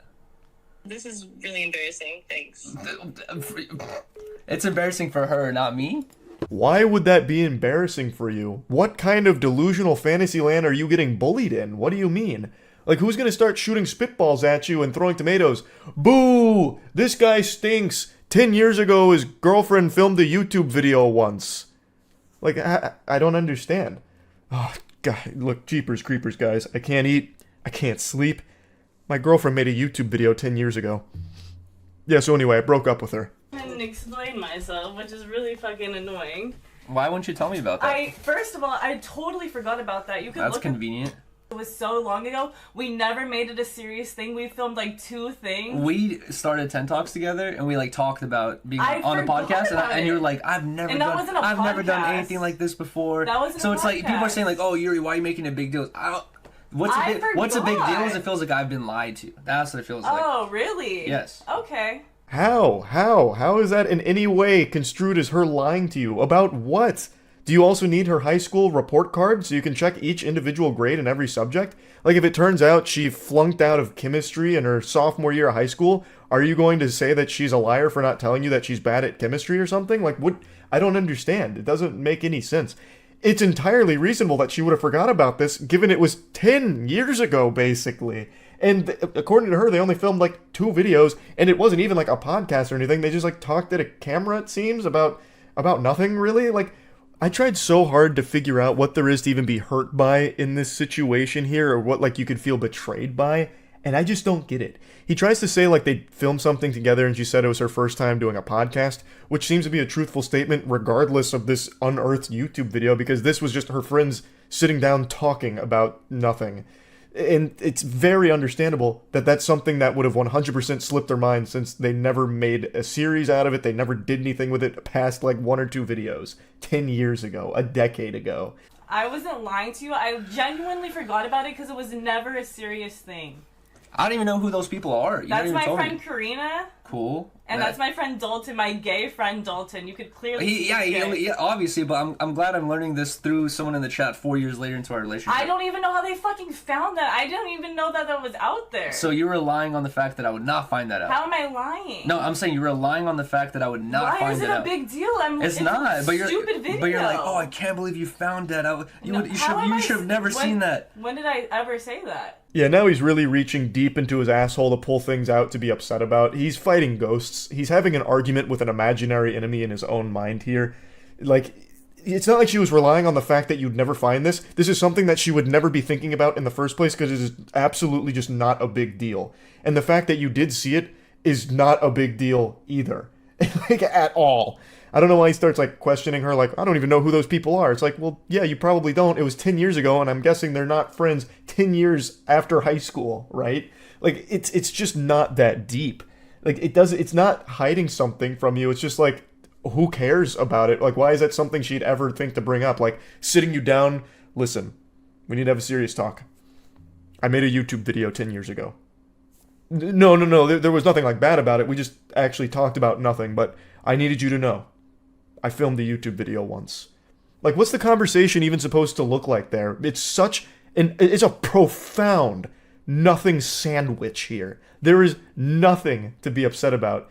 And yet he is still going on and on about it. I won't show you too much more. I'll just go ahead and show you how it ends, where he just decides to end stream in a bad mood about it, mad at her. I don't understand how like you just don't remember, like, oh yeah, we did this thing before. I'm not thinking It's not about like- it's it not- like, it's not it like- wasn't a series. I was never I on know, podcast. I was never I doing get it. YouTube like that. I made a video before on YouTube. Bruh. I'm just gonna stream, guys. That's so stupid. Everyone have a good night. Peace. She's absolutely right. That is so stupid. I couldn't believe the argument that I had listened to here, so I just had to talk about it. That's really about it. So yeah.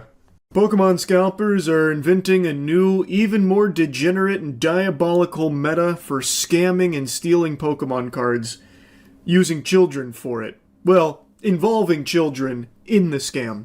2 days ago I made that video about the whatnot seller who was resealing Pokemon packs and selling them, but using his son as the one on stream to open the packs for the buyers, and just drumming it up as like a family business. This is so hype. Look at my son. He's ripping Pokemon packs. We're so proud. This is amazing. Whoops. Turns out we repackaged all of them to give you trash for a huge markup.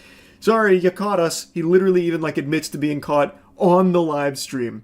And now I just saw another video about a couple that was stealing Pokemon cards from Target using their 1-year-old as like the method. So they brought their 1-year-old son to Target so that way they could unlock the stroller tech from the passive tree here. So they had their child in the stroller and were pushing him around, and then would take Pokemon product and conceal it in the stroller to steal it.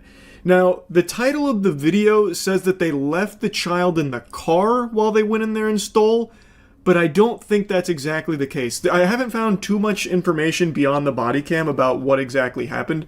My understanding with the way it's described is that they had the child in the store using him for crime, basically, not them leaving him in the car. But either could be true, and both are bad. The kid thought he was going on a fun adventure with mommy and daddy, but he was actually involved in their little crime escapades here. An unwilling accomplice. He had no clue. So, pick that time to steal Pokemon cards, man. Yeah. Just so we have an understanding, she had nothing. She was right there with you when you concealed it. It is totally me, man. Totally me, 100% me. You guys put the Pokemon cards into the... Yeah, I will give them back, of course. This 100% my responsibility, sir. A pretty admirable attempt here from the guy to just fall on the sword. No, she's totally innocent. It was all my galaxy brain scheme. It was all my nefarious plot here. She had no clue what was going on. It was all me. So he's trying to, like, you know, isolate her from this so that way she doesn't get in trouble. And then he also generously says he's willing to give the cards back. That's very sweet of you. Seriously, honest to God, I am short on my rent. and they are very valuable. And I was hoping to pull something in order to make up the money I'm short on my rent. And where are the cards in the car? Yeah. I know, where are they in the back seat. And by the way, you can't say she had nothing to do with it when that's all you guys came in here for. And you concealed it right next to her. Just so you're aware of that. His hero plan, unfortunately, falls a bit short because they have surveillance camera footage and they can clearly see she was directly involved in this plan and acted to help conceal it and work to get the Pokemon cards out of there. So it kind of ultimately ended up looking like that scene from Kong Skull Island where that guy pops 2 grenades to sacrifice himself to kill the monster, but the monster just hits him with the tail and he gets flown into a fucking wall and blows up. It didn't work, is the point. Say, I don't know if it would make a difference. Is there any way we could pay for it? This isn't an apology type of thing. You've already done it. You know what I mean? There's no way to just suddenly, hey, we're going to pay for everything because we got caught by the police. Yes, sir. Yeah, you also stole stuff with the baby. Yeah, but That doesn't matter. I have the money for it. I can Yeah, pay but it. as I just told him, that's not how this works. You don't get to suddenly want to pay for things after you get caught by the police. Fourth quarter, back up against the wall, throwing out the Hail Mary. They try to, pay for it after the fact. That didn't fly either. So they are both facing not just like the small-time theft. The officers also threw out the possibility of pursuing child endangerment against them because they involved their child in this crime, which they argue puts them in a path of danger. Should Gary Oak roll up and start airing the place out, trying to stop him from stealing the Pokemon cards, the kid is now in harm's way. Basically, they brought the kid for the sole purpose of executing this crime. Now again, the title says that the child was left in the car, but all of the information in the video seems to indicate that the kid was present.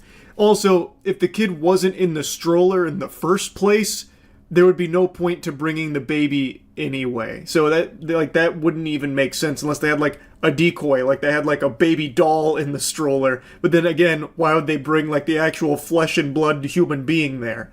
So I have to imagine that they did actually bring him in the store to do this. Though if they did leave him in the car, that is also equally dangerous. You do not leave a child in a hot car. That everyone should know that. This happened in Florida. You especially don't do it in Florida. If they did leave him in the car, who knows how long they were in the store for. That is extremely unfair and irresponsible to the kid if he was left unattended in that car. But I'm leaning towards the idea that they brought him in the store to do this. Worth mentioning, I haven't slept in over 28 hours. There is a good chance that maybe I'm just completely wrong there. I just thought I'd put that on the record. But either way, still not good. Regardless, stealing Pokemon cards by using your baby to help you accomplish it is fucking unhinged. This is so avoidable. Like, ruining your life just to get your hands on some Pokemon merchandise to flip because you're a scalper is just so low. It is shameless to involve your child in it as well. Thank you. I'll go get the first one. We have child endangerment on both of them. For what? They had their... How old is your child? A year-old, then they used the stroller as cover for it. Decent human, you literally put your 1-year-old child in danger. How is that? You cannot do a crime and then nothing happens because you have a kid. It is happening. I'm going to You use jail. the stroller as a ways of concealing the And merchandise. I'm getting arrested. And so is she. I need you to call your dad and come pick him up. The other officers didn't seem super on board with his evaluation here about child endangerment, so I don't know if that stuck or anything, but this was him explaining it to them. Regardless of what charges were ultimately, brought against them, this was just so fucking avoidable. Like stealing Pokemon cards from Target by using your baby and its stroller to conceal them is just like, how can you sink so low? They say that they were short on rent, so the plan was to steal these Pokemon products, open them, hoping for a big hit, fingers crossed, praying for a big hit, so they could sell it to nearby game shops. That is like, in the world of scalping, that is even stupider than most scalpers. Why would you open the product? Just sell the product itself in that case. you are not going to hit, most likely. You are not going to make more money buying the product, opening it, praying for like the big hit that'll grade it like a fucking PSA 10. Like, it's not like that is a pipe dream. Are you guys going to other stores and doing this? No, sir. So how do you guys have so many Pokemon cards? No, I've been collecting for years. That's what I'm saying, but these are all new cards, man. They're all like fresh out of the pack. Yeah, the ones that I have? The ones that are in there, yeah. Yeah, those are, if you see the sleeves in there, they're all sleeved up, well taken care of, fresh out of my binder. We were taking them to the game store, Prodigy. Okay, cool. Alright, be right back with you. He apparently had a lot of Pokemon cards that he claims he had been collecting for years. The officer notes that they seem pretty fresh and new, so it's probably not like years old cards or anything. It seems like it is some pretty brand spanking new puppies in there that he is saying that he was going to go sell to not GameStops, the game stores. Well, maybe GameStop. I'm pretty sure they take Pokemon cards. They fucking grade them there now. They have like a wizard on standby who's just like, yeah, it's probably like a 9 or a 10 maybe. I have no idea how it works. Not important regardless. His plan was to take these hits, sell them, and then pay rent, is what he said the goal was. Of course, no way of knowing if that's true or if he is just someone who is a scalper who turns around and sells it because it's hot right now and people make money doing it. I have no idea if the story about the rent is true or not. They then searched his car and found some other stuff, like a marijuana cigarette or something, and he got in trouble for that as well. Big mess, all of which entirely avoidable if he didn't try and steal Pokemon cards from Target using a baby and his stroller to try and smuggle the Pokemon sacred cards out of the store with. Just super crazy, the state of Pokemon cards right now. It's unbelievable. That's about it, see ya. Perhaps you're in love with someone, and you keep asking yourself if it's time to pop the question, the big one. Well, I don't have the answer to that. I'm not your dad, I'm not Cupid, but what I can tell you is if you are planning to propose, you need to do it in the most over-the-top fashion possible, otherwise your marriage is doomed for failure. She's not going to love you if you don't pull out all the bells and whistles for the most unhinged marriage proposals ever. So let me show you 3 of my favorites here so you can get inspired and get some good ideas to ensure that the two of you embark on a lifelong journey together joyously. A young woman and her boyfriend are shopping at a convenience store, but something's happening at the cash register. A surveillance camera captures this guy pulling a gun on the store clerk. As the couple go to pay, the clerk announces,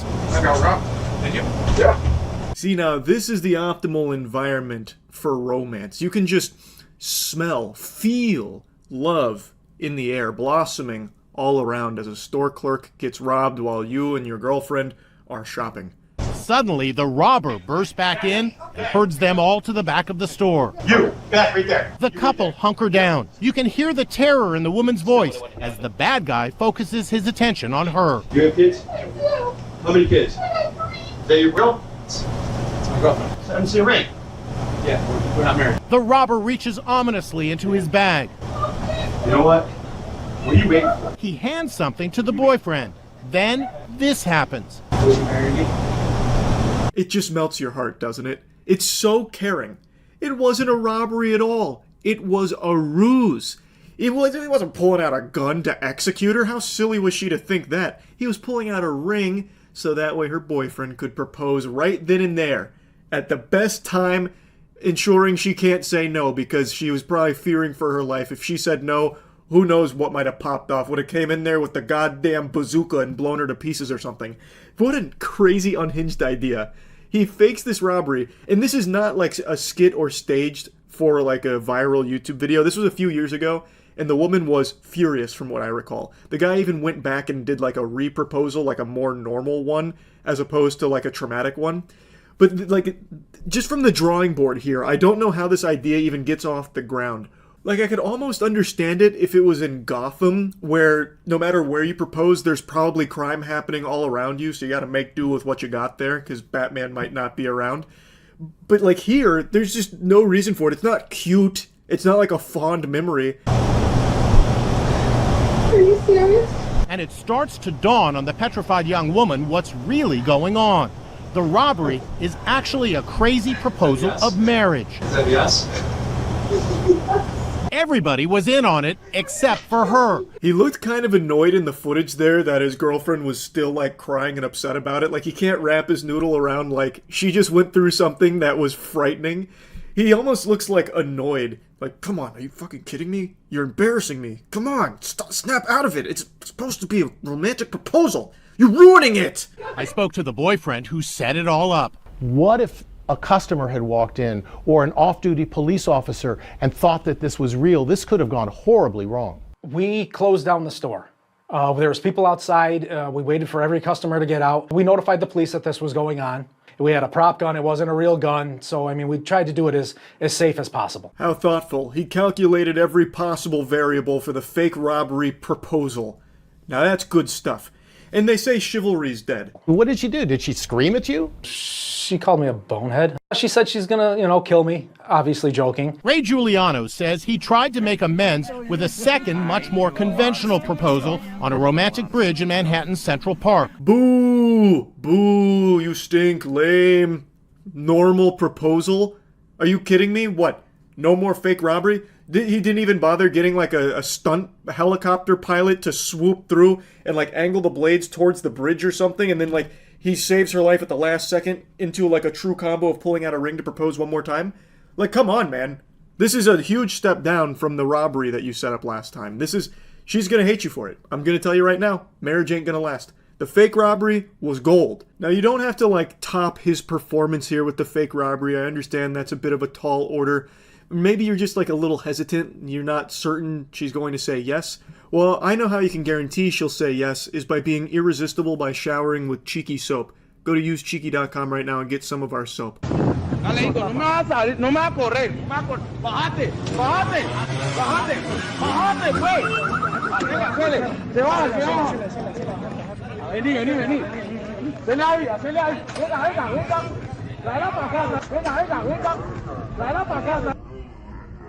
Oh, now this one, Chef's Kiss. This one is delightful. This is a scene straight out of a Hallmark movie right now. So, it's another fake robbery proposal. Clearly, got similar DNA to the last one we just looked at, but the difference here is, instead of it being a store, it's a carjacking, and they're also holding them at gunpoint briefly. So it's a little more extreme, but that only helps amplify the love, as we all know. When you're doing a proposal, the main thing you want is fear.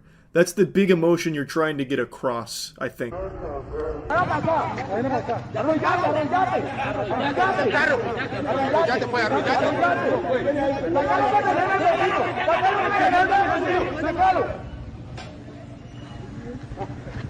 Aww.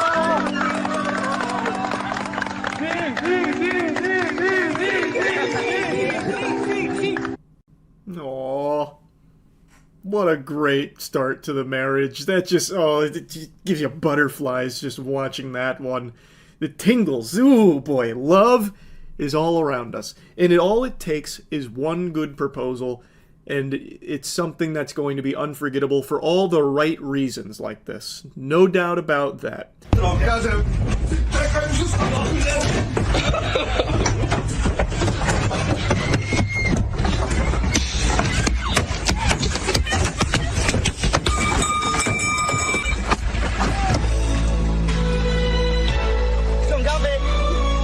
Michael Bay helped direct this marriage proposal. This is exactly what you want. This is textbooks. I hope all of you are taking notes if you're planning on popping the big question to your lover.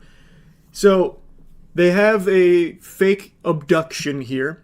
So, this gentleman and his lady are driving. Truck pulls up in front of them. There's also another angle of this that exists out there, but I can't find it right now, like the original upload. I don't know where the fuck it went. But they drive, the truck stops in front of them.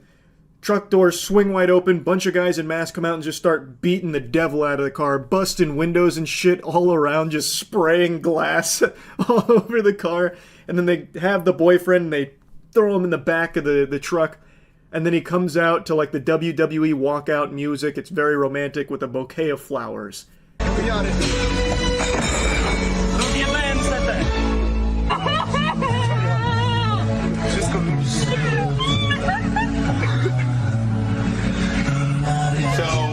She was terrified. Yeah, horrible. This Russian man decided staging an abduction was the best way to surprise his girlfriend and pop the question. And for some reason, once she was done crying, she did say yes. No, thank you. I would be laying haymakers on that guy. It's sad how some people can't appreciate true love when they see it unfolding right before their eyes. Yes, she was shrieking in the car, fearing for her life, crying hysterically because she believed she had just watched her boyfriend get kidnapped, possibly killed, and that she could be next as these masked men with crowbars were beating the shit out of the car, blasting the glass in, threatening her life, feeling like she may not be long for this world. But all of that washed away as soon as she realized it's just a super romantic proposal from the man of her dreams, Casanova over here. It took her a little while to calm down, overreacting, if you ask me. She had to settle herself down a little bit and realize the incredible thing he just did for her, and how much he loved her, to fake an abduction for the proposal.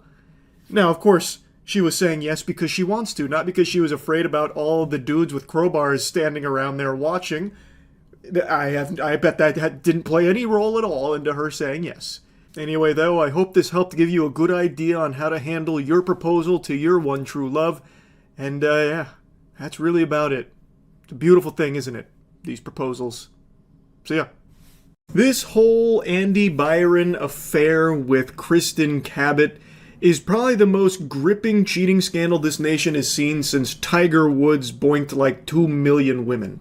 It is crazy how big this story has become. It's up there with, like, Bill Clinton catching the Blowjoptimus Prime from Monica Lewinsky in the Oval Office. I'm assuming all of you know the Cliff Notes. I already made a video, like, when it happened, but I am so enthralled in this story. I'm, like, parasocially following it now at this point. Yeah. Oh, look at these two. All right, come on. You're okay? Oh, what? Either they're having an affair or they're just very shy. I'm not quite sure. You couldn't have had a more suspicious reaction to being briefly put on the Jumbotron. Andy Byron acts like a fucking Oblivion NPC that just got hit with 10 arrows. He just quickly, like, went limp. And Kristen turned around in shame and then fled. It was very clear that something was awry. The Coldplay singer even calls attention to it like they might be having an affair or they're just very shy. And it was an affair. That is Andy Byron and the chief people officer at his company on a romantic evening at a Coldplay concert. And it turns out that this wasn't just some squeaky clean date. It wasn't just these two attending a hootenanny in good fun and good spirits. No, this was sin. Turns out, big spoilers, Andy Byron was married, will likely not be married going forward now that his wife has found out. He may also not have a job going forward either now that the whole world has found out that he's been doing the old bedroom ham sandwich with his HR head, the empress of chief people officering. Both Andy and Kristen have both been placed on leave at the company, Astronomer. Astronomer has taken action against them since this is all blown up here. At least they'll have more time to spend with each other. Now they can go on a picnic and be unafraid, because Lord knows his wife is probably not going to stick by him. From what I've seen, she's changed her name on Facebook and then deactivated all of her socials. I don't think she's too pleased here. Now, before I stir the pasta a bit further with the follow-up that's happened since this has gone so viral, I would like to briefly talk about what everyone else has been pointing out of how easily avoidable this was for the two of them here. And I don't mean just the obvious solution of just not going to the Coldplay concert in the first place and just staying at home transplanting farts into each other or whatever. I mean, like, even when they were on the Jumbotron, it still wasn't checkmate. It was their reaction that brought down the house of cards here. Had they just played this off normally, like they just laugh at the Jumbotron and wave, probably no one would have even been, like, tipped off that something was awry. Like, I guess there's a chance, like, one of the Astronomer employees might have seen it, but your odds are pretty good that that would have just flown under the radar and they would have continued to get away with it. Now, of course, you shouldn't be cheating on your significant other in the first place, but if you're going to, and you happen to be plastered on the Jumbotron, the worst thing you can do is this, where they acted like there was a fucking bazooka being aimed at them, like there was about to be like a fucking Predator missile that hits them. The way that they reacted to that. So immediately everyone could sniff something was very stinky here. Anyway, though, let's take a peek at a little bit more of the follow-up. Also, you should take a peek at GamerSupps. Go to gamersupps.gg and get any of the amazing flavors for sale there using code MOIST to get some money off your order. Or you can just get the best flavor on GamerSupps as well, Goof Juice. I wanted to just mention that real quick because I've been fucking pounding Goof Juice since the cans came out. So, Astronomer made the announcement that they are both being placed on leave for obvious reasons. In the meantime, someone named Pete DeJoy is going to be serving as CEO. They were previously the chief product officer and co-founder of Astronomer, and they put out a statement on LinkedIn that states, "Our leaders are expected to set the standard in both conduct and accountability," and then that the board of directors has initiated a formal investigation into this matter, and we will have additional details to share very shortly. They also then addressed some of the incorrect information that was going around the internet, which was the misidentification of another person in the clip, which was the person that was laughing, the woman next to them that was laughing. They were identified as another Astronomer employee, but the statement from the company saying that is just not true. That's a load of fish paste. And they also shot down the bogus statement that was spread claiming that it came from Andy Byron himself, but it was not shot out by Andy. That butthole did not squeak out that terrible fart of a statement. It was clearly just a joke, and they are clearing the air on that it's not actually from Andy Byron. I also just learned this, which I found to be an amazing cherry on top of the cake. Apparently, Coldplay's Chris Martin had just warned fans that they might be plastered on the Jumbotron, saying, "Now what we'd like to do is say hello to some of you. The way we're going to do that is using our cameras. You can look at the screens and we can see who's out there and say hello. Let's go looking, please." And then inevitably it goes to Andy and Kristen and the rest is history. But I can't believe that they even got like a warning here. Like, they were even given, like, a fucking DEFCON alert, like the air raid sirens were going off on this affair, and they still just disregarded it. Like, they had plenty of time for Andy to slap on, like, the big glasses and the nose and mustache, and just, like, pretend he doesn't know who that woman is. But he was just, like, in love. That man was seeing hearts floating around his head, and he wouldn't let go of Kristen come hell or high water, and then hell arrived. Chris Martin got the cameras on them. And the affair was broadcast to everyone. I'm still eagerly awaiting a statement from either Andy or Kristen. I thought for sure they would have released one by now, just because of how big this is, and they did have high-ranking positions at this company. I thought for sure they would at least put something out, but they haven't yet. So maybe they won't. Maybe they'll stay very tight-lipped on all of it and just quietly go into the background. And that'll be that. But my heart does break for his family. I think that is fucking horrible, and I can only imagine what they're going through right now. That has got to be miserable. So I'm wishing them the best. And yeah, I just want to give you a little follow-up here, because it's pretty fucking crazy. That's really about it. So yeah. You see about the lady in Montana with the husky. Talking about the lady that killed and skinned a husky because she thought it was a wolf and bragged about it on Facebook. That stupid asshole? Yeah, I saw that. Yeah, this dumb inbred moron shot and killed a husky and then skinned it and started posting pictures of it on Facebook talking about how she's like saving the world one coyote or one wolf kill at a time or whatever. I really think there is like a level of stupidity where you are a danger, and she's definitely crossed that line. Like, I really think that's a legitimate concern. Like those cops that parked their car on the train tracks with a suspect inside and then got hit by a train. Like, there is a level of stupid where if someone, makes it past that event horizon, they are a danger. It didn't even remotely look like a wolf. I know. That's what I'm saying. Like, she is so fucking dumb that she should not be allowed back into general population. She'll shoot a person and say it was Bigfoot. Yeah, maybe. That'll be your next hunting endeavor. Alright, I know you guys were mad about the wolf, but look at this chupacabra I just killed. And it's just like a hairy guy. Someone posted on I am very badass of her boyfriend talking shit to all the people angry she killed a husky. That I didn't see. I'm gonna look that up right now. Yeah, because her boyfriend took the pictures, right? Let's see. Any of you motherfuckers talk all the shit you cuz... What? Man, what in the inbred? Immediately? Any of you motherfuckers talk all the shit you cuz not one of you motherfuckers are tough enough to act on any of your bullshit said. If so, come on to my place and I'll beat your fucking ass myself. Yeah, my girlfriend was out hunting and shot a fucking dog that was dumped out in the woods. No charges have been filed or will be filed because no laws were broke. It was a deer chasing feral ass dog on the wrong place at the wrong time. If you want to be a bunch of crybaby ass fucking sheep, keep going, because we really don't give two fucks about what's going on or what's being said. Mistakes happen, big fucking deal.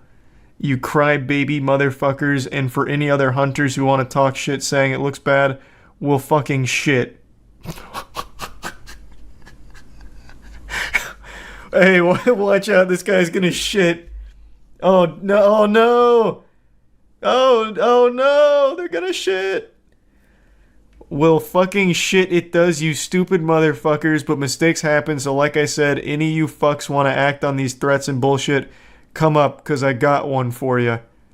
Said with a guy with a profile pic that's not even of him. Very confident. I'm imagining 3 missing teeth. Probably camo shorts, overalls, IPA in hand. This could become a new copy pasta. And it's a little too incomprehensible to be a copy pasta. Like the Navy SEALs one, like that one's perfect. Like you get everything you need and it's like, it's readable. This is confusing. It also, the Navy SEAL one also applies to so many situations. This one's very niche. Very, very niche. How can you even defend that? Just own up to it. You killed a fucking dog. You can't. This guy's just so inbred that his brain is rotted so much that he still tries. No, this is Montana.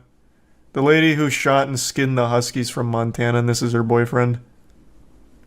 This guy probably wears those shirts with the skeletons holding guns with the American flag on it. I love those targeted marketing shirts. I didn't listen to Tim McGraw for 20 years for you to look at my daughter.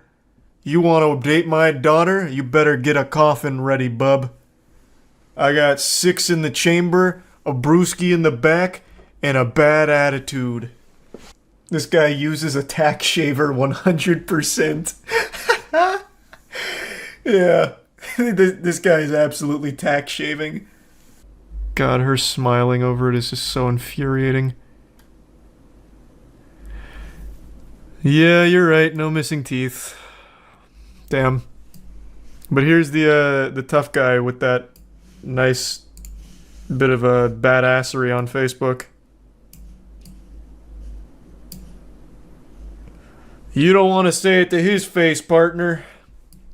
So I also don't see a follow-up of them being, like, even investigated, like, with charges. Oop, I shouldn't scroll up. That's where she skinned the husky. Do you remember Ko, the face stealer from Avatar: The Last Airbender? That creature that had a ton of different faces that it stole from its victims? Well, what if that thing was a Redditor? Do I have you piddling in your britches yet from this scary campfire story? I should, because it's real. I know Reddit and creeps go together like macaroni and cheese, but this particular specimen is special. He's like an SCP of pure delusion, cringe, and obsession. A dangerous mix, a recipe for disaster. And over the course of like 2 or so years, he's made a bunch of different accounts in order to message one lady in particular. And I'm sure this isn't the only person he's been messaging through all of these accounts. I imagine all of the other people are probably just too afraid to show anything or talk about anything in regards to this guy, because they're probably fearing for their lives. They're probably worried that he's going to show up at their doorstep and turn them into furniture like Ed Gein, because this guy is a fucking freak. I haven't gone over weirdo messages in a while, so I thought it was time to dust off the swamp ass throne here to take a peek. The messages we're about to look at are the newest. They're only a couple of days old, and they come years after she thought she had already defeated this menace. But I guess there was a post-credit scene with like a hand reaching from the grave, and now he's back. And he's found her on Instagram, and he's starting to harass her there. Now, Buddy starts by activating his Sharingan of Riz. He's alting. He says, "Hey, can I slide her? We spoke on Reddit for a while." What an incredible opening line. This is no doubt a pickup artist. This guy fucks. Naturally, she asks, "Who is this?" Because there's no profile picture here. I imagine the account name is some kind of like throwaway nonsense that looks like an Xbox Live arcade code. And he says, "I don't know how to describe it. It was also some time ago. But you have a great profile, ha ha ha, and amazing highlights. You seem very outgoing." Weaving a bit of mystery in there. This guy's good. You know me, but I'm not going to tell you who I am. I actually don't know how to describe it, actually. Who am I? An existential question. If you subscribe to solipsism, I mean, we don't need to get into the weeds of it, but you have such an amazing profile, m'lady. And I'm just the gentle sir for you. She presses him saying, "What do you mean you don't know how to describe it?" Because that just doesn't compute. What do you mean you can't describe who you are if we spoke before?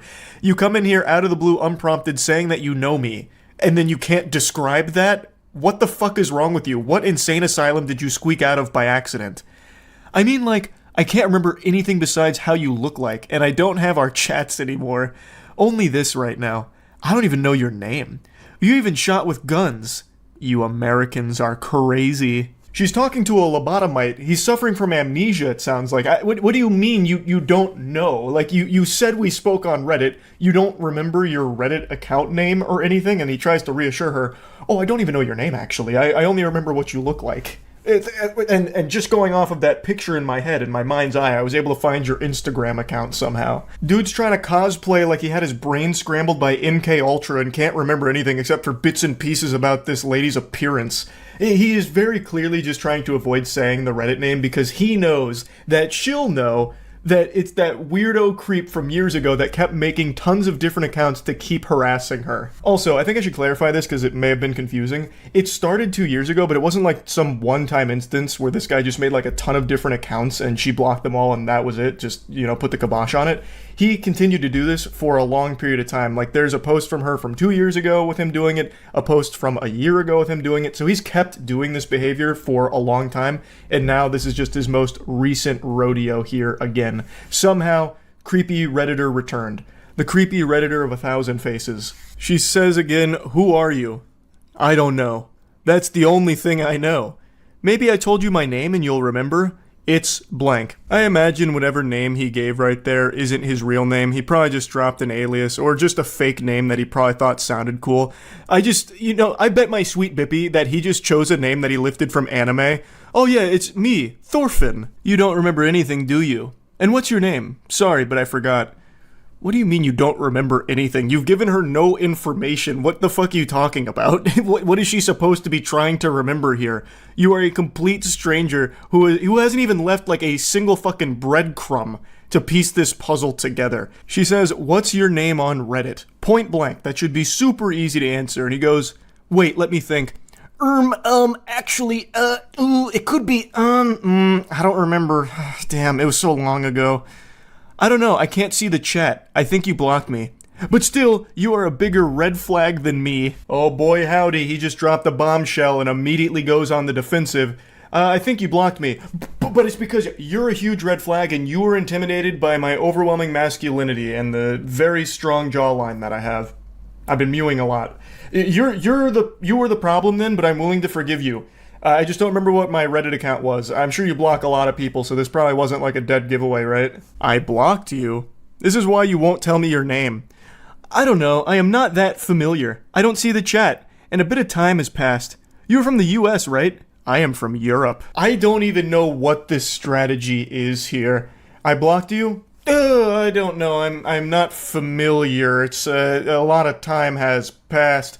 "You're from the US, right? Hey, did you know I'm from Europe?"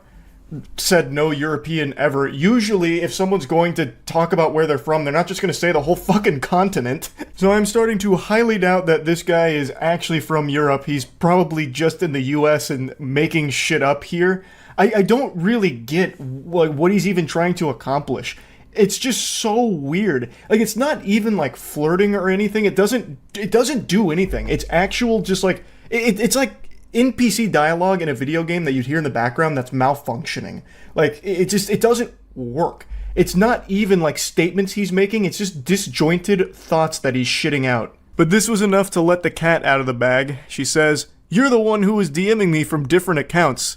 "Yeah, and I would have got away with it too if it wasn't for you meddling Redditors. So smart, but I can't see the chats anymore. Hopefully you are not creeped out or something, I am sorry. But you have an insane memory, especially if you have to read so much lol." And she just goes, "Yeah, you're fucking creepy, goodbye." And he says, "No!" He probably saw that goodbye text message come through and he literally reached at his computer going, "No!" Like some kind of dramatic death scene in a movie. But now let's take a look at how we got to this point. Let's go to some previous seasons with encounters of this kaiju of cringe. We'll go all the way back to the beginning, 2 years ago. These are the first of the sacred texts, and it actually does look like they were at least exchanging DMs before this conversation happened, before he went full mask off and showed just how weird he was. So he goes, yeah, no worries. You just have to pick the right one, haha. Did someone send you a tribute?" And she says, "What do you mean?" Now, if you've been around the cyberspace for as long as I have, you immediately know what he's talking about.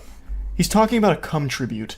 That's something that only the most deplorable of degenerates engage in, where they come on someone's picture, or they even do it to figurines too, where they put them in a jar and then come on it, or sometimes they don't even use the jar. They go no props, they just do it raw. And that is what he is talking to her about here. This guy is so brain rotted that in the middle of like what seems to be some kind of conversation between these two, he starts talking about cum tributing to her. Like a cum tribute to your selfies. Just talking about it so casually, like this is a normal thing that normal, sane people do. What are you talking about? I don't know, I could expect it from Redditors. I love that he tries to talk down on Redditors. He is literally like the quintessential Redditor that people make fun of. I'm so confused. What are you talking about? Like coming to your selfie and sending it to you. Or was that too much? Why would you even say that? Boredom, I guess? That's dangerous. I don't know. I finished studying and I am waiting until I meet friends of mine. He is trying so hard not to seem like a fucking loser, so at the end he's like, oh, I don't know, like something Redditors would do. I'm not like one of them. I'm just kind of bored, you know, I was studying and now I'm waiting for my friends to come over. I got like 50 friends coming over because they wanted to hang out and like smoke cigarettes with me and shit, because like that's kind of what we do, and then maybe I'll end up having a threesome tonight, but I kind of just want to talk to you about all this splooge news, you know what I mean? But yeah, I'm just kind of hanging out is all. Now, apparently she blocked him after that. I can't imagine why. And he was just as perplexed as I am. His confusion was so strong that he made a new account to message her again and try and get to the bottom of this mystery. Come on. And then I think he says her name there. Like, I am not doing anything, just being high. Like, come on, you can't get mad at him just for being high and talking about cum tributes. Like, what the fuck? Like, come on, I have a soul.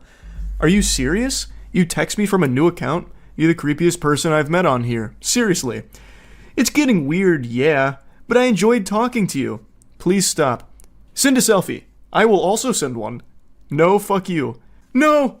I don't know. I think we could have a good chat. Dropping his signature classic, no! Right before being blocked. I like that. I like how he says that they could have a good chat if given the chance. But it seemed like they were chatting, and then things just went off the rails, completely unhinged, with him bringing up busting a load like tributes to her.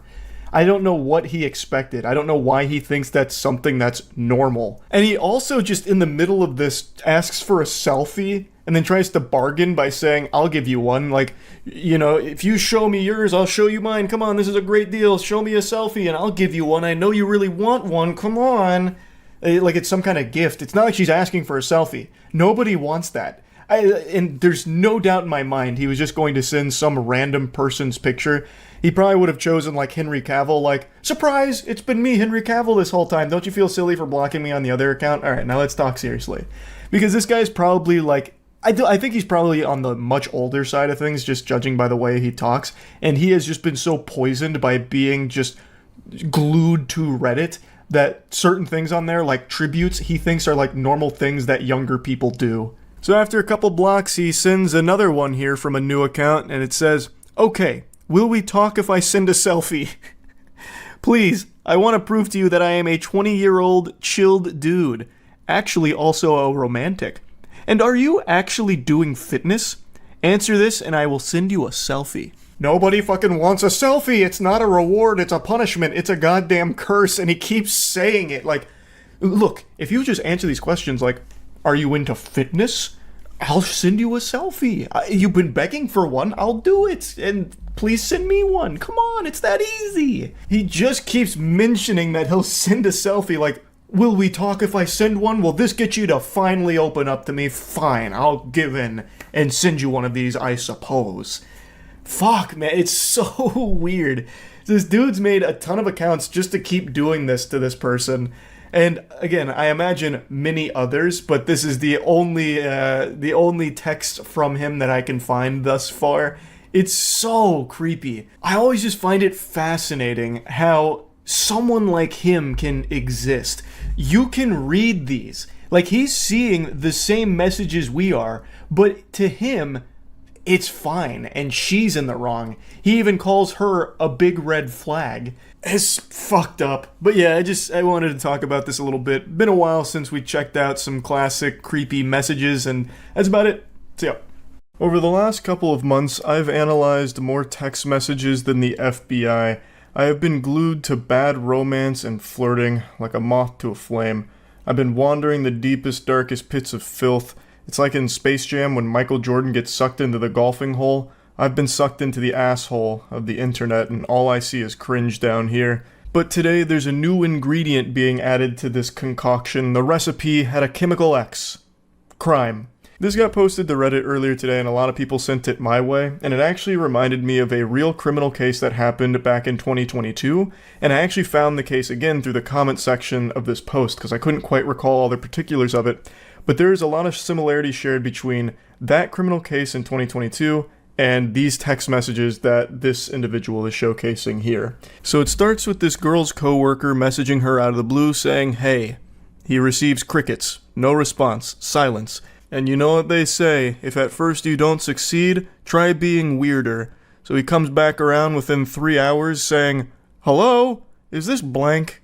She says, "Who is this?" And he goes, It's me," with a smiley face. "I just wanted to text you and see how things were." "Oh, things are going alright, I suppose. Not to come off as rude, but how did you get my number, dude? I mean, I don't mind you texting me, but I've never gave it to you." And that's when he lifts up the curtain and breaks the magician's code, revealing his secret method. "I just grabbed it off the contact sheet in the office room. Hope that's alright." To which she says nothing in response because that is fucking creepy. She never gave him her number. He just went out of his way to find it from their workplace. Yucky. But he comes back around saying, "How's it going?" And he just keeps going, throwing questions at the wind here, hoping to receive even the slightest semblance of life on the other side, not realizing that he has already scared her by snooping around tracking down her phone number without ever getting it from her directly. So it's already super creepy to do that. So he says, "How was your New Year's?" No response. 2 days later. "Sorry to keep texting, but what are you up to today? If you're free later, I'd love to go out." I will never understand that kind of shit right there. How can you be so deluded and lost in your own little fantasy land Narnia that you think there's even an iota of a chance that she agrees to go out with you when she has ignored your messages for 4 fucking days? Like, what is the thought process? Scratching at his chin. Maybe she's playing hard to get. Perhaps she's just been truly swamped and has been really wanting to reply to me but just might be a bit shy and doesn't know how. I know. I'll go ahead and invite her out with me. That should make her a lot more comfortable. And he goes a bit deeper. "I know you're probably busy, but I could pick you up too, so you wouldn't have to take the bus anywhere. If you wanted to go out, that is. Sorry to keep texting, but I don't want to be out too late, so I'd appreciate a response at some point, smiley. I'm heading out to get coffee now, so if you want to join me, just let me know. Ma'am, you better hurry. The choo-choo train is leaving and Mr. Perfect is going with it. You only have one opportunity to get coffee with a gentle sir like this, so you really gotta play your cards right." She declines, saying, "I would appreciate it if you didn't text me unless it's work-related. I don't really know you, and I'm only blank. You're 5 years older than me, dude. This just feels creepy." I didn't mean to be creepy or anything. You're just pretty, and I thought it would be cool if we got to hang out, smiley. No thanks. That's honestly so weird, and if you continue to ask, I'm going to talk to Lean about this. I'm assuming that's like their supervisor or someone higher up at the place they work. And then he goes in deep. He says, I'm not gonna lie. I've been thinking about you a lot, and I just want you to spend time with me. What you said the other day just felt rude. At least try and give this a chance. I know you're probably not awake, but I've been up all night thinking about you. Not going to lie, sometimes I like to take pictures of your ass while you're in the drive-thru window and I jerk off to them in the bathroom. I'll go ahead and take a courtesy pause here to give everyone a brief respite and let that nugget marinate in this sauce here because he just dropped a real heavy, spicy meatball on the plate. And when I first read it, I certainly wasn't ready for that because that's just openly admitting to a crime. I'm not a sheriff or anything, but I'm pretty confident that that's illegal. He'd probably be taken away in handcuffs if this information got out, which it should. She should absolutely report all of this. Now, somehow it actually only gets worse from here. This is just the beginning. He's showing his true face, and man oh man, is it an extraordinarily ugly one. I know that's messed up, but imagine if we fucked in the work bathroom, or if we went out in public. I honestly just love the idea of having a little helpless bitch under my control. I know you're so much younger, but you should give it a shot. Older men can be so much fun to be with. No one at work would have to know. Hello? Sorry for calling, but I'm really lonely and you haven't replied to me at all. Since the text messages are going unanswered, I guess he's resorted to actually just calling her, which is also being ignored, obviously, because that's the safest thing you can do is ignore it. So I can't believe the revelation that it turns out he's lonely. Who would have seen that coming? With smooth talking like this dude's got all the game in the world. This man's a fucking apex predator, a grizzly bear, a champion of Riz here. I can't believe that he, of all people, would somehow be lonely. What a curveball. He then tries to brush all that under the rug, trying to apologize for it. Sorry about last night. I got carried away. I know you're probably not even reading these, but I hope you have a good day, smiley. I'll be thinking of you. I really don't see an issue. It's not like a romantic date or anything. It would just be getting coffee and food. And if you were in the mood, we could always go to my place to watch a movie. I know it sounds creepy, but why not just get out and enjoy the day together? What in the hell is even that? What are you talking about? It's not like a romantic thing or anything. You were just talking about fucking in the workplace bathroom. And then you were talking about having a helpless bitch under your control. What do you mean it's just coffee? You're already showing how extraordinarily creepy and perverse you are. What are you yapping about? He's blabbermouthing about a bunch of hooey. And that's when she finally does respond to all this and says, alright man, I'm probably going to report you to the police. You know damn well that I'm underage and you're texting me in the middle of the night like that. Fuck off. And then he drops her address and says, if you continue to ignore me, I'll just make it so you can't. If you tell anyone, I'll make this even worse for you. So it turns out she's underage, and he was well aware of that fact.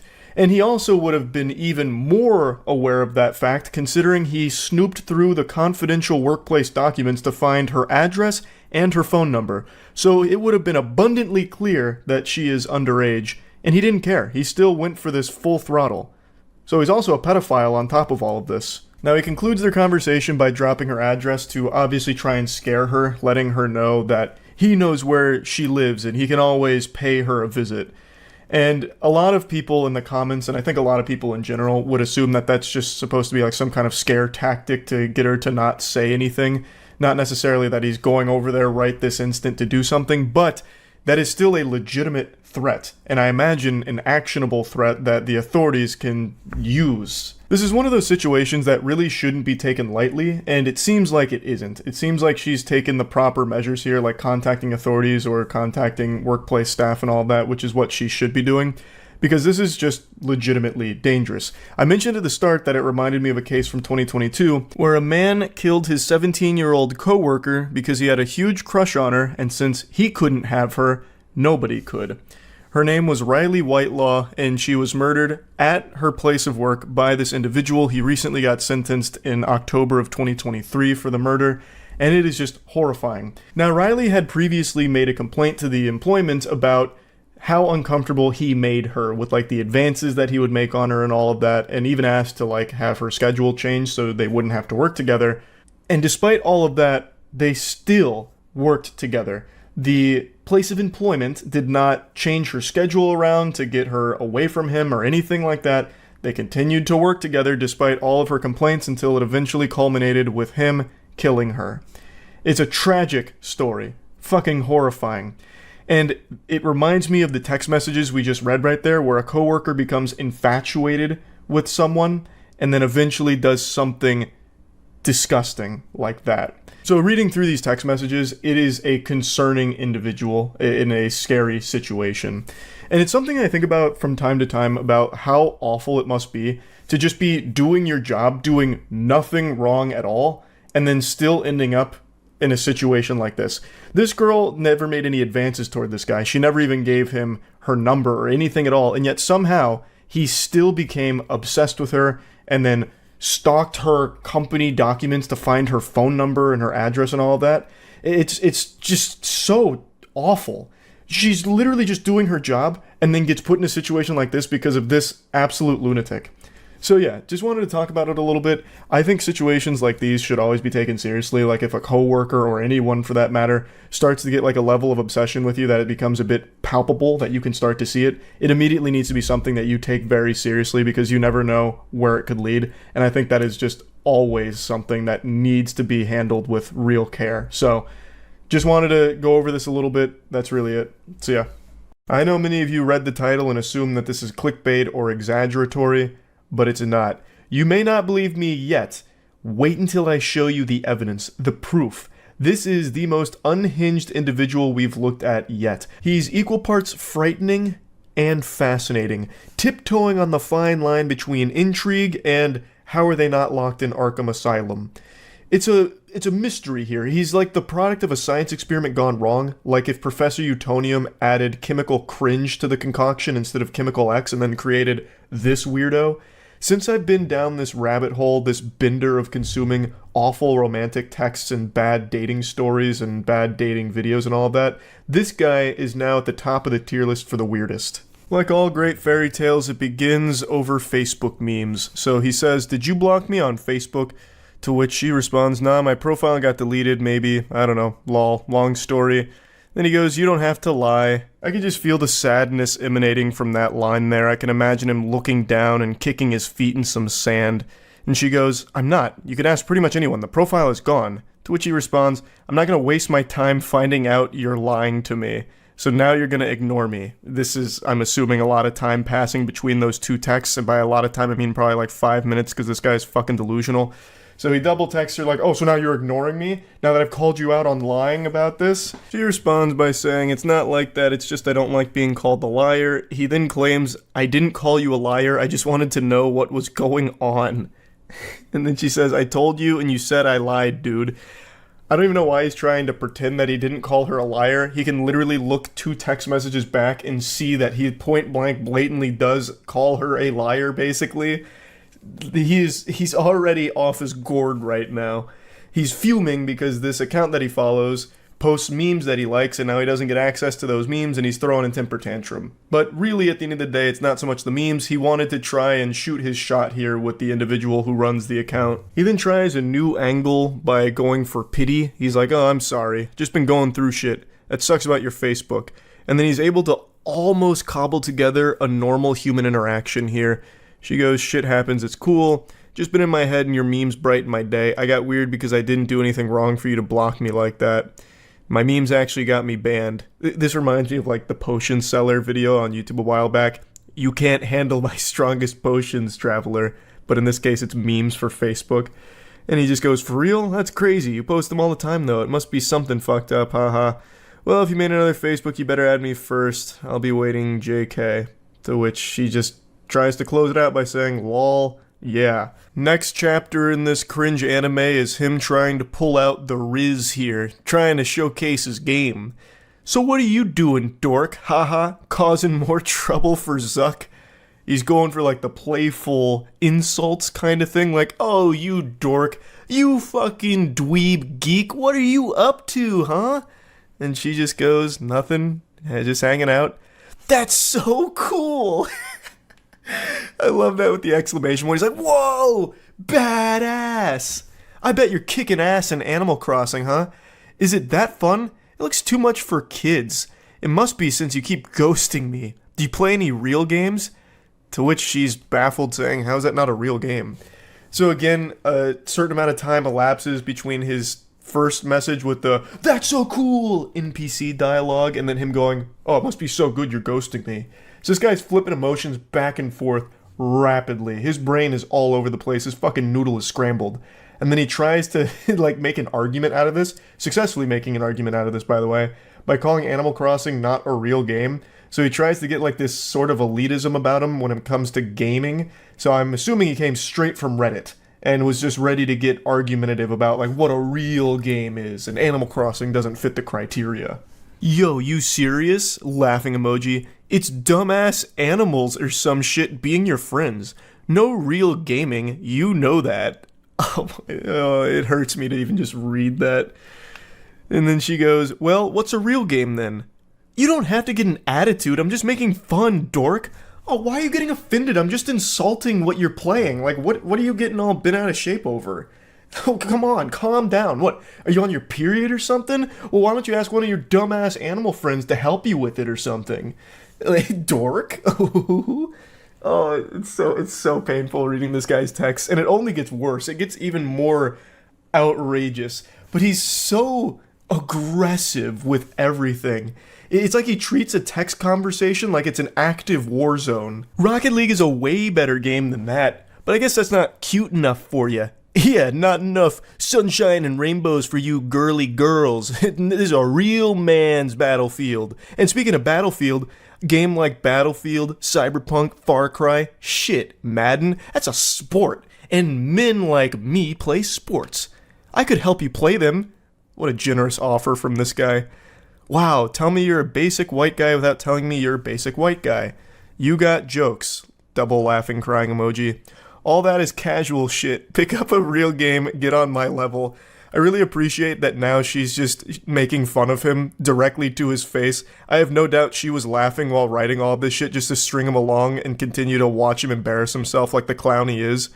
What the fuck are you talking about? I'm playing around, dork. Every game I play is so much more hardcore than what you just said. Witcher, Shin Megami Tensei, fucking Fable even. And that was the straw that broke the camel's back. She started to insult his gaming choice, insinuating he's not playing real games and she's more hardcore. And he does not take kindly to that. Now he gets exceptionally whiny. Why are you being such a bitch? I'm literally trying to have a convo, that's it. And oh brother, it's the worst conversation ever attempted.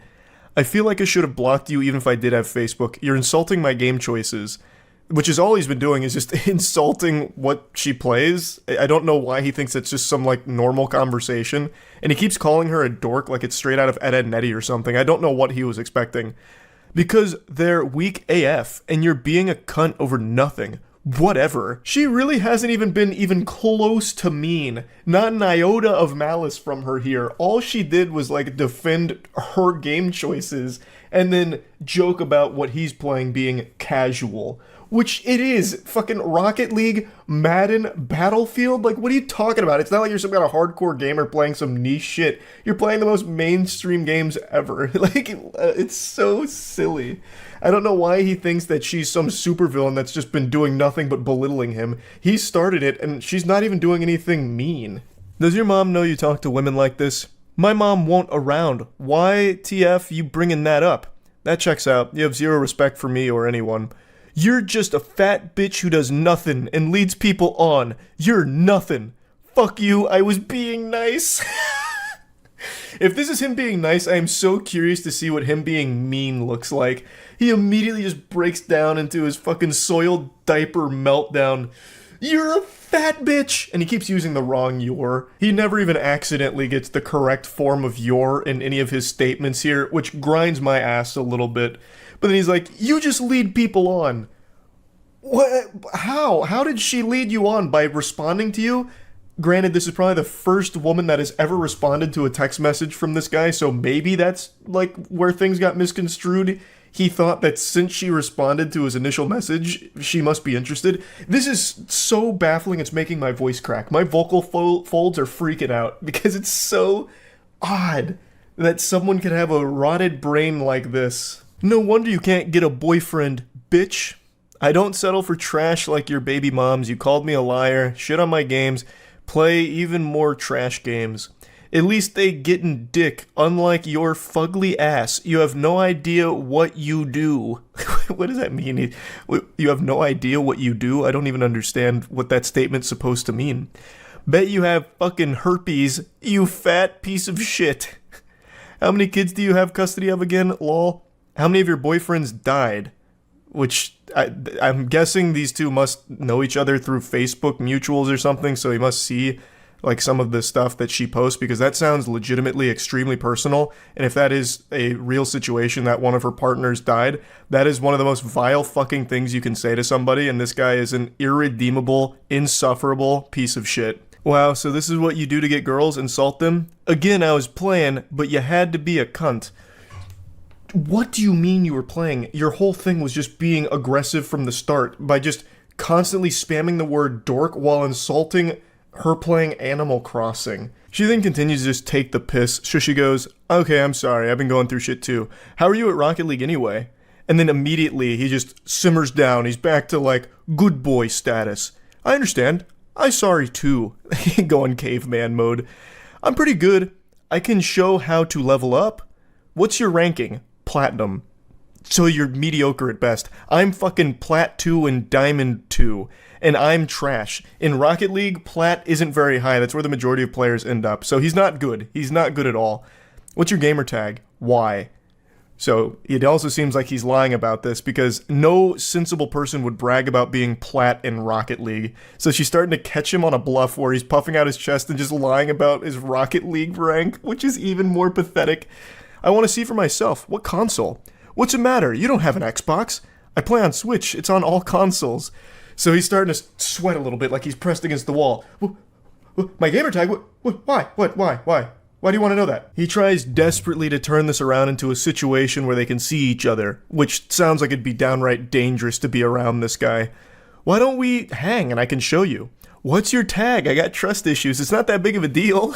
I mean, yeah, what is your gamer tag? It shouldn't be an issue, right? You're Plat in Rocket League. You're a big guy, a big man. What's the gamer tag? What do you mean you got trust issues? Again, ignoring that.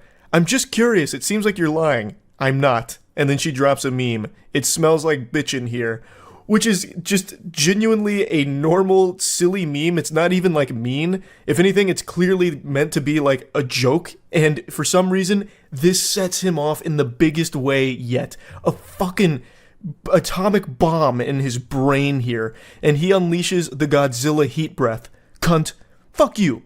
Fat piece of shit. You have no idea who you mess with. Go die. Everyone at Dress hates you and thinks you're a slut. I thought differently. Wanted to give you a chance. I thought you were a nice girl and want to be your friend. I'm sure this was the best way you can do it. By the way, I have a fresh meme. Taking care of my kids, lying to women about my Rocket League rank. So she's just dropping some memes on him at this point here, just adding insult to injury. To which he responds, just kill yourself already. He's trapped in 2009 Xbox Live Gamer Zone. He's really fucking struggling here, treading water. I can hear the tears in his eyes right now. Literally feel them through his sad texting. Forever hard stuck Plat in Rocket League, and forever hard stuck being alone in life with an attitude like this. What an absolute curse. He just continues speaking like an anime villain. Fucking with me, you slut. Wait, can I not get dick, or am I a slut? Pointing out a contradiction because he keeps calling her a slut and then also saying that she can't get any wiener. So he's all over the place. He's scrambled. Yeah, I'd bet you'd want it after this, you whore. Choke on a dick, whale. Just continues having a fucking conniption. Can't believe I wanted to build something with someone so dumb and nasty. And then again, she just responds with another meme. Like, what do you mean you wanted to build something with her? You reached out about feeling like you'd been blocked and immediately started calling her a liar. What world are you living in? What fantasy land? What? You immediately start by calling her a liar and then insulting her choice of games and talking about how you're like a real alpha gamer, not like an Animal Cross gamer like she is. It's fascinating. This is what I mean. Like, it's actually intriguing how someone's mind could end up so poisoned. Like, it is hard for me to comprehend it. Like, I don't get it. He is so all over the place. Like, he starts by getting really mean and aggressive, insulting her games and all of that, you know, then gets really personal, and then she's able to de-aggro him by talking about his Rocket League rank, which it calms him down, feeds him a warm bottle of milk. And then the second she drops a meme making a joke, again, he explodes once more. It's just so peculiar. Anyway, though, here's the finale. Everyone knows you're a slut, a little fat slut who uses people. Again, this comes out of fucking nowhere. She didn't use you. She didn't lead you on. She didn't do anything besides just respond to your initial unhinged messages. Couldn't get a boyfriend for years. That's because everyone, it keeps going. Got too much time in your hands, but I bet your mouth is filled with someone's nasty dick. And she just goes, yep, not yours. That's the end of their exchange. I imagine she probably blocked him again, which is the safe thing to do. What a creepy lunatic. An actual fucking unsafe to be around individual. Like, this all happened over nothing. Actually nothing. Started because of not having access to some memes that he liked. Oh, painful. I had to share this one. I think this is now at the top of the food chain when it comes to like creepy people through, you know, romantic texts that I've been diving through. This one is a rough one. So yeah, that's really about it. See ya. Good morning, and welcome back to Wacky Weirdo Hour. Boy howdy, do we have an action-packed lineup for you today. Get out your cup of coffee, enjoy your cereal. It's about to be a bit of a ride. Sometimes I'm asked, why do I do this to myself? Why do I dabble in the swamp of cringe? What's the purpose? What's there to gain from staring into the abyss and letting the abyss stare back into you? And the thing is, I unironically feel there's real value here in some lessons to be learned from the lunacy. Let's say there's people out there that haven't really experienced a lot socially in life, suckling mother's bosom, and has never really branched out from the nest to get their own wings and become the social butterfly that they are destined to be. Sometimes people might not recognize that the behavior they're exhibiting is not good and is bad, not productive, is not going to lead anywhere. So by going over some of these absolutely atrocious, downright painful exchanges in the dating scene or like romantic interest, I feel like it can serve as a scared straight kind of moment, like, behold, don't be this guy. And you're like, oh, I don't want to be that guy. What the fuck? He sucks. Okay. All right. I get it now. I know what not to do. Or maybe I'm just reading way too deep into all this. I'm not a fucking hero. I'm not a psychologist. I'm just a guy here laughing at some goofy situations. Anyway, the story for today is one I got tagged in a lot last night when I was at a Lightning game. So I actually watched it unfold in real time and had a sneaking suspicion that by morning this would no longer exist. The poster would probably remove it because things went out of control. That shit went cattywampus. And I was right. The posts were deleted, but I saved them. I made sure to. I said, dag nabbit, you're not keeping this from me. You think you can hide cringe, brush it under the rug, and I won't find it? Nope, I'm lifting that rug up with a big old smile on my face. I'll say, thank you so much for this, yum yum yum, scrumptious. So I got the Library of Alexandria of Cringe, and let's just go ahead and explore. I had to censor so many handles that were tagged in this initial tweet here. It was like a fucking CIA document with all the redactions. But anyway, I've got it in working order. I don't want anyone harassed here, including the original poster or anything, obviously, but I do want to go over this. So they made a call-out post out of nowhere. I don't want to be too rude, but I genuinely can't understand how this goofball, and then he tags the guy, got a beautiful girl like, and then he tags the girl. He says the dorkiest shit, yet has a massive following. I just can't wrap my head around how any girl would go for that. I really commend his efforts not to be rude. I think he did a great job of tiptoeing around it and being polite while also getting to the point. Extraordinary manners, clearly. Excuse me, everybody, not to be rude, but fuck this guy. He's got a girl and I don't, and he's a dork and I'm a Chad. What's going on here, guys? What an injustice. He's not ugly, but Sabrina is objectively hot, where he's average at best. He spends all his time on Twitter, unlike someone who has a full-time job and a ton of money he could use to provide for a stunning woman like herself. Nah, screw not trying to be rude. He's a loser, to be honest. Oh, he was doing such a good job of not being rude too, and then the wheels just fall off. It goes tits up. He really goes off the rails. I like how he's like analyzing this now as if he's a researcher studying the phenomenon. He's average at best, but Sabrina is on like a totally different plane. Like this something's not adding up here. There's something foul afoot. And then he had the gall to criticize that guy for being on Twitter all the time. Meanwhile, Goober is on Twitter all the time making whiny posts like this, just having a temper tantrum, tears in the eyes, shaking his fist. Why is she not with me? I want her. He doesn't deserve it. I deserve it. And then here comes the stone cold stunner right on his soul. So the girl that he was talking about and loosely tagging in his tantrum catches wind of it and drops the DMs that he continues to send her. She goes, I know your ass ain't tweeting this like you ain't been in my DMs constantly begging me for a chance like a desperate loser and refusing to take no for an answer like a disgusting creep. And here's the receipts, Twitter. Thank you for the receipts. God bless. I'll speak on behalf of all of Twitter when I say it's much appreciated. So it begins with, would you ever want to meet up someday? I'd love to see a movie or take you to dinner. Whatever you'd like. To which she responds, I'm flattered, but for one I have a boyfriend and I don't think you even live near me. Oh, I like to travel, so it's not a problem, lol. And you're not married, right? There shouldn't be anything wrong with hanging out. No, but I don't feel like your intentions are platonic, so... She was right. She really sniffed that one out pretty quickly. You don't need to be, part of the Scooby-Doo mystery gang in order to crack this code here. She immediately deduced that this wasn't necessarily a friendship offer. This was him shooting his shot. But I love how he just immediately goes like, well, you're not married, so I mean, like... What's the harm? I don't see a ring on your finger. And he continues, No, I'm absolutely being platonic. My intention is just that I want a chance to prove that maybe I could a candidate as well. Like maybe you'd have more fun with me. Just to weigh your options, About to have me talking like a Sims character with that kind of cringe. Like, what do you mean? Weigh her options? Brother, you came out of nowhere in Twitter DMs. Why the fuck would she want to weigh options with you? Like, she's already in a relationship which she makes clear off rip and you still keep pressing. But you know what? Let's go even deeper here. We'll get into real fanfic levels of garbage and delusion. Let's assume she's in an open relationship and would actually, want other options, I suppose, in a partner. It's not gonna be you through Twitter DMs.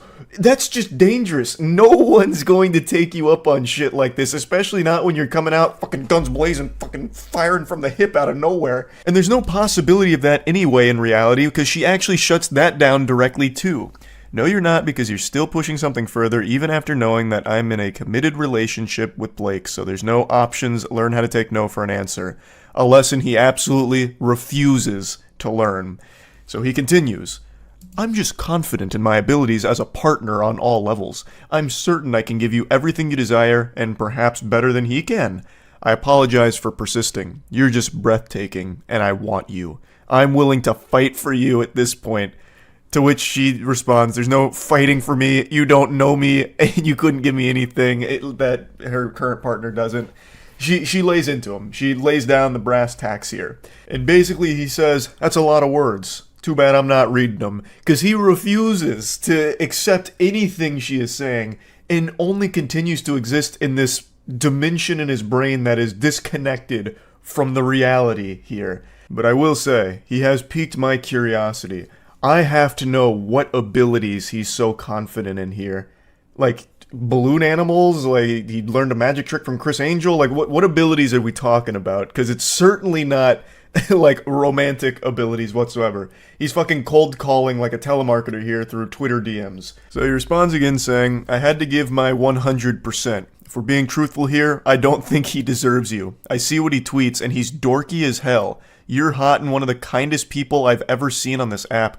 What do you mean? Like, so I'm guessing he just like stalks her feed or something. He's like, he's making up this fantasy in his head where it's like, this is an angel and I should be with her, clearly. This guy's too dorky, too much of a dweeb, doesn't deserve that. It's so creepy. I have a good job and I'd be willing to let you crash with me at my place for as long as you'd want if you'd be willing to give me a chance someday. That's so generous. I mean, wow. He'd be willing to let her crash at his place? Wow. And they say chivalry is dead, huh? I don't even know why he's making that offer. I don't think that's something anyone would want to do. I don't know why he's making it sound like he'd be willing to make a sacrifice by letting her live with him when he's fucking obsessed with her. It's oh my god, it's so fucking weird. I'd take care of you, but you everything you want? Oh, buy you everything you want and give you anything you'd need. I haven't found any ladies in my area that share my same interests or honestly that are as beautiful as you are. I guess you just brought out my competitive side, lol. You absolute weenie. It's not a competition. And if dating was a competition, you're gonna stay losing with an attitude like this. I don't know why he's treating it like a game of Counter-Strike where if he just plays it properly, he'll go ahead and squeak out the W. She's already in a relationship. No matter what you do here through fucking Twitter DMs, it's not going to change that and she's not going to want to go with you. No matter how much you lecture her about why her current partner doesn't deserve her, which is an outrageously weird thing to do. You don't even know them to begin with. You are just someone that is stalking their fucking Twitter feeds, I guess. Like, this whole thing is super creepy. And he just doesn't see it. So she posts these DMs, and obviously a lot of people started dunking on him for it. And instead of trying to learn from it and understand why this isn't a good thing, he takes it as another opportunity to proclaim his love for this stranger. He says, "You have to be lying. Why is everyone acting like I'm crazy? Sabrina is drop dead, sexy. Block A or Blake, whatever the fuck, is not. He's painfully average and mediocre at best. As I said before, he ain't ugly, but compared to her, he might as well be. Sabrina's figure is what I'd call perfection. I don't want to be disrespectful, but I'm trying to make a simple point. Her hair is majestic, her face is gorgeous, and her body is literally to die for. Not to mention she's strong and takes what she wants. I admire that. And she doesn't want you, so admire that, and come to terms with it. She will never want you. No matter how many times you make Twitter posts about her, obsessing over her. It's scary. It's unhinged. Stop it. Like, I don't know how else to like put it in plain terms. But even with people putting it in the plainest terms for someone to understand, he still just thinks that like his intellect is above everyone else's and no one's understanding his point. So after all of this kind of blows up, he then starts sending her more DMs about it. He comes back around into the DMs saying he didn't mean to put her on the spot, to which she responds, "You did. Now Twitter sees the creep that you are." And he says, "I don't think of myself as a creep. I'm just being honest and straightforward." And she says, "No, you're a loser and a creep who doesn't understand the word no." She's right. It's very blunt, but it is correct. The way he is behaving here is not taking no for an answer and being very creepy. Again, they don't even know each other. And he has become this obsessive over this whole situation. Like, even so much as saying, like, he doesn't deserve you, it's me, this and that. And he doesn't recognize why that's creepy. And I know that's not exclusive to just him. It's very important to have self-awareness and self-reflection where you can separate yourself from a situation, take a step back, and see how things look. He needs to be able to have that ability. That's an ability he should be confident in, so he can recognize that the way he has conducted himself here is creepy. You are a creep in this exchange, and you need to grow from it to not be like this going forward. And he just keeps going. "I thought you'd appreciate my persistence. I thought wrong. You turned the app against me. I didn't get any engagement before that tweet. People really lined up to defend that dude. I didn't think he was that liked, to be honest with you." It has nothing to do with the individual in this case. It just all has to do with you being creepy and people wanting to let you know that what you're doing is not okay.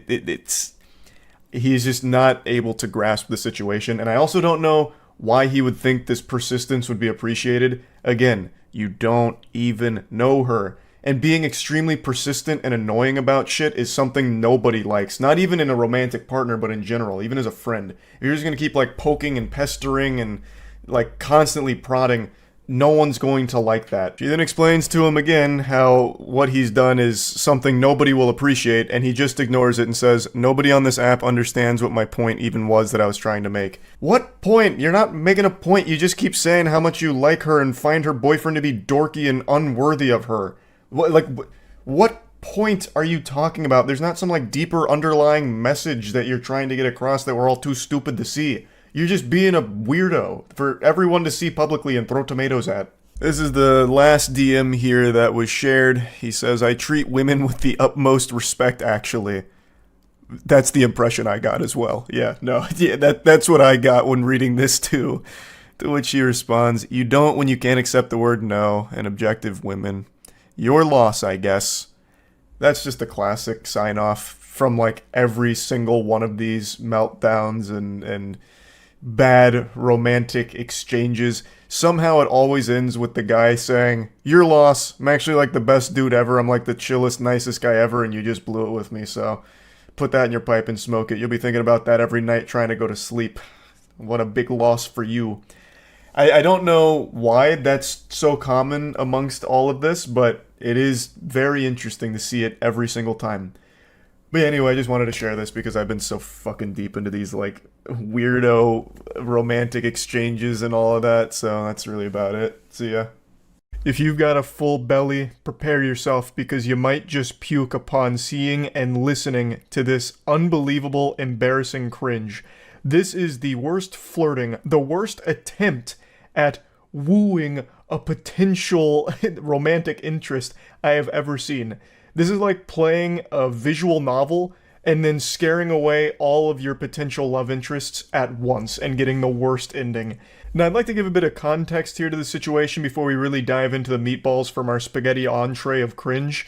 A user on Twitter posted screenshots as well as videos from a random guy who had reached out to her on Facebook because he had seen her on a dating app.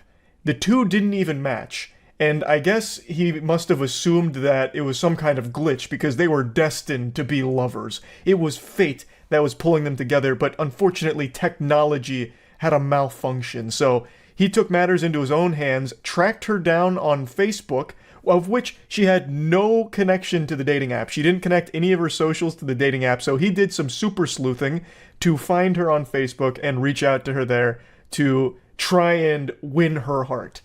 And let's see how that went. Kelsey! I love that intro right there. It's straight out of Scary Movie, like that old commercial. What's up? He's coming at her like they're best friends from way back in the day.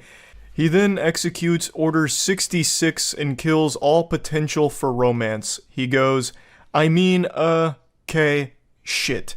Mayhaps that was a tad overly enthusiastic for a stranger danger message on a sunny Friday morning." There is so much quirk to the way that he texts that I'm getting uncomfortable. I can say with a high level of confidence that he is definitely in some kind of theater troupe because he is typing like he's acting out some kind of skit for a play. It's a little much here. My bad. Let's go with, I can explain. Fuck yeah, that works. Then drops a couple of emojis and then one of these bad boys. How she didn't immediately fall in love with this man is beyond me. This is aggressive. And it's already creepy because it's a complete stranger who saw her on a dating app and then tracked her down in order to, really directly communicate with her. So, let's go over where things went wrong here. I'll go ahead and get the playbook out like John Madden and say where everything fell apart for the offense. From the start, basically. There is nothing that's even remotely salvageable from what he tried to do here. There is nothing more annoying than texting like you're talking to yourself during the text. Like when you say something like, "Kelsey, oh wait, shit, mayhaps that was a tad too far on a stranger danger sunny Friday afternoon. Goodness gracious, how do I save this?" Like that is so fucking lame. That is shameful.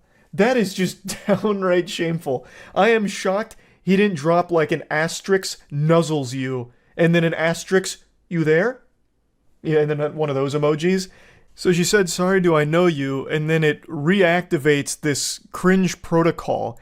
He says, "Oh hey, no, we don't know each other. Sincere apologies for the subterfuge." Oh brother, this guy stinks. Dropping subterfuge here in your creepy approach to a stranger. If you give me the tiniest bit of room, I'd be happy to explain. I reckon that said explanation will bring laughs and smiles. P.S. Not trying to rope you into a pyramid scheme to sell fancy Tupperware. Yet. He's trying very hard to be self-aware, and when he starts sending his voice memos to her, he reiterates 1,000 times like, "This is weird, you're probably gonna think I'm weird," and then just keeps doing it. He sends so many voice messages that go for a long, long time. It's making my voice crack because of how fucking embarrassing it is. And you want to know the wildest part? I'm getting ahead of myself, and it's a spoiler. He has done this to multiple women, apparently. Other women have come forward after this tweet and all of this, the receipts here and all that went viral, with other women showing their interactions with him, and he even uses, like, the exact same lines on other women, which is really odd considering that has to be a 0% success rate. These can't be working well at all. It's so weird. So she decides to play ball here and open Pandora's box to see what comes out. She says, explain away. And he gives a brief, cool guy thing. Oh God, I just spent 60 minutes singing to seniors and man am I drained. But fuck it, I can do this. He's hyping himself up in the text messages he is sending to this girl. It is so embarrassing, and he keeps doing it. But it gets worse because right after that, he sends a voice message. Hey, Kelsey, how's it going? Don't mind me, I fucking hate texting. I think we're all better without it, so I usually use one of these when I can. Also, I don't know if you've ever seen that Key and Peele skit, but that's how I feel about texting. I could go on. Anyway, I just want you to know right off the bat, I fully accept how fucking weird this is. I'm sorry, but like I said, I think if you give me a second, you'll probably end up laughing, and not that you need my permission, but feel free to just laugh directly at me for being a fucking idiot, for I am surely about to embarrass myself right now. I do appreciate your stamp of approval. I and everyone else will be laughing directly at you for this, and I appreciate that you recognize what an unbelievably weird thing it is to do. I don't know why you keep doing it. This is the first of many voice messages he sends, even after recognizing this immutable fact that it is weird and embarrassing. And sorry for the delay. I was going to get back to you, but someone called about a gig tomorrow and I'm trying to help them find a musician. Also, I'm not sure if I'm fucking funny anymore. I just spent 60 minutes, like I said, playing guitar and singing to a room full of senior citizens, but the room was stuffy and hot. I had to do it with a surgical mask on, and I'm not sure if I have any funny or social energy left, but I'm going to try. I'm going to try and fake it right now. So thank you for your understanding and patience, and here goes nothing. I'm a fucking idiot. Enjoy. He's actually treating this like it's some kind of movie audition. What are you talking about? I also I love that he immediately makes himself seem like super busy, like, hey, sorry for the delay. I know you were waiting on bated breath for my explanation, but I had to help very big musicians find a gig. You may have heard of them before. Bring Me the Horizon. I'm the lead singer. So I had a lot going on. I was double booked, so I had to give them a different band. You may have heard of them, Metallica. But anyway, let me go ahead and explain what's going on. I just finished one of my own gigs, in fact, so I'm a little drained, but don't be perturbed because I'm going to do my best to fake it. So stay tuned for part 2. It's coming right up. Like he's about to go through his stand-up comedy routine, which, you don't want to miss. In the trenches of online dating for a couple of years, so I definitely know how to identify the kind of person I'm like, if nothing else, the world would be better if we were friends. So hear me out.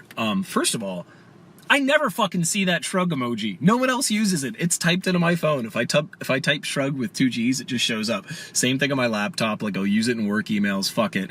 So right away, I'm like, interesting.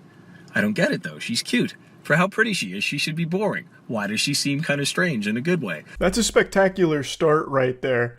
I was like, she's kind of pretty, so why isn't she like a fucking lobotomite boring dumbass? Like, she used an emoji that I really like. And she's pretty. Like, that doesn't make any sense. Pretty women can't have a personality, but you're like defying all of science right now. He just keeps going on about this fucking shrug emoji. He's talking about her bio on the dating site, and he just really fixates on that. That shrug emoji is like Cupid's arrow to this guy. He fell in love instantly when he saw it in her bio. I don't know why he thought it was a compliment to say that she's like strange and different in a good way because pretty women are like boring or whatever, insinuates that a pretty girl can't have a personality. I don't know what the thought process was with that approach, but it's definitely a bold play. I think you said something about live music. My job is actually live music. I play guitar and sing. I do about 25 shows a month. I know it sounds made up. I feel like I invented the job. It's redonkulous, but I live very comfortably. Life is good. I do play at a lot of retirement homes, and it's great for my self-esteem, Kels, as I am a big hit with women over 80. Time out. Technical foul here. He just dropped a redonkulous. He just said redonkulous. And then not only that, in his only second voice message here, he's already just calling her Kels. They're not even on like a first name basis. They're not acquaintances. These are two complete strangers, and he's already giving her like a nickname. What the fuck? Oh yeah, and just the night before, I'd been talking to one of my best friends in the world, Roxy. Just people that like match you and they just write hey. So if someone writes hey, I just write hi. And if someone writes sup, I go nothing much, you. And like people that match me and clearly haven't read my fucking bio, folks will match and be like, so what do you do for a living? I'm like, come on, Chelsea. Like, yeah, you're kind of cute, but I'm pretty damn sweet. Try harder. Why are you even talking about this? You're like trauma dumping on this complete stranger right now that you've tracked down from a dating app to try and communicate directly with because you didn't match with her. What the fuck is this? Now you're just going on about like, oh, dating apps are so weird. People just say like, hey. So then I'm like, hi. You don't know how to have a conversation. You didn't read the bio that I painstakingly typed up. I spent a long time on that bio and now I'm offended. Ridiculous. Redonkulous. I don't know. It's just to see someone mention that in a bio, I'm like, thank you. I can see that you feel the same as me. Yeah, if people, I always think that effort should match interest in dating. So if you're curious if someone's interested or not, remember that scene with Justin Long and What's-Her-Face in that movie about dating? Is it he's just not that into you? And he's like, if the guy's interested, he will call. And it's true. So I found a line a couple years ago and it's like, effort will always match interest. It will show you how interested someone is. And like, I'm pretty goddamn sweet and I am not that lonely, bored, or horny. I'm not going to take breadcrumbs from someone if I want a sandwich. So if someone hits me with a hey or hi, you can go fuck yourself. He's just sounding like a complete unhinged asshole here. It's not that deep. What do you mean they can just go fuck themselves? No one's even, like, what does this have to do with anything in this situation? This isn't even flirting. This is just blurting. He's just blurting out all of the most nonsensical shit in his head right now to a complete stranger. And not only that, this is probably not even his first take. I bet he recorded this like 10 times until he had one that was like, this is the one. This was smooth. And that's what we got here. We got the final product. This isn't even like the first draft, I doubt. That's mind-blowing. I'm worth more. Damn it. This is where the Kelly Clarkson song comes in. Yeah, no, your bio is just, there was so much intentional effort put in. And honestly, the more I scroll down in the pics, I'm like, this does not match up. I don't want to sound like an asshole. Like, attractive people can also be interesting and funny, but it's just incredibly rare. I speak for myself because I'd like to consider myself one of those. That's the end of chapter 2 from the voice memos, but don't worry, there's still a finale, and it's the extended director's cut. The next one's over 5 minutes long. Also, he doubles down on this whole like, yeah, you're like pretty, but you have a personality, which that just does not happen. I don't know why he thinks that that's some kind of like grand compliment. It's very odd. Now, before playing the 5-minute, 30-second monologue here, he must have seen that she listened to it. He's like, gotcha! Yeah, I gotcha! Red-handed, you listen to it. Curiosity got the better of you. And then she says, dude, so you saw me on Bumble and found me on Facebook? How? Clearly very creeped out by it, understandably. And then he goes, oh, I honestly just typed in Kelsey and I guess I got lucky. I figured because you put live music we might have some friends in common or something. I blame Zuckerberg, and then laughing emoji. Which contradicts everything that he's said here because he's constantly talking and referencing her bio, which I think is referring to her dating profile bio, especially because he does mention like online dating with hays and highs and shit. So I don't even know why he thought that would somehow save the situation. Like, she'd be fooled by it. For the love of fuck. I was like 2 minutes into one and it was awesome and funny and I was so proud of it. And then someone called me again about a gig this evening and it's like, you know that thing where your friends know you're busy or you're on a date or something and then that's when they decide to call? Jesus Christ. Excellent. Chef's kiss. This is how you start a romantic message. Ah, for the love of fuck. I was in the middle of something spectacular. You were gonna love it, Kels. You were gonna love it. Trust me. But then one of my fucking asshole friends called me about a gig because I'm so busy being a successful live musician. Can you believe that, Kels? Can you believe that? It's like those things, you know, where like we both go on dates, right? I go on dates. Clearly, you go on dates. And sometimes when you're just busy, people call. It's Jesus Christ. But yeah, no, your bio was just the fucking bee's knees. I mean, listen, top 3 in like the hundreds or thousands I've seen. It was just, I don't know. I'm a very good judge of character and you just seem like my kind of person. And I'm not saying we're star-crossed lovers. I don't know you and you don't know me. That's 100% correct. You don't know each other. So why are you doing this? This is not how you get to know someone. This is concerning. Also, you should never admit to seeing hundreds or thousands of dating profile bios. That makes you sound very desperate, that you spend all of your time on these dating apps, perusing it, cruising around, and if you don't match with someone you found attractive or interesting based on their bio, you go out of your way to find them elsewhere to try and talk to them, which is very scary behavior. I fully accept how strange and unconventional this is. I got a vibe and I figured I gotta go with it. I was like in a really good mood that day. I don't know. I'm totally winging it. But yeah, a lot of my close friends are women, and everyone unfortunately has a couple stories of having to block someone's number, or an ex just won't leave them alone, or going to the cops. Fuck, dude, I've had to block a few numbers of crazy people that didn't know they were crazy. So I really, really apologize sincerely if this in any way like triggered that, or it was weird or whatever. Kelsey, that's the furthest thing from my intention. I just wanted to say howdy, and I figured if I talk like an idiot, you'd probably feel like I did after I looked at your bio. It's so close. He's teetering on the edge of self-awareness. Him saying all of this out loud should have led to this eureka moment where he was overcome with immense shame, and he just presses the eject button and deletes the voice memo and doesn't continue this conversation. Like, he's clearly pointing out just how weird all of this is. He's even going into all of his friends are women who, you know, have stories about having to block crazy people who didn't know they were crazy. Like, case in point, what you're doing here, but you keep trying to, like, make it seem like it's not weird, even though you do keep acknowledging how weird it is. So, like, you're fighting, like, a battle against yourself in your own messages. You are calling yourself out in front of the person that you're talking to as well. It's really weird. Oh, okay. It's not fair. You've seen mine, or sorry, I've seen yours and you have not seen mine. If you want, I will screenshot my Bumble bio. I'm quite proud of it. I think it's pretty fucking good. It represents me well. And what else would I want to know if I was you? Gee, I'm like 6 feet tall, pretty damn handsome. I'd give me like a 7. No, like a 7.5 out of 10 looks wise. I mean, to my knowledge, no one has dated me for my abs or my hair. I'm guessing it's because I'm funny and honest and clearly very humble and go to therapy and emotionally intelligent. It's not a job interview, bro. You don't need to be giving your resume here. Brother, just stop. Please, goodness gracious. 7.5, maybe even an 8. I'm feeling really fucking good lately. I got a tan. I'm up to like 80-second side planks. I hate them, but they're totally worth it for the core. And big feet. So you know what that means, baby doll. Big socks. You're scaring me. You are scaring me.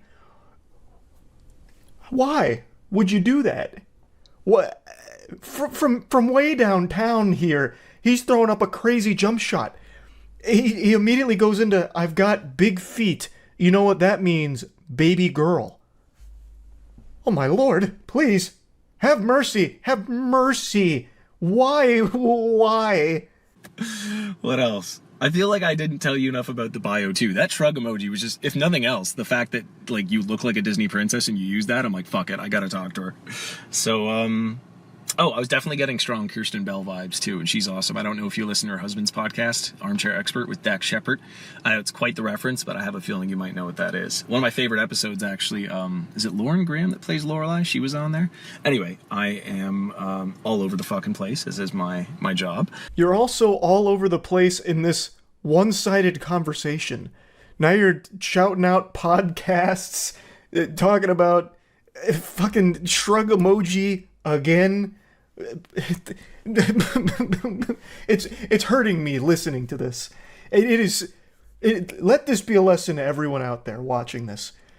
Just don't do anything even remotely like this. Never engage in a one-sided conversation where you have to be the one filling in blanks in a conversation that doesn't really exist. But I'm sitting here, a middle-aged guy in his car with the AC on and a SpongeBob shirt, and I would call this like the technological version of, you know, when like Noah stops Allie in the Notebook and he's like, I had to talk to you when I see something I want. Yes, I just made a Notebook reference.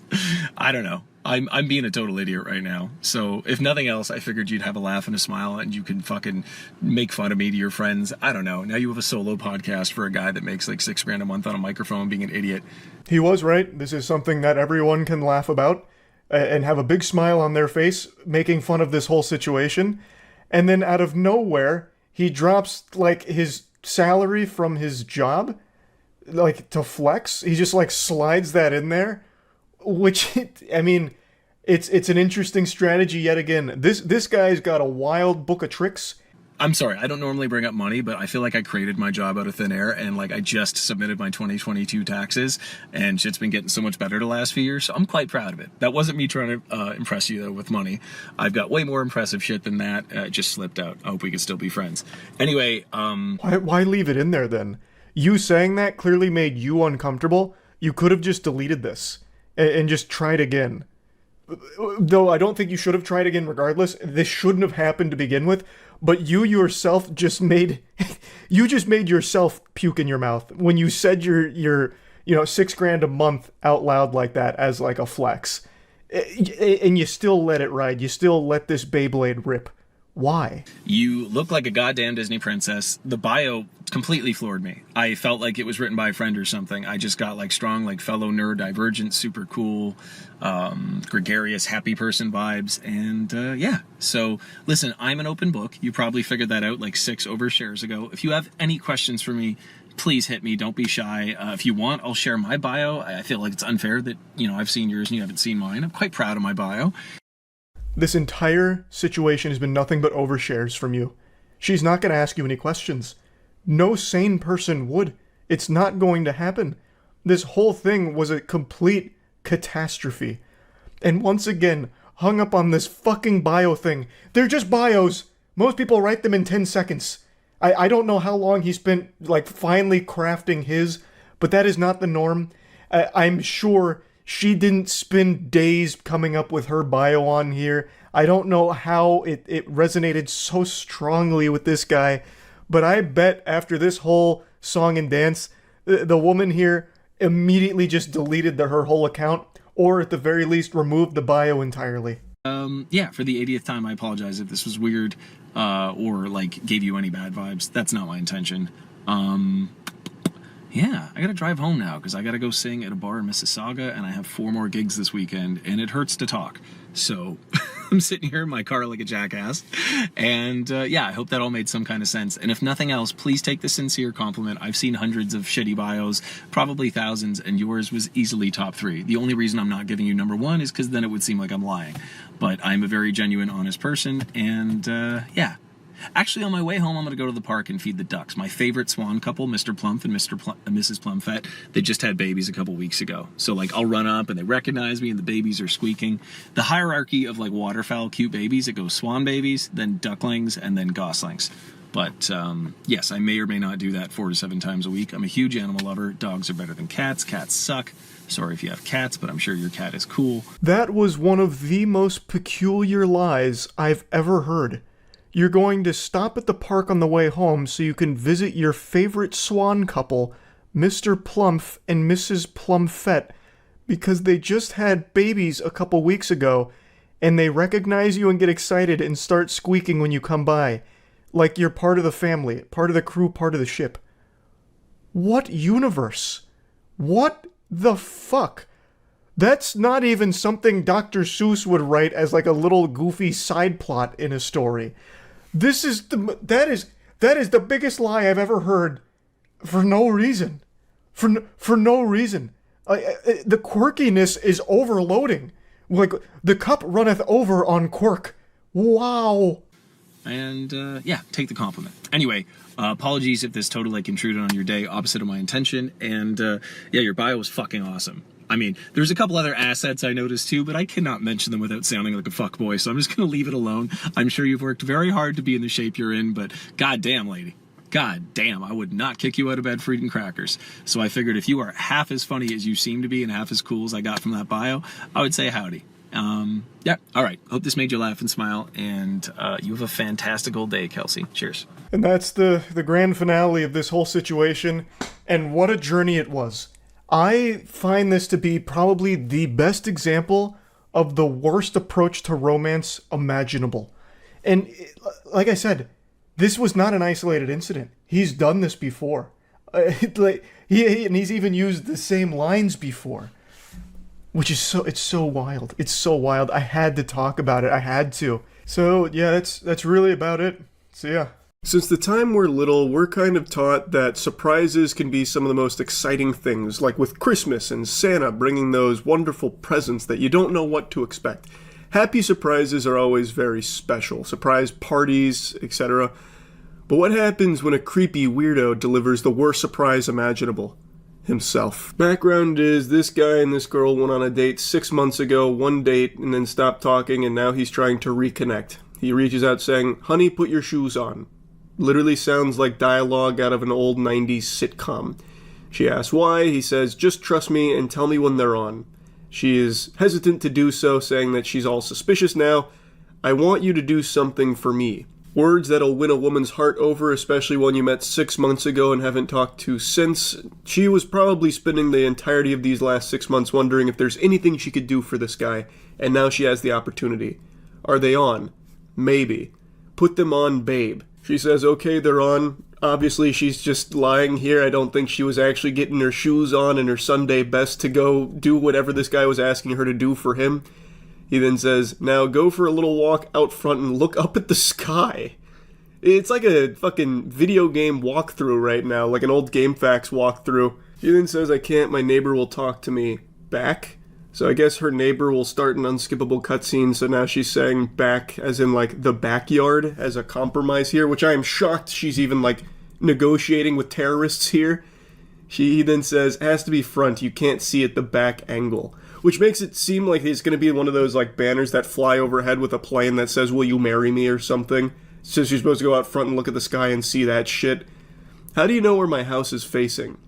I dropped you off, remember? It's worth it, I promise. Man's just got great memory. He put that fucking UAV in the air and he's got her on lock all the time now. Do you remember where I live? I'm looking through the front window.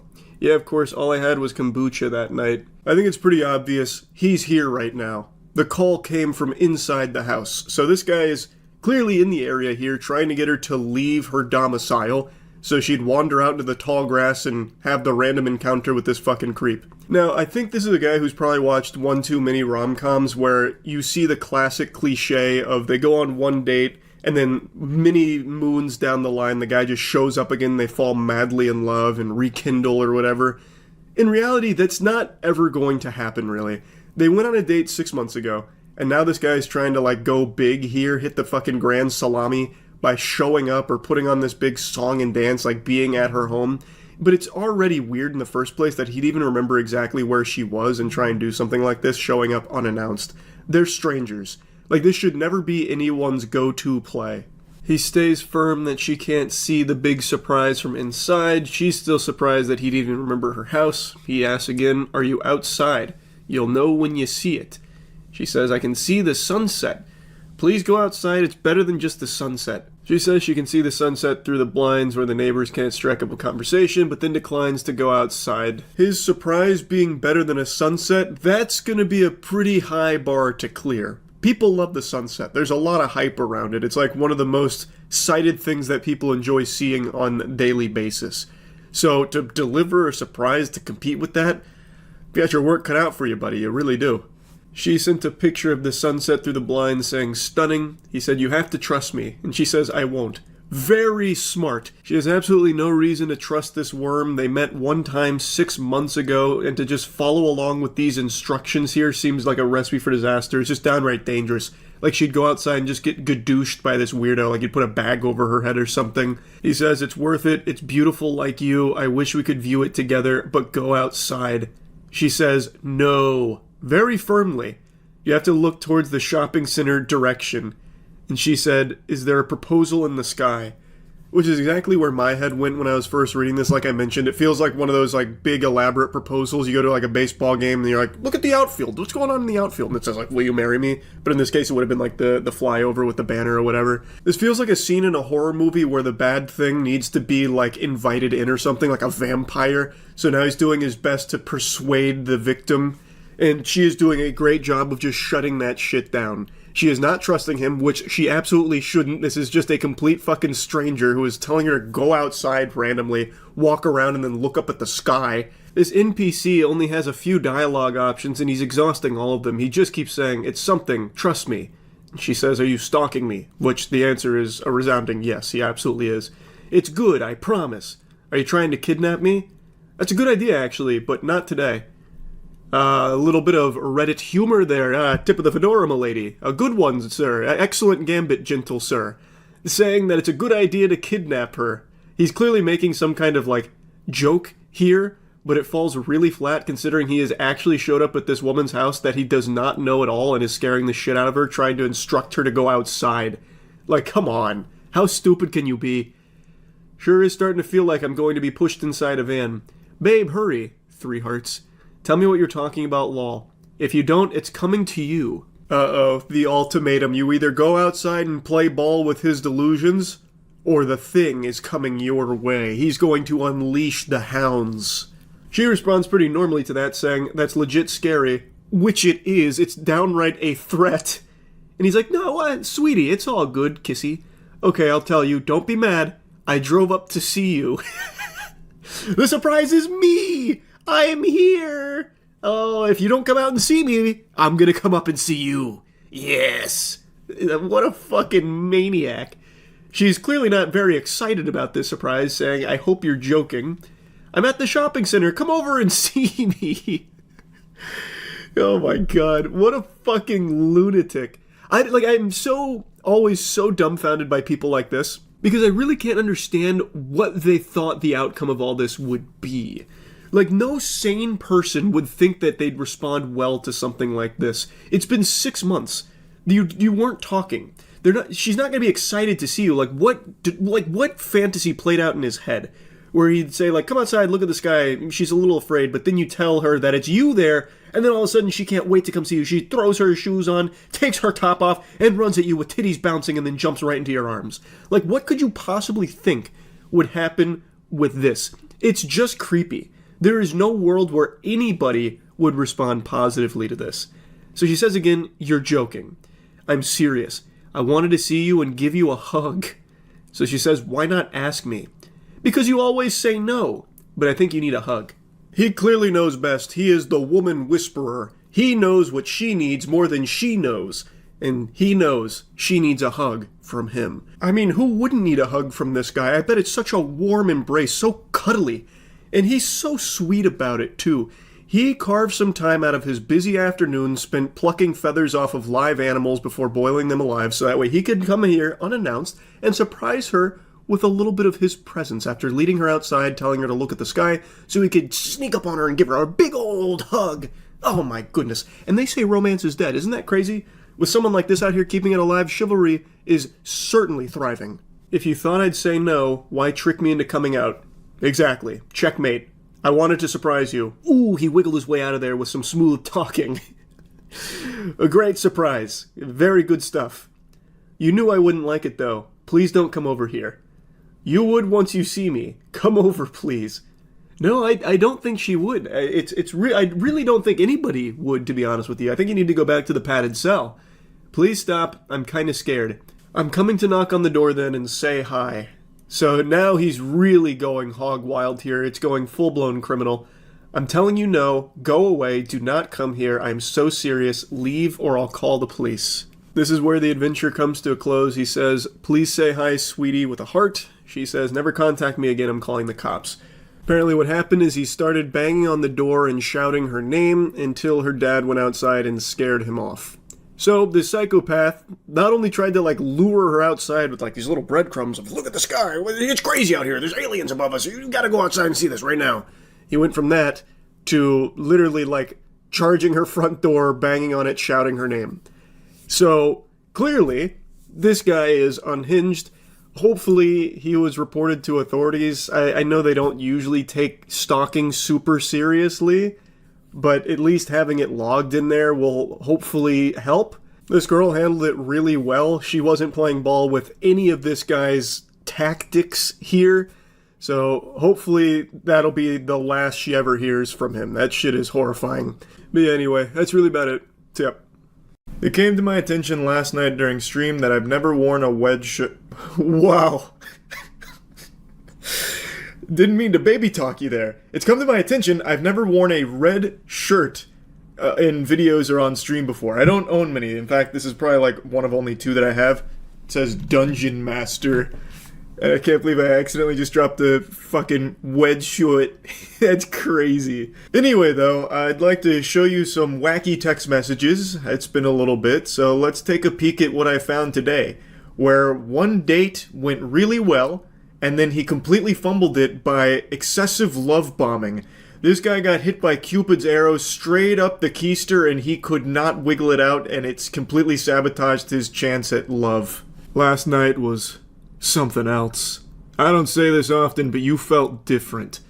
Right away, that text is already kind of alarming. He's speaking like he's an anime character about to go into the final battle, and he just had this huge epiphany, like, wait, something's different. I'm fighting for my friends now. It just feels so yucky. And she responds saying, haha, different how? Like, I've been out here meeting all these pretty faces, and then you show up, and suddenly they all feel irrelevant. You've got presence. Real presence. I guess she was fucking aura farming during their first date, and it just captivated him. Well, thank you. I had a good time, too. You don't get it. I haven't stopped thinking about you. You were in my head before the night even ended. The way you talk. The way you carry yourself. I liked it a lot. It's so over the top. I can just picture him putting his finger on her lips like, shh. No, you don't get it. I love you. Like, I don't know what the thought process is here. Like, man's just seeing hearts swirling around his head here. Like, not even a fucking love potion out of Harry Potter has someone talking like this. It just feels immediately obsessive. They had a single date, and now he's texting her like his whole world shifted upside down. He's watched one too many Hallmark movies. Becomes pretty clear that she starts to get a bit uncomfortable with it, saying, haha, okay, now you're laying it on thick. Which is an understatement. This is beyond laying it on thick. This guy he's putting dollops out here. He then tries to play it cool. Nah, I'm just honest. Most guys are too scared to say what they actually feel. I'm not one of them. Yeah, he's not like the other guys. This is an alpha male. He's not afraid of feelings. Shit. He'll throw all the feelings he can possibly think of out there immediately after one date, making sure to make the other party extremely concerned for his mental stability. She responds, saying, that's fair, I guess. I do appreciate directness and honesty, which I think this is her way of saying, like, no, this is good, but that's probably enough. He doesn't get the hint. Good, because I'm already planning our second date. I'm not trying to waste time, and I don't do casual. I know what I want when I see it. Wow, okay, a little fast, but I guess I'm flattered? You should be. You should be. I've already planned our second date and our entire lives together. I've even prepared a bedroom in my apartment for you, and I've informed your family you're moving in next week. You're not just hot, you're captivating, and I know I'm not the only one who sees it, which is why I'm already protective. That's a bad thing, bud. Like, that's not a good feature to have where you've been on one date with this woman and now you think she belongs to you. We've completed the transaction. You're my girlfriend now. I own you. Just letting you know. That's why I'm protective. To be honest with you, I don't like the idea of other guys thinking they have a shot, which is why I will never grant you permission to leave the domicile. You are not to be out in public without me accompanying you, milady. She then says, that's a strong reaction for a first date. Maybe. Or maybe I just recognize rare when I see it. I recognize rare when I see it too. A nice warm pink sinner. He's talking about her like a shiny fucking Pokemon here. It sounds like he's just trying to lock her in the Pokeball. I don't know what the actual thought process is here, and I know he's not the only one that does this. It is a real thing that some dudes try. Love bombing is what it's called, I think. It's just creepy. Like, no one likes this, especially not from a stranger. They've been on one date. They're not, like, close friends. They don't know each other at all. Now you have this unhinged weirdo who's talking about, like, I'm planning our second date, and I don't like the idea of other guys thinking they have a shot, okay? I'm gonna let you know right now. I'm being very protective because I recognize rare. You're a diamond, and I love diamonds. He just gives off the vibe that he's gonna try and make furniture out of her skin. But yeah, I noticed how the guy at the next table kept glancing at you. I wanted to say something. I didn't, but I clocked it. Brother, you're not fucking James Bond. Like, what are you doing? Going out in public analyzing threats? Like Jack Bauer out here trying to fucking find terrorists or something. I noticed there was a guy at the dinner table across the room who looked at you twice. I was gonna go over there and beat his ass, give him a swirly, and maybe take his fucking scalp off, but I decided I'm not gonna do that. Instead, I just tracked his license plate. I got it when we went outside. Weird you noticed that much, she says. I pay attention, Jin. You're the kind of woman who causes problems without even trying. I like that, but it also means I need to keep close. I don't like distractions. This guy really thinks he's in some kind of fucking spy movie or something. According to her, he's some kind of fitness Instagram poster, and he came on to her as she was initially interested, so they went on this date, and then after this date, she just finds him really creepy. Brother, it's time to integrate a few sets of social skills into your routine here, because goddamn, this is rough. Now she's just kind of full on getting worried. What do you mean, keep close, buddy? I mean, like, exclusivity. I don't share energy. He's not a AA battery, goddammit. The only thing he shares is a knuckle sandwich to anyone who glances at his woman, whom he now owns because they went on a single date. And if I'm putting mine into someone, I expect the same back. If you're still exploring options, let me know now. I'm not the guy you juggle. Dude, we just met though. Like, yesterday. Exactly. That's why it matters how we move now. No, be for real, you're kidding, right? She's in disbelief over this now. It matters. I understand we just met yesterday, which is why it's of paramount importance that we proceed the exact way that I feel is necessary. The only healthy way, which is where we're immediately exclusive. Now quick, there's no time to waste. Come to my dungeon. We'll talk there. No, I'm not kidding. I love that he puts quotation marks around it. This guy talks like if a Redditor accidentally got a woman's number. I move with intention. This fence got me moving like claymation. Now he's just speaking like fucking Dracula flow here. I move with intention. You're not just, quotes, just talking type of girl. I'm not a, quotes, maybe type of man. This is just painful to read. This guy uses more quotes than a fucking mainstream journalism article referencing a tweet. You said you're looking for someone serious. So am I. No one is more serious than this guy, I'll tell you that much.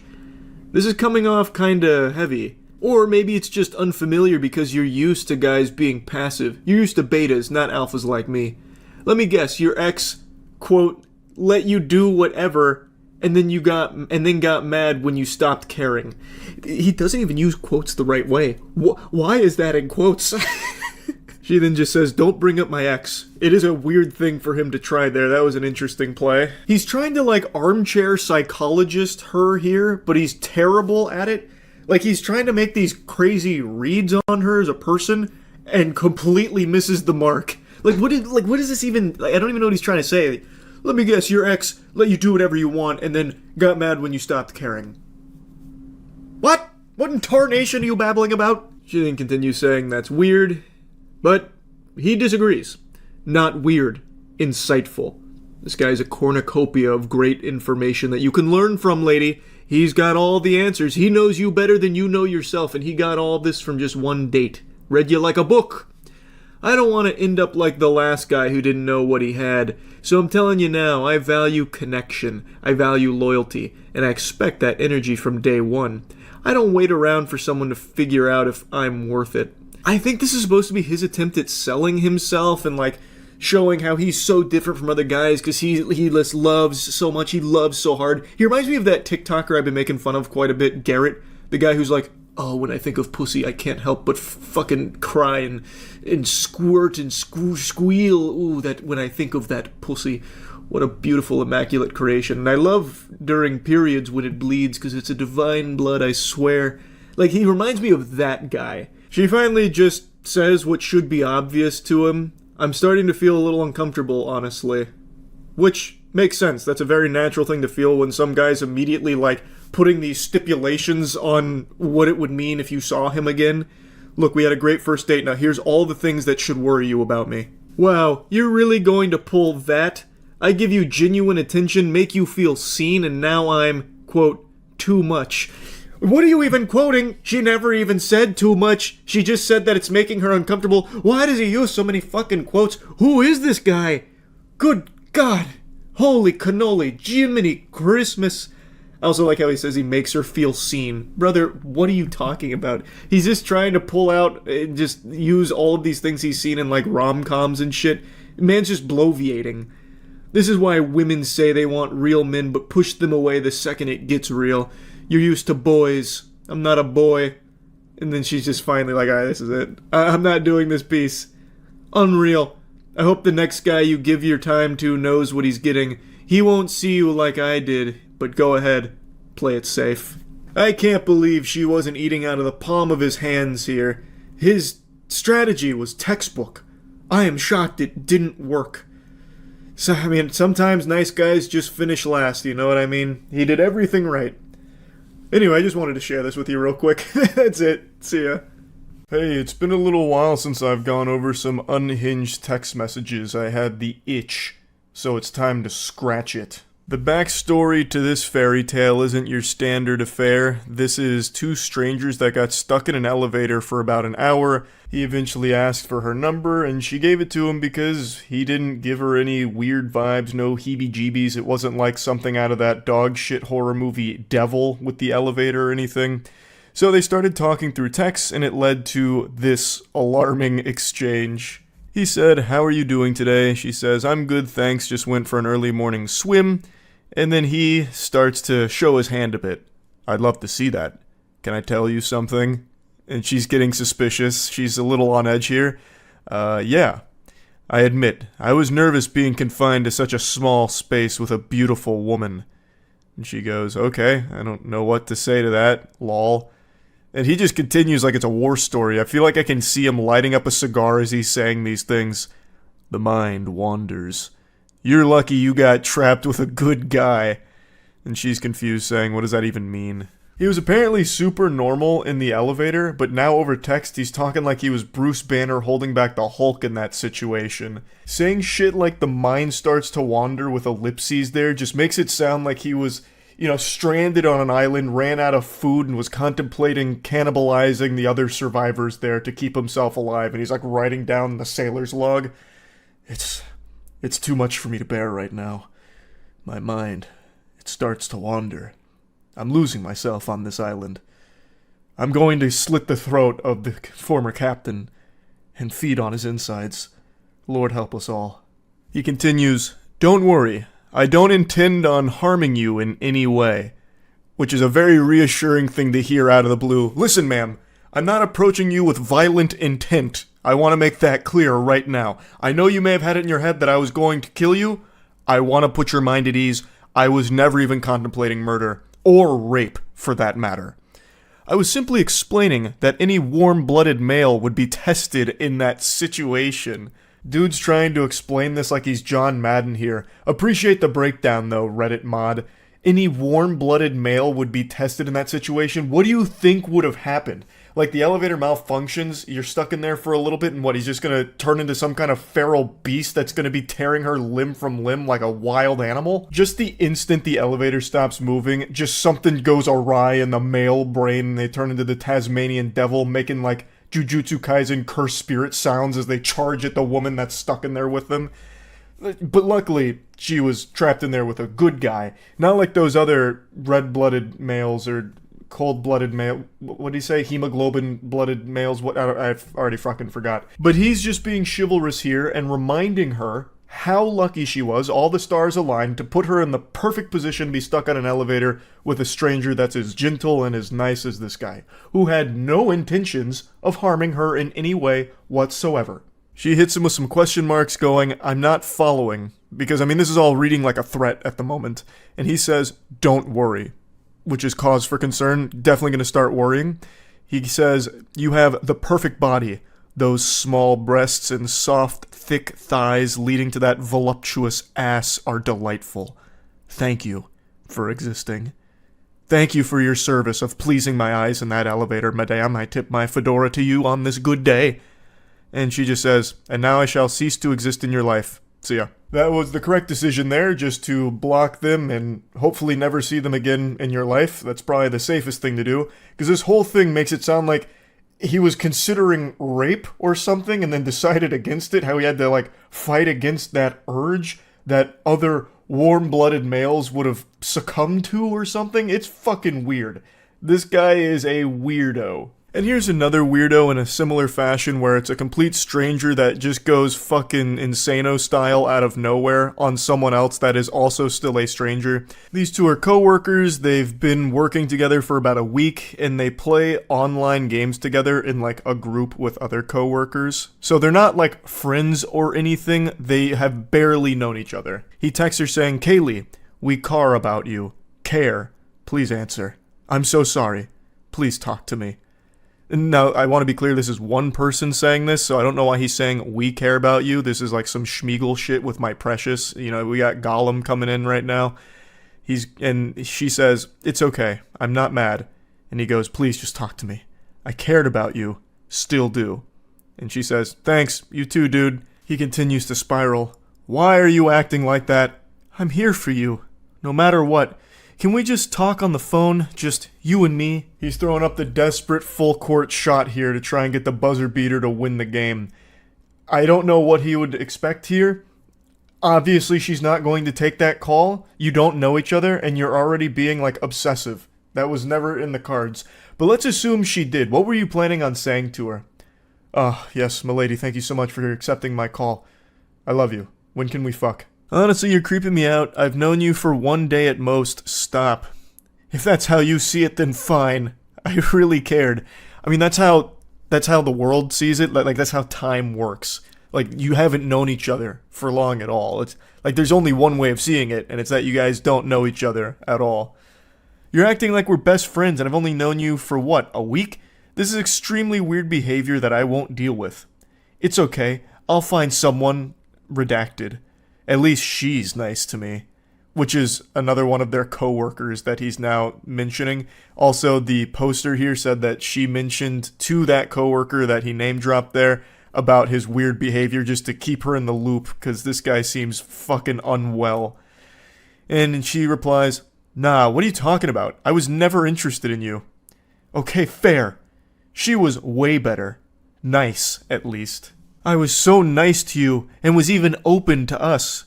Which I don't really know what that means. Like, what does he, like, trauma dump on her while they're playing games together in ARAM? Like, I don't know. What does that mean? Open to us? Or like maybe he was open to being us, like a unit? A relationship, perhaps? Man, that's generous. He was even open to dating her. Wow, he really was such a fucking gentle sir. I can least admit that I cared at one point. I don't want to fucking fight. Neither does she. She doesn't want to talk to you. Like, in general. He's just making it sound like they're already in a relationship going through a problem, even though they are complete strangers to one another. "I'm telling you to leave me alone, so leave me alone." And he just keeps saying, "I cared about you, dude, like seriously. Everyone can tell you cared. You are obsessed. You are legitimately enamored with a complete stranger and being creepy about it. Everyone knows that's not something that's a good thing to be saying so much here. I will go to blank and report you. I don't fucking know you. I cared. It's weird pretending to be strangers, but honestly, fuck you. They can fire me. I have a better job for $26 an hour." That's how all of these go. You know what? I don't care. I never liked you anyway. You were gross and yucky anyway. You were poopy. You stink. Big stink. I don't like you anyway. You were lucky I was ever even talking to you. They can fire me. I have a better job anyway at 26 an hour. In fucking Narnia. My other job's so much better. Let them fire me. Tell them. Get me in trouble. I actually want it. So I can go to my other job full time and leave you behind. I'm happier there anyway. I cared. My only crime was I cared. I love how he says it's weird pretending to be strangers when they are strangers. She's not pretending. Like, that's just the reality of the situation. Not like the delusional thing that he's married himself to in his mind. They are strangers. But yeah, anyway, just wanted to talk about these because they had me giggling a little bit today. That's really about it. So yeah. What's worse than being a loser? Being cringe. These are two very powerful forces of shame, loser and cringe. But what would happen if you combine these two elements, put them together? Well, Buster, the product of that fusion dance would be Nico D'Ambrosio, a turbo loser cringe specimen, the likes of which this world hasn't seen in many, many moons. Nico D'Ambrosio is a Chicago man who's currently suing 27 women because they didn't enjoy the dates he took them on, and they dared say that to each other in a Facebook group, a private Facebook group, mind you.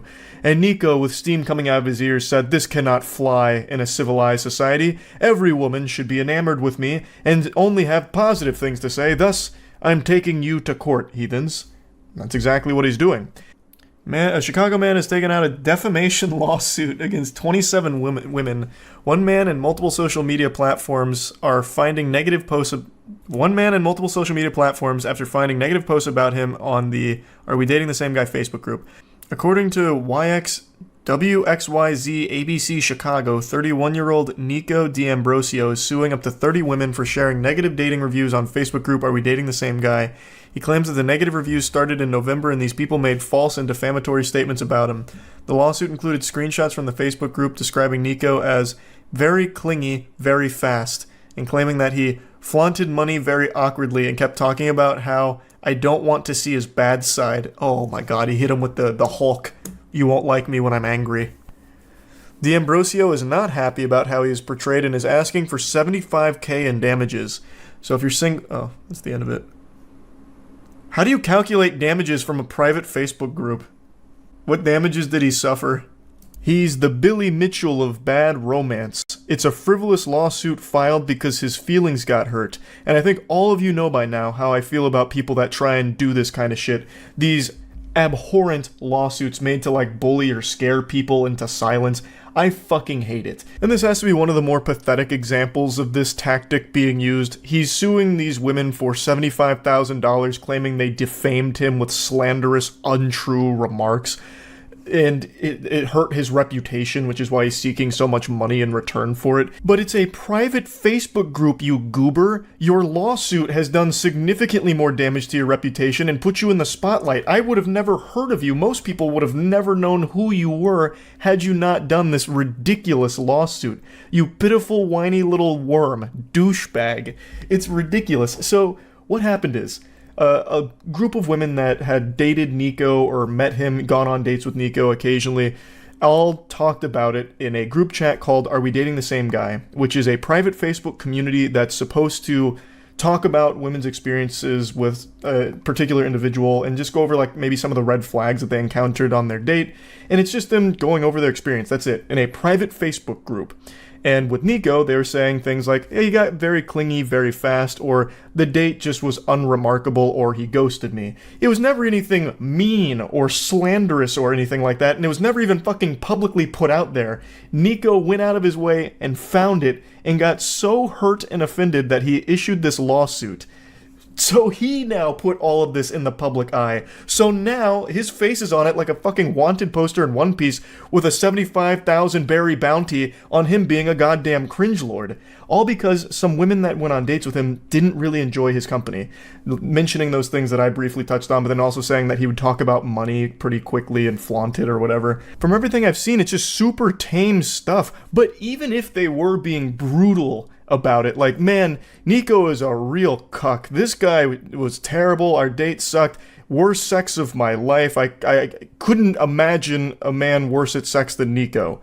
They can still say that. You still can't sue them for giving their opinion on how the date went with you or anything like that. That's still completely fine. They're not going out there and defaming you or slandering you. It's a private Facebook group. They weren't going out there making fraudulent claims about you, saying things like, Nico evades his taxes, Nico is an animal abuser. They were just sharing their opinion on you and the date, which they are totally well within their right to do. It's completely legal. The same way it's completely fine for me to say that you are a loser. I can say that. You can't sue me for calling you a loser and insulting you. It's not defamatory. You are a loser.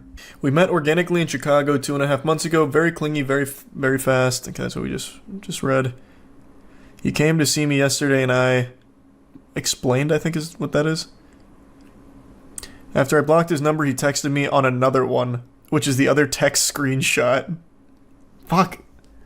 It's too small to read. Damn it.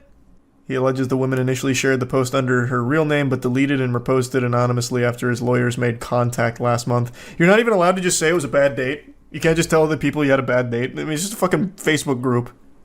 I matched with him a month or so ago, but convo never went anywhere. I went out with him a few times just over a year ago. He told me what I wanted to hear until I slept with him, and then he ghosted. I'd steer clear. He's been posted here before. The poster said he sent her a slew of texts calling her names because she didn't want to spend the night with him. I just searched and this was on November 2nd, so take a look. They got the APB out on this guy. In damages because he's the victim of defamation, doxing, privacy invasion, according to the suit. The defendants broadcast their outrageous, cruel, and malicious lies about the plaintiff with knowledge that the statements were false or with reckless disregard as whether or not they were true. This wrongful conduct is so outrageous in character and so extreme in degree that is beyond all possible bounds of decency. It is to be regarded as atrocious and utterly intolerable in a civilized community. Brother, this is like the most lukewarm ratings ever. Like, hey, the convo didn't go anywhere. Hey, he ghosted me after I slept with him. Just maybe avoid him. Like, what the fuck? They're not even being vicious or anything. They're just like, this was my experience. I didn't really like it. And he's like, no! No! My pussy is ruined! There's a tier 1 Kraken. I wonder if he'd sue me. I haven't been on a date with Mr. Nick D'Ambrosio, but I will say, he seems like a very insecure, sensitive little bitch. And a coward. I'd urge any Chicago women to probably steer clear of him as well. I wonder if I can get added to that suit. Bro wants to prove in court that he's not cringe. It's too bad, I already know better. You have been firmly judged as cringe. No chance of parole. That was a $50,000 statement.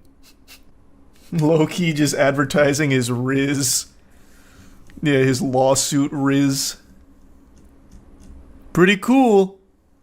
I want you to read this statement again. Their wrongful conduct is so outrageous in character and so extreme in degree that it is beyond all possible bounds of decency and is to be regarded as atrocious and utterly intolerable in a civilized community, the lawsuit said. It's like they're referring to some kind of hate crime that they all just witnessed or were exposed to. If they thought those text messages they highlighted about him being clingy or whatever were so atrocious and extreme in nature, I can only imagine how Nico and his legal team are reacting to watching this video right now and the things I'm saying about him. Their jaws must be on the floor, furiously drafting up some kind of legal document for me, like fucking flames and like smoke coming off of the page as they're writing it all down. And I've never even met Nico, and I think he super sucks. I think Chicago women should definitely avoid him. Like, just look at the way he reacted for women that just shared their experience of having a less than stellar time with him. He will shut down your opinions, it seems. He does not want anyone to have an opinion of their own, only the opinion he wants you to have of him. What a piece of shit. How can you be so insecure and weak that when you find this, instead of learning from it like, maybe the problem really is me. Maybe that's why I haven't had a real relationship out of the last 27 dates I went on. Yeah, maybe I should really reflect on that. Instead of that, he goes, "Where's my lawyers? Do you see these mean words they're saying about me in this group chat? They called me clingy. Me? They called me clingy. Come on, we ought to sue them. 75 grand, maybe at least. Like that's probably how much my tears are worth." I also can't help but appreciate the delusion from the rest of it too, saying things like, thousands of men have been potentially defamed by members of the group via these online publications and remain entirely unaware of the attacks on their character as a result of the social media group's private status and heavily moderated members list, the suit says. Can you just wrap your head around the ridiculousness of that statement? They are openly saying that it is private and heavily moderated, and that the individuals that are being talked about there are most likely entirely unaware.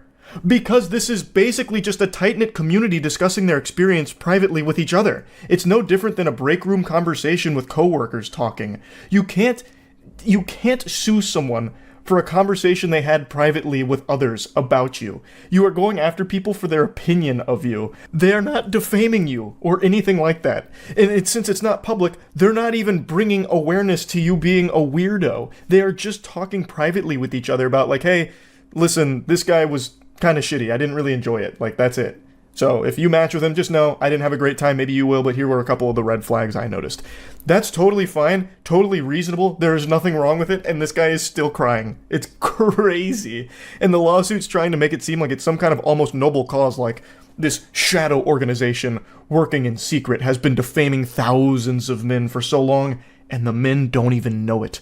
It's called just having a conversation in a group chat. It's not illegal. You can't sue for that. At least you shouldn't be able to. But this guy clearly has a ton of money at his disposal, and we all know how this system works. We just saw it fucking unfold with Billy Mitchell, actually, since I name-dropped him earlier. If you have a lot of money, you stand a much better chance of winning, even if it's the most outrageous shit ever. So I'm really hoping this doesn't go anywhere, because it is so fucking stupid and shameful.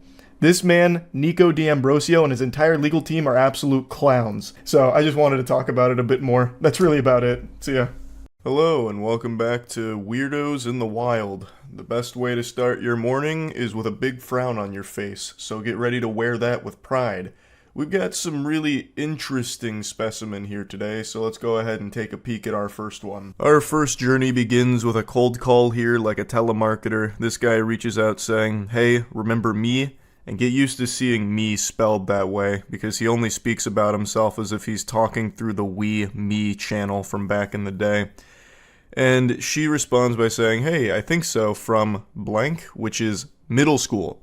So they knew each other in middle school, and I'm assuming it's been quite some time since then, because then a couple months later he reaches out again saying, "Hey, you have kids yet?" It's already off to an odd start. They're clearly into their adult years here, and this guy's thinking about her from middle school, and then reaches out a couple months after making initial contact just to ask if she has kids currently. And it only gets more strange from here. She responds saying, "Hey, I don't have kids yet, why do you ask?" He goes, "Just asking, you have a boyfriend?" "I do have a boyfriend. Do you have a girlfriend? Can I tell you something?" And that's how you know this is about to go straight into the shitter here. That question, "Can I tell you something?" always seems to precede the most foul thing you'll ever hear in your life. I've read so many of these texts and watched so many bad romance videos recently that this is one of the more concerning questions you could be asked. Can I tell you something? Or some variation of it. I'll also just never understand the purpose of typing something like that. Just fucking spit it out. Say it with your whole chest here. What's the point in acting like some kind of shy anime girl? "Oh, can I tell you something?" Like, what's the response going to be to that? No? You've made it impossible for someone to shoot that down, because then the conversation immediately gets hostile. So everyone has to say, like, "Yeah, I guess you can tell me something." So just do it. Rip the band-aid off. You're gonna say something ridiculous anyway. Just say it without asking for permission, because we all know you're just going to fucking blabber about it anyway. She says, "Yeah, what's up?" However, even if she declines saying, "No, you can't tell me anything, leave me alone, bozo," it wouldn't have stopped this maniac. He goes, "No grill frimmed."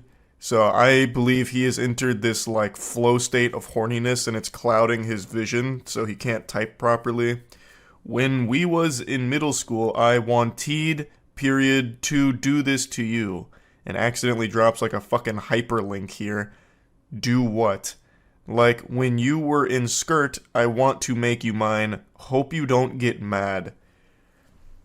What an outrageous creep. "Hey, was just thinking about you in middle school, and how in middle school I wanted to make you mine.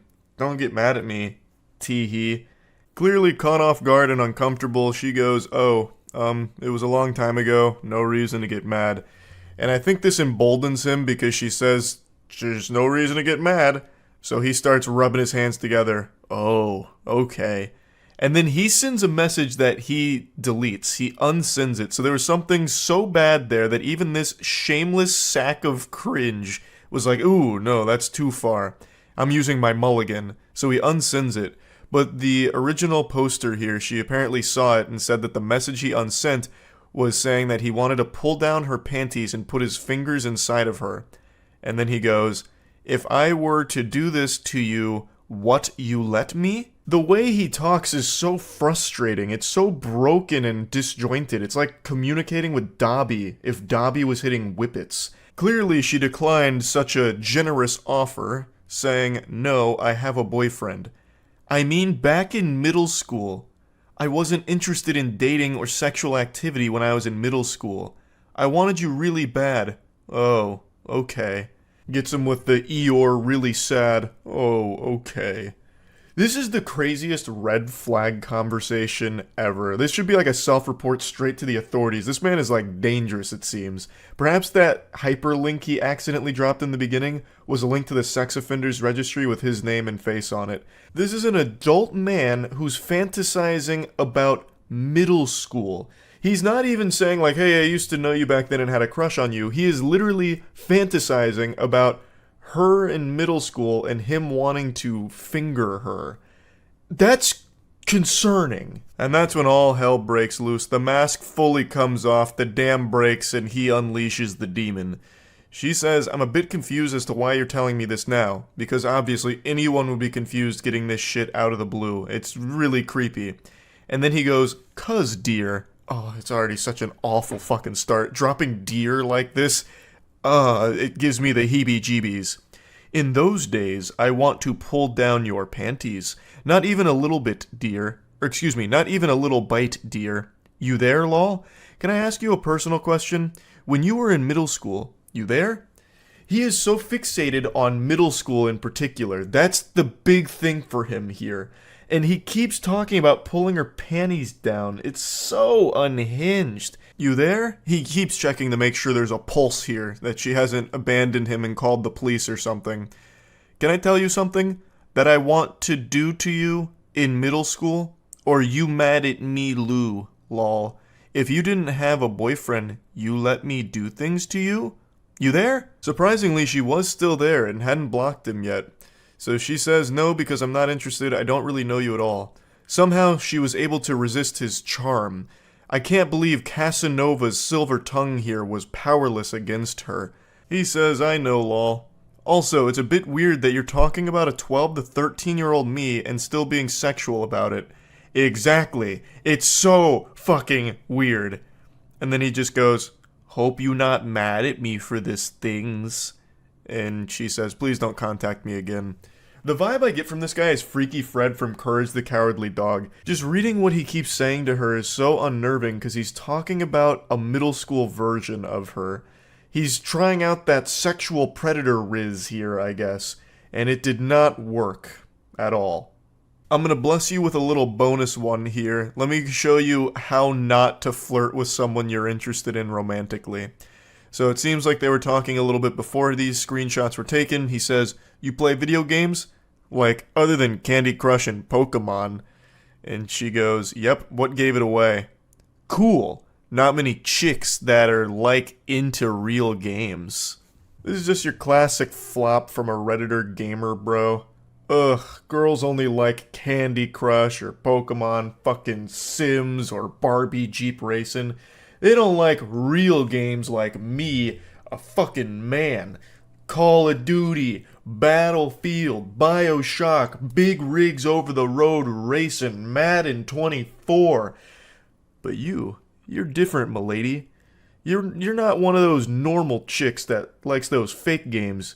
You can appreciate these gems that I like. Most chicks can't do that. I don't know why. Must be periods and pheromones or something, but you are rare, m'lady. You like real games. Like, I just don't know why anyone would try something like this. It's just immediately confrontational. It makes you look like a whack loser. And everyone knows it too, so she calls that out saying, really? Gonna try that one? Because it's so pathetic. And he goes, what? It was a compliment. And she just says, whatever. And then that really sets him off. So, a guy who you are already desired to be intimate with gives you a compliment, you get bitchy? And then he doesn't get a response, obviously. And then it comes back later saying, are you ignoring me now? She said, you live in a different country than me. But the fact that he immediately just gets this out of control, like, what? It was a compliment. What? Most girls are stupid. Girls go to Jupiter to get more stupider. You didn't go to Jupiter. You stayed here with me, playing real games. Why are you getting so bitchy about it? I was being nice to you. Oh my goodness, nice guys never win. And now you're ignoring me? Oh God. He also just types like a Redditor. Like, his response being, why? A guy who you already desired to be intimate with shows you a little affection and gives you a little compliment and you get bitchy? Like, that is the actual quintessential Redditor response right there. Just go full Poindexter on it. A man who you had already desired to be intimate with gives you a compliment. Then the whole conversation goes cattywampus and he decides to bring out the claws and just get mean. You're a fucking cosplay girl. It's not like it's real work. You get paid to be hot for people. And then she just goes, yeah, it's not gonna work. Don't text me back. Goodbye. Totally reasonable response. This guy's just immediately shitting on her for nothing she did wrong. She's done nothing wrong at all. This guy's just a loose cannon. Women like you are always so sensitive. I'm just being honest about things. If you can't handle that, I don't think you intellectually compatible with me. Oh, all the Reddit check marks are being ticked right now. I'm very sorry that you feel like I was being mean or sexist or whatever, but I wasn't. I hope you learn to be less bitchy. Men don't like that in women. And you're already past your good years. And they say chivalry is dead. That's how you do it, gentlemen. Excellent work here, and I have no doubt they're getting married soon. So he blames her for everything that went wrong. He seems to think she was being unreasonable and that he was just being honest, which is crazy.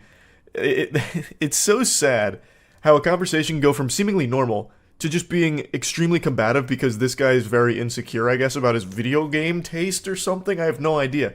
But he brings up video games in a hostile manner, saying like, oh, most girls don't play real games, but I guess you're not like most stupid girls. Like, I don't know why he can't see how no one would ever respond positively to that. And when she didn't respond positively to it, he immediately says that she's being bitchy.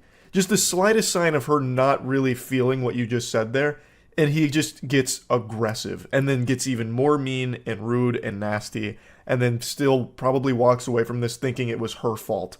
It's craziness. So he'll probably stay alone for most of his life, but luckily he's got so many great games to play by himself. So there's a silver lining there. At least he's a real gamer with those real games by his side. That's really about it. So yeah. Flirting with someone can oftentimes be challenging, and occasionally the only winning move is not to play. Sometimes it's best just to spam emotes and see how that goes. And today I want to take you on a journey. It's a 2-part epic like Homer's Odyssey, but if Homer had written about a weirdo who's desperately trying to make a woman fall in love with him by calling her autistic. Now the backstory here, I'll go ahead and give you the cliff notes of the prequel. This gentle sir protagonist has just joined a new friend group and has found particular interest in this woman, and he reaches out to her trying to talk to her saying, I'll be honest with you, I don't understand you, and then he just goes on to say that she's quiet and he doesn't know anything about her other than she likes potatoes in the town of Salem, and that he just laments that he just doesn't know anything about her and she doesn't make eye contact with him. She asks, does that bother you? And he says no, which is a big fib right there. Lying is a sin and now he's condemned straight to hell. This clearly bothers him because he melts down about it. He also doesn't keep that charade up for long. He immediately folds and says, I mean, somewhat, yeah. It actually hurts a lot. It keeps me up at night. I actually can't sleep. I'm crying all the time because of it. But it's a normal human response, so you can't blame me. Too late. I'm already blaming you. Can I ask a blunt question? She says, sure. And he says, are you autistic? Man, the Riz Lord has struck like a lightning bolt here. If those panties aren't sodden after that blunt question, I just don't know what works anymore. She says, no, are you? And he goes, lol, no. So what do you think about me? She says, in what way? He seems to get kind of offended by that, so he snaps like a Redditor adjusting his fedora. It's a simple question. What do you think about me?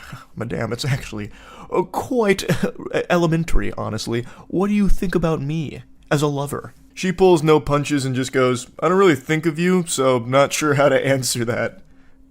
That was quite the fucking biblical smackdown right there. And he says, Jesus. Okay, I'll try something else. Why? At that point, you should just be like, yep, that didn't work. I'm gonna go do something else. I'm gonna go solo queue in League of Legends and wash away my troubles. I don't know why he's gonna try something else. But he goes, why do you never laugh at my jokes? Not that I'm trying to make you in particular laugh. Why is it so hard to make conversation with you? It's like I'm reading text messages from Timmy Turner to Trixie. What do you mean, why do you never laugh at my jokes? I wonder what the dynamic of the friend group is like with this guy in there. Does he try to be like the class clown or something? So, for context, She is 23 years old, he is 24 years old, and I imagine the rest of the friend group is in that early 20s ballpark. So these aren't children, these are adults. And he's like, why do you never laugh at my jokes? I told you to pull my finger and I tooted.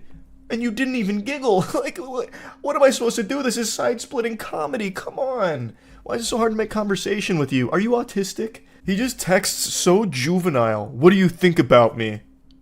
Do you like me? Circle yes or no. Or you're autistic. And then he like runs away. She responds saying, I'm more of a listener, don't take it personal, I'm just shy, I guess. And then he immediately takes it personal. There's gotta be a reason. I'm better looking and more successful than 90% of the men you know. So what's your type? I want to get to know you. He's desperate. He's on his knees right now, shaking his hands. I must know, there's gotta be a reason. And she says, my type is a man who doesn't ask me if I'm autistic. I mean, that's pretty picky, come on. Well, you're looking for a unicorn here. All good men accuse the women they're trying to win over of being autistic at some point. It's standard protocol. This guy's just following the textbook formula. He then says, can you blame me for assuming that? What the fuck? Yes, absolutely. That's a crazy thing to assume about someone, especially considering his whole purpose of the conversation was trying to get laid. Like, he's romantically interested in this person, and his way of spitting game is to ask if they're autistic. That's such a weird thing to do. And then he goes, don't get me wrong, you're pretty, but I definitely considered the possibility you're autistic or definitely on the spectrum somewhere. One of the number one signs of autism is not laughing at this guy's jokes. So he looked it up on WebMD and he was just, for her own sake, like concerned for her well-being. He's actually looking out for her. She says, lol, what? Reflect on your words when you go to bed tonight. See ya. Just trying to end this conversation because it's going downhill so quick. This is an avalanche of dog shit. And he just goes, wow, wow. Owen Wilson's there for a moment and then just says, I think you're jealous I spent the night with redacted, and you went home alone. This is classic. This is classic.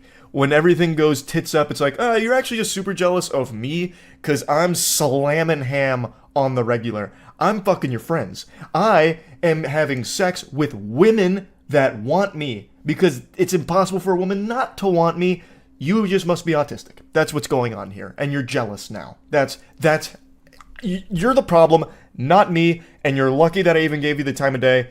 Your loss. He then clears the air here, making sure that it doesn't trouble her mind that Casanova has spoken for, and he also doesn't want any rumors to spread in the friend group, so he clarifies, don't worry, nothing happened, we just watched Netflix in bed. No need to be jealous. And then drop this emoji. I have a hunch she really wasn't jealous. Just a guess. She doesn't seem interested. And I think you have ensured that she will never be interested by trying to, diagnose her with autism through text message flirting. Now, the next day, she made a follow-up post because he had an even bigger, psychotic break here. So that was all part one. Part two, he comes back bigger and badder than ever here. The sequel went insano style. So he texts her saying, what's your problem? Is this some sort of trauma response? Crying, laughing emoji, which I don't think there was any laughing, just crying behind the phone on this one. I just don't get it. Blank, using her name. I've known you since March 12th, and for whatever God knows what reason, you decide to treat me like complete shit. You hug redacted, but not me. You share a couch with redacted, but when I join, you get up and leave. Do you think I'm fucking stupid? Or blind? Or what? The fuck did I ever do to you? I'm pissed off because you're clueless and extremely oblivious to the point you don't appreciate a good thing when it's directly in your face. What the hell is even that, brother?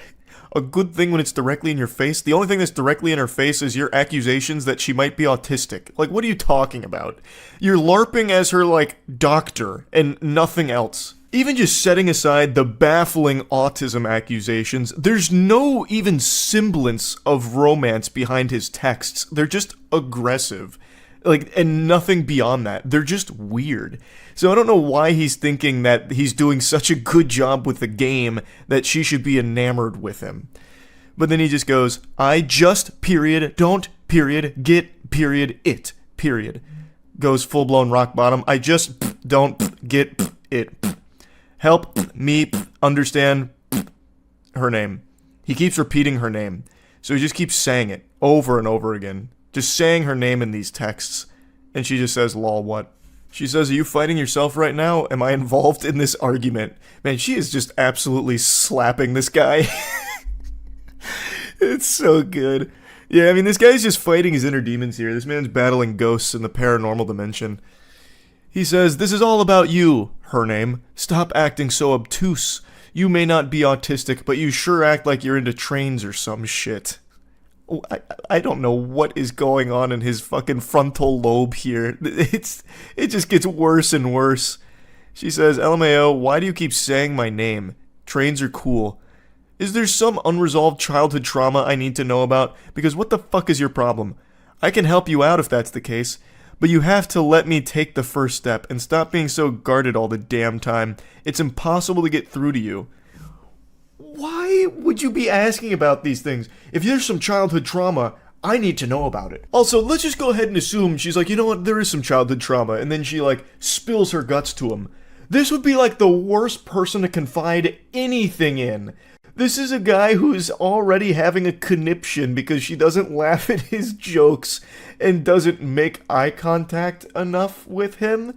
Like, I highly doubt he would be a good confidant for anything heavy.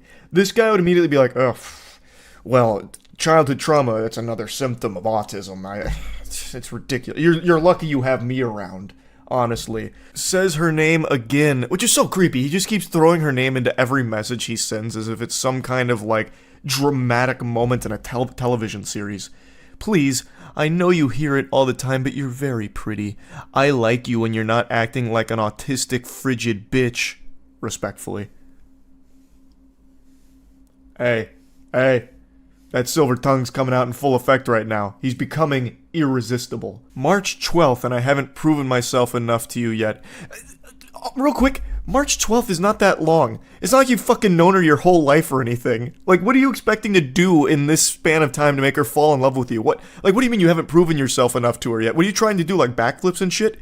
Do you just keep trying to tell, like, the worst jokes imaginable, hoping to get some kind of pity giggle out of her? Like, it's so incomprehensible. He thinks that it's been such a long time. You've been single all this time.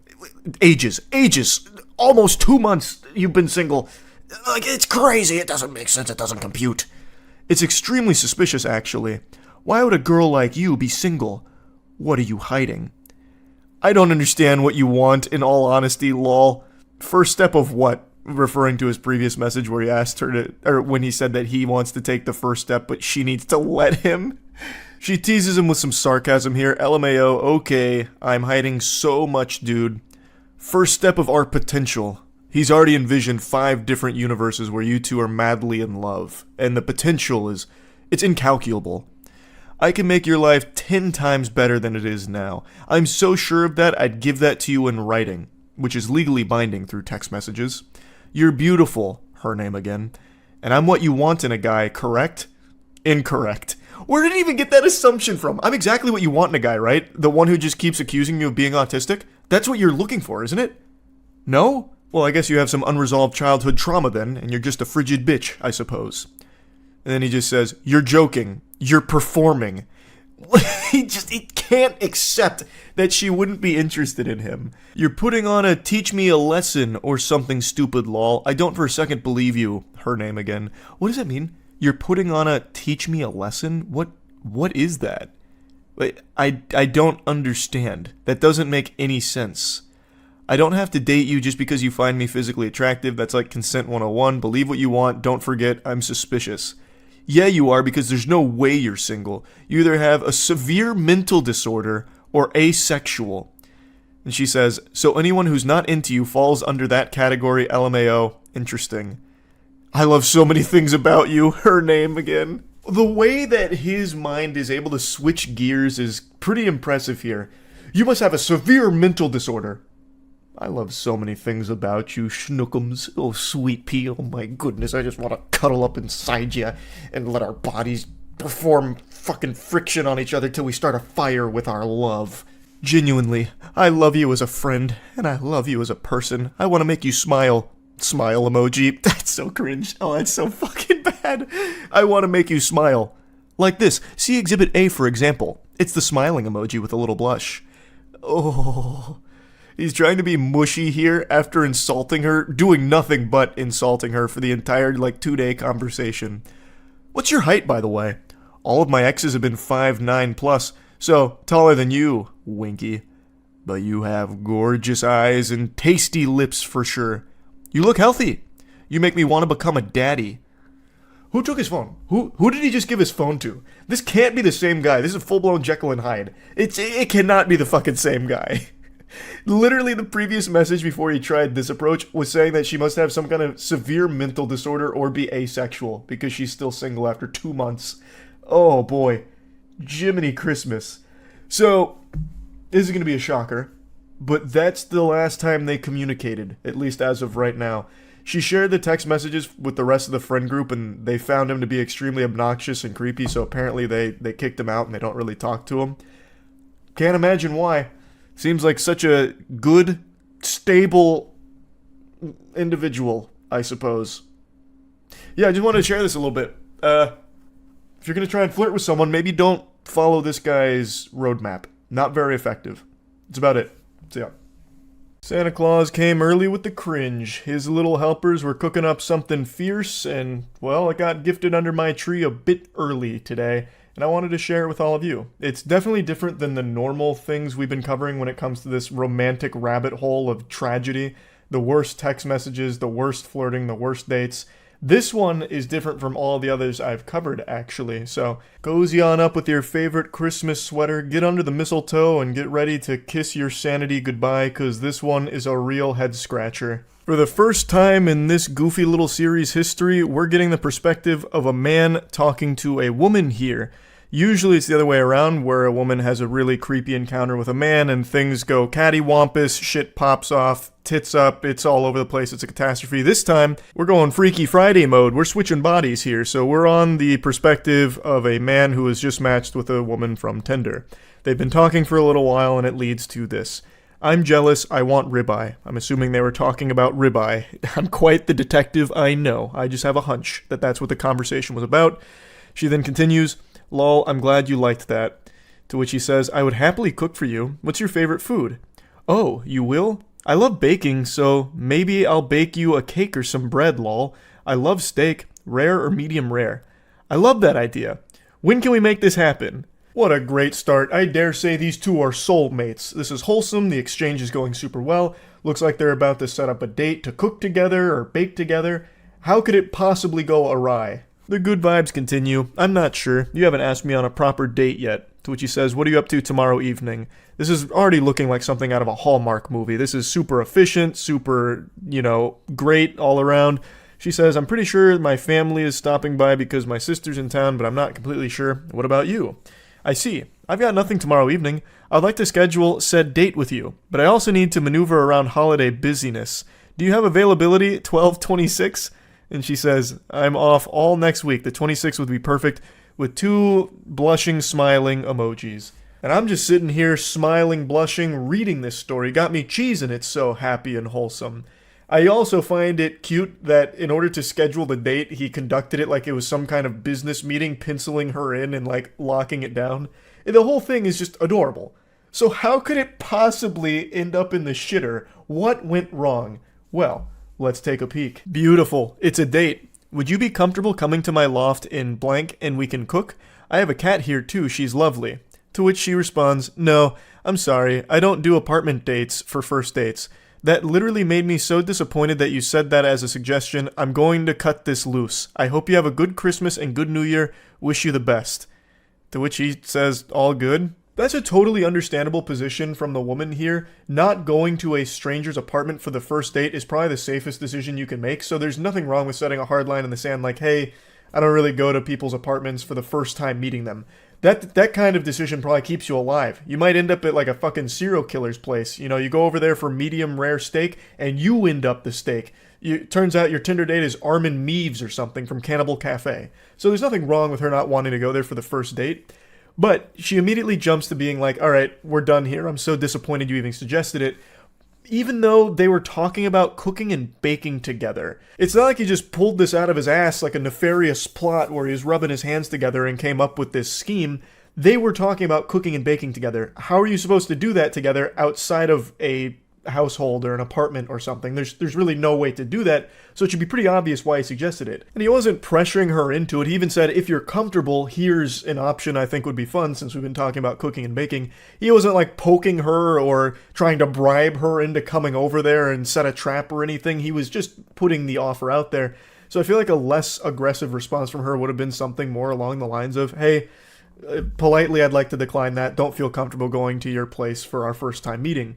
And according to the comment section, he planned on offering an alternative because he understood why she wouldn't want to do that. But then things really start to pop off before he had the chance. So he says, I hope you have a great Christmas as well. To which she responds, Jdi du perdele zatratse. I'm 100% sure I butchered the pronunciation on that, but I popped it in a Google Translate here, and it translates to go to hell, get lost. And I decided to investigate further, damn near having to revive Babelfish to try and get like another translation, because that just sounded so incomprehensibly mean after all of this. But the other translation that I keep seeing for it is basically, fuck you. Which just doesn't make any sense to me, because the guy was just following the conversation they were having. They were both saying like, yeah, let's cook together. And then she even suggested baking, like, yeah, let's bake together. So he's like, all right, bet, let's do it. Let's cook and bake together. And then she just goes, fuck you, scumbag, get lost. So he tries to like explain himself. He goes, for the record, it just seemed like a logical next step in the conversation because we were talking about cooking together. Sorry to offend or disappoint you, ma'am. And she just goes, go fuck yourself, dude. This time, plain English. So that one I understood.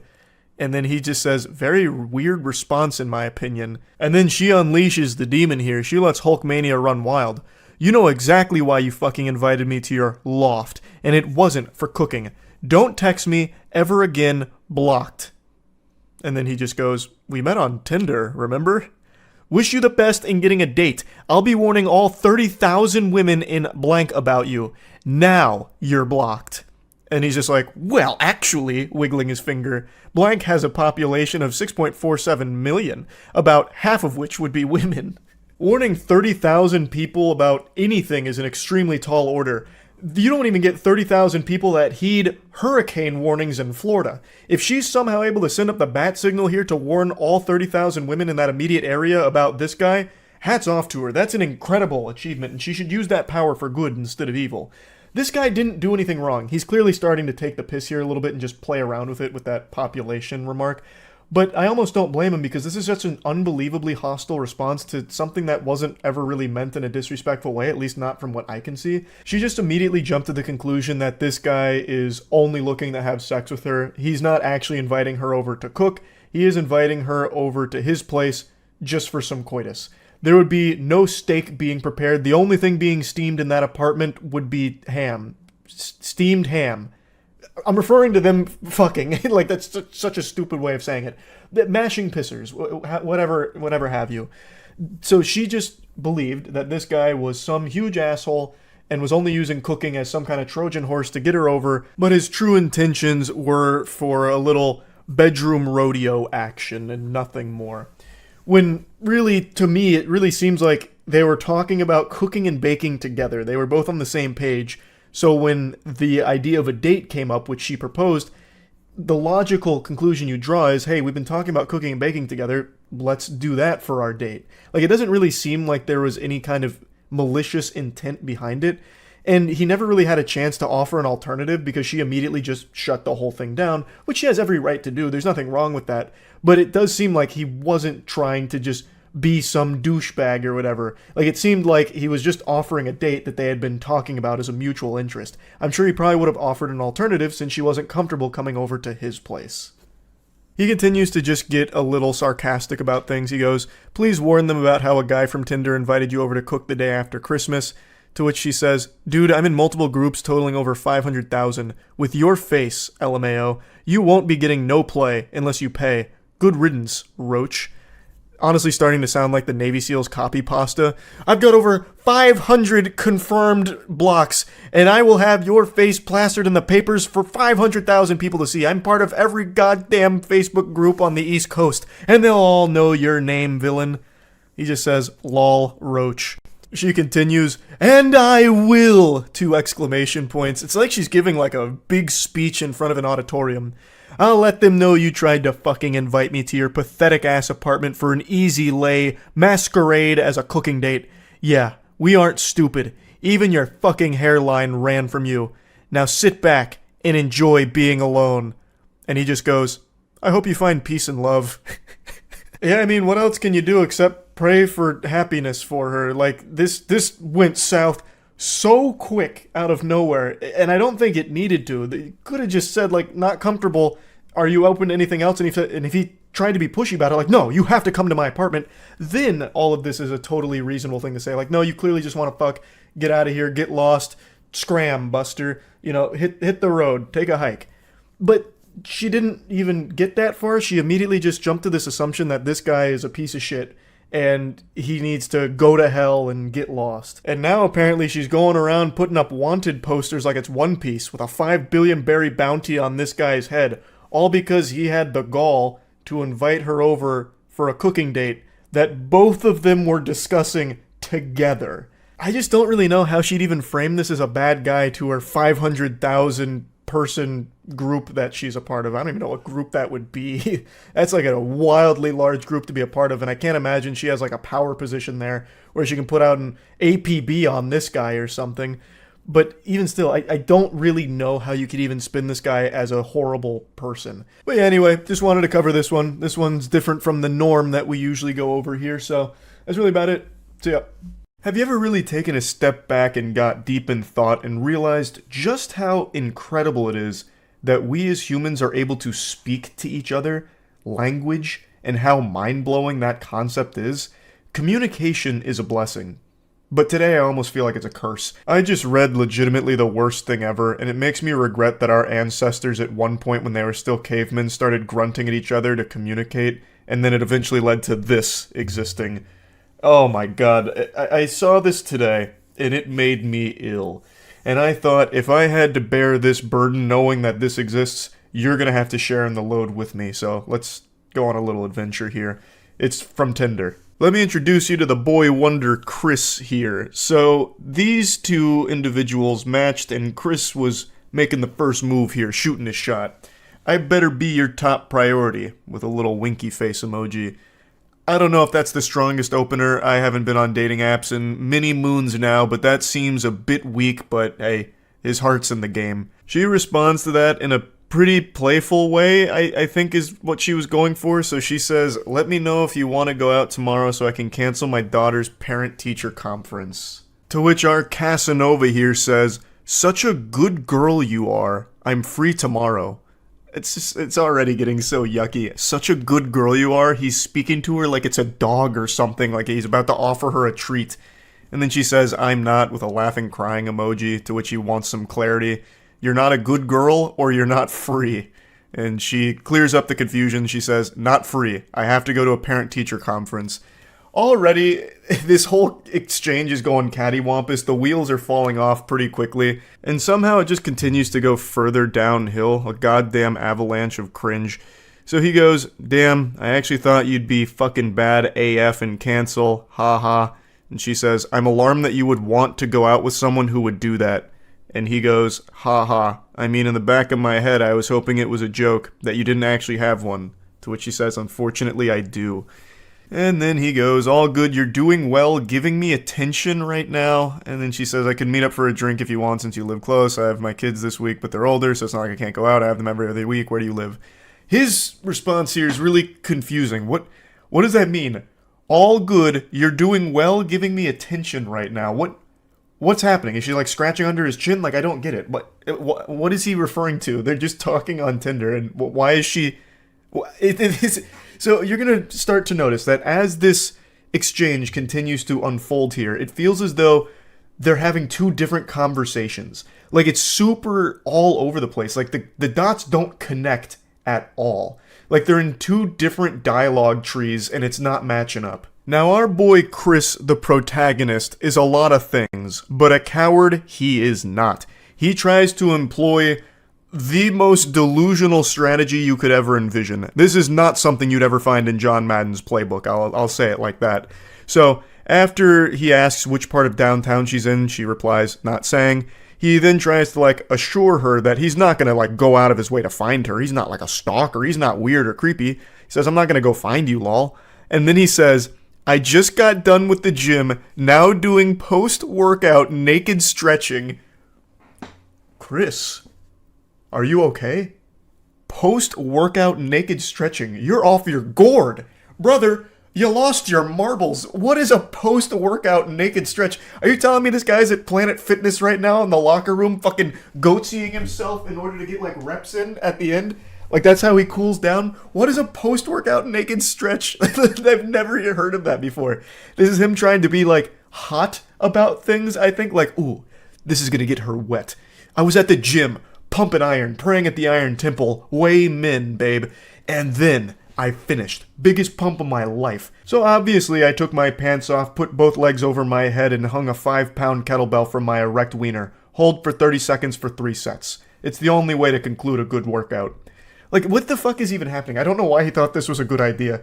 Like, unless he's like an OnlyFans creator or something, and this is just content that he films, like the, you know, naked yoga that you see on YouTube or something. It's just, it is a wild attempt here at, like, flirting or trying to be, like, sexy on Tinder or something. It is bold. It is brutally cringe. She then responds by saying, if you were driving by, you might peep in the window. Haha. Sounds uncomfortable. Referring to the stretching, I think. To which he just says, I mean, of course. Now here's where things get even more fucking confusing here. The conversation really does feel like some kind of malfunctioning questline in an MMO where, like, the dialogue is just incorrect. Like, the characters are glitching out. So he says, to the stretch, asking about, like, what sounds uncomfortable. And then she says, no, for work. My stylist feeds me champagne.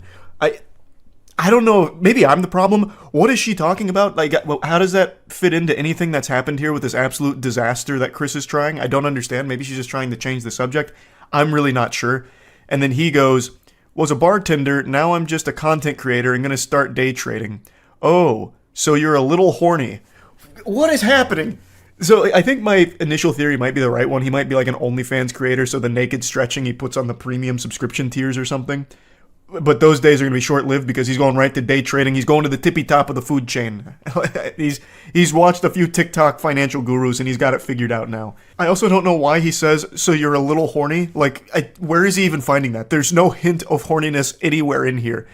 And then she goes, oh God, what a nightmare you are.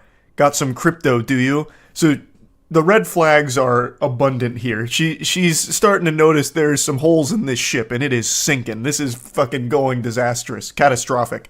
And he goes, ew, no, I'm not a corporate bro. I'm a film person. I mean, okay. To which she also just says, okay.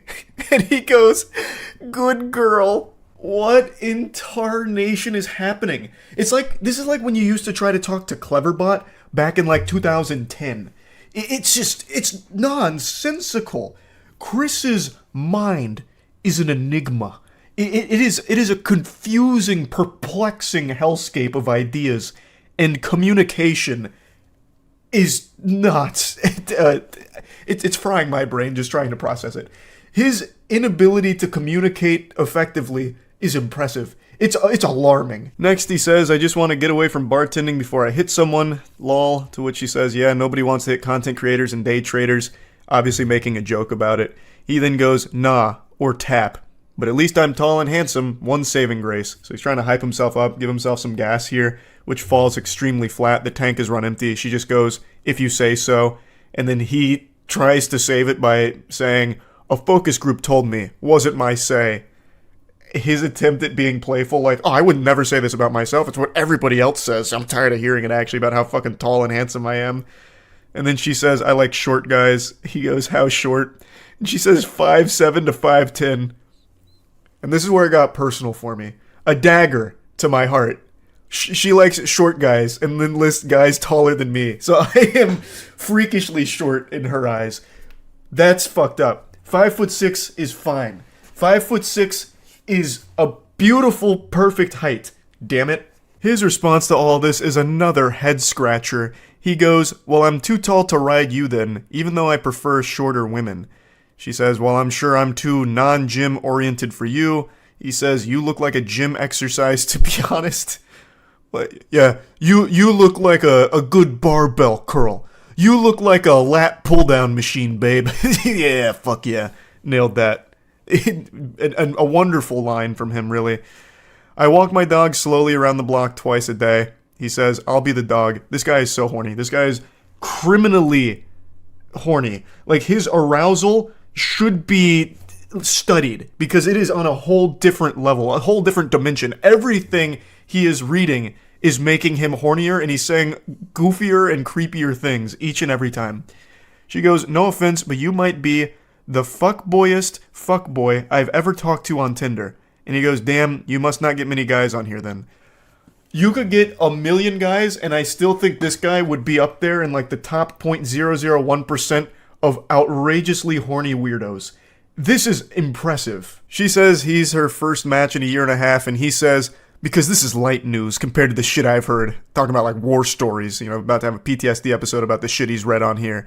And then he says, doesn't help, I'm naked with a heart on.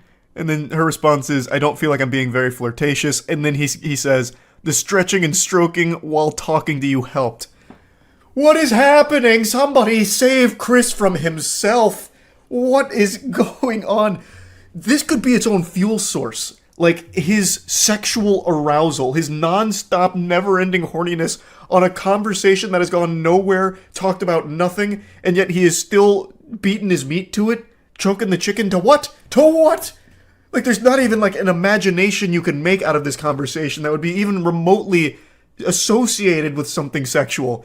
And he just keeps going. He's talking about being naked with a heart on.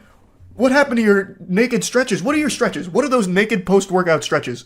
Does he put a butt plug in and wiggle it around or something to stretch out his ass, and that's why he's so horny now? Is hitting his G-spot? Like, what is going on? All she says to that is, okay. And then he goes, do you mind?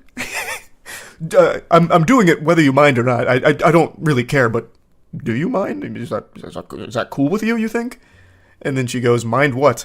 Me stroking myself while we chat. Oh, it's so yucky. Oh, it's so foul. Not at all. Can I tell you a story about last night when I was alone in my bed? Sure. My cat jumped up next to me and started hacking, and then she threw up in my hair. So this is her attempt to try and gross him out to ruin his mood, but she doesn't realize the raid boss of cringe that she's up against. He even calls her bluff. He goes, not gonna get me soft. Literally wiggling his finger saying, nope, that's not gonna stop me. I'm squeezing my hog no matter what. I've had my cat vomit multiple times. I had to get up anyway because I perioded all over my sheets. And he goes, yum, nice try. And she goes, through the mattress cover. He goes, bleach helps. Were you naked? Oh my god, he's still in it. He's still in the zone. He's in the flow state. He's in the mainframe. And she goes, I was wearing my hoodie footy pajamas that have toasters on them. To which he says, with an ass flop. And he comes back to clarify that he meant flap, because ass flop makes no sense and wouldn't want to be rude, that'd be ridiculous. To which she also says, no, that's ridiculous. And he goes, of course, I'm harder than ever now. She just sends an emoji. He goes, yep, I'll leave you alone, unless I can show off. So he's finally saying, all right, I'm out of here. I've had my fill. I've done what I needed to do. I'm good. And then she closes this all out by saying, why do you even need to get a woman on the other end of the conversation? Just put a wig on a stuffed giraffe and show her your stuff and talk about how hot you are. So this whole conversation is one for the books. This is something special. This is so fucking weird. On every possible level. A part of me thought that it was him just trying to be weird on purpose, just to like, I don't know, gross out a stranger on Tinder or something. But the more I read about it, and read it itself, the sacred text here, the more I'm convinced that this guy is just an actual fucking freak. Like, just an actual lunatic. So yeah, I just had to share this. That's about it. So yeah.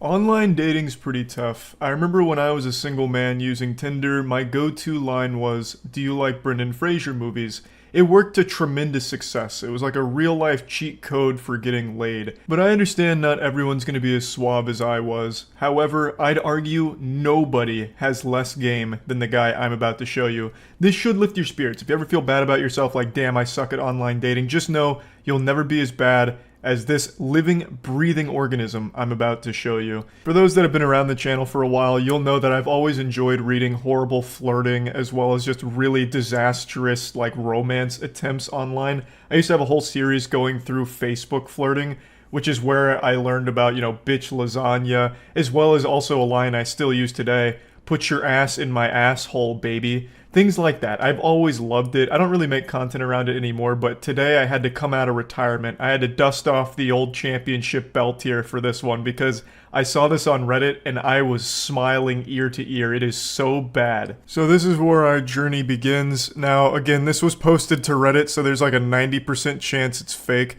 But god damn it, I'm gonna suspend disbelief and just enjoy the ride. Now, of course, I'm not an expert here. Rick wouldn't call me into the shop on Pawn Stars to check the authenticity of this piece, but there are countless of very real examples with pathetic dudes that go just like this.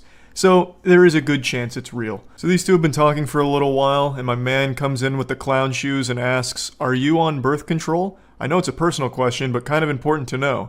And then they say, "Okay, I'm canceling Wednesday." This could have gone better. This is suboptimal. This is a rough start right here. If it was a speed run, this would be a reset. This is about as bad as you could expect. He immediately ruined the date that they had planned by just immediately going full hog and just sending it. And from there was no recovering, and it gets real bad. He does not handle this super well. There was no grace or elegance. "Lol, I'm kidding, dude, relax." He's just, it's just stand-up comedy, honestly. He was practicing his material. Why are you overreacting? "I'm uncomfortable with these jokes." "Okay, sorry, I'll stop." "Okay." "No, I'm still canceling it." And now we get into his Joker arc. "Well, that's really your loss for being so uptight, but okay. I'll just go to work and make $900 in 12 hours. Really? You're overreacting.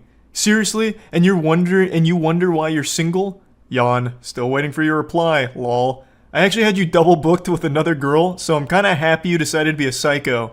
You sure you want to cancel it?" This is a full roller coaster worth of emotion here. This man's hitting all 5 stages of denial within 6 text messages. This shit goes insano style quick. So let's break it down piece by piece. You know, at first it's like, okay, you're missing out on a catch. I'm the perfect guy. I'm a real fucking man. Check my KD in Fortnite. I'm nuts. And you know what? Fuck you. I'm just gonna go make $900 in 12 hours at my job because I'm pulling fat racks. I've got stacks on stacks. Like, I'm kind of nutty. I'm one of the wealthiest men in the world, in fact. Then you can see panic start to set in when the money play didn't pan out. I'm guessing like 5 minutes had passed and he was already hyperventilating and breathing into a paper bag to calm himself down. So he tries to like put it on her like something's wrong with her. She's overreacting. Why are you just freaking out over nothing? It's like that scene in Airplane with that girl who's like afraid of flying. So they start like shaking her. "Hey, get a hold of yourself. Come on, get a hold of yourself. It was just a joke." So then he goes right into his bad boy mode. He puts on his sunglasses and trench coat and says, "You know what? Actually, this is good for me. I double booked you with another girl. So the fact that you're psycho is helpful for me because now I can just go to this other girl. In fact, I was just trying to have like 10 girls to have sex with on the same day, and you were just one of the many. So it's not that big of a deal. But are you sure you want to cancel? Like, I'm totally telling the truth, but are you like sure you want to cancel?" I love that attempt. It's like, I'm so desirable, actually. In fact, I totally forgot I'd already had another girl that I was going to fuck this day, so it's fine. And then has the audacity to call her a psycho. And I love the way that he says it, "I double booked." This man has clearly never actually had a date in his life. It's like he's just penciling it in on a calendar as if it's like a part of his job. Now we make a transition into Act 3 here, into just full-blown neediness and scary obsession. "Please call me, please. I'm at work, dude." Lol, I know. I'm just being incredibly annoying to show you how most guys act. So maybe you'll realize I'm not that bad. "So I'll see you Wednesday?" That doesn't even make sense. You were fine until that joke. This is a Hail Mary. This man hatched the ultimate plan. So after he realized that by begging to be called back, it was a bit much, a rare moment of self-reflection, he's like, okay, yeah, it's a bit weird. So then he's like, how do I get out of this now? I've got it. I was actually just pretending to be needy and obsessed. It was called acting. I was actually just doing this to show you what most other simpletons do, not a sophisticated, nice guy like me. So I'll see you Wednesday, right? Dude, I was kidding with you. It's a joke. You do know I'm a doctor, right? My brain thinks at a much higher level than yours or the average person. It wasn't even sexual. It was a joke. And I said if you don't like those type of jokes, I won't joke like that anymore. This should be the end of it. You should be like, okay, cool. And then if I do it again, then you get pissed. Yeah, he's a doctor. Dr. Love, baby. This guy's good. This is real smooth.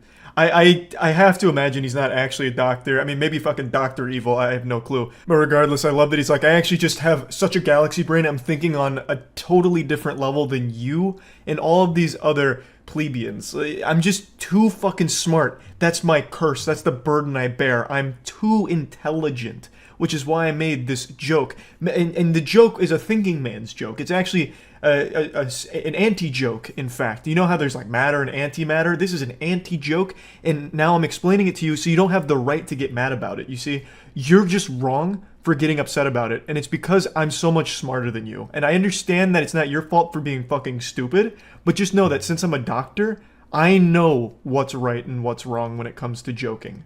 You off just get pissed right off the bat and be all rude to someone. That's a major turnoff, and just know. Yeah, she was the one being rude. She was nice enough to give you like a warning that she's canceling. She's like, hey, you're a fucking weirdo and I'm canceling. She could have just said nothing and not showed up on Wednesday, wasting your time by going there. And you just sit there all fucking soft cock in hand waiting and just not even getting a response. But she was nice enough to like cancel to your face. Like, that's far more than you deserved. Okay, so rant over. Are we cool now? Yeah, I think things are good now. I'm reading the room and it looks like he may have solved this problem here and fixed everything. You just talk shit to me. All I said was I'm canceling it. I didn't do what did talk shit to someone. What? Those are not coherent sentences. Of course I'm talking shit to you. You just flaked after I asked for that night off. Do you know how hard it is for me to get a night off work? Continuing further, let's just stop this childish nonsense. I'll see you Wednesday, right? This is that shit, don't take no for an answer, which I think is honestly the worst advice you can ever give someone. No is like the most important answer you should accept. By not accepting no's, you're just gonna go to jail at some point. Like, you're just asking for some kind of awful thing to happen to you. Like, no is an important thing to recognize and respect. And then they respond, you do not need to criticize my sentences. Change of mind and telling you about it doesn't really make it flaking. I was upfront. You said you already booked another date with someone else. Go enjoy it. I don't know why you're trying to with me, especially since you think so little of me already. Man's going full-blown car salesman. Just meet me Wednesday. I'm sorry, okay? Just will not drop it. There is no chance she shows up on Wednesday. This is coming across like an actual serial killer now who's just scratching at his neck for his next victim. Like, he just cannot help but just keep saying, you're coming Wednesday. I know you are. You're gonna meet me here Wednesday. Call me immediately. I'm at work. I'm not going to take the call. Okay, then we are meeting Wednesday, right? Are we cool? I feel like she might be talking to King Ghidorah here, just three separate heads all talking at once and all having different thoughts. One of them is just a fucking android that can only say Wednesday. One of them's just like a spiteful lunatic who thinks that there's some galaxy brain intellect that can't help but shit on her. And then one of them's just like a lobotomized zombie who just constantly just keeps asking, are we cool? Are we good now? It's wild, like the swings this guy goes through on these text messages here. Then he goes all in saying, look, my mom recently died, okay? So I'm kinda not really in the best place to be messed with. So if you could understand that would be great. Please, dude, please answer me. Can you please stop being immature and call me? Now, admittedly, she was being very immature about this whole situation by not understanding such level-headed remarks from a gentleman like this. It really was her being immature, clearly. And I also can't help but respect the actual Xbox Live tactic of saying his mom died. That is unironically 2005 Xbox Live shit right there. Like, your mom's a whore, mom's dead. And it's supposed to be like the checkmate. He actually tried it. It's like, oh, mom's dead, so now you have to excuse everything I've said. And you have to go on this date with me. I'll see you Wednesday, right? Come on, stop being immature. So yeah, anyway, that's where this story wraps up. Hopefully, if some of you are shitty at online dating, this will help you feel a little bit better and maybe help you improve in that respect in some way. Hopefully, none of you are as bad as this guy or anywhere close, but if you're just kind of, awkward and uncomfortable when it comes to conversations via text, maybe this will lift your spirits up a little bit, because you're probably not as bad as this guy. Anyway, that's about it. See ya. Last night I had a little trouble falling asleep. I think what I needed was a good bedtime story. So I turned to Reddit, just cruising around, perusing, see if I could find anything that'd give me the yawns and help me go night-night. But I found something extraordinary. Something so stimulating I stopped any attempt at going to sleep, and I just sat there bewildered by what I had just read. For at least 40 minutes, I just sat in silence, truly stunned, like a child who had just watched his first episode of Chris Angel's Mind Freak. My brain was blown out my ass. I couldn't imagine a world where this was real, but all of the evidence pointed to it being a genuinely true story. I did eventually hit the hay, and now, a full 9 hours later, I'm still thinking about this, so I figured, why not share it with all of you? Perhaps this will have a profound effect on your life, or maybe it'll do something to help motivate you to not be like the guy in this story. It's a series of text messages between a man and a woman.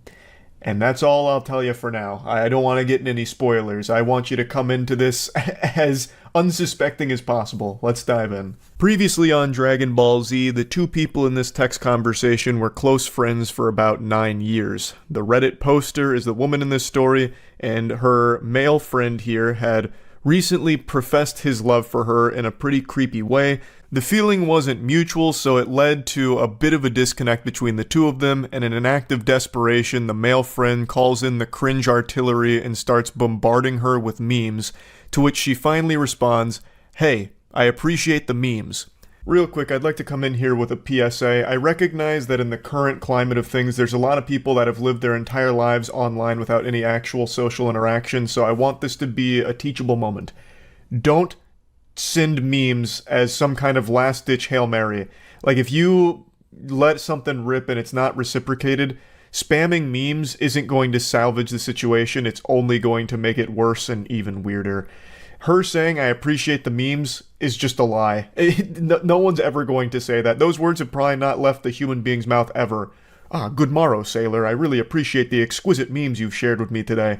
I was a little perturbed with our last conversation, but now that you've sent 1,000 memes, I see you've got a good heart. Thank you for this." And I'm speaking from experience here. I'm very knowledgeable in this field. I'm the authority on this matter. I've told this story before, but I'll just briefly repeat it. The very first girl I was ever flirting with and exchanging text messages with was back in high school, and she did not feel the same way about me as I did her. And in my weakest moments, I turned to the dark side and consulted the Sith Lords, and was advised to try and maybe send goofy memes and ASCII art, because that was big back in the day. So I did. And guess what? It didn't fucking solve anything. It just made it even worse. I know how uncomfortable that must have been for her. So yeah, that is not the right play, to just start spamming memes and shit. But anyway, she continues the message by saying that she's only ever thought of him as a close friend and never really viewed him in a romantic way. So when he professed her love, it made things a little weird. They grew distant, they grew a bit hostile, but she thinks they can be friends again just as long as it's very clear that there is no romantic feelings in this relationship. She's just laying down the brass tacks and making things very clear, to which he responds, "I certainly had my head on backwards, but as my friend, I really think you're fucking adorable, and every trip I've ever taken with you is so fucking precious. I've heard of a Japanese word called shibumi, and it's basically authority without dominance. Call me a simp, but I really think you have that." Code red, he's not taking no for an answer. Jinkies, we're going too deep. He just busted out shibumi. Jesus Christ, we're in the in-game now. Lord help us. He continues to spaghetti dump here for the novel that he's writing her. There's steam coming off of the touchscreen pad as he's writing. The most important takeaway here is a very specific line, a buzzword that gets dropped that I think is very important that we highlight. He says, "Sometimes it feels like my chivalrous interest with you is underappreciated or just unappreciated sometimes." The reason I point that out is because I'm pretty confident that the word chivalry is used exclusively by creeps. I don't think there's been a documented case of a normal person saying chivalry, especially not in this context. It's just like an immediate red flag word to drop, especially when saying that my chivalrous interest is underappreciated, it's not valued enough. It's just some certified weirdo Redditor energy. Like, tip in the hat, m'lady. It's no problem, you're welcome for holding the door open for you. Chivalry isn't dead, am I right? I'm the perfect example. No, of course, I'm just kidding. I jest. Chivalry can't die, because to die, it would imply that it was ever alive in the first place. Only a living thing can experience death, and chivalry is not a living thing. It's an idea, more of a social code, per se. He continues on, and then eventually tells her that she should like one of them so he doesn't feel crazy, to which he says, "You're not crazy, I just need some time to think." Which I think is a perfectly reasonable response to all of this, but he gives her no time to think and immediately just comes back to, please, let me find favor in your eyes. I'm assuming he heard that in some kind of like indie song at some point, so he tried to throw that in here to see if it'd work. So he's going full-blown Robert Frost now, even then drops a picture saying, "Daydream with me," and it's like the sun rising. So it's getting very emotional in here. I'm going to skip ahead a little bit because it's him once again just begging for any kind of reciprocation, to which she just keeps saying she just needs some time to process all of this. But he's extremely impatient. His foot is fully on the gas and there's no turning back now. He is full throttle invested in all of this. He's using every possible cliche line imaginable, but he's not finding any favor in her eyes. It just keeps going. You're valid. Never really heard the extent of why I'm your friend. So now he's like interrogating her. Why am I your buddy? Why am I your pal, huh? Tell me. I could tell you all day why you're my friend. Your voice is fucking music. I think you're brilliant. Just a brilliant person to be around. Really wish I could hug you. Fuck. This hurts. Then again, she reiterates, I need time to think. I will reach out when I'm ready. And now we've finally gotten past the introduction here and we're entering the climax. Welcome to the wacky zone. He once again gives her no time to reach out or process any of this. He reaches out pretty soon after everything, only a couple of days, and says, so is there any chance as your friend I could send you something explicit? She says, what do you mean? And then he goes, NSFW, which I'm sure all of you know what that means, but I'll break it down anyway. Not safe for work. Of course, she wasn't expecting this curveball, so she says, are you trying to make a joke right now? And then he goes, no, kind of a gamble. I will say this is a historic moment. You are witnessing the worst gamble in history. Congratulations, we all got to be a part of this. This is, by far, the absolute worst possible fucking gamble you could ever make.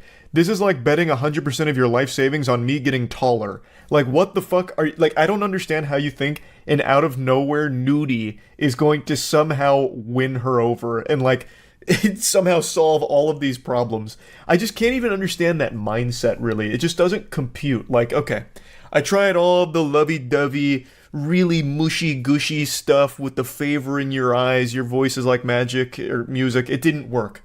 So let's try something a little more primal. Wiener. What about penis? Eureka! This might be the answer. Let's try it. She's once again just trying to make sure she fully understands the lunacy going on here, so she says, are you asking me if you can send me something sexually explicit? Respectfully. What a gentleman. A fedora tip to you, my gentle sir. That is sophisticated. Very respectful. Milady, doth thou wish to gaze upon my meat? And then he sends her a dick pic with his pinky out while holding it. An incredibly interesting play here, as if somehow his cock was going to hypnotize her and make her fall in love with him.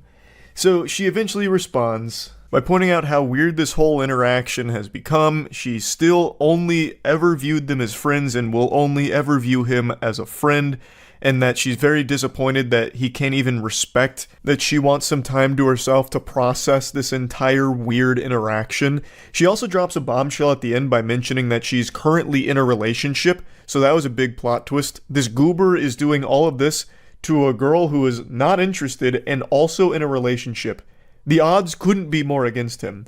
Now, she used a word at the end that's about to change the entire course of this interaction. She said, it sucked when you went all incel on me towards the end. That word I had a big voice crack there. That's how powerful that word is. That one word ruffled this guy's feathers so much. You're about to see a full-blown ballistic breakdown from it. I respect that. Also, if I'm an incel, you're toxic, so let's not name call. She's toxic because she doesn't want to fuck him. Why is that even in your argument, that I can't get someone? I can. You choose not to. That's fair, but you didn't get to call me an incel because you decline. You go out of your way to say it. Why is that?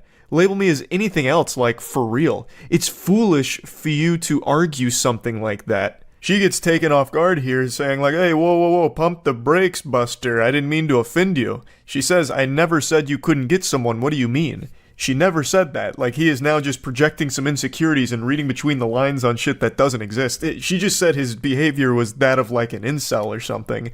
And he keeps going. You should know I'm anything but a little dick incel, so out of here with that shit. Again, she never even pointed out your penis or anything. She didn't call it small. Like, where is this coming from? He's fighting ghosts. I'm not even gonna pretend that's valid. You're with a fucking beta cuck to begin with. Maybe that's your type and maybe that's why we aren't together. Have fun with that. The mask has come off. He is unchained, unhinged, and unhappy. Your boyfriend's a beta cuck loser. That's the only reason you and I aren't together, because that's what you're into, beta cucks. You couldn't handle an alpha male testosterone titan like me, a real man who cries while he texts. She then goes on to say, like, look, if you find me to be toxic and all of this awful stuff, like, okay, then, you know, you shouldn't be upset that we're not close anymore. And to this big message, he just responds by saying, I'll see you in hell. And then she says r/nice guys, which this very much is an r/nice guys moment. You know, keep in mind, this is still, like, only a couple days after the whole poetic, allow me to find favor in your eyes, miss. Your voice is music, sweet music. And now it's, what an excellent take on a 7-year waste of my fucking time. To which she responds, so you're just waiting around until I'd eventually date you? That's on you, man. She's absolutely right. That is entirely on you. This dude played the long game, almost an entire decade of pretending to be her friend in the hopes that eventually you'll get to fuck her, I guess was the plan.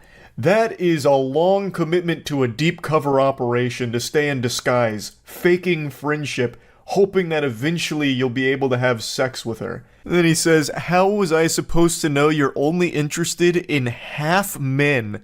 I've never even seen that term used before. This guy's pulling all kinds of Insano-style phrases out of his ass now. I spent 7 years just waiting for you to notice the difference, but I guess I bet on the wrong fucking horse. This goober spent 7 years pretending to be her friend, hoping that somehow she'd fall in love with him? This is craziness.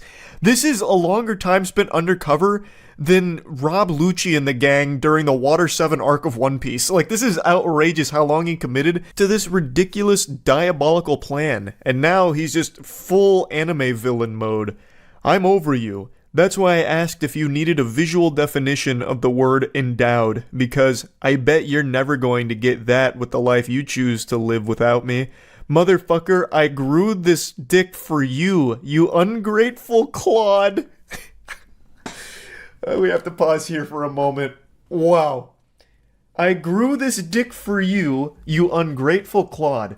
That is one of the most powerful sentences I've ever had the pleasure of reading. What does that even mean? That's not even possible. How could you have grown your penis for her?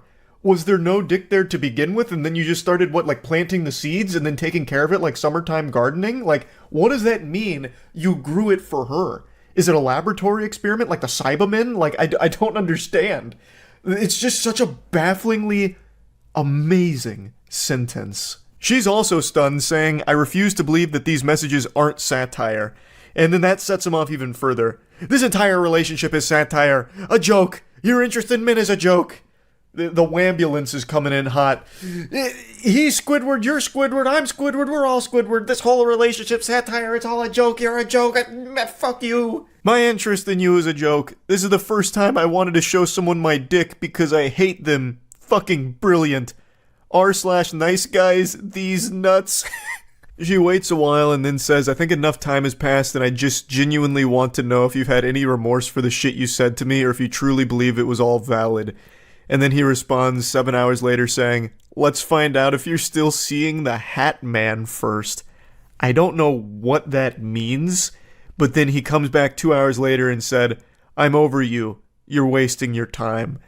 So he's trying to flip this around on her like, you missed your opportunity with the golden goose. You missed your opportunity with the alpha. I've moved on, you harpy. I don't need you anymore, harlot. Listen, I've matured a lot. You clearly haven't. So you're wasting your time trying to talk to me now. You had your chance, you blew it.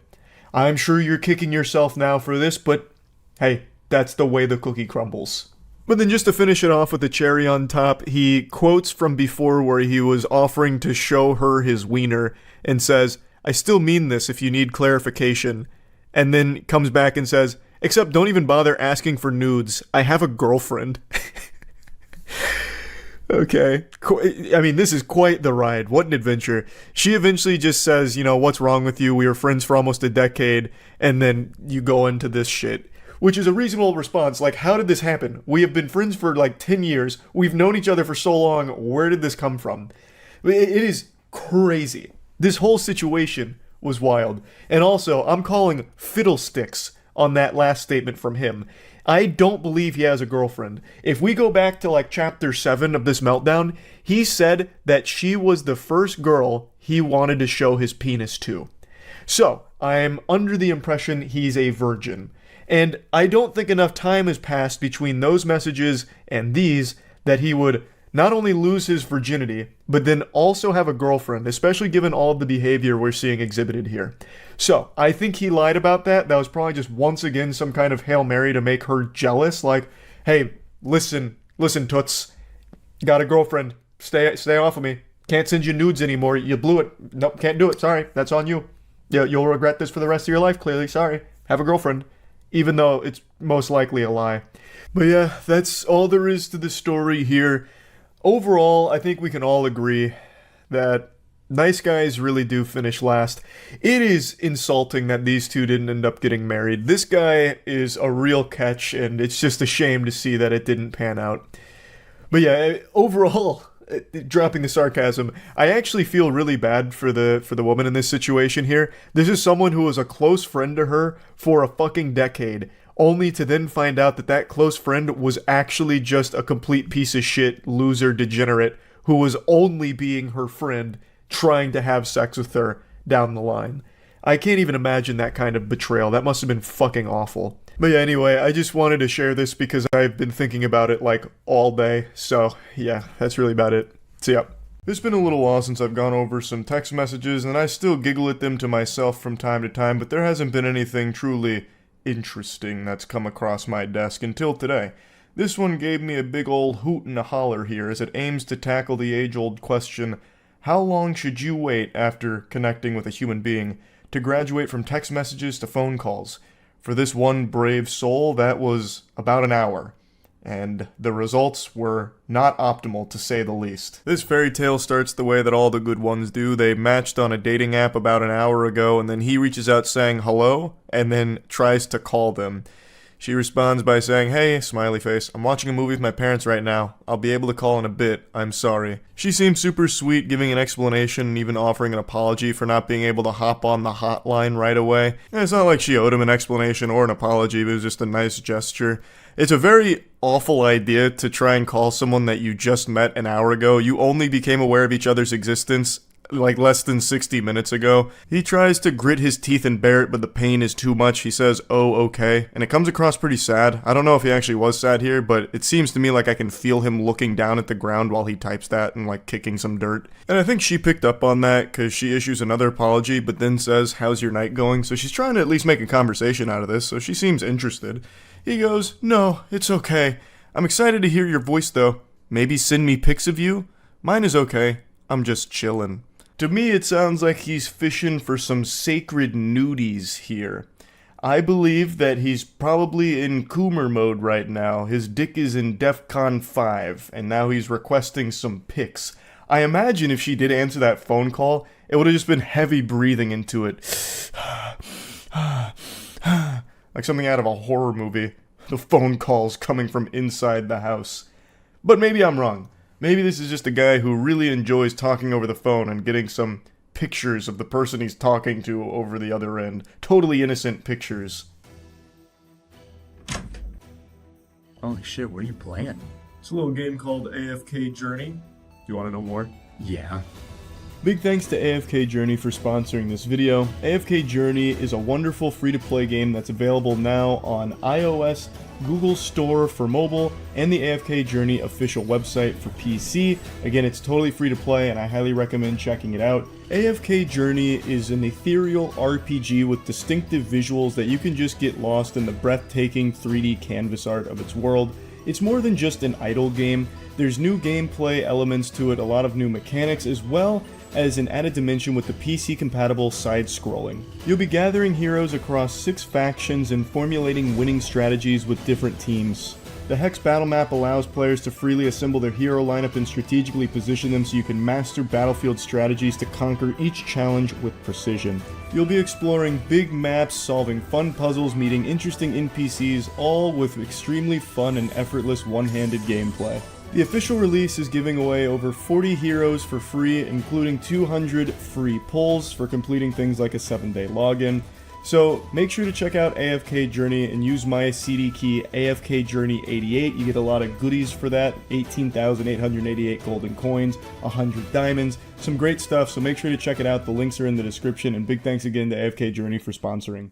Surprisingly, she doesn't seem creeped out by that. She says, "Oh, that's cute. I'm excited to hear yours too." And yeah, of course, I'll send some pics right now. Which is not the response I thought that would garner. I would have expected some kind of ickiness to it and maybe a question about, like, why? I mean, we've known each other less than 60 minutes. You can just scroll my fucking online dating profile to see some pics of me. His response to her is just, okay, cool. This guy is just very concise, matter of fact. She says, for the pics, do you want like recent ones? Because I have a ton ranging from like 2 weeks ago to like 4 years.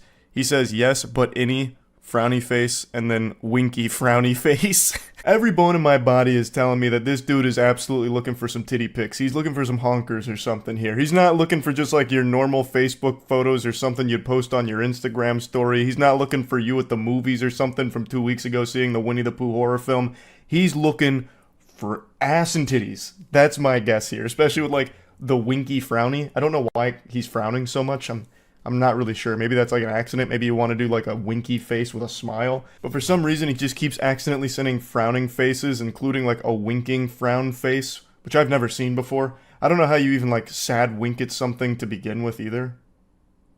I don't know, just, it seems like conflicting emotions there. He then calls her twice within 20 minutes and says, hello, upset. I'm waiting, lol. This guy types like he's playing a MOBA, like he's typing as quickly as possible just to convey the bare minimum amount of information. Upset. Hello? Okay, cool. Frowny. Winky frowny. Like, it's just very basic shit here. He's not actually even having a conversation.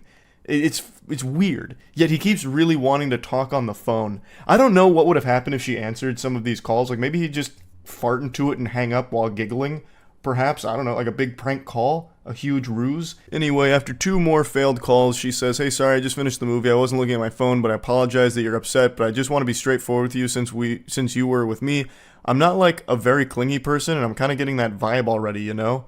And he goes, no, I just wanted to talk. You can answer, or call back. Completely missing the point of what she was saying, just insistent on having this phone call here. It's worse than a telemarketer. This guy just cold turkey calls her out of the blue. She doesn't answer, even issues an apology for not answering, which she didn't owe him, and he is still hung up on that and won't take any new information in. His brain is flooded with one idea. He can only hold one thought in his mind at any time, and right now that thought is, want to talk on phone. Upset if no talk on phone. So he's just stuck in that mode. So she goes, no, I get that. I just like taking things slow if that's okay. And he says, are you scared of connection? You can't talk without thinking it's too fast. Just call Jeez Louise. I have to wonder if she's communicating with a 13-year-old. Jeez Louise? You're dropping Jeez Louise in 2024? This is not what the Lord died for. Are you kidding me with this? Is this some kind of joke? Get out of town. Oh, geez Louise, in this day and age? He then goes, I could literally call right now. It's so easy. I don't like being ignored. No shit, it's easy to call, but why do you want to do that? And why won't you take no for an answer? You've known each other less than an hour. You don't even know each other. You just both had like a Metal Gear Solid ping that made you alerted that this other person existed, and now you're talking through Snapchat. This actually might be a toddler. Maybe the person that she matched with through Tinder or whatever the online dating app was, maybe they went to an Easter celebration with family, and then their little nephew got a hold of the iPad and then just started talking to some of his contacts, and this lady was one of those victims here. So she's actually just communicating with a legitimate diaper-shitting, milk-snorting little kid. Because no adult, I feel like, communicates this way. I'm starting to really believe in that conspiracy theory here. But anyway, she responds, of course not, but I like to take things slow. I'm sorry. Please respect that I'm trying to be as cordial as possible. I haven't had the best experiences in the past. That's in response to the "Are you scared of connection" line that he drops here. Like he's out of some kind of bad Hallmark movie, or The Young and the Restless. Because she won't accept his random fucking phone calls here. And then in response, he tries to call her again. She says, I would like to just text maybe until I'm more comfortable. And his response is, I'm S. And then an audio message. I have to wonder, that's got to be like the worst 26 seconds a microphone has ever recorded. I can only imagine what his voice sounds like. I'm imagining like squealing, high-pitched, nasally, like almost shattered glass level of an opera singer, like with that very high note, but throughout the entire 26 minutes. I also wonder what he was trying to say. I'm S. Maybe that's some kind of code that needs to be deciphered here. I'm serious, perhaps? I'm shitting? I'm silly? I have no idea. But anyway, she then takes a screenshot of the chat, and then he dumps a screenshot. He then follows that up by saying right at the top, and then tries to call her once again, just continuing to poke her here. He says, just wonder, answer. Maybe he's like actually overdosing right now, and he's trying to beg her to call the police to get them over there to save his life. I have no idea what's happening to his brain. It's turning to mush right before our eyes. Like he's getting hit by a stupid beam, and we're watching him fade away. She says, I don't really know what to say. I feel like I'm being backed into a corner right now. He says, stop typing, and then calls her again, which of course she doesn't respond to, and then says, OMG, drops another 26-second audio message, which is interesting that it's the exact same amount of time. I wonder if it's just the same message he dropped again. I'm not really sure. I also wonder what he said during that, to be honest. But anyway, he then says, bye, little baby. Oh, the heebie-jeebies. I'm getting them. Jinkies. Oh, good. Bye, little baby. Oh, yuck. And then she just says, can you please respect my boundaries? I apologize that I said I'd call earlier. I got nervous and I would feel more comfortable texting. If calling is more your thing when you first meet someone, then maybe we just aren't the best match. I wish you luck. Maybe we can try again tomorrow. I'm going to take a shower and head to bed. Good night. I don't know why she would even try and say, like, maybe we can try again tomorrow. She should have just not responded at all, because this guy is unhinged. This is just an absolute weirdo, and there's no salvaging this. Maybe she was a little fearful of, like, what this guy might do, perhaps, which is a very legitimate fear, so it's best to, like, cushion the blow. But even still, this guy is fucking weird. He then just says, no, like a defeated Power Rangers villain. Because that boundary is silly. I don't care. I'm of interested anymore. Bye. Not. So he's saying, I'm not interested anymore. So because she wouldn't talk on the phone, he's no longer interested, and he thinks that boundary is silly, thus he has no respect for it. What a man. And then she says, okay, I apologize again, hope you have a great night. And then he just says, just say bye. What a quirky little lunatic here. Impressive self-sabotage. Like, this lady seemed more than willing to communicate, like, interested in learning more about him, just didn't really want to hop on a phone call, which is super understandable since they'd only known of each other for less than an hour.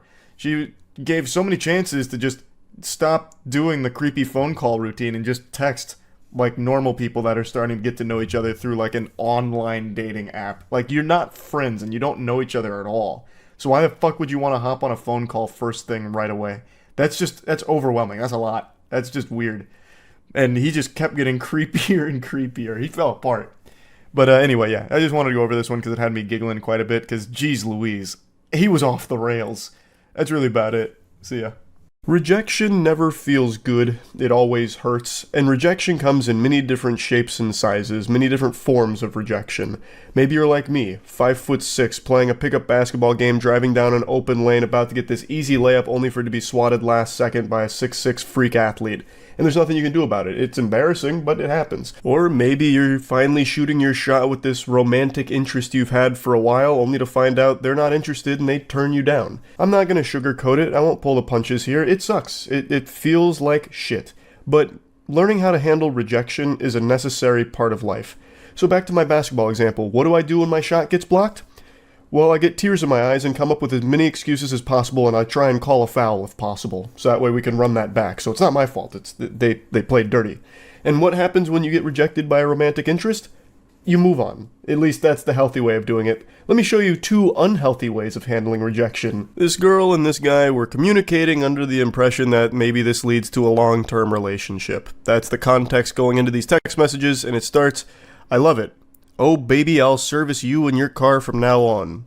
Straight up Brazzers storyline type shit. And she responds, "Ha ha ha ha ha ha ha ha ha ha ha ha ha ha. Let's go on a date before I get serviced. I'll be there Saturday, lol. I'm actually staying the night there too." And then there's a lot of like redacted information here, like a CIA document, so I don't exactly know what was being said in between these, but she says, Where do you live? Oh, okay. Got it. So far, things seem to be going well enough. They're making plans. She says, "Do you have plans for when you're here?" And he says, "Hopefully just you, but no plans other than that. Just needed a breather from my son. I'm going to book a hotel room tonight when my check hits." Which is starting to give off a bit of a weird vibe there. She says, "Oh, how old is your son?" 13.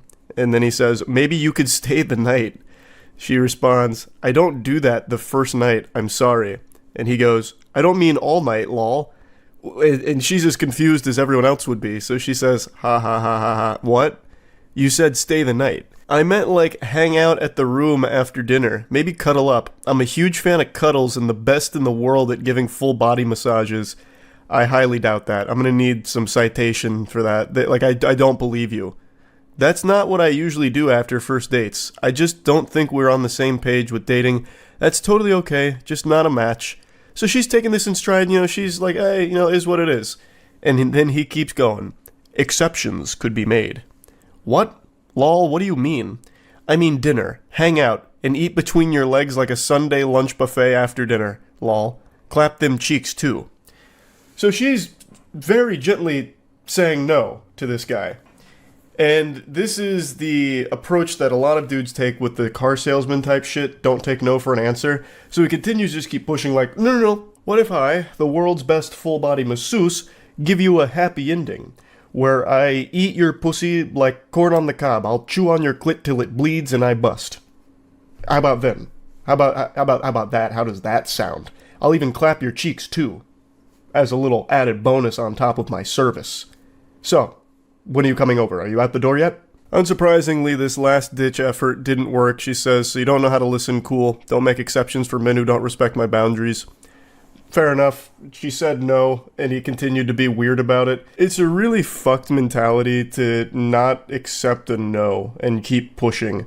It's just creepy behavior that's never going to amount to anything positive ever. When someone declines something or tells you no to something, you should really accept that, respect that, and just move on. It's not like you're gonna change their mind by being an annoying pest about it. Like, oh wait, what, rejection, wait a minute, you're not thinking this through.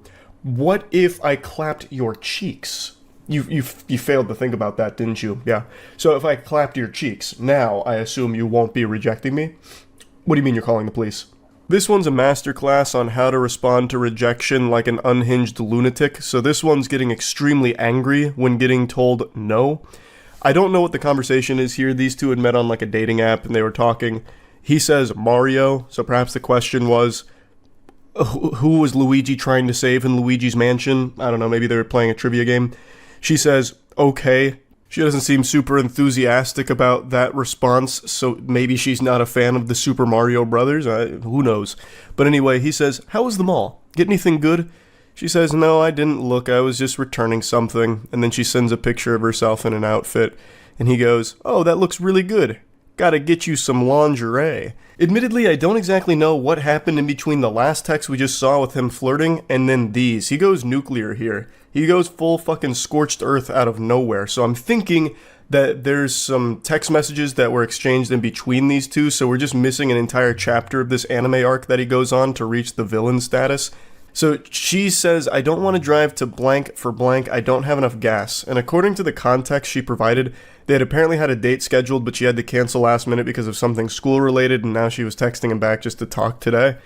And there must have been something in between him saying, we gotta get you some lingerie and this. I just don't know what it could be. Maybe he invited her, like, to another place, and she just said, no, I don't have gas for that. But anyway, he responds, oh, alright, that's cool then. Didn't know all that, lol. You said you had some school stuff the other day. Now is gas, lol. You dirty, fat, sloppy, broke piece of shit. You got no gas, but got gas to go to the mall window shopping, lol. Thanks for making my morning, lol. And she just responds, lol. He just desperately tried to spam as much hurtful shit as he could think of quickly, like in a League of Legends game when you get mad that your bottom lane's feeding or something.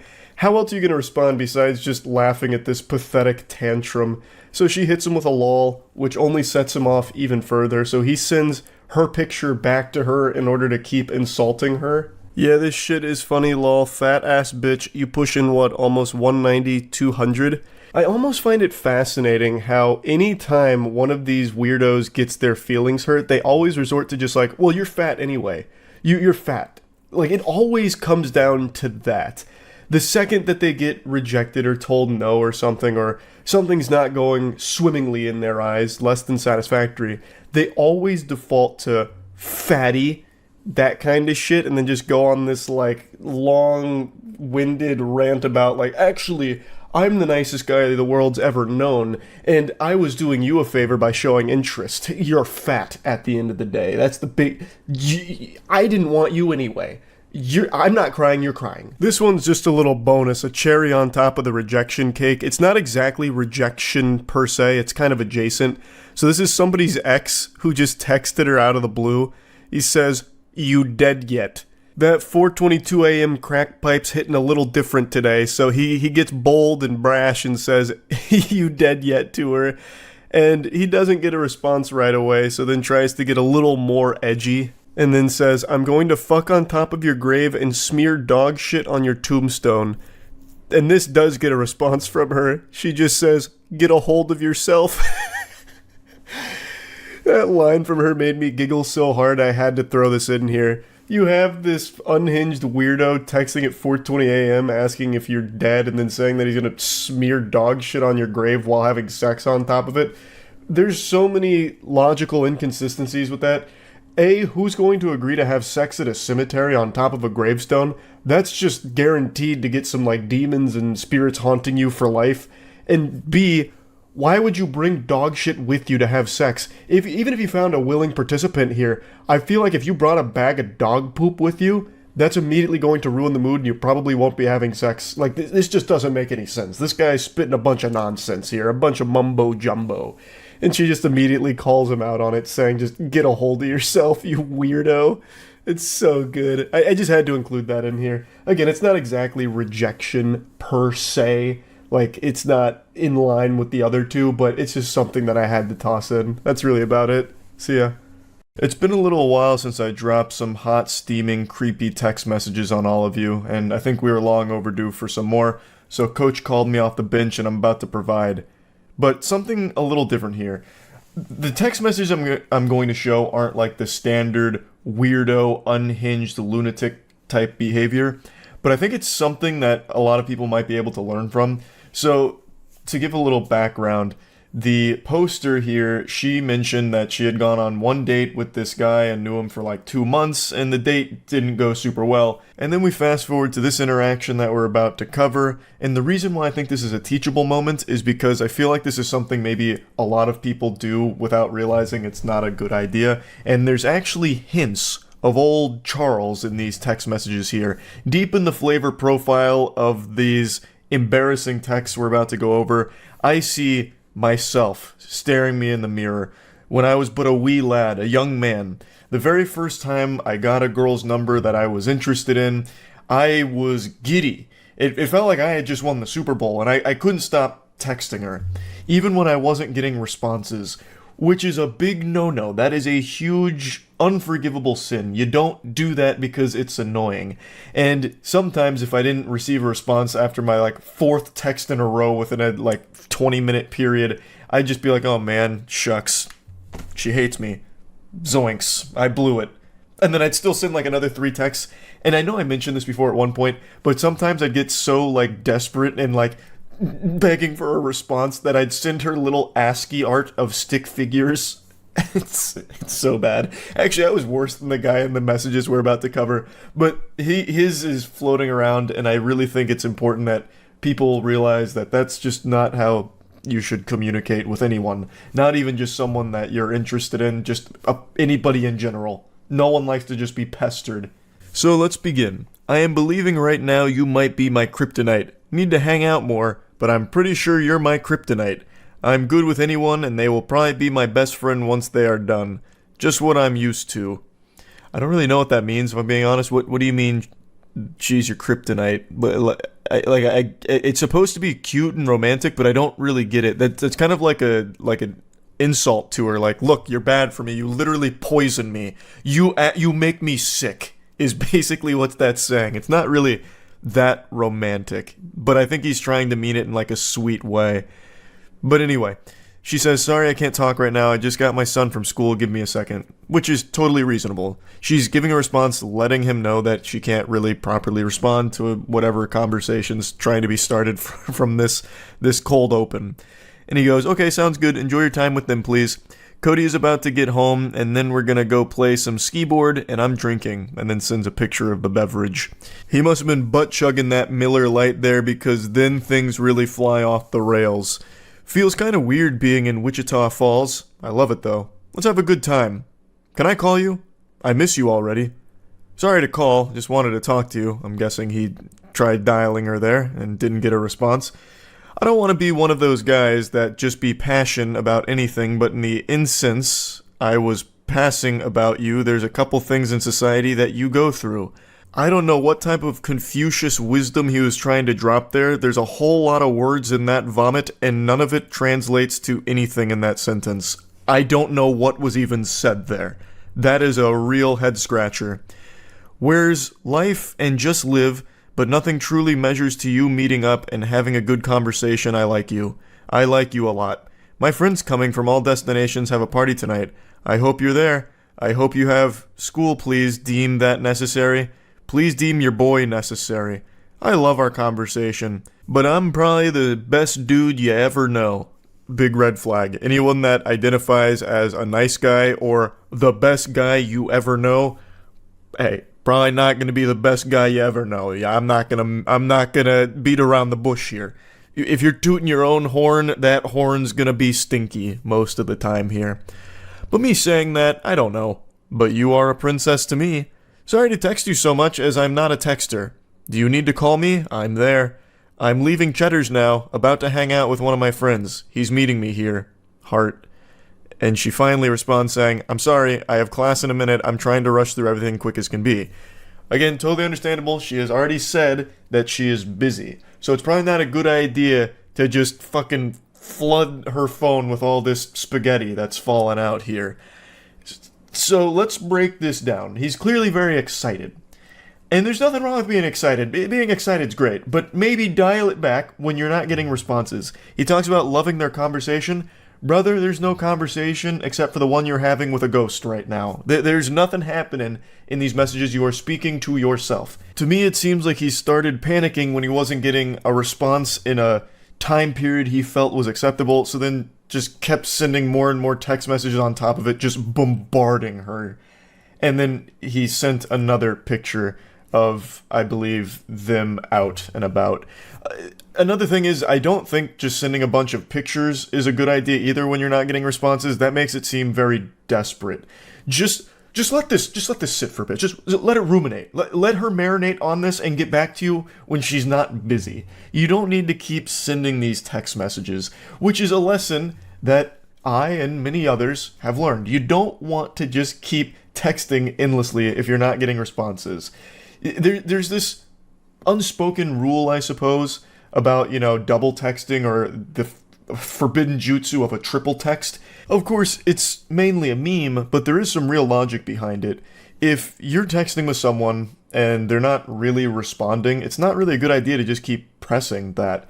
Either they're not interested, which is fine, it happens, or they're busy. And in either one of these cases, sending more text messages is only going to serve to make things much more uncomfortable and worse all around. Girl, be you, that's all that I want, but I do want to see you. And then sends this creep shot of just two women at the bar they're at, two older women. And then he goes, so Cody and I are about to take these ladies home, laughing emojis. I swear to God, two old ladies about to take us home. I want to see you. You in class? This is just really weird. This is bizarre. Where is this coming from? Why are you taking a photo of just two random ladies claiming they're trying to take you home or something? Shit's getting a little loopy here, and it's still not hitting. She's still not responding, because again, she has already explained she has class. She is busy here. Now, the way he's texting makes me feel like he's drunk, at the very least, because it's almost incoherent, like babbling, saying nothing. It's so many messages to say nothing. Like, what do you mean? I hope you deem your boy necessary or whatever? Like, what is going on? Like, this is... You shouldn't be texting right now. What you need is some Pedialyte and just rest and recuperate. So she finally responds again saying, I'm in class, I'm sorry.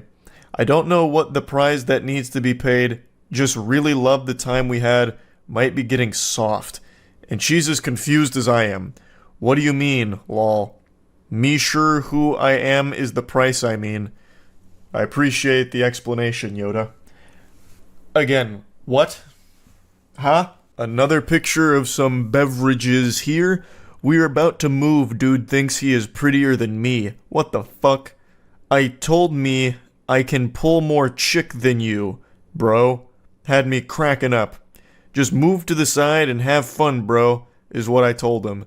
And then sends a picture of a song that he's listening to.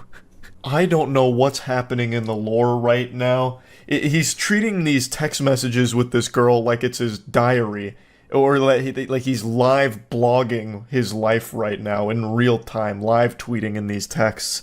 It's baffling. I also think he's making it up. Like, I don't understand what this is supposed to be. You won't believe this. Guy said he could pull more chick than me? Ha! I couldn't stop laughing. It reminds me of that really shitty advice that people used to preach about, convince a woman that you're desirable by making it seem like other women are vying for your attention and time. Like, fake a phone call or something. Pardon me, madam, I'm getting a phone call. Yes, Stacy. No, the pussy appointment was canceled. We can have sex another night. I'm busy. It's boys' night. I'll call you back. Alright, goodbye. Sorry, this girl, she always wants to fuck me. But anyway, what was your name again? Like one of those things where it's like, oh wow, this guy's got so many girls are interested in this guy. I mean, maybe I should be interested too, was the line of thought. That's what those text messages scream to me, that he's just making that whole situation up right there. Because what random dude's gonna come up saying that he's prettier than him and that he can pull more chicks than him? Just a total stranger. That's not like a human interaction that would ever happen. Some dudes smell like ass. Laughing emojis. My goodness. Why are you telling her this? What is the response even supposed to be? And then he just sends like another random photo of someone playing pool. Presumably him playing pool, I guess. I don't know. He just keeps sending all these fucking photos of beer, two old ladies, him, beer, pool. Why? It's not a picture book. It's supposed to be text messages, like a conversation, but there's no conversation. Stop fucking texting. And he just says, haha. And she responds again, finally, after a bit of a drought, saying, that's nice. I mean, yeah, that sums it up. Like, what are you supposed to say to this? Just, oh, cool. Oh, interesting. Nice. And then he goes, not without you. We are at Deep Eddies. My goodness, lol. You are going to be able to come out? We will come pick you up. Am I going to be able to see you before the night over with? Like, he's going full caveman mode with a lot of these statements here. I think he has drank a lot over the course of the evening. And still, after all of these messages, nothing of value was said. It's just been weird. You've sent 30 messages to almost no response ever. So let the lesson be learned here to not just keep texting into the void. If you're not getting responses, don't force it. It's a bad idea to just keep sending text after text after text. This fool. And then she finally responds and she just gets right down to business. I don't want to be rude, but you knew I had class. I made it clear. I've been here an hour and a half and you have texted me 33 times compared to my 5 times. This was all... I bet a lot of you watching this thought that these text messages had come over the course of like a day or something. An hour and a half. Jiminy Christmas. I'm sorry, I do not want to pursue this any further. You don't understand boundaries or when someone isn't answering. Be safe. Have a good night. I think that is a very understandable, reasonable, and respectful way of just getting this across here. He clearly did not respect boundaries or respect that she was busy, so I think this makes complete sense. And he says, I won't text you anymore, nor will I ever message you again. Have a good life. My apologies did not mean any disrespect. I hope you climb mountains. I truly like you. Glad you disrespected me now so I know. I get it. Wow. And then that emoji, I don't really know what that emoji's supposed to convey here for the emotion. Told me that you would keep me updated. We have a good life. And then some more hand emojis. I mean, it could have been worse, I suppose. Yeah, anyway, just wanted to share this. Hopefully you learned something from it. That's about it. See ya. We're entering into an age where people just don't know how to socialize. It's just this inability to appropriately communicate with one another in a healthy way, and it's led to a lot of confusion and, frankly, a lot of unhinged weirdos in the dating scene, it would appear. I have become way too invested in reading these horror stories from people that were romantically interested in one another or even went on dates, and then all of a sudden things go tits up over nothing because people are just disconnected from reality and perpetually on edge, it would seem. Like, I am so deep into this rabbit hole, I understand how pathetic that is on my part, but I can't help it. It's just so fascinating. Like, it seems like you'd have better luck finding your soulmate in one of my streams, like by just communicating with someone in the chat. Like, you probably would meet a more compatible match in solo queue League of Legends than you would on a dating app right now. The people in fucking solo queue League are more mentally stable, less hostile, and less weird than the people I'm seeing that are meeting on like Tinder and Bumble and all that. Today, this post kind of popped off on Reddit. I fully recognize a lot of these can be a bunch of, horseradish, but I like to suspend disbelief anyway. Plus, it's a weird thing to fake because you don't get anything out of it besides Reddit karma, I suppose, which is the most useless currency since Monopoly money. So anyway, the story is this girl's friend was going on a date with a gentleman that she had met online who seemed really cool. They agreed to meet at this restaurant, and that's where the story begins. So she says, I'm on my way, to which our gentle sir tips his fedora and says, K. Which already feels a little hostile to me. This is their first date. I feel like you can't just be dropping a K like that. It just seems a little aggressive, but maybe I'm reading into it too deep since I already know how the story plays out. She says, are you there yet? No, I'm going to be a little bit late. No worries, I'm here. I'll be in the far right corner. He finally arrives. Our protagonist makes it to the scene. He kicks open the doors. He says, I'm here. I don't see you. To which she describes her location. I'm next to the big plant in the back to the right when you first walk in. So she's providing him with directions, coordinates, so that way he can go walk over and they can begin their date. But the date never really begins because you see, something has already gone awry, even upon first walking into the establishment. He drops this bomb on her. He says, piss off, out of nowhere. Actually, from out of left field, the curveball. which catches her off guard. She goes, "I'm sorry, I'm really confused right now." As most people would be, because he hasn't sat down at the table, she hasn't even seen him yet, and he's angry about something, fuming, furious, steaming. Well, what went wrong? Let's start to speculate a couple of things. Perhaps this is an Ed, Edd n Eddy situation when Ed gets the rock in his shoe and it just puts him in a bad mood. Maybe he believes that he's been catfished. He might have seen her from a distance and it wasn't the same girl that he thought he was communicating with. Perhaps. But what if I told you the reality is something none of you would possibly guess? It's actually super easy to improve your social skills and increase your odds of getting laid. All you need is to shop at moistglobal.com and get the new retro basketball line. It's that simple. An incredible assortment of beautiful items available right now at moistglobal.com. Go ahead and get yourself something. Who doesn't love retro basketball gear? We tried to stay as true to all the material and all the designs of the classic basketball stuff that we all grew up with, so hopefully you enjoy it. Moistglobal.com, the link's in the description. His rampage continues and he explains himself. "I'm not gonna waste my time on some unfaithful whore. Couldn't even wait until after the first date to flirt with someone else.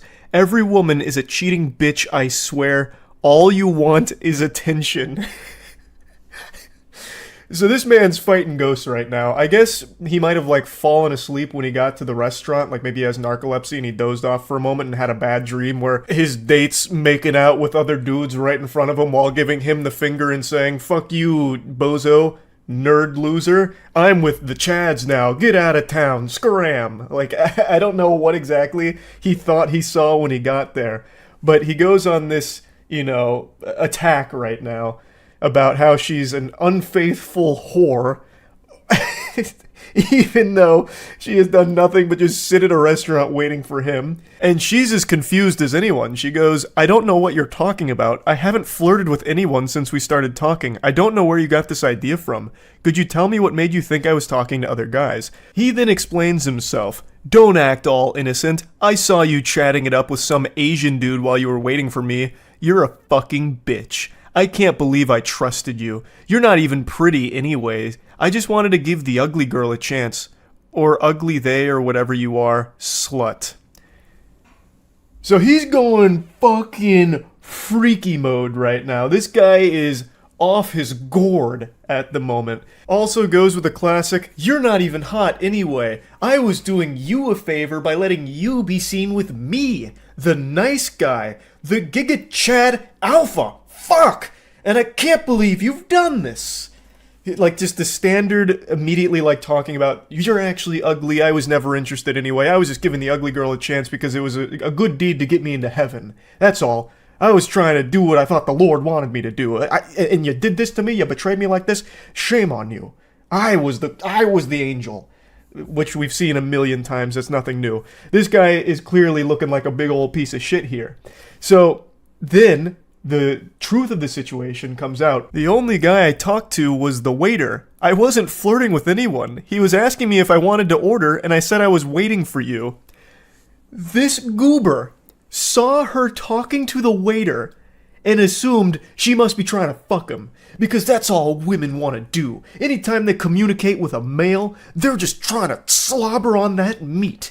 It's disgusting. I can't believe you would do this, harlot. I saw you talking to that man.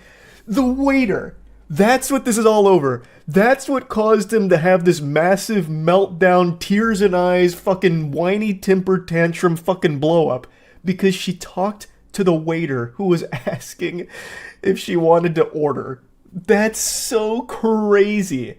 This lunatic. This absolute goofball. It continues. She asks, "Why are you acting like this?" He goes, "Whatever, slut. Lose my number. You'll never find another guy like me." Hopefully he's right about that. I pray she never finds another unhinged weirdo like this guy. That would be for the best. Hopefully nobody ever finds this guy or anyone like him. That is just a curse I wouldn't wish upon my worst enemy.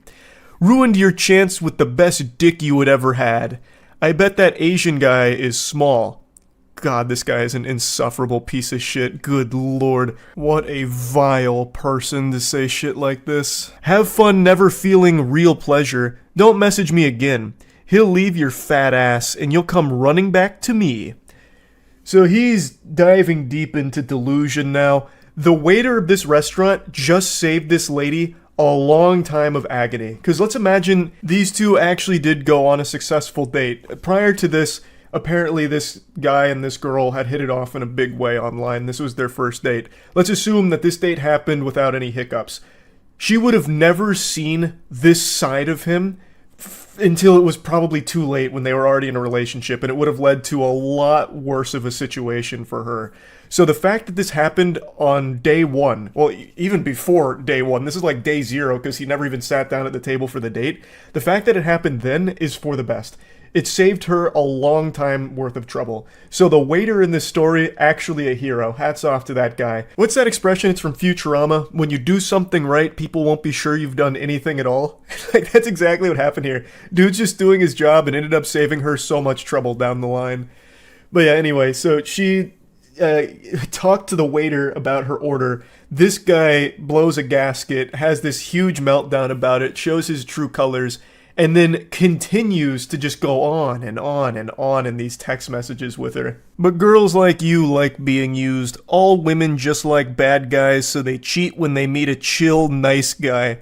Whatever, I never liked your flat ass anyway. Don't leave me on red, you bitch.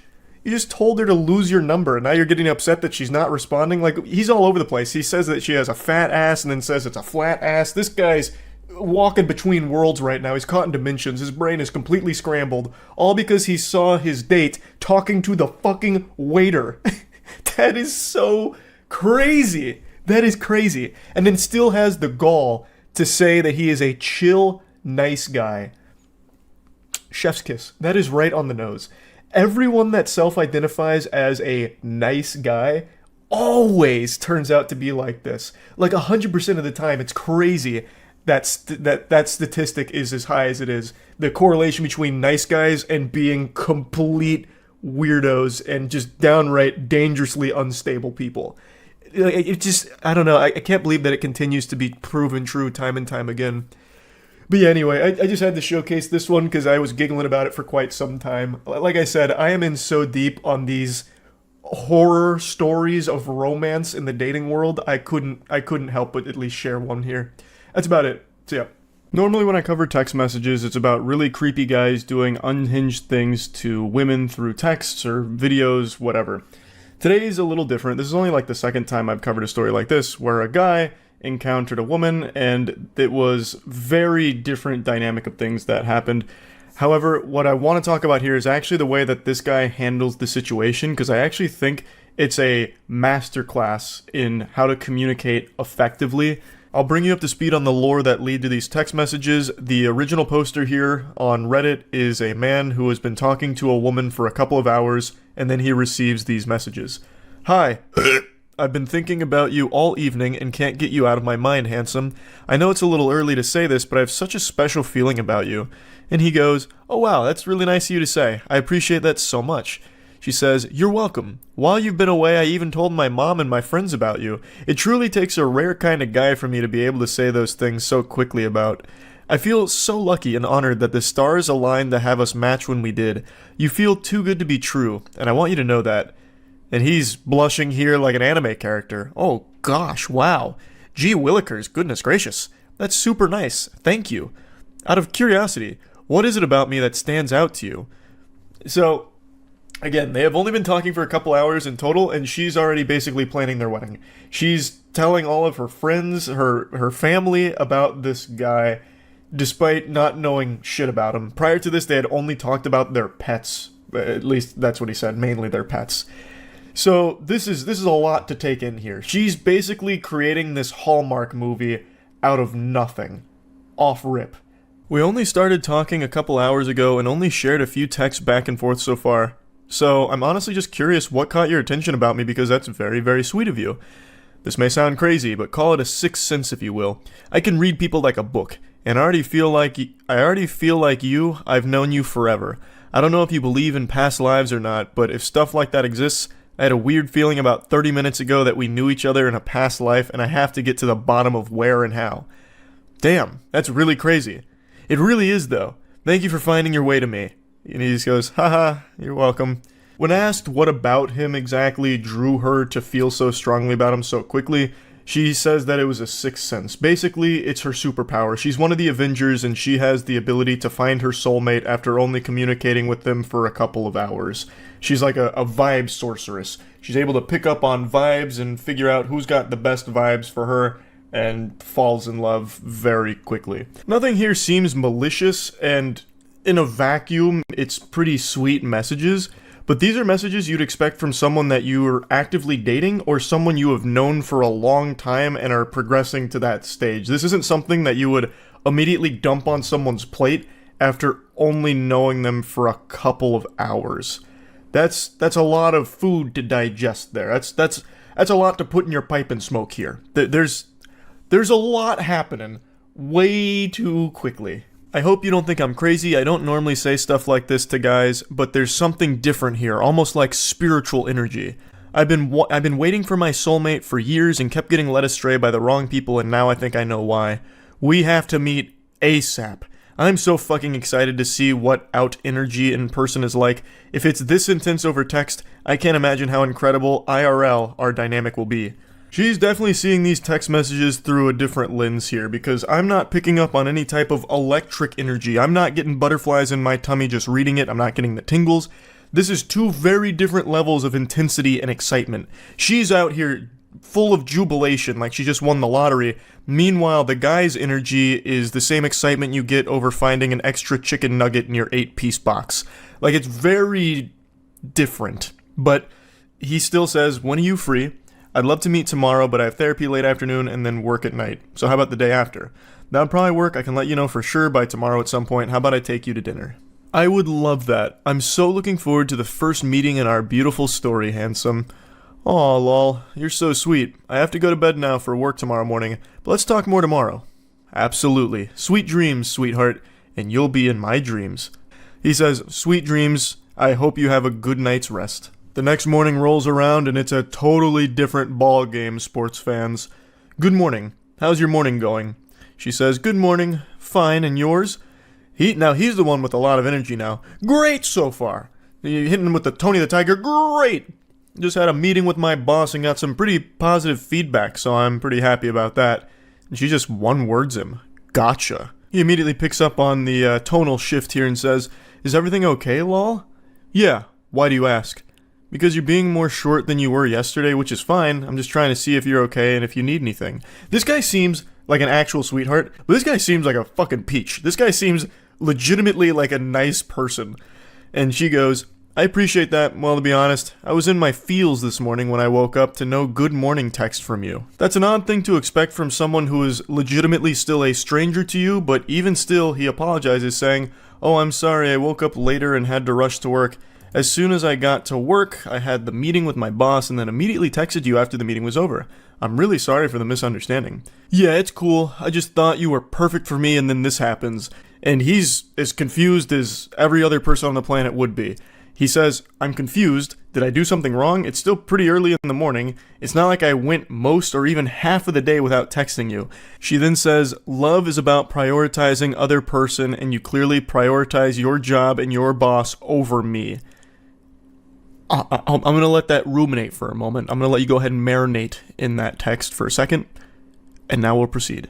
He says, you could have sent a good morning text to me too, you know. Let's just pause there.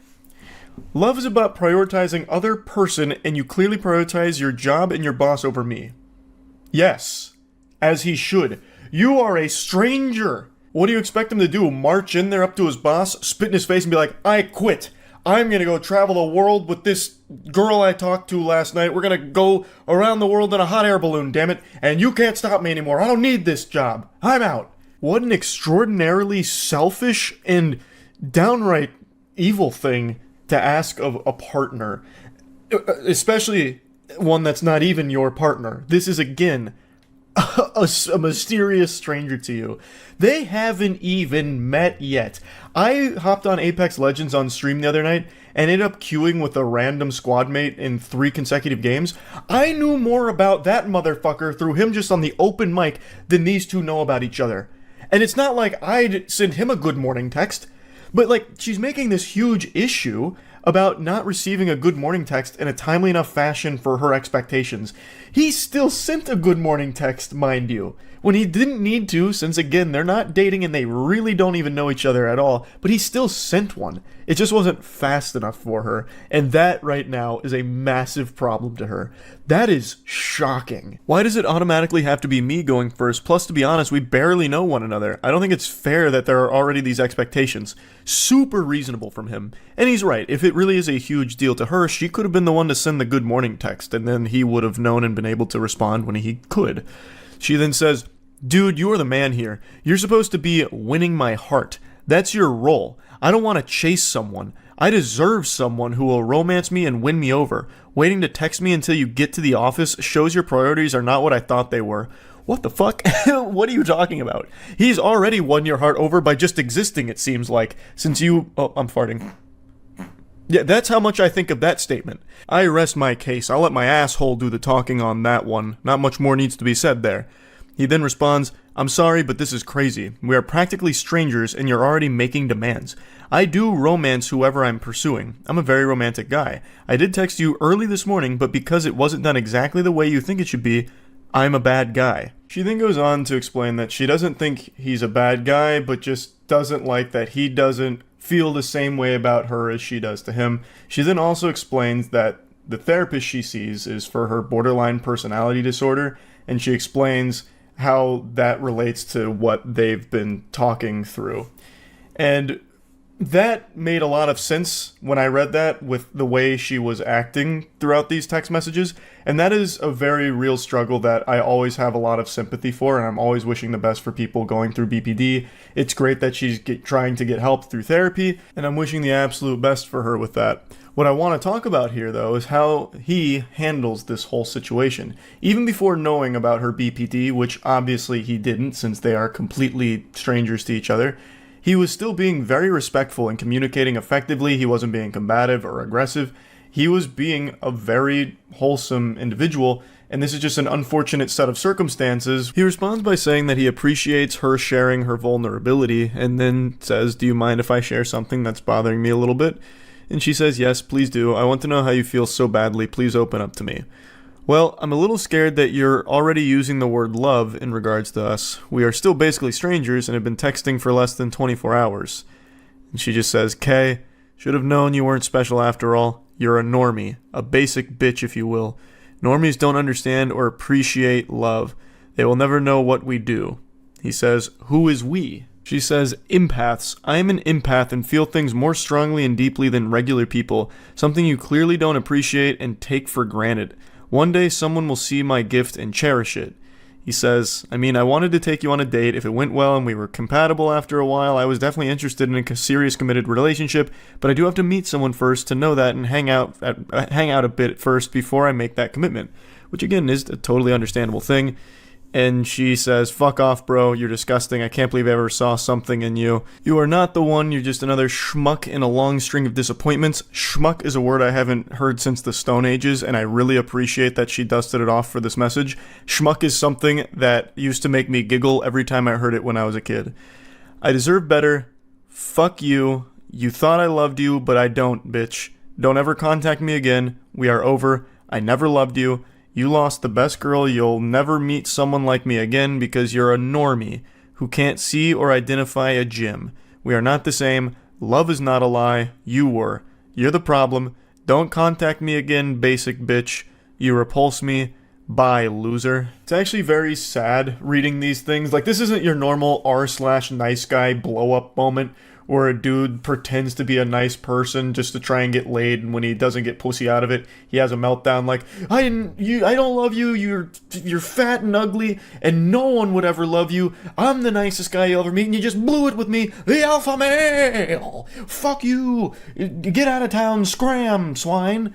Like, this isn't one of those moments. It's not her fault she has BPD. But she's clearly not ready for a real relationship right now. She's going to need to continue to get help. Her having BPD doesn't make this hurt any less for the guy who just received this. He's done nothing wrong. And I actually think he is a great example of how to communicate softly, respectfully, and just being a pretty good example of like how to just be a normal person when interacting with somebody else. He also mentioned that he is still currently receiving text messages from her that continue to get scarier and more extreme, which is unfortunate to hear. It definitely sounds like she needs help with this to come up with more effective ways of dealing with her BPD, and hopefully she finds that help she needs. But I thought this was worth sharing, and yeah, that's really about it. See ya.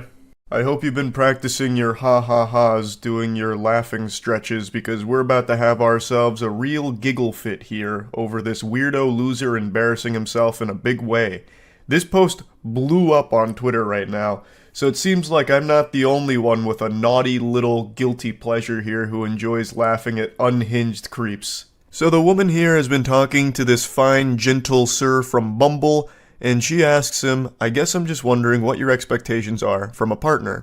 He goes, like, in terms of expectations from women? Or men, I don't know how you swing. And he goes, women, not men. He uses 2 periods here, so it feels like this was like very serious to him. He put his foot down on that one, so there would be no confusion. So then she says, lol, okay, then yeah, what are your expectations for your girlfriend, wife, whatever? Can I be honest about it? It might be seen as outdated or something, haha. To which he says, yeah, of course, this is a judgment-free zone. It's almost cute to imagine him typing that, like, can I be honest about it? And then she has to reassure him, like, yeah, of course, this is a safe space for a super special Sigma like you. And she's about to unleash the demon with that one. She doesn't know what deal with the devil she just made here. Now, while she might not be judging him, I certainly will be. I'm be judging this motherfucker like dread. I'm gonna charge him with the capital offense of cringe here, because it's about to get brutal. So he spills his guts. Honestly, I'm looking for a traditionally feminine woman, someone who isn't going to mind being the child rearer and homemaker, someone who's going to take care of her appearance and herself and just all around is content to be a female in our relationship. I know that's pretty anti-feminist or whatever, but it's just how I feel. Lol. So he expresses his preference when it comes to a relationship and a partner, and all power to you. I believe this is something called tradwife, a term I just recently learned with this post going viral. So forgive me if I'm not 100% familiar with the nomenclature here or what it means, but based on what I've read, it refers to like a stay-at-home partner who will cook, clean, and take care of the children. Basically anything you used to see in old black and white television shows when it comes to the family dynamic is what tradwife refers to. It even stands for traditional wife, I think. So he's just expressing that that's what he's looking for here, and she responds very positively to it, saying, oh, slay, I don't think that's anti-feminist or outdated at all. To be honest, that's pretty similar to what I want too, lol. Kind of my dream if I'm being honest. And he goes, really? Well, ruh-oh, Raggy, we've got ourselves a real match made in heaven. These two are sounding perfect for each other. What they want out of a relationship and a partner seems to align wonderfully. So what could possibly go wrong here, right? I mean, how do you fuck this up? This is like fate bringing the 2 perfect soulmates together from the sound of things. So she goes even further. She's excited. She goes, yeah, double exclamation point. She's fucking pumping her fist here. I'd love to be able to focus on making my house a home, working on myself, and just be taken care of without having to stress about expenses or money. And then here's where it starts to go tits up. What do you mean? There's cracks in the ship. It's starting to sink. He's got his monocle on. He's about to start investigating, interrogating. He's entering fight-or-flight mode because something here went awry in his eyes, and he's not too happy about it. So she explains, just that I'd love a traditional man who's going to cover my expenses and make sure I'm getting what I want. Someone who brings that kind of masculine energy. And he goes, so you're looking for a guy who isn't going to mind buying you whatever you want and basically will just bankroll your whole life? She's like, I don't know if I'd put it like that. I think you're starting to see where this is going. You're about to see the fork in the road and we're going down the path to Insano style. So you're a gold digger / user, basically. And she goes, we're like someone who will take care of our family financially so I can take care of him and his kids, etc. And she goes, no, LMAO, I promise, referring to not being a gold digger. How is that any different from you wanting your girlfriend / wife to take care of the home and their kids? Feels like a double standard for you to call me a gold digger. Now let's break this down here and follow the breadcrumbs of his logic. So he wants a stay-at-home wife that will take care of the kids, cook, clean, do laundry, wipe his ass, wipe his tears when he fails his bronze to silver promos in League of Legends for the 50th time in a row. But when she expresses that she'd want a traditional masculine husband that would be working and providing financially for both her and the household, he takes a big issue with that. He starts wiggling his finger. Well, actually, I shouldn't have to do those things. You're a gold digger for expecting that of me. And that doesn't make a whole lot of sense because as the initial tweet points out, he wants a traditional wife without him being a traditional husband. He then goes into a full soiled diaper temper tantrum meltdown. It's not a double standard. It's different because the things that I'm looking for, emotionally stable, takes care of herself, good with kids, are inherently female traits. Good women naturally have that stuff. You're looking for some rich guy who can buy you stuff. That's not naturally part of being a guy, it's totally different. I mean, especially because of how expensive life is in general these days, you think I'm going to be able to afford a $500,000 house on one salary just so you can play dress up and not have to worry about a job? You expect to not contribute to the bills or the cost of living? Fuck you.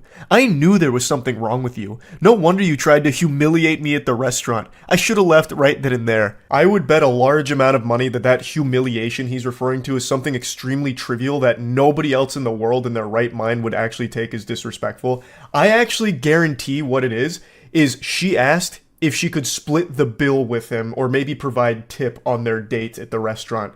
And when she said that, he's like, "Oh, my pride! You think I'm broke? You've humiliated me and the whole restaurant knows it now." But anyway, let's go through this whiny wiener's diary. So he starts, no. Listen here, harlot. These are inherently female traits. Being good with kids, emotionally stable, those kind of things. Being rich is not an inherently male trait. You just want some rich Chad that can buy you everything you want so you can suck all his money out.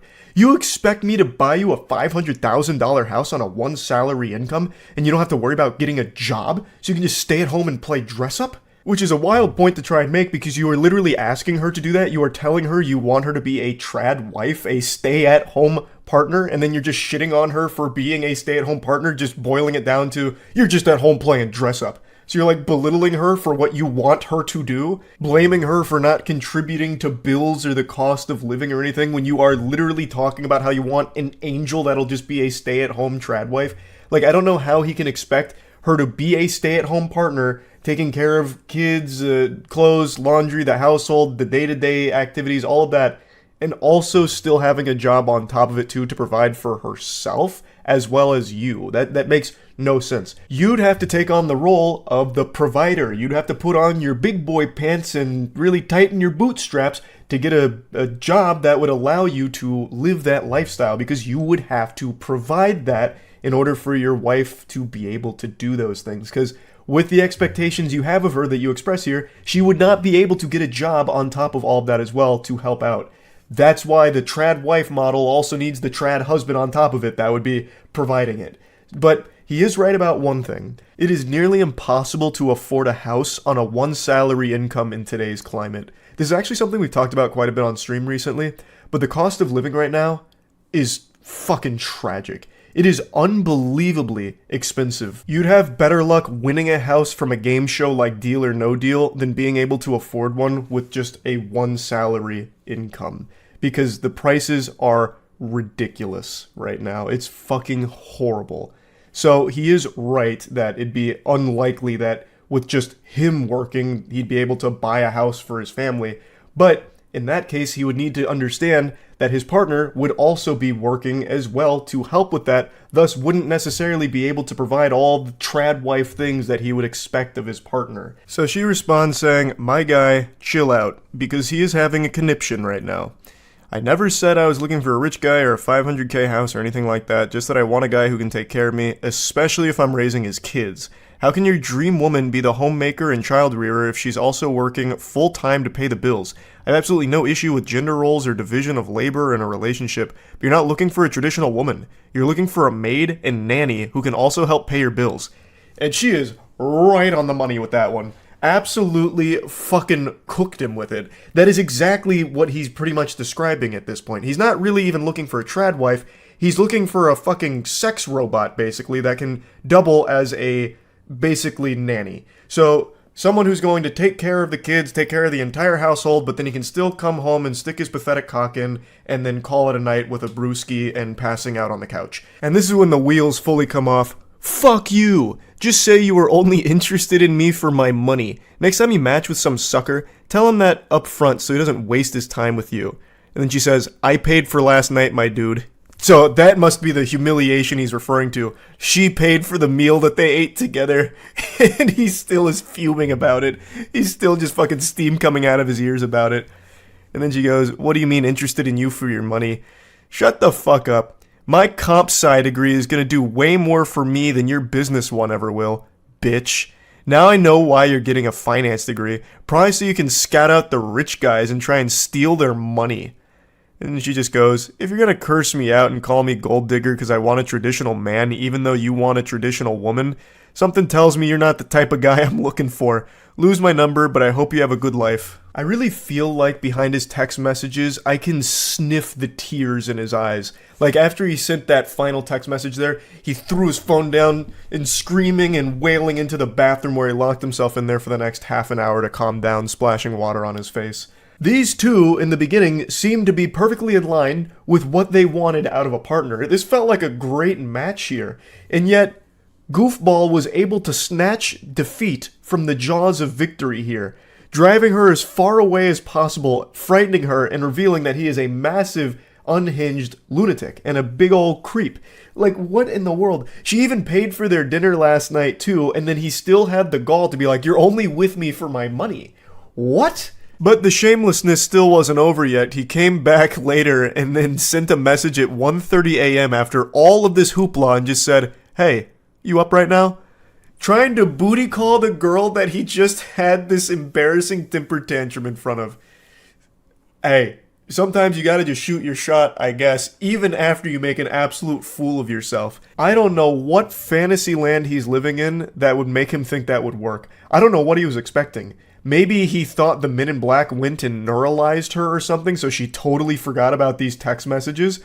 But that was never going to pan out well there at the end. I don't know why he thought he might get some action from it. But yeah, I saw this floating around today and I just had to talk about it a little bit. I am so glued to these fucking awful text messages and like these awful dates and romance stories, man. I am in so deep on it. Anyway, that's about it. See ya. I have to talk about these text messages. I can't help it. What do you want from me? What do you want from me? I'm only human. These are extraordinary in like the creepiest way imaginable. I usually don't like to do the same type of content back to back, and yesterday I covered some text messages as well, but I can't resist the urge. It calls out to me. The void beckons, and I have to speak on these. So, the context. A lady had an old co-worker whom had been fundamentally stalking her for quite some time. Her and her husband had dealt with this individual for a while, and decided to share some of the unhinged messages that they had been sent by him. There was a lot more that happened besides these text messages, but that's what was shared and what I want to go over. Buckle your seatbelt here, because this is about to be a pretty intense ride. This is a good read from cover to cover, if you like lunacy.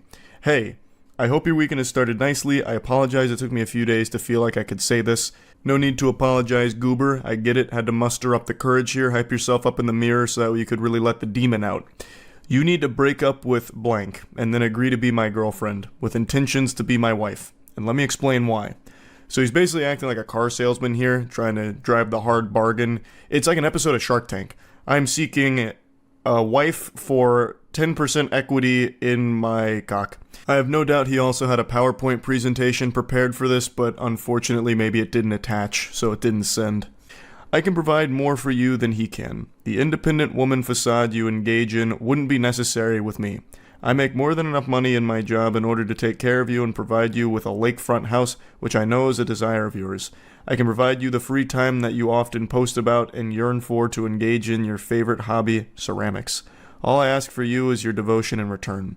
I know I am perhaps not physically desirable to you, which is why I plan to compensate with the lifestyle you often talk about wanting to provide yourself. You can really feel the fedora through these messages. It smells of such potent desperation. It's also very interesting that he calls attention to not being physically desirable to her. It's an interesting negotiation tactic. Excuse me, madam. I know you may not be physically attracted to me, but here's how I can make up for my face looking like turbo ass. I know if you could be given an opportunity, you would take it because you mostly desire to be able to experience freedom in life. It is something painful for me knowing you could have everything you wanted if you would simply agree to be my wife in the future. I could also pay off your student loans and car loan, which I know you've expressed desire to have those completed in the next 6 years. I could do that today, with a simple call to your loan companies. All I need from you is to immediately move to my property and begin your new life with me. Jesus Christ, that is concerning. I can pay off all of this. Just come join my cult. And I promise I am not a rapist or a creep.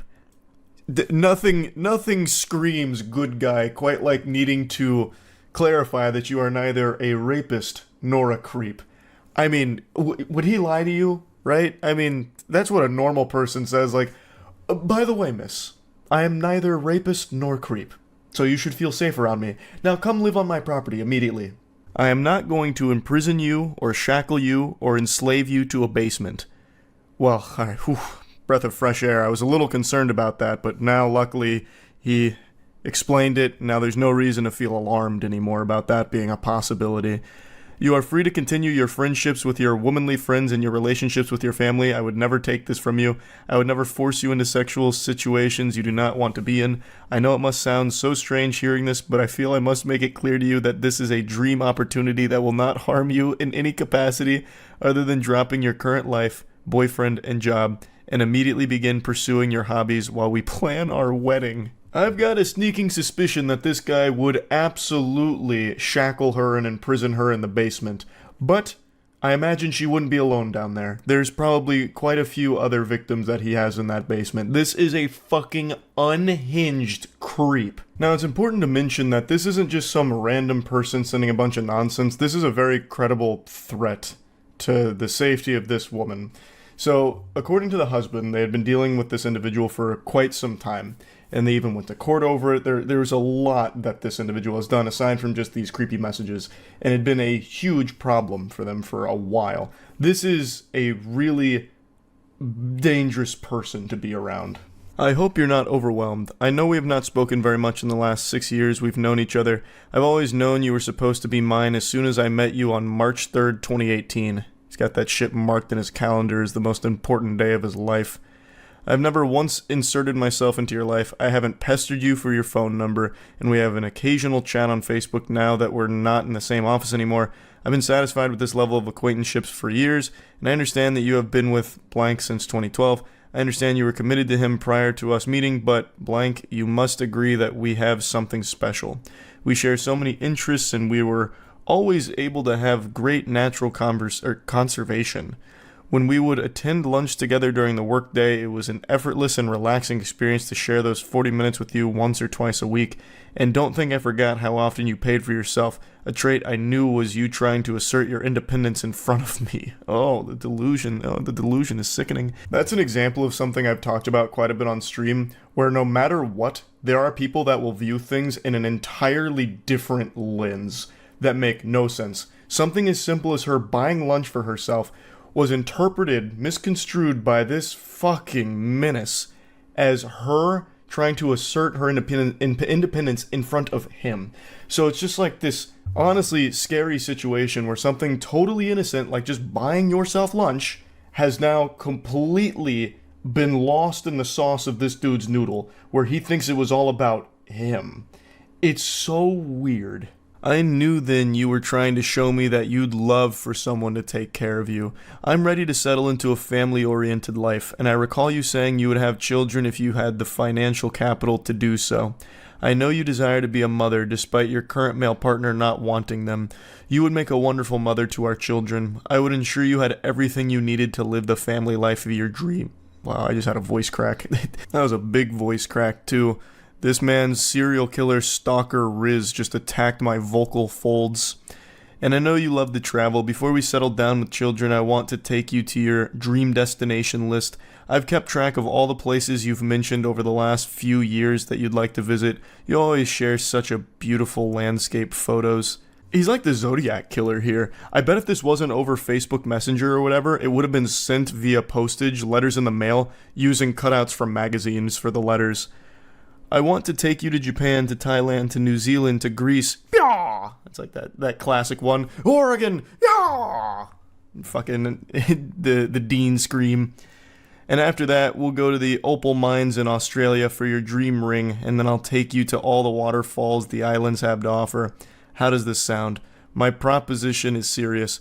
You know I am a serious man. I'm turning 45 years old this year, and you are turning 32 years old. It's time to start making decisions about our familial life and how to enjoy our remaining years. Please know I have never offered any woman this proposition. I have a very secure career that I enjoy and will do whatever it takes to maintain in order to have your companionship, sexual prowess, and motherly raising of our children. I will give you everything you desire, as long as you agree to be my wife and raise our children. A very strong negotiation overall. I wonder how she'll respond to this in the Shark Tank. Hey, blank, I wanted to acknowledge that I received your message. It's really long though, so give me a minute to read and respond.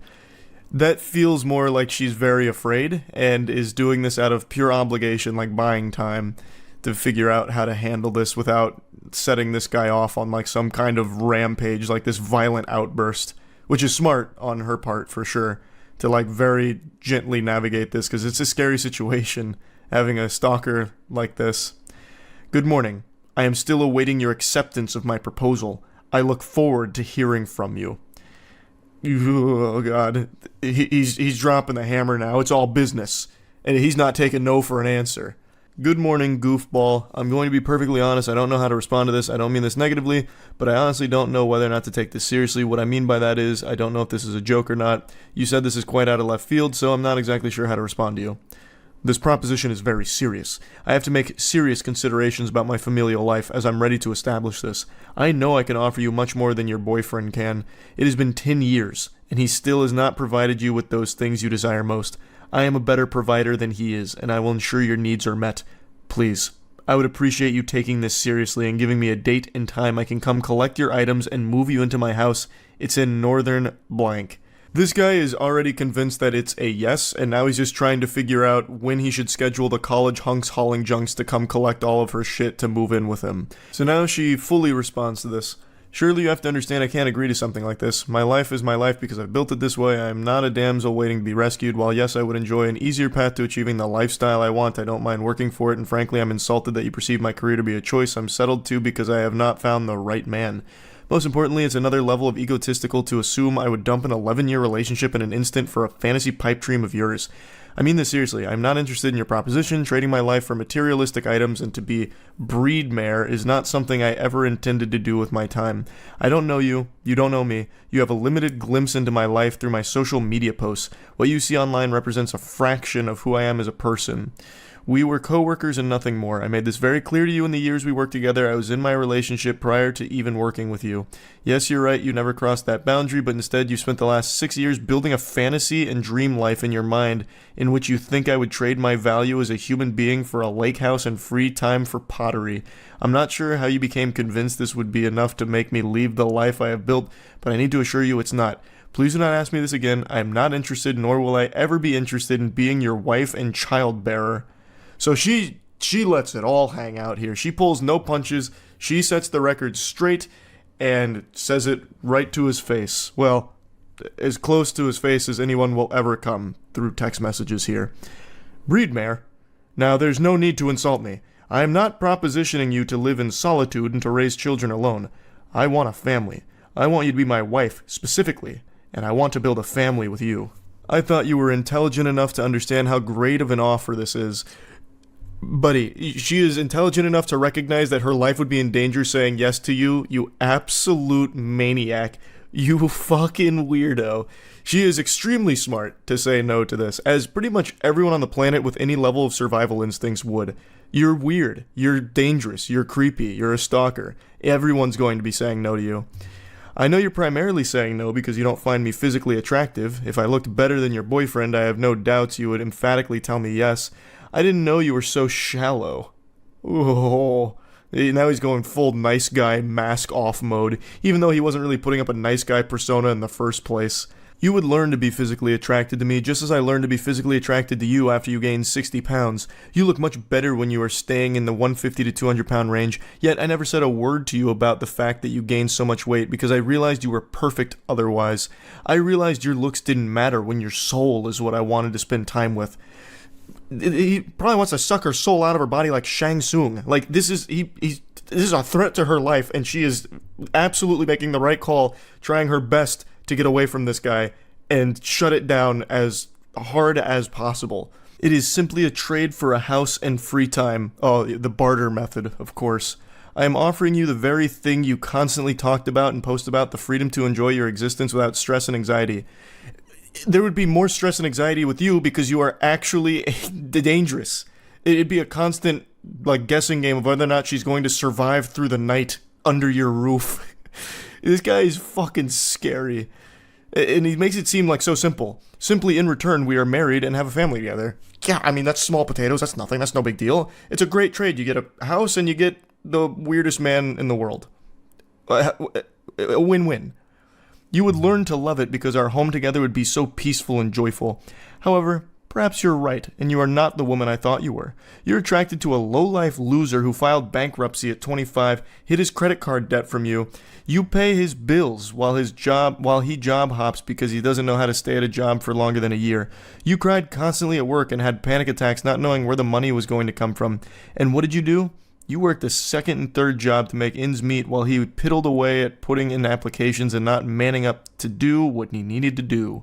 Why are you choosing this weak boy over me? I am mature, career-oriented, family-oriented, and I am a devoted partner. I would never force you into a position to make up for my shortcomings like your boyfriend does. I am better than him in every way, and yet you still choose him. It is baffling to me why young women like yourself want to be with the losers and drug dealers who will end up beating you silly.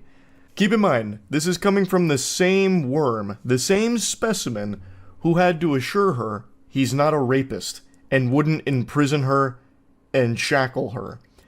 I think this guy is the one that most likely would beat a woman silly, because he has all of the red flags you could possibly fucking imagine about a man. I'm going to fast forward through the second paragraph meltdown here, which is just a teary-eyed tantrum with him shaking his fist saying, I thought you were different. You must stay with him for his penis size, because I can't even begin to understand how someone as intelligent as you are would turn down my offer. A luxury life free of stress turned down for a life of second-guessing and financial strain? Why? What good reason do you have to turn down my offer?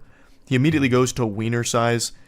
Just another huge insecurity here. So I'm guessing not only is he physically appalling, but he also has a tiny cock. She says I'm not even going to entertain that message with a response. I don't owe you any explanation about why I'm still with my boyfriend even after all his shortcomings. I don't owe you an explanation on anything, ever. I've been wondering all evening what it could possibly be about me that you're so repulsed by that you won't accept the offer of a lifetime. Yeah, it's such a mystery. What about this perfect gentleman here and scholar would she find repulsive? I'm racking my brain and I got nothing. I have no idea. What could she possibly not like about him? He's such a doll. My friends are also appalled. Why aren't you accepting this? Yeah, I'm sure he has so many friends. He contacts all his friends. He's like, guys, she won't just give up her life and move in with me. What's wrong with this bitch, huh? What's going on? Is she crazy? She's crazy, right? It's not me. I'm not the problem, right? I didn't think so. It's definitely her.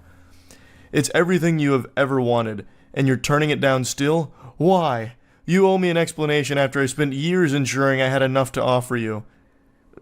That's really scary. If this guy's whole motivation for, like, working hard, grinding, and, you know, getting money is just to try and act on this fantasy delusion with a stranger, that's unhinged. Well, all of this is unhinged, but that one's even wilder because, again, they're not close to each other. They're still pretty much strangers. I'm starting to get very upset by your actions. You have one more chance. Anything less than an emphatic yes will not be accepted. So he tries to, like, bring it down, an ultimatum. Last chance. This is the last ball game pitch here. It's got to be a home run yes, or I'm out. I'm sure this will come as a huge surprise to all of you watching this, but she still said no. In the most polite way possible, fuck off. I don't owe you shit. I'll be blocking you now. Have a great rest of your life. I waited all day to see if your little conniption would resolve and you'd come back begging me for this opportunity. But I see you've decided to block me on Facebook, but too stupid to also block me on Messenger. At least for now. He's now fully in his villain arc. He put on a trench coat, sunglasses, and he's doing this while typing. I see you've blocked me on Facebook, but not Messenger. For now. I cannot believe I allowed myself to become entangled in the idea that a beastly fat woman such as yourself would actually choose to settle down with me. I can do so much better than you, and yet here I was offering you a way out of your wretched life. We both know you're settling with blank because you're too lazy to lose weight and make yourself more attractive, and you've trained him to be okay with your fat. I was willing to let your fatness go to the side because I knew if you had free time, you'd lose the weight and retain a more attractive figure for our relationship. I'm embarrassed I've spent so much time preparing for this moment and was wasted on a fat whore who doesn't know when she has struck gold. I truly thought you were different, that you actually wanted a nice man to be with. I see I was dead wrong. And she says, you can literally suck the juices out of my fat blank and choke on them, you absolute troglodyte. So at least there's a happy ending here. It ended on a positive note for both parties involved. So this guy did end up doing the quintessential nice guy sign-off, that standard song and dance of, you know what, I'm better than you. I should have never wasted my time with you because you're fat, and you're a whore, and you're chunky, you're chubby, and I hate you. You're tacky, and I hate you. You're fat, and I'm a nice guy, the nicest guy you'll ever meet. You blew it. You blew it. It's on you, and you should feel bad. I'm not crying, you're crying. That's where the text message journey comes to a conclusion. Like I said, there was a lot more outside of text that he did, but I only wanted to focus on the texts. Hopefully they don't have to deal with this individual anymore going forward, and yeah, that's about it. So yeah. My friend sent me something today, and I really appreciate that he was thinking of me when he found this. It's a text thread. Well, it's a very short series of texts between a very short man and his now ex-girlfriend, whom he broke up with because she had the audacity to wear heels around him. Now, I myself am also a fun-sized gentleman. I am on the shorter side of things, and I can see why Matt thought of me when he found this story here, this adventure. So the background is these two went to a party, she wore heels, he got really salty and upset about it, so he broke up with her because she was now taller than him while wearing those heels. So she's now trying to process this and figure out what the fuck just happened because he had a conniption in the car and then spiraled out of control, so now she's trying to get some clarity here. I'm still so confused. Can we just talk? I never meant to offend you. I just really like heels and wanted to look good at the party. I'm sorry. Imagine having to apologize because you wore heels. Imagine being around such a sensitive fucking loser that just wearing shoes was offensive to him. Don't chat me, man. You're embarrassing to be around, and even now I'm not with you and you're still embarrassing. Do you realize what you done?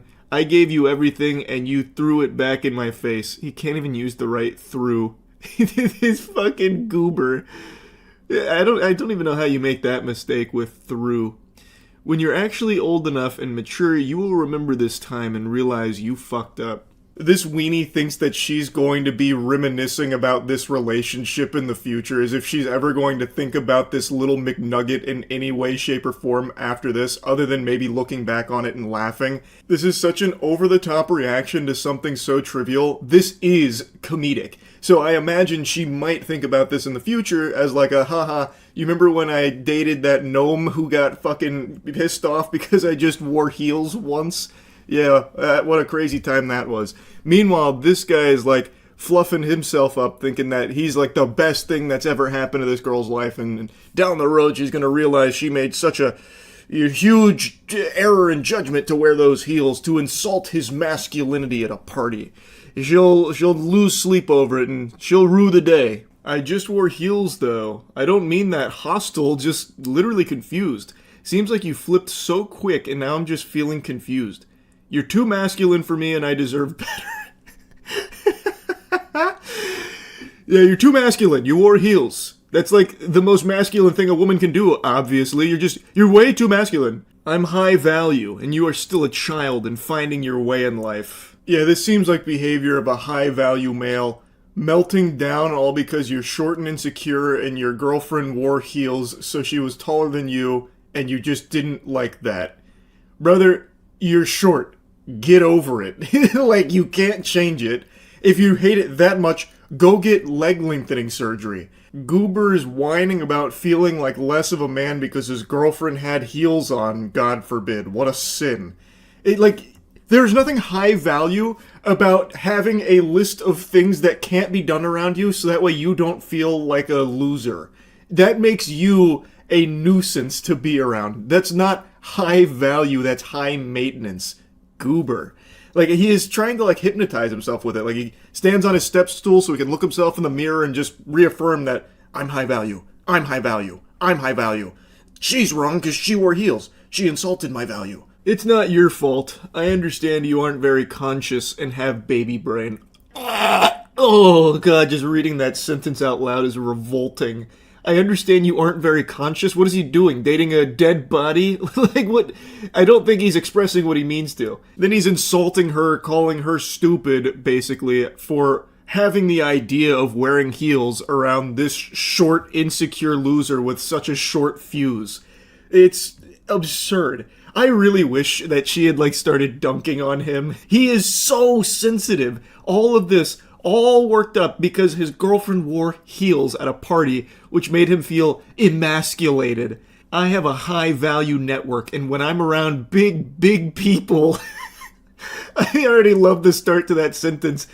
Big people. I don't know if he means physically or metaphorically, like, you know, powerful people, or if he just means tall people. This man just goes to a party and, like, with average-sized people, he just thinks he wandered into the fucking Elbaf land of the giants from One Piece. It's so fucking absurd reading the things this guy had to say. All over him being just so uncomfortable in his own skin. When I'm around big people who I can network with and elevate my business and future, I need someone who shows me off and compliments me. You're so needy, brother. Oh my God. Makes me look good in front of others. You're not that. Don't message me ever again. She did nothing wrong. She wore heels. That's it. It's not like she went out there and started insulting him or anything. He just lost his mind. He's going off his gourd here just because she wore heels and was a little taller than him at a party. Who cares? Get over it. You are short. I am short. It is something you're gonna have to come to terms with, man. It's not changing, unless you do want to go through leg lengthening. And even then, even if you do go down that path, you're gonna get made fun of for that too. You're gonna get clowned on. So your best bet is to come to terms with it now, instead of letting all this hostility fester where you're lashing out at people that have done nothing wrong with this short man syndrome of being, like, so hostile to anyone you think is slighting you. She did nothing to insult you. All she did was wear heels because she likes wearing heels. That's a very normal thing to do. If she was a little taller than you, so what? It is what it is. That's just the way the cookie crumbles. It's not that big a deal. It's not worth being this insufferable piece of shit to her all over that. And then, like, breaking up with her and, you know, just going ballistic for something so minuscule that doesn't matter. He talks as if he needed to do this to appease his high-value network that he's built up here, like some kind of fucking Illuminati or something. But it sounds more like the network he's building up is people that don't really respect him, and he doesn't want to give them more ammo for insults. He's like, geez, you're taller than me in heels. The high-value network that I'm around will not appreciate that. All right, you gotta go. Hit the road, please. You've insulted me. You've made me feel like less of a man. Like, how is that not just so shameful? Being short, it's not the best thing in the world. It's not like I love being 5'6", but again, I can't change it. And I'm not going to be mad about it forever. I stopped being mad about my height when I stopped growing at, like, 21, even though my height had only grown like a couple inches since high school. What am I going to do about it? What value is there in getting angry at anyone taller than me? Or feeling as though people look at me as less of a man? What value is there in me just constantly being on edge about that kind of shit? It's preposterous to get this worked up over it. This is now a message to all of my fellow shortmen out there. Do not be like this guy. Just come on in. The water's fine. Being short's not that big a deal. Trust me, it's really not. It's fine. Anyway, I just wanted to yap about this a bit. Had me giggling. That's it. So, yep. Here's something I haven't done in a long, long time. A text thread. This puppy is something Matt sent me this morning, and it's special. It is irresistible. I have to yap about it. A guy had been seeing a girl he matched with on Hinge for like 2 weeks. They'd only hung out a couple of times, but he wasn't really enjoying her company all that much, and instead of just ghosting her and disappearing, decided to just rip the band-aid off and put in his 2 weeks notice, you know, like, I'm resigning from this, we had some good times, but, you know, we need to go our separate ways into the sunset here. And all hell broke loose. It was a pretty respectable message. Hey, I'm realizing we're not aligned in ways that matter to me. I'd rather be honest now than keep moving forward when I don't see it working out long term. Very concise, to the point, it's not rude, very simple.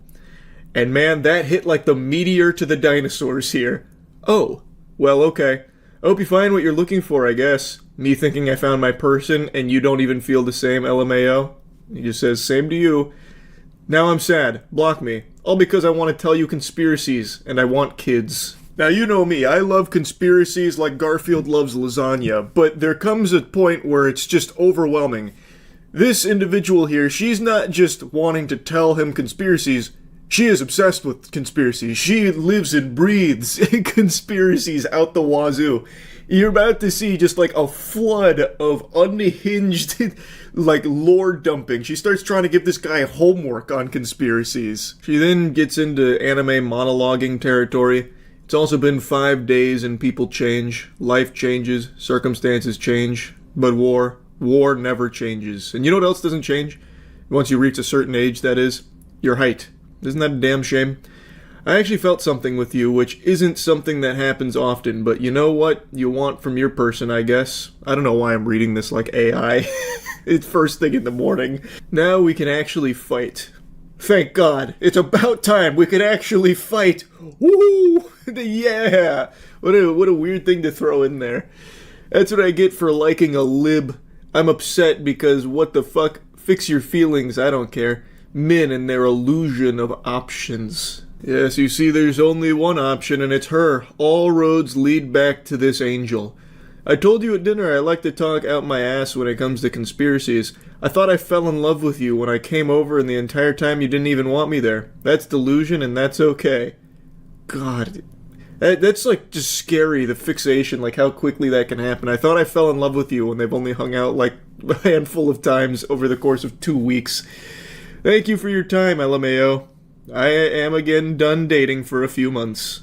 Our week pictures. I can't quite make out what that's supposed to be. It looks like the inside of a dishwasher. I don't know if they shrunk themselves down on Miss Frizzle's school bus or something and took an adventure inside of a dishwasher, but that's what it looks like to me. I'm not really sure, but she sends like some pictures to commemorate the great times they had together. And now I have to take down and restart my hair, because why am I literally doing it pink like you wanted? And I have to kill you on Sims. That's one of those big red flags right there. There's a lot to unpack with just that one line. Now I have to kill you on Sims. That's that psycho shit, like ripping the wings off a butterfly. So, first of all, she made him in Sims, after barely knowing him. Kinda weird. Really odd. I guess she was like planning their lives together through Sims to see if it's something that she, you know, is ready to, you know, get ripping and roaring on. And now that it's gone south, she's going to have to execute and murder him on The Sims. I imagine there will be torture involved too. Just a hunch. Just a hunch. A girl that actually likes you is too much, LMAO. Anyways, I'll see you Saturday. I love that. After all this, it's like, okay, so now that you're done being stupid about this whole, like, we don't align type of thing, I'm going to see you on Saturday. Isn't that right? I will see you Saturday. Don't you forget it. I will see you Saturday. Yes, I killed you on The Sims, but I had to do what I had to do. It doesn't mean I don't want to see you on Saturday. We're still soulmates. We're meant to be together. You know that. I like you. You know that. And you don't have a choice. It's an illusion of options. First day you didn't see me in a row and I got my man taken. I mean, man didn't get taken. Man just came to his senses. This is all very concerning stuff. Like, it is what it is. He was upfront with you about it. He didn't ghost you. And, man, I gotta tell you, I think overall this response to it is showing that maybe this just wasn't the right fit. Telling me to keep you just for you to leave. I'm sorry for blowing you up, but I'm just a deeply loyal person. I don't see what we don't agree on. And even then, why do we have to agree on everything? We're human with our own lifestyles and experiences. I'm so sad. While I'm sensitive and bleeding isn't nice, could have waited 2 days when I'm back to being myself. And then she puts a screenshot from another match she had on Hinge where she's talking about the Mossad and the CIA, which I'm not really sure what that has to do with what's going on here. But she does provide it regardless, I guess, as like some parting ways reading to brush up on if you want the real. This is why I hate liberal men, because why are you more sensitive than me? Well, I think him sending one message about like, hey, it's not working out, I don't really love us together, and then you having 45 messages over the course of like an hour and a half, it doesn't seem like he's more sensitive at all, actually. That's kind of a weird projection, to be honest. That's a bit of a reach. I'll give you one day of space. I'll see you tomorrow, caps locked. She's gonna be in like a fucking tree with binoculars looking at him, spying or something. Smiley face. Yeah, I don't care. You're either with me or we're together. Those are your only two options. Oh, fuck. About to kidnap him or something. It reminds me of that hat. You're either drinking 14 beers with me, or you're drinking 14 beers against me. You're cute, smart, laugh at all my jokes, easy to talk to, I like your hands and your arms, and your weird nerdiness. Okay, I have shit to do, but still, count your days. Literally one, but yeah. Okay, bye, have a good day. And then she drops some more screenshots here. This one's about Jewish tradition and Jewish banking. So it's becoming a full-blown Twitter thread here, and it goes on for a little while. Then she starts sending these. All of this over the course of 2 minutes, so it's all saved to her phone. And I'm actually so fucking hilarious, and I wanted to cook for you and love you forever, blocking your blessings, and I give immaculate head. Shit, wait a minute. Hold on. We may have been too hasty here. That ought to make him rethink everything. We can now disregard the previous 66 messages that have come through here, and maybe we can at least reevaluate this relationship. That's quite the Hail Mary. And I'm a trust fund kid with VA benefits because both my parents are retired and on 100% disability. Lol, okay, I'm done now. Your loss for sure. What in tarnation? What? I don't even know what to say about that section there. Have fun with bitches that don't like you and that aren't funny or pretty or won't want to do anything for you. I was OTP with my best friend. I don't know what OTP stands for. In League of Legends, that's one trick pony, but that doesn't really fit here. But whatever. I was OTP with my best friend, literally telling her how much I liked you when you sent that message. Because what the fuck? But I know we're never gonna see each other again, so it's all good, friend. I hope your date goes well. Actually, I hope she's ugly. And loves the white savior complex. I caught feelings way too fast. My fault for sure. I'm glad you feel safe. That's good. You could have warned me. Literally, if you haven't blocked me, I don't know. I'm gonna keep going until I feel better. I don't need a response or anything. I feel really defeated. But it could really just be me on my period. I was so ready to lock in. Actually, I did. See, this is why you always have multiple men. But I didn't want multiple, I wanted one. I want to be a stay-at-home mom in the woods with a garden and my bakery. But you don't have just one man. You just sent a screenshot like 10 minutes ago of you talking to another guy on Hinged about Mossad. Like, what do you mean? You definitely are talking to multiple men. But I guess this was her favorite. You want to live in the city with no kids and be 50-50 with whomever. So I get that. But the last bitch you were with, you tricked for, and I didn't even want that. What does that mean, you tricked for? I'm not familiar. Like, what do you do? Hit it like a kickflip or something to impress her? I'm not positive. But, like, even she's confirming that they want, like, different things. Like, it should be, like, a really amicable split here. And I'm calling it a split, but they're not dating. They hardly know each other. They're just like a step above strangers. Didn't even give you anything. Or maybe you lied. I wanted a partnership. And you want... I don't even know, actually. It's okay. I'm too pretty to be doing this. Have a good day. Especially when we have everything in common. Do you have any friends that like Mario and being in love? Mario's like one of the most well-known property of all time. I bet he has tons of friends that like Mario. And as far as being in love goes, it's like a basic human desire that 99% of the world also feels and wants. So yeah, I would say, I don't know this guy, but I would say with high confidence he probably has a lot of friends that like Mario and being in love. Just a hunch. And like obsessive conspiracy theorists. Yeah, see, like conspiracy theory and yapping about it's like really entertaining and enjoyable, but when it becomes a full-blown obsession where it's like all you think about and all you talk about, it's no longer fun anymore. So like that's not a good thing. That's a negative. I do need a response, actually. You haven't blocked me. Why are you letting me still text you?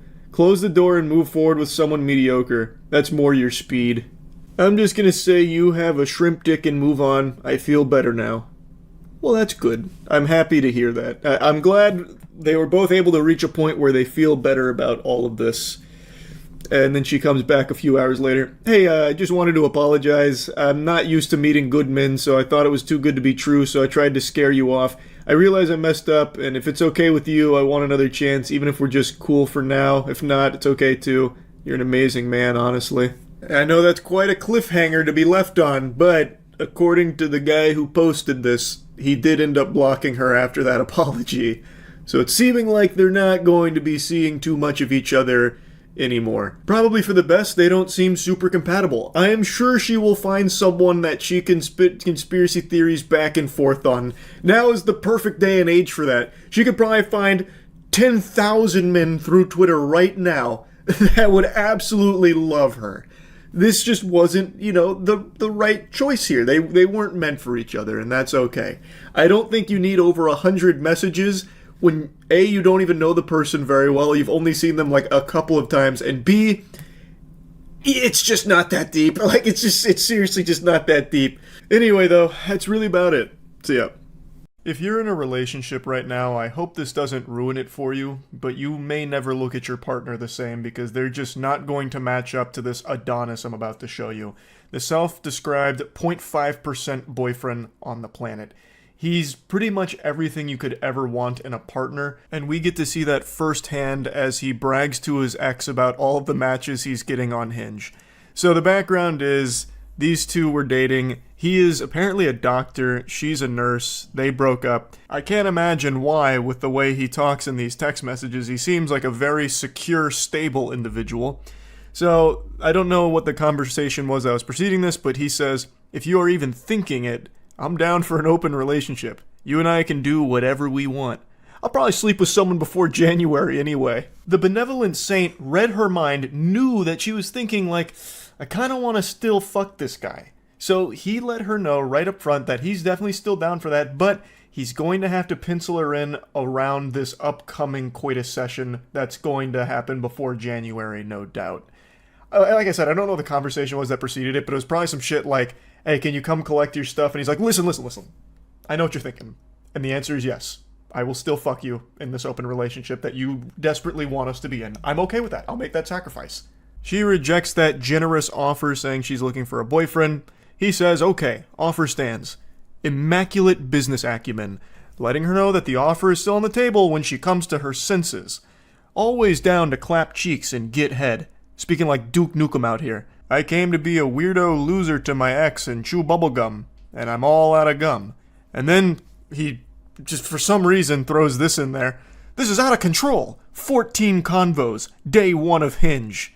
Oh, you can just taste the tears. He is trying so hard to make it seem like he's moving on and is actually very happy that the relationship has ended. Look at how many conversations he's having on Hinge. He needs to brag about it to his ex. I also imagine a chunk of those conversations are with bots. This is like the guy who brags about all the sexy singles from his area that he's talking to after clicking on a porn banner. But either way, he's just trying to go out of his way to be an asshole to his ex to make her feel bad.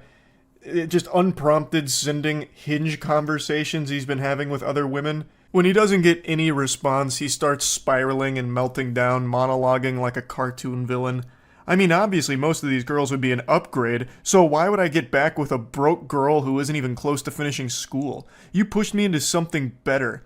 You literally asked me to get a gun. I don't have any ammunition and it's locked in a case when it gets here. Just another example of stupid communication.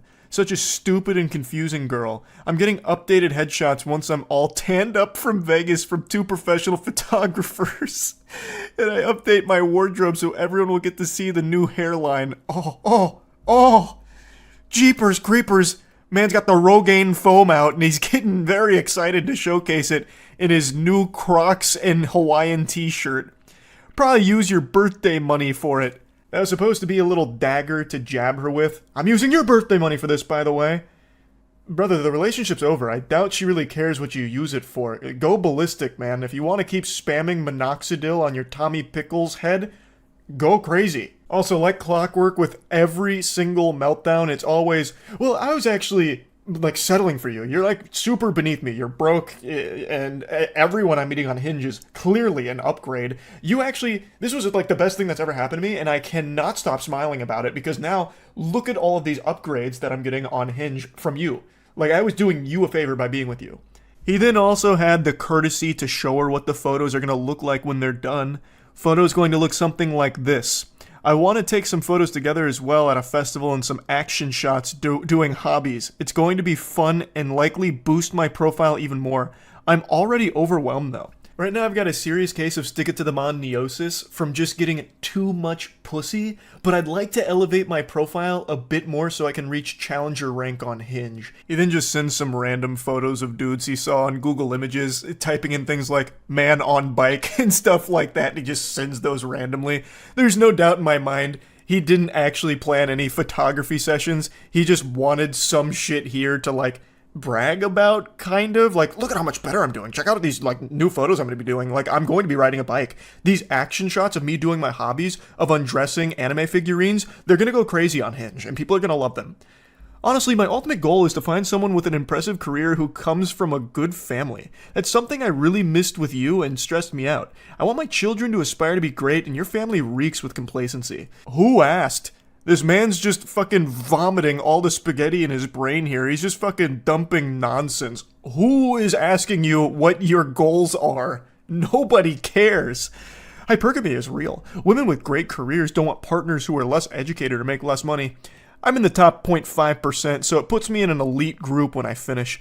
I really want to see what I can find once I beef things up on the profile. 70% of people nowadays meet each other online. He's got the stats, and the stats say that he should be happy, so he is happy. He's super happy because he's the 0.5% in an elite group of boyfriend material. So you know he's happy. You can tell he is just beaming with enthusiasm, with joy. It's the holly jolly season, and he is feeling the spirit. He just keeps going on and on. I'll just date for fun until someone comes along worth marrying, kind of like what I did with you. Literally pages of glizzy gobblers. I'm the MIDI king. Oh man, he's slaying. Yeah, he's putting in the work right now. You can just see it. Calling them glizzy gobblers and MIDI. He keeps referring to all of his matches as MIDI. He's actively just putting down all of the women that find him attractive. Like, he doesn't even find them good looking. I think he just swiped right on every single person with a pulse on Hinge over a 24-hour period and managed to get 14 matches. And now he's just calling himself the MIDI king. At least these middies won't give me such a headache like you did, won't lie to me about everything and manipulate me into getting a gun and then tell me they think I'm going to shoot them. You are the insane one, walking red flag. Yeah, he comes across as a pretty sane guy, so if he's calling someone insane, you know that holds water. There's no red flags I've picked up on here yet from this guy. I would never marry a woman like you. Fakest person I know. The whole sweet girl thing is such a facade. Your family knows the angry, manipulative, stubborn bitch you are on the inside. Like I said, I don't want you back. I want to date these girls and have fun until I meet someone worth marrying. But always down to fuck you and get head. I'm just not going to be exclusive anymore. I don't marry middies. Now you can hang out as much as you want with your simp guy friends who get no pussy. It's a symbiotic relationship. A depressed and insecure girl who needs validation, and 4 out of 10 or lower guys with no ambition or drive, or any redeeming qualities that would make them dateable, getting some attention from a midi. And she just says, stop texting me. This dude talks like those loveless virgins on Twitter that are always whining and crying on there about women. It's so... I don't even know where I would start with unpacking this one. It's just pathetic. Like, this is this is a doctor, apparently? What in tarnation? Dr. Dork, maybe? But jeepers. Wow. Anyway, this is what a 0.5% mate looks like. This is like the elite group of boyfriends, and unfortunately she didn't realize how lucky she got. She hit the lottery jackpot, and now, well, he's seen the light. So now he gets to go on Hinge and be the king of middies, as he says. He loves the middies, but he'd never marry one. He's clearly over his previous relationship, which is why he's sending paragraphs to his ex bragging about this and just spitting out his goals and all kinds of insults towards her and her family and everything. He's absolutely happier now. It's very evident. But I would like to move on to another short adventure that I went on through some text messages today. This is a very brief one. A Redditor had a friend that made a purchase that ended up being a bit of a scam, and it's a purchase that I can actually relate to in a pretty big way. It's a sex doll.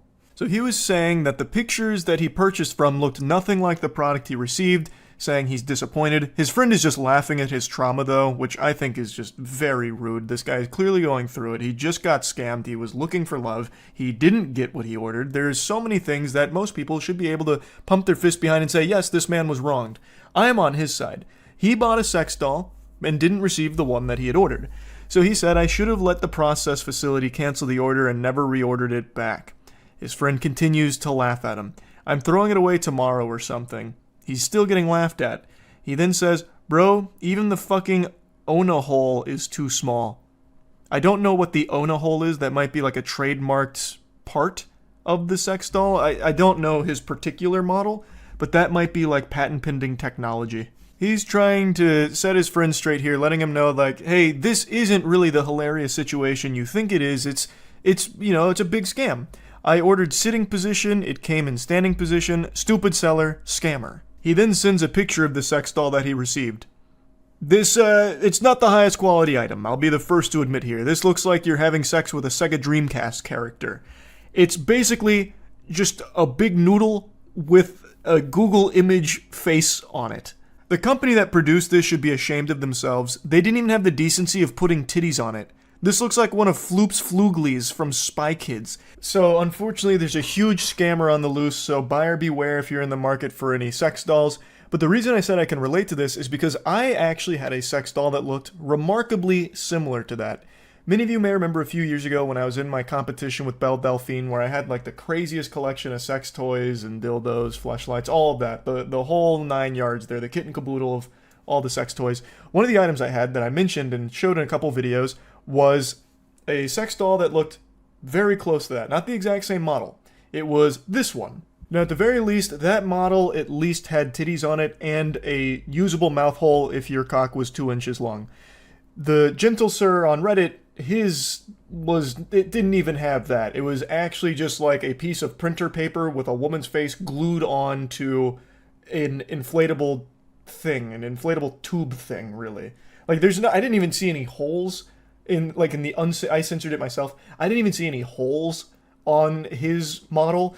The one I had at least did have all of that, but you would be a damn fool to try and fuck it, because that sex doll I had, it was like made out of broken glass. It was like the sharpest material ever. If you did put your cock in it, it wasn't coming out in one piece. It'd be sliced and diced. It'd be like sticking your cock in a wood chipper. It was completely unusable for that purpose, which is why I had it as kind of like a background object where I put like a shirt on her. Now, God rest her soul, she's no longer with us, unfortunately. She melted at the warehouse, as did most of my collection of sex toys, because the Florida heat was not kind to them in an unventilated building. They didn't appreciate that very much, so pretty much everything melted. But yeah, I can relate to his purchase here because what he received, since he was actually buying it to have sex with it, he would not have been successful with it. I can tell you for sure because I had something similar, and there is no human being on the planet, no matter how masochistic, that would actually fuck it and be pleased. They would be in excruciating pain and miserable. The agony would be overriding any sense of pleasure they could have possibly felt. So yeah, I just wanted to briefly talk about that on the back of talking about the awesome boyfriend. Anyway, that's about it. So yeah. These are without a doubt the craziest text messages I've ever covered, and I know that might be hard for some of you to believe considering all of the wackos we've gone over, but trust me, this takes the cake of lunacy. They are so outrageous that I at one point threw my hands in the air and said, enough is enough, fiddlesticks, this is fake. It has to be fake. It's too ridiculous. So I did a little bit of digging, and it seemed other people also thought that they might be fake. So after going through the evidence they compiled, it turns out that this is most likely real. The person that these posts seem to originate from actually did show up apparently in some court documents confirming a divorce. So from what I can tell here, it does seem like these are real, and the story here is legitimate, which is so fucking sad. And the man in these messages needs to be confined to Arkham Asylum ASAP. Dude needs his own personal padded cell, and you're about to see why. All of this hoopla starts because a mother breastfed her child. The husband says, "You've been breastfeeding? You know how I fucking feel about that." She replies, "What time are you coming back?" He says, "I don't know if I am." She says, "Why, are you mad at me?" "Yes." "What did I do? It's just the breastfeeding?" "That. The feelings it gives me and how I finally understand that you truly don't respect me." And she says, "I do respect you. I just thought we could compromise about the breastfeeding. Talk about it. If you don't like seeing it, maybe I can just do it in a different room." Weirdo's mad because the mother of his child is breastfeeding that child. Is there a worse possible reason on this planet for anger? I can't think of a single reason any sane human being would be upset about something like that. Unless it's like some kind of crazy situation like, "Hey honey, I just got some phone calls from some concerned parents. Apparently you tried to breastfeed our son Jerichomo at the football game. He's 15 years old. Maybe it's about time we wean him off of that. We're scaring the other parents here." But this, they're talking about a newborn baby. She's still in the hospital with the newborn. He continues, "Well, we didn't talk about it, you just did it. And it's not about seeing it, I know it's happening. I'm done." Done? "Let me know when you're being discharged and I'll be there."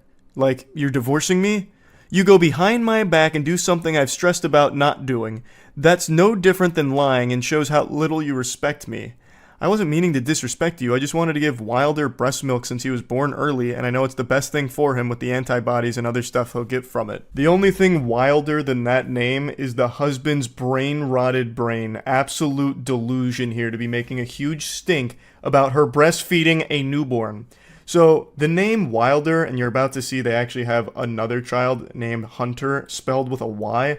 Those two names really set off my bullshit alarms. Like, it was really giving me the heebie-jeebies of, this is fucking fish paste. This is baloney. But again, from what I've seen with what people have found, because the original poster and everything, people did a lot of super sleuthing from what's been put out there, it does seem like it's legitimate. He continues his rampage saying he's not a preemie, he was born at full term, it's still unneeded, he's still bigger than I was when I was born, and you could have always asked the nurses for a pump. It's a proven scientific fact that breast milk is no better than modern formula.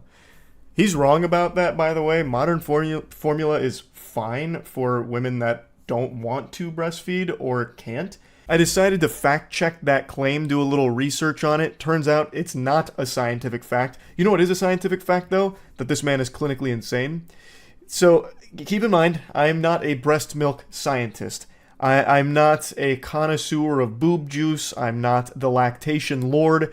But from the bits and pieces I read about breast milk versus formula, it seems that breast milk is still the most recommended way of getting nutrients to your baby, if possible. She says, "I know, but the benefits of the breast milk still outweigh the formula. Latching helps drop the milk better than the pumps." He says, "Yeah, the benefits to where I'll never be able to look at you the same way again." She's confused, as everyone listening and reading this is right now, scratching their head wondering what the fuck is wrong with this weirdo. She says, "What do you mean? You think I'm a bad mom for breastfeeding?" And he says, "I think you're a bad wife. I think you don't respect me. I think you took a joy away from me. I think a lot of things." Took a joy from you? I don't understand what you mean. Formula can still be used. And this is where he drops the bombshell. He reveals where all of this anger and hostility comes from. "I enjoy your boobs. Now they've been in another man's mouth. I now no longer enjoy your boobs." He goes Neanderthal mode.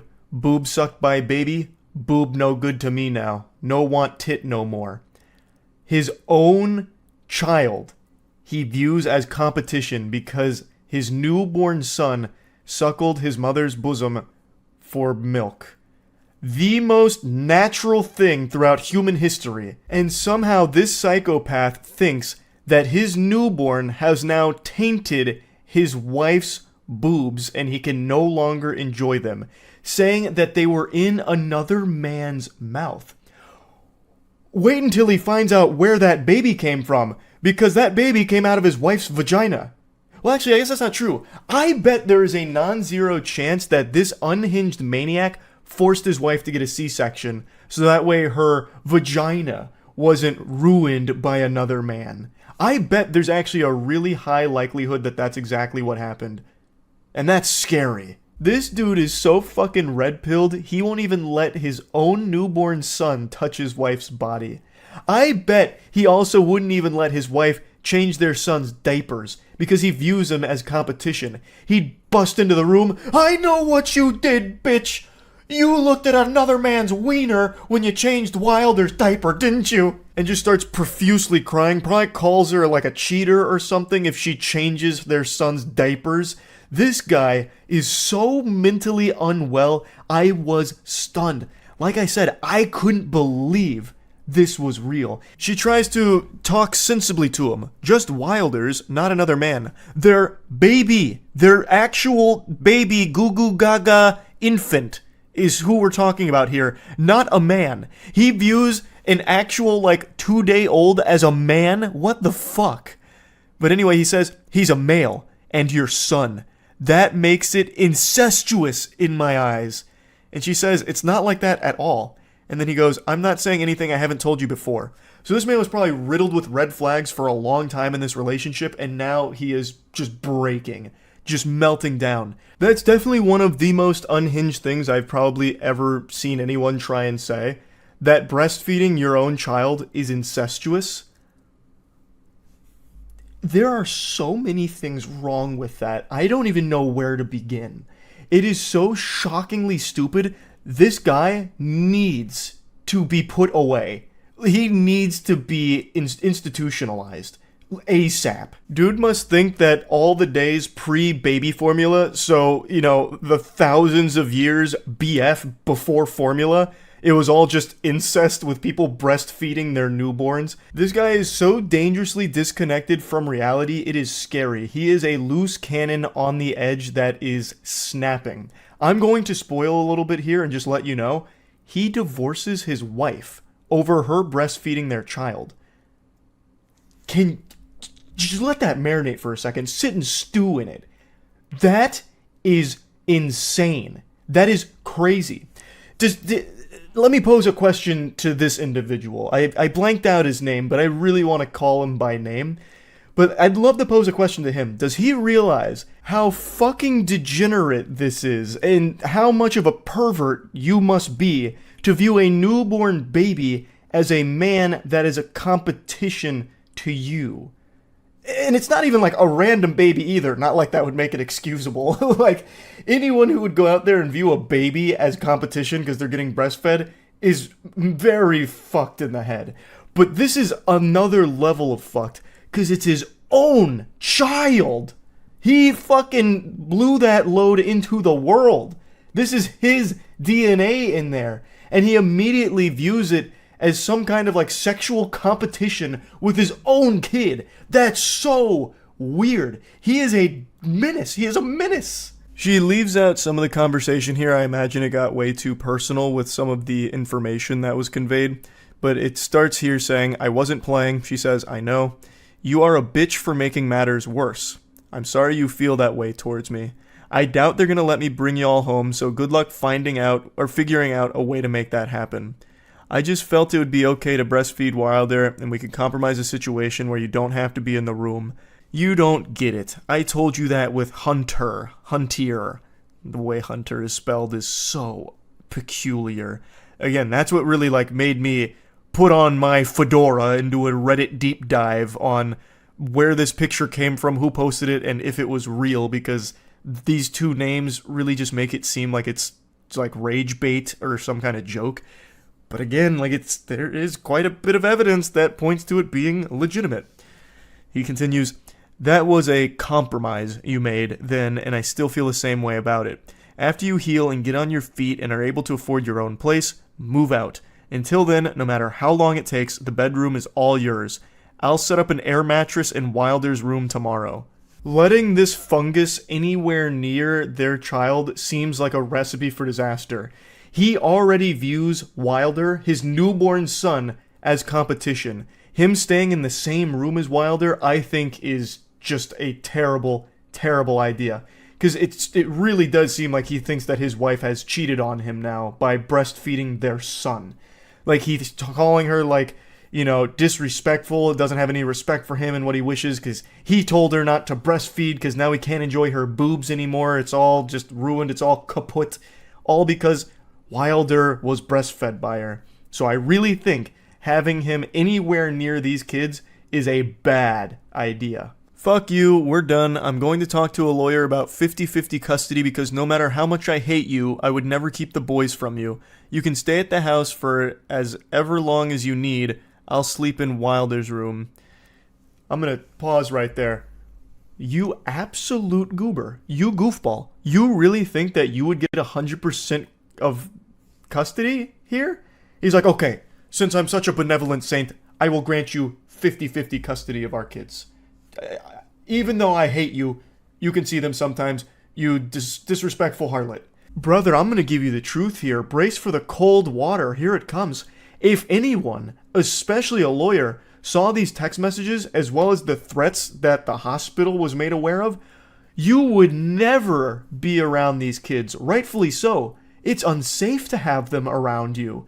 You are deranged. You are absolutely fucking filthy. So I don't know why he thinks he would get 50-50 custody, like that'd be his call to make. He replies to something she said that isn't in these screenshots. She said, they made a report because of what happened the first night I stayed in the hospital. I'm guessing he exploded then too about something. And he replies saying, not what they said. They didn't know anything about last week. They said because you told them this morning you didn't feel safe with me in the room and wanted me to leave. And she says, I just didn't want to fight over me breastfeeding. Fuck you. I told you when we fought over it with Hunter I would leave you if you did it. This has been like his worst nightmare, having a child that gets breastfed. This has to be, with no exaggeration, the most insecure man on the planet. Bar none. No one else would even come close. He is so insecure that he worries that his own flesh and blood is a threat to him because they get breastfed by his wife. Wow. So again, this is so over the top that I questioned its authenticity. And as sad as it is, it seems like it's real. And he, from what I can see, was the one to start pushing forward the divorce.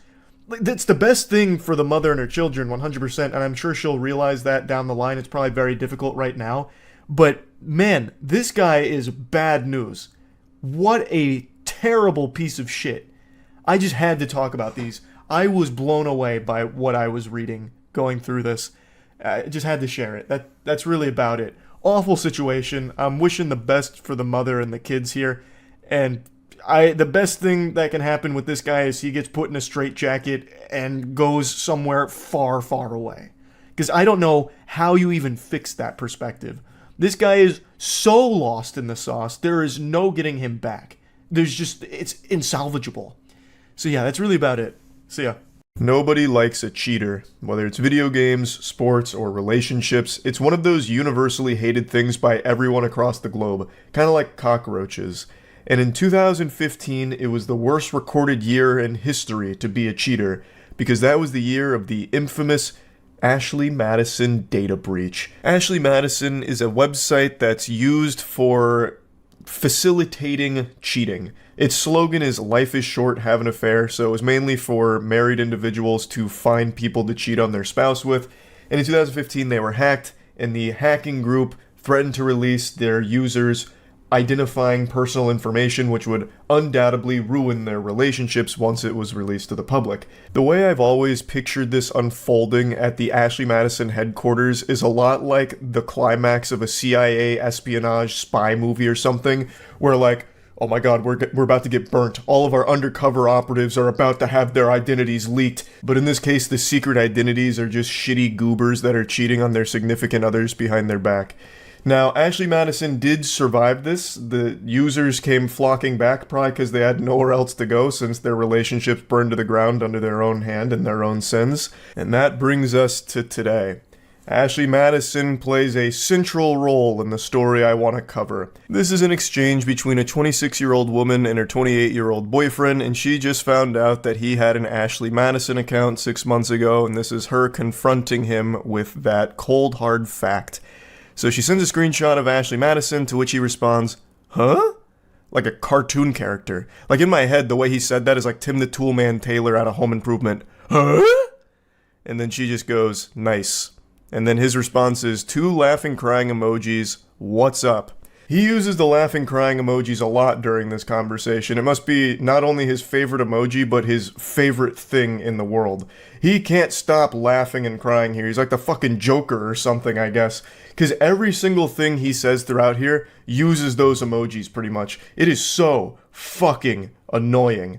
Just an absolute insufferable douchebag. So she says, "You tell me," and he goes, "Tell you what?" He's trying to play dumb like he has no idea what's going on. Ashley who?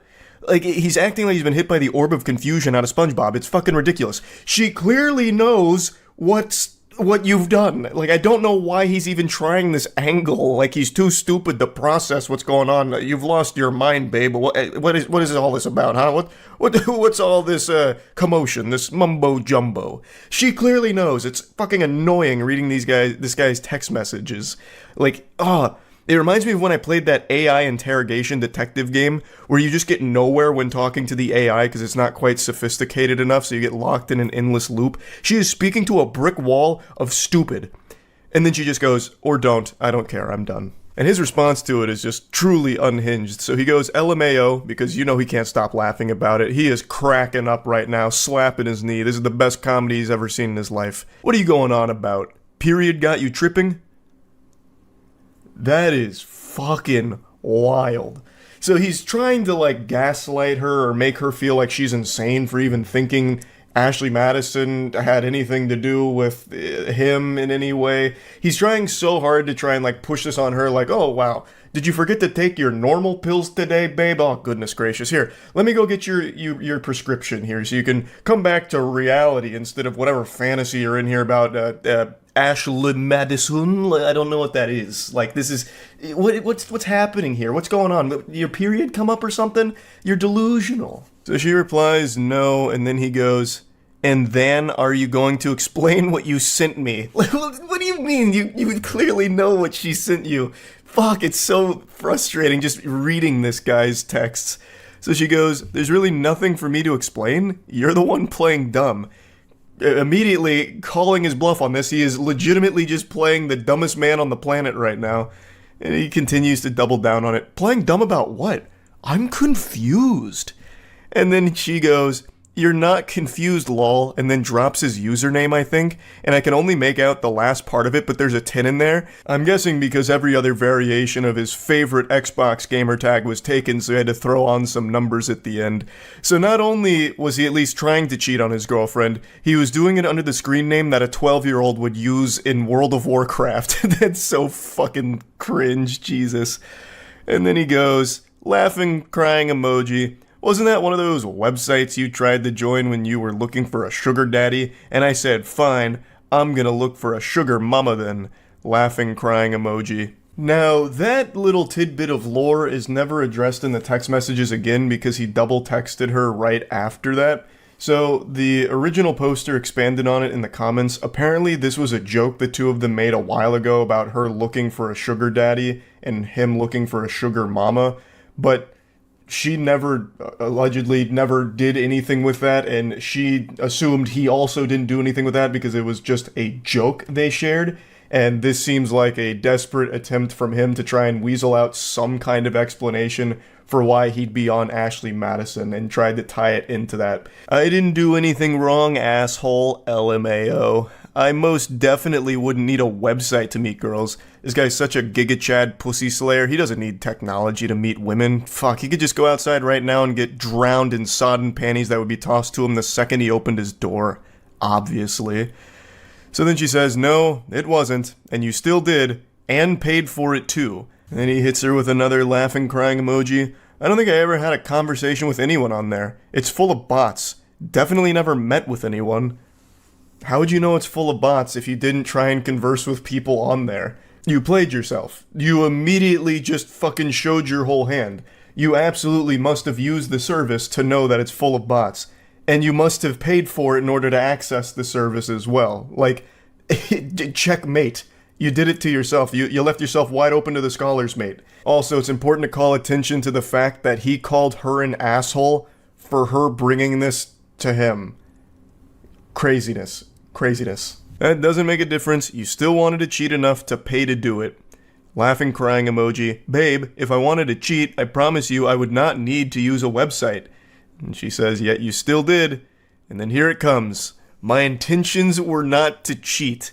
And then, of course, she realizes that's a load of baloney there. That's a bunch of fucking horseradish. So she says that is literally the entire purpose of the site. There's no other intention. Please stop trying to make it seem less bad. I know you didn't really care for me.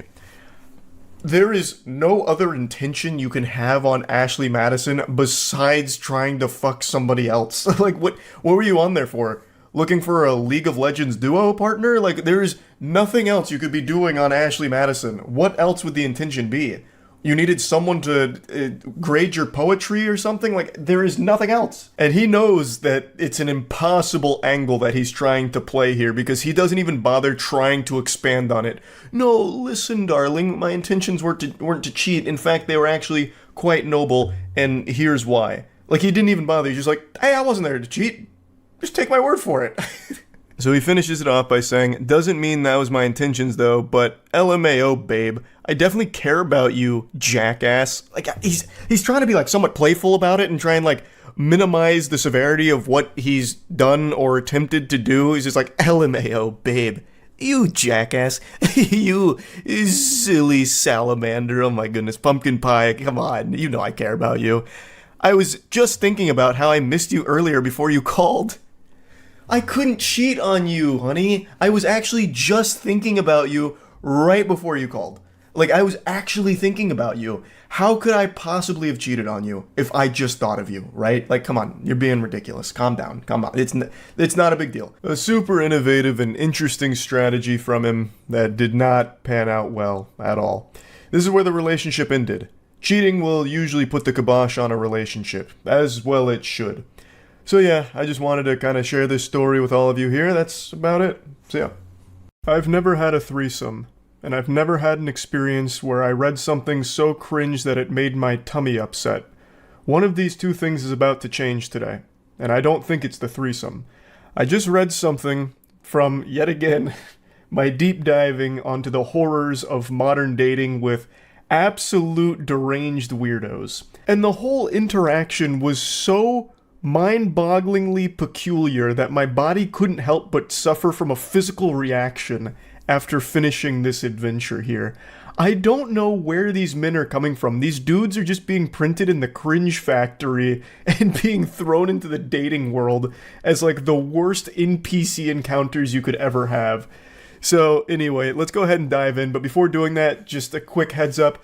The Moist Global Retro Basketball line is still available right now. This is the best assortment of merch the internet's ever seen, so you can go to moistglobal.com right now and pick something up. Links in the description. I just read some of the backstory she was posting about this situation in the comments, and it's actually pretty sad. Apparently these two had been dating for about 3 years. It was a horrible situation all around, and a couple months ago she left and took the kids, but this is the most recent interaction between the two of them. She 100% made the right move in leaving. This guy seems like a fucking menace. But anyway, it begins innocently enough. That's good, just working away with 3 exclamation points, so he's having a jolly old day at work. Did you get to the doctors yet? She says, yeah, I have COVID. What did he say it give you? What? What did the doctor say or give you to feel better? Take Advil, Tylenol, sleep as much as you can, and quarantine. This is so timely because I myself just finished going through COVID over the last 11 or so days. And this is the 3rd time it's fisted me. It has gone elbow deep in my ass 3 times, and all 3 times that is the exact same advice I was given by doctors. Now, of course, you can still ask for like a Paxlovid prescription if you want. It should help with like symptoms, but it's not usually the first thing they give you unless you're someone who is at risk for like complications, I think. It is an option, but typically they'll just tell you that. You know, take Tylenol, sleep it off, rest, fluids, simple stuff like that. So it seems innocent enough here, and the guy she's communicating with almost seems jovial. You know, like when he says, just working away, I can already see him typing that and going, just working away. You know, one of these with a big old smile on his face, ear to ear. He seems like a happy-go-lucky kind of guy. And then it all falls apart. This feels like a real Jekyll and Hyde situation. He immediately just doubts her, doesn't trust her, accuses her of lying. Lol, so you didn't go to the doctors. Before this turns into a fight, just tell the fucking truth, lol. She says, I did. There's no meds for this. Yes, there is. Go to the doctors, lol. I need the address and the name of the clinic that told you there's no medicine. Also, the name do the doctors. They will be losing their license. So he's fucking spiraling immediately here. And I feel like this isn't exclusive to just him. I feel like a lot of men these days assume that every girl they interact with, even their significant other they've been with for 3 goddamn years, is some kind of lying, cheating harpy or something. So they're constantly interrogating because they don't believe anything they say.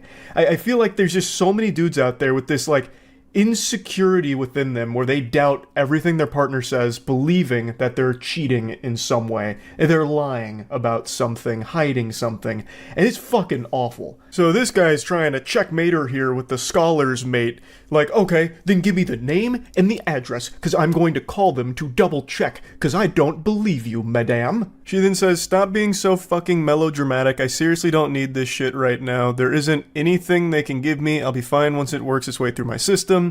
He just continues to press, please, name of the doctors, location you want to, please. I know you sick. That's why I'm jandling this for you, and just need to know which doctor you went to. I can handle this properly. This guy has so much steam coming out of his ears, it's clouding his eyes. He can't even fucking type properly. He's typing like a caveman. He's going full Neanderthal mode here. Like, what in the world is happening in his noodle? He's gonna start jandling this? That reminds me of jelking. Like, that was an old thing on the internet where you're supposed to, like, masturbate in a certain way to elongate your wiener.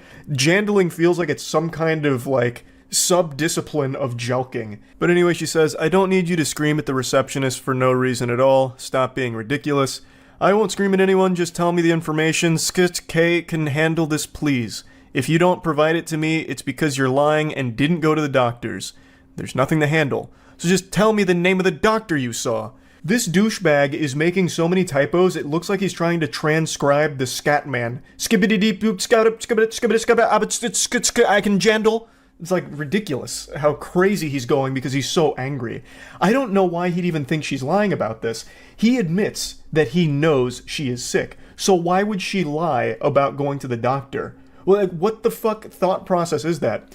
I know my girlfriend is sick, but it's probably dick sickness. She's probably hungry for cock and it's causing her physical pain. That's probably what it is. She didn't go to the doctor. She went to a penis appointment. That's what it is, and she's lying to me about it. I knew it! It continues to just get out of control. She says, lol, I shouldn't have to prove to you anything. I'm sick, I have COVID. She's absolutely right. She doesn't have to prove anything here. She doesn't need to try and, like, defeat his delusions. That's not her responsibility here. She's done nothing wrong. And he just continues, "You're not proving anything to me, lol. There is medication for this. I know for a fact, as I know someone else who had COVID last week. There isn't, unless you're old as fuck or have an autoimmune disease or your lungs are shit. Otherwise, you're just a carry through like normal fucking virus.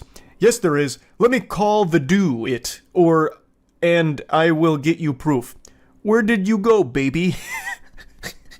That comes out of nowhere. After all of this, he hits her with a "where did you go, baby?" I can already just tell from reading this shit, this guy is extraordinarily manipulative and a completely insufferable person to be around. But anyway, she goes, "I went to a walk-in, and frankly, I'm not going to allow you to cause a muck over nothing. I'm going back to bed." "What walk-in clinic? If you don't tell me, I'm don't with you. Because I'm not a ducking idiot, and I know you're lying, haha. You have 3 minutes to get me the address of the walk-in clinic or else." So now man's out here setting a time limit. He's dropping the ultimatum. "You give me the name, and I will hunt them down." Out here like Liam Neeson, about to track them down with his particular set of cringe skills. I guess his thought process was he just wants to confirm that she actually went to the doctor, because for some reason he doesn't trust her even slightly, even though they've been together for 3 years. I also imagine if he did call them, he'd start yelling and screaming and causing a big hoopla, because he seems like that kind of unhinged, deranged lunatic that would do shit like that. But anyway, the 3 minutes to get me the address of the walk-in clinic or else, that's it. Buy more chances for you. She says, "Fine, be done with me because I don't want you yelling at someone for no fucking reason." He says, "No one's going to get yelled at. You're just nothing but a liar and KM Jot a fucking idiot. I wouldn't have even called them, but everything you say is a lie, and you think I'm an idiot, and you can fool me. Anyway, joke's on you. Enjoy. Hope it was worth it, kid." His use of exclamation points and emojis is absolutely infuriating, but even more so than that, the cherry on top of the shit cake is him saying, "Hope it was worth it, kid." He's speaking like he's back on Xbox Live in a Call of Duty lobby. What? Hope it was worth it, kid? Oh, God, sickening. But clearly the reason he's using the emojis and the exclamation points is he's trying to put on this strong, masculine front that none of this bothers him. This is the biggest mistake of your life. You're going to regret this. But me, I'm laughing. I'm having fun with this. This means nothing to me. So much so that I'll drop a laughing, crying emoji and 5 exclamation points. Haha, not hurting me. She then says, "Lol, joke's on me because I'm sick. Great joke. Love that for myself. Love that I feel like I'm being dragged through the mud, fire, literally feel the worst ever. Great support, thanks. Joke's on you because you lost the best man of your life because you'd rather lie than tell the truth. Leave me alone." What the fuck? Oh my God. It's just so painful reading this. It's so fucking sad reading this, knowing that not only have they been together for 3 years, but I guess also have kids. Like, and speaking of the kids, his final message to her is this: "You got it, Buster. Have fun being a homeless narcissist liar that no one loves, not even their children." He just dropped a cold Buster here at the end, and then told her that she is a homeless narcissist that not even her children love. What kind of delusional, evil shit is this? He's calling someone a narcissist. That's unbelievable. And then to say that not even their children love her? What? I don't know how you go from like, "Oh, where'd you go, baby?" You know, like, obviously, like, in love kind of thing, to immediately like, "No one loves you, everyone hates you, I'm the best man that has ever existed in this entire fucking history of our species, and you just blew it with me. This is your fault. You're unlovable. You're a liar. Your children don't love you. You're a narcissist." Like, it's just crazy how quickly someone can become this. It's so fucking sad. She definitely made the right call leaving this guy. I'm, of course, no, relationship counselor or guru or anything, but very clearly, this is an unhealthy person to be around. This guy super sucks. This guy is a turbo fucking loser. And according to her comments, this was only like the tip of the iceberg. She actually called this interaction mild. So I can only imagine how awful of a person this piece of shit is. She definitely made the right call. And to think all of this happened because she got COVID and went to the doctor, and that was enough to set this guy off. That's terrible. That's horrible. But yeah, like I said, I have been deep on like the modern dating scene, you know, travesty, seeing like what all's been going on and being posted by people online. I just find it all so interesting. So I can't help but talk about some of these that really get crazy. So yeah, that's really about it. So yeah. Let me paint you a scenario here. This is kind of like a gamer's version of Rorschach's. You have $600 lying around that you're saving for a rainy day. You live paycheck to paycheck and it's emergency money for you and your fiancé. But Genshin Impact has some new gacha coming out. What do? Do you let that money sit there, idly, just waiting to be spent? Or do you take the initiative like a true level 100 raid boss and spend that $600 that you and your fiancé have been saving on that Genshin Impact drop? There's only one right answer. And unfortunately, that correct answer of spending the $600 of emergency funds on Genshin is getting this marriage in hot water. It's actively falling apart. Now, gamers are some of the most misunderstood creatures in the universe, but we're also the most advanced species, so I don't blame people for not always fully comprehending our methods. We can level up, we can emote, we can even make you come through the computer screen. Watch this. Sorry, but sometimes shit just goes cattywampus, and this is one of those stories. So, this guy's fiance, his IRL life duos partner, found out that he spent $600 on Genshin, and it's not looking good. So his fiance finds out and tries to get a hold of him. We tune in the middle of this where he's saying, "Stop calling me." She insists that they need to talk right now, but he says, "You're not being fair at all. I explained my boundaries to you, but you're not respecting them. This is exactly what Redacted says is abusive about you." So she says in caps lock, "You spent $600 on our credit card on a fucking game. I explained it already to you. $600 for 2 virtual characters you don't need without asking when we are paycheck to paycheck. That card was for emergencies with the Civic." And then he just drops a screenshot of one of the Genshin Impact characters that he bought. An interesting strategy. He tries to turn this around on her and begins calling her abusive here in a little bit, but he starts by saying, "I told you my boundaries and you're not respecting them." But what the fuck? I told you I was going to spend all of our money on Genshin Impact. You can't be getting mad at me. You're not respecting the groundwork I've laid out here. I told you I was going to do this. What's the issue here? This is very unreasonable. You told me you wanted her too, but you aren't happy for me, LMFAO. I like how he puts like the picture of the Genshin Impact character that he bought as like a, "Look at this. How can you be mad when I bought this for us? I did this for us. You said you wanted it too. How can you possibly be mad? So what? I spent all of our emergency money. Look at what we got for it in Genshin Impact. You should be thanking me." I just love how he's saying that she should be happy for him. Like, "Oh my god, honey, I'm so proud you bought this Genshin character with all of our remaining emergency money. Oh my goodness. I've never loved you so much." And he goes on to say, "Actually, I am done. I am a 29-year-old man. I am allowed to make purchases without needing your permission.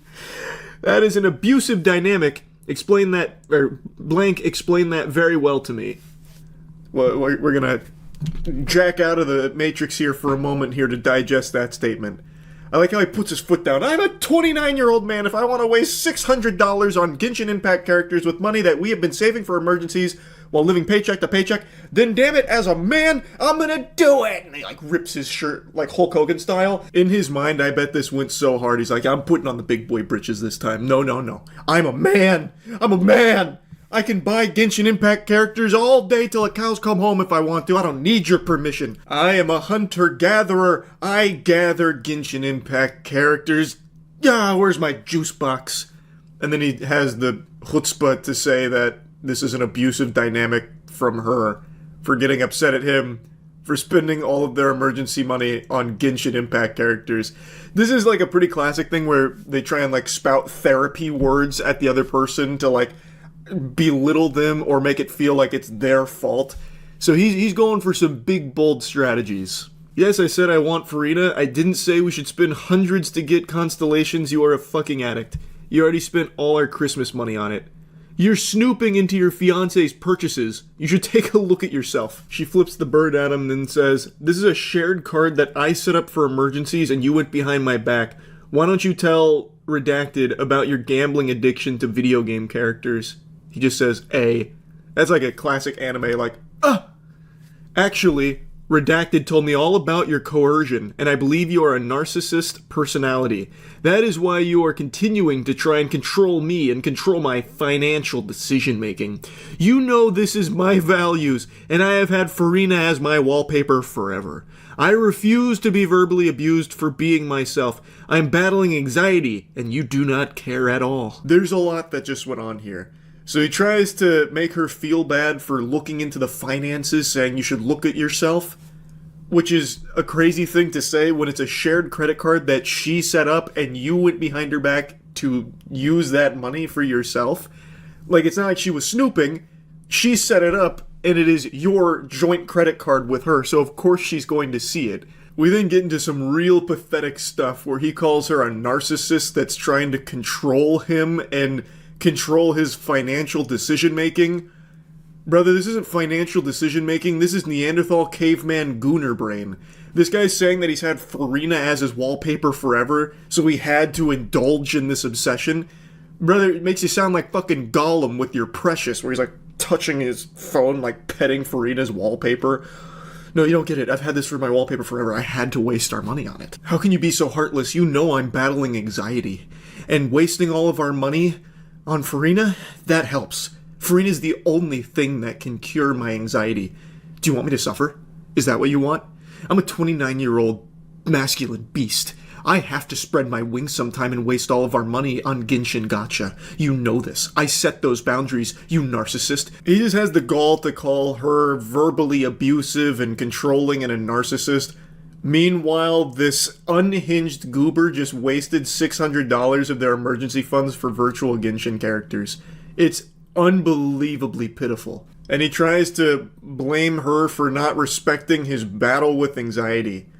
Hey, buddy, you know what's going to make that anxiety much worse? Having $0. I think that's going to make it a lot worse. Farina's not going to come to your rescue. She's not real. Sorry to hit you with the cold water. All you're doing is digging yourself into a deeper hole, and now you're losing your fiancé over it as well because you couldn't resist the urge to waste your money with her on this game behind her back. Everything pops off here in Act 4 of this. He spirals out of control. I don't want to get married to you. I'm not talking on the phone. So now he's the one calling the marriage off. If you can't respect me wasting all of our money on Farina and Genshin Impact characters, then we're just not meant to be, you narcissist. You thought that you could control me? You can't control me. I'm like Michael Jordan in his prime. You can't control me. You can only hope to contain me, but you can't do that either because I'm hard addicted to Genshin Gacha. And I will waste all of the money that I ever see in my life on it. I emailed screenshots for my appointment tomorrow. Thank you.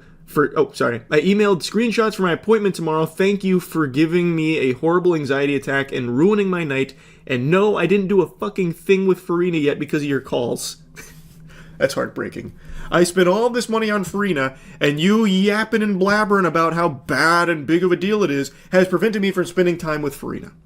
You proud of yourself now? I didn't even get to use Farina yet. As he's like shedding tears, profusely crying in his bathtub. She then makes a threat that sends him off the rails. This was threatening the nuclear option. She said, I'll call Capital One and dispute the charge. Your account will be banned. I have no doubt when he read that, his heart sank. The pit in his stomach expanding to a black hole in his soul. All the color in his world turned to gray as he was faced with the possibility of losing Farina. He said, try it. You'll lose me forever. Why? I'm going to Scottsdale for the night. Stop calling me for 12 hours and we can talk then. Good night. Will you please answer my mom? Please? So, during this, his mom, I guess, was trying to get involved. Like, how can you do this to my son? According to the fiancé here, his family started calling her abusive for this, which is crazy that even his family doesn't understand how bad it is to waste the emergency money on fucking Genshin Impact characters. So his mom, I guess, was trying to call to give her a piece of her mind, an earful on this, like, how unreasonable can you be to my son, you abusive narcissist? And then he tries to do the old Jekyll and Hyde routine, so he comes back and says, I apologize for my reaction. As I said, my anxiety is bad today, and I have to do better. I love you. You don't need to dispute the charges. I'll get you the money soon.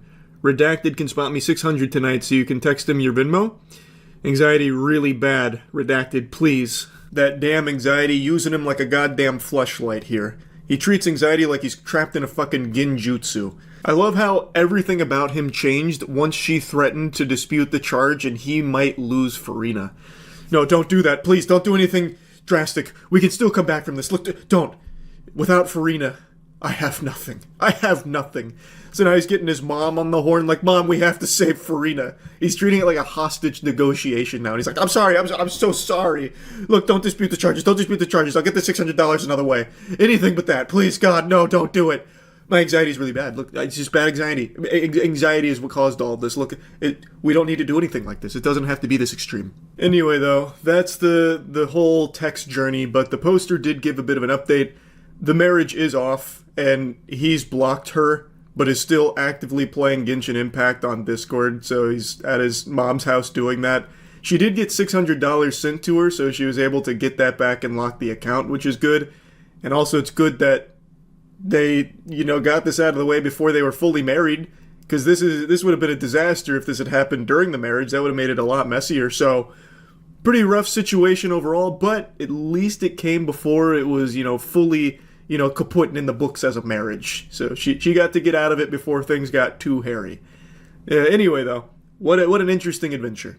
That's about it. See ya. Hey there, it's been a little while since I showed you text messages from an unhinged weirdo. I thought we were long overdue, so let's just dive right into it, huh? A little bit of context before we begin our adventure. This is a co-worker who's about to make like an ice cream cone in the Florida weather and melt down over absolutely nothing. Also, there's a Discord message that came through at the same time they screenshotted this from someone named Bastard. I don't know the whole story around that. I guess they're being contacted by Austin Powers or something, but it's not pertinent to the journey we're about to go on. So the co-worker says, "You get home okay? I just got home myself." To which they reply, "Leaving the bar now." "Well, I'm home and awake if you want to come by, lol." Drops his address. "If you want." I love that he uses this emoji. Usually it's like a winky from these awful pickup attempts, but he decided to be a little innovative there with one of these. I'm half surprised he didn't just send a dick pic or something at that point, like, "Hey, you're just leaving the bar, right? Do you want to come over, lol?" No big deal if not, I'm just putting lotion on my meat and then sending photo evidence of it. Shockingly, he doesn't get a response, so he has to spend the night kissing his pillow and going to bed sad, but he comes around the following afternoon saying, "Sorry, those last few texts were meant for a buddy at the bar that I didn't want to drive too far home if he was too drunk, and then when I called him it went to you by mistake. But yes, hope you got home okay as well." It's very important I mention this guy is 40 years old, and he is texting like an actual child. That tactic right there, I am sure everyone watching this has experienced at one point in their life, where you send a message to someone and you're like immediately embarrassed, so then you come up with a response like, "Oh, sorry, that wasn't me that sent that message, that was a buddy of mine, he just hacked into my phone and sent you that by mistake. I would never say that I liked you." Or "That's gross, that's yucky." Wasn't me. I wasn't trying to invite you over to my house or anything. That was meant for a friend of mine who was super drunk, and I was just trying to save his life is all. Like, I'm actually a hero. I'm a super good guy. That message was truly a crazy mistake. Things then get super weird because he comes back the following day and says, "Yes, my friend, ... It's a shame, ... That's so cringe. It's like a Reddit mod cosplaying as some kind of Saturday morning cartoon villain doing this with their hands. "Yes, my friend, it's a shame. Ah, Sonic the Hedgehog, you've come to my lair. What a shame you didn't see through my plan." It's so odd and embarrassing reading that. "Always have been told what a gentleman I am," and he puts his pinky out, no doubt, when he typed that message. I can actually smell him through these. I mean, the physical stuff was both of us, I don't regret that, but the lingering bothered me because I think of a lot of you. I think a lot of you, as in the quality of person you are. No response. So you're gonna soon realize that he's actually illiterate. His weird dweeb speech didn't quite work with the "yes, my friend" angle. Still no response. So he tries again at 4:41 a.m. saying, "Hey, you." And then he comes back shortly after saying, "You honestly creep me out. Our bar is suffering for the first time since 2016 because we have a selling sandwich worker." I don't know what the fuck he's even trying to say. "Sure, you could learn, but it's all a joke to you. You're an idiot if you think my natural personality was like that. You fucking grabbed neck." So the dam's beginning to break here. Pandora's box is opened and every single emotion is flooding out of him right now. And the only one left inside of that box is sanity. He has forsaken sanity here. He immediately starts living in delusion and just spouting fucking gobbledygook. It's absolute garbage. I do love, however, that he says that they creep him out because they didn't respond to his 441 "Hey you booty call" text. That just sent him over the edge like, this makes no sense. This is incomprehensible. You really give me the heebie-jeebies. What is wrong with you? You didn't respond to my 4:41 a.m. text message? That's ridiculous. Everybody texts me at 4:41 a.m. That's like the most optimal time to text, and the fact that you didn't tells me that there is something evil afoot here. You're not right. Oh, also, I should probably explain that last cryptic message he sent with "you fucking grab neck." So, what that is, the poster explained a little more in the comments. Apparently, they had given him a ride back at some point to his apartment, and he refused to leave the car and insisted that they go to his apartment together, but that obviously wasn't flying here. So, since he refused to get out of the car on his own power, it led to like some kind of like actually aggressive struggle where his neck may have been grabbed and like pushed out of the car or whatever. So that's what that is. Can't see the top part of the text, but it ends with tweaking, which is super accurate to what's happening right now. And he responds, "Is this a group chat? Accept the rejection, learn from it, move on. Also, begging to go on another date with me is cringe as fuck. I'm tired of taking losers and try to help them so our restaurant didn't look like fools. Doesn't. Date?" Laughing, crying emojis. "I feel bad for you. Okay, bye." Laughing, crying emojis. "You are what, 22 and act like 15. There is no date." Laughing, crying emojis. "Thank God I finally got John here." I don't know who John is, but hey, fist bump to John. The savior has arrived. John is saving the day. "There has never been a date. ... My God. ... What kind of weird ass life do you live? ... I said we have crackheads at work and maybe we can go outside and maybe we can go out besides that ... If you didn't see that on Saturday night with the convict, you are still an idiot and not who I talked to you about, thinking you are mature and different ... You are just a basic Lucy fly we have to deal with." The fuck is a Lucy fly? A loose fly? Loose fly? I don't know what that... I'm no zoologist, and I don't feel like looking it up. Scratch that, I just went back on my word there. I did look it up. Nothing appeared on Google search. Even Google was like, "Are you fucking dumb? Hey, excuse me, Charles, did you mean to Google this nonsense mumbo-jumbo? Loose fly, are you stupid?" So I don't even know what word he was trying to put there, because there is nothing that even remotely pops up to explain that. By the way, the tweaking is on purpose to mock these idiots. Crying, laughing emoji. I'm still is the Marine Reserves.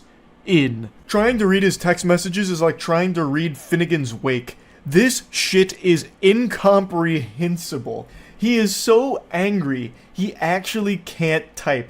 He's just seeing red, and he's like actually trembling, fucking tweaking as he's trying to send these messages. But according to him, the tweaking is all an act. He's only pretending to be a tweaker to make fun of the real tweakers. We couldn't possibly begin to understand his galaxy brain scheme. He's 5 levels ahead of the rest of us simpletons. Damn, imagine being 40 and still illiterate and pathetic. Take care. Illiterate? Let me out it this way. I'm assuming he meant let me put it this way, but he immediately blew it. So after following up illiterate allegations, he proves them true right away. You've accused me of being illiterate? Well, check this out. How illiterate is that for you? Question mark. Crying laughing emoji. You cannot be this dumb. I am mocking the way you talk. I would love to, like, get a peek inside of that noodle of his. What a very special brain. No, I'm not tweaking. I'm making fun of tweakers by pretending to be one. No, I'm not illiterate. I'm making fun of you. I'm making fun of the way you talk with my illiteracy. What don't you understand? You're so stupid, you can't even see that. Haha, I feel bad for you. Haha. I am 40. Served my country and stepfather well. Brother, I don't... What? You served your stepfather well. Where is that even coming from? Who asked? What ghost are you engaged with right now in this conversation? Like, what the fuck? I'm 40 years old and I served my stepfather so goddamn well. Why didn't he love me, huh? Why? You are a punk ass that thinks this is a joke. He know you have no bartending experience. I love the... Like, this has to be on purpose. He know you have no. Instead of just using N-O, it's K-N-O-W. No. This is so interesting. It's like a game of Mad Libs. It's so weird. He takes a shot on losers and hopes they do well. We have had some that turned their life around and helped us. Then we have the new age shit like ... Fill in the blank. But it's obviously becoming you as well. That you have no bartending experience. Correcting his grammatical mistake as any scholar would do. You want to put some of the group chat? Put this. You want to put some on the group chat? Put this. Why? Be careful what you ask for. Why? So, like, he's self-aware enough in this rage to recognize how stupid he looks and knowing that this is going to be shared with other coworkers, I suppose, and just continues to keep digging a hole. Because personally, I call out every loser or anyone that makes us suck. I don't know if he meant to say sick, or if he's like, you're the reason this restaurant sucks. We suck 'cause of you, not me. I work hard, damn it. They reply saying, everyone knows I'm bartending for fun, and I have no prior experience. Seems like you're the only one with a problem with this. Everyone? Yeah. Are bartending for fun? You are bartending for fun? Fuck you. Stay away. This restaurant isn't for fun. It's a business, and we take pride in it. This is like actual We Are Walmart energy here. There's nothing wrong with taking pride in your job. I actually think that's an incredibly admirable thing. But to this level, where it's like almost delusional that this restaurant has become a part of your identity, when it's not a restaurant you own, this is just this is just a coworker. This is just someone that works there, I'm pretty sure. So it's not like it's his restaurant that's being insulted or anything, and this guy's about to go to fucking war for it. Who the fuck is everyone anyway? I train. Then, God forbid, the last couple months we had these losers train bar, and there is Joe. Who's Joe? Where's Joe? Joe Mama? What, like Joe Blow? Like what is this? We've got John coming out of nowhere, which is like this guy's saint. Now we got Joe, and the way he's talking about it, I guess Joe's not a good guy. That's one of the villains we should be rooting against. I don't know. None of this is for fun. It's family. It's work. It's blood, sweat, and tears, and you just proved my point of why I don't like certain people that mock our restaurant. Are you done harassing me? I feel like as he was typing that last sentence there, you just proved my point of why I don't like people who mock our restaurant. He was charging up one of these. Why I oughta. Getting ready to get the knuckle sandwich deployed. No, the drug videos are enough. Good night. That came out of nowhere. I don't know what drug videos he's referring to. The poster also doesn't know, apparently. Thanks for repping blank. And bring your trash to us. That's why he hired you. Not because you worked for fun. We thought you had pride. Once again, please stop. Bringing your trash. The amount of times that he corrects himself, it's like a fucking English professor in a middle school. Like, just coming through with grammatical corrections throughout the paper with the red pen. And please, please, put our work group chat that you And please put our work group chat that you bartending is just for fun. ... Just like the video of you doing drugs will go to the VP of USAA. Actually, I don't like you. Just as a military Marine vet will do it on my own. I will do it on my own. That doesn't clear up the confusion with the statement. So, let's assume he's telling the truth here. Like he has videos of this coworker doing drugs. What are you gonna do with that? Like, he's trying to be like a hall monitor here, but like, what? Are you gonna report it to the police? Because like, I don't think they're gonna act on it. Like, my coworker smoked weed. Here's proof. But he doesn't even say that. He's like, I'm going to the VP of USAA. So you're gonna take videos of this coworker doing drugs to the VP of a bank? Why the fuck are they gonna care? I imagine 90% of the people at the bank have used drugs at some point, and they're still doing business with them. Like, it's not like they're gonna get outraged like, oh, good golly, one of our clients does drugs? Cancel their accounts quickly. Freeze their assets. Thank you for bringing this to our attention. This is invaluable. It's so weird. And also, just for a cherry on top, the poster explained that they actually don't even bank with USAA in the first place. So he'd just be going to a random bank with a video of a random person doing drugs. At that point, you could just pull up a video from Reddit of someone doing drugs. The final message sent to this maniac was a no bitches meme saying, I don't know what drug videos you're talking about, lol. And they did post another picture as well where apparently this coworker was fired. So that sounds about par for the course. This was a loose cannon. This guy seemed very unwell. I had to share these because this gave me quite a giggle reading through these. Also, a nice little reading challenge to try and parse what he was even saying half the time in his messages. That's really about it. See ya. It's been a while since I've gone over diabolical texts, and today I've got a doozy for you. It's a maniac melting down over mayonnaise, blowing a gasket, going ballistic at his girlfriend because he believes that she has tampered with his mayonnaise, and even goes as far as to lightly accuse her of trying to poison him through this new state of matter that he found the mayonnaise in. He's a 46-year-old gentle sir, tip the fedora, who's a big mayonnaise enthusiast that really thinks he stumbled across a grand conspiracy here that his girlfriend is at the helm of. We begin our journey into madness. He says, funny how all the Hellmans is liquid state. Ideas? This is clearly confusing to her because it reads like a fucking riddle. She says, what? What does that mean? Lived on my own since 96. Never seen that. 2 separate bottles. I love the way he says that. Lived on my own since 96. That's like some shit you'd hear from like some washed up loser who's like, yeah, as you know, I was the quarterback that led my high school football squad to the state championship in 98. Go Warthogs. I could have been pro if it wasn't for that damn case of athlete's foot. She then asks, are you talking about mayo? Which he responds saying, bravo. What a fucking douchebag. This guy is turbo dweeb. And then she says, so we went all day not fighting and you're ending the night fighting over mayo. Okay. That's a pretty sad message because it sounds like they fight all the time. He then gets his monocle out and begins his interrogation, connecting the pieces of this puzzle like it's fucking LA Noire. Super weird you disappeared when you dude. And both of them melted in the fridge. I have samples. This man's got the beakers out and he's mixing chemicals, testing the viscosity and the compounds within the mayo.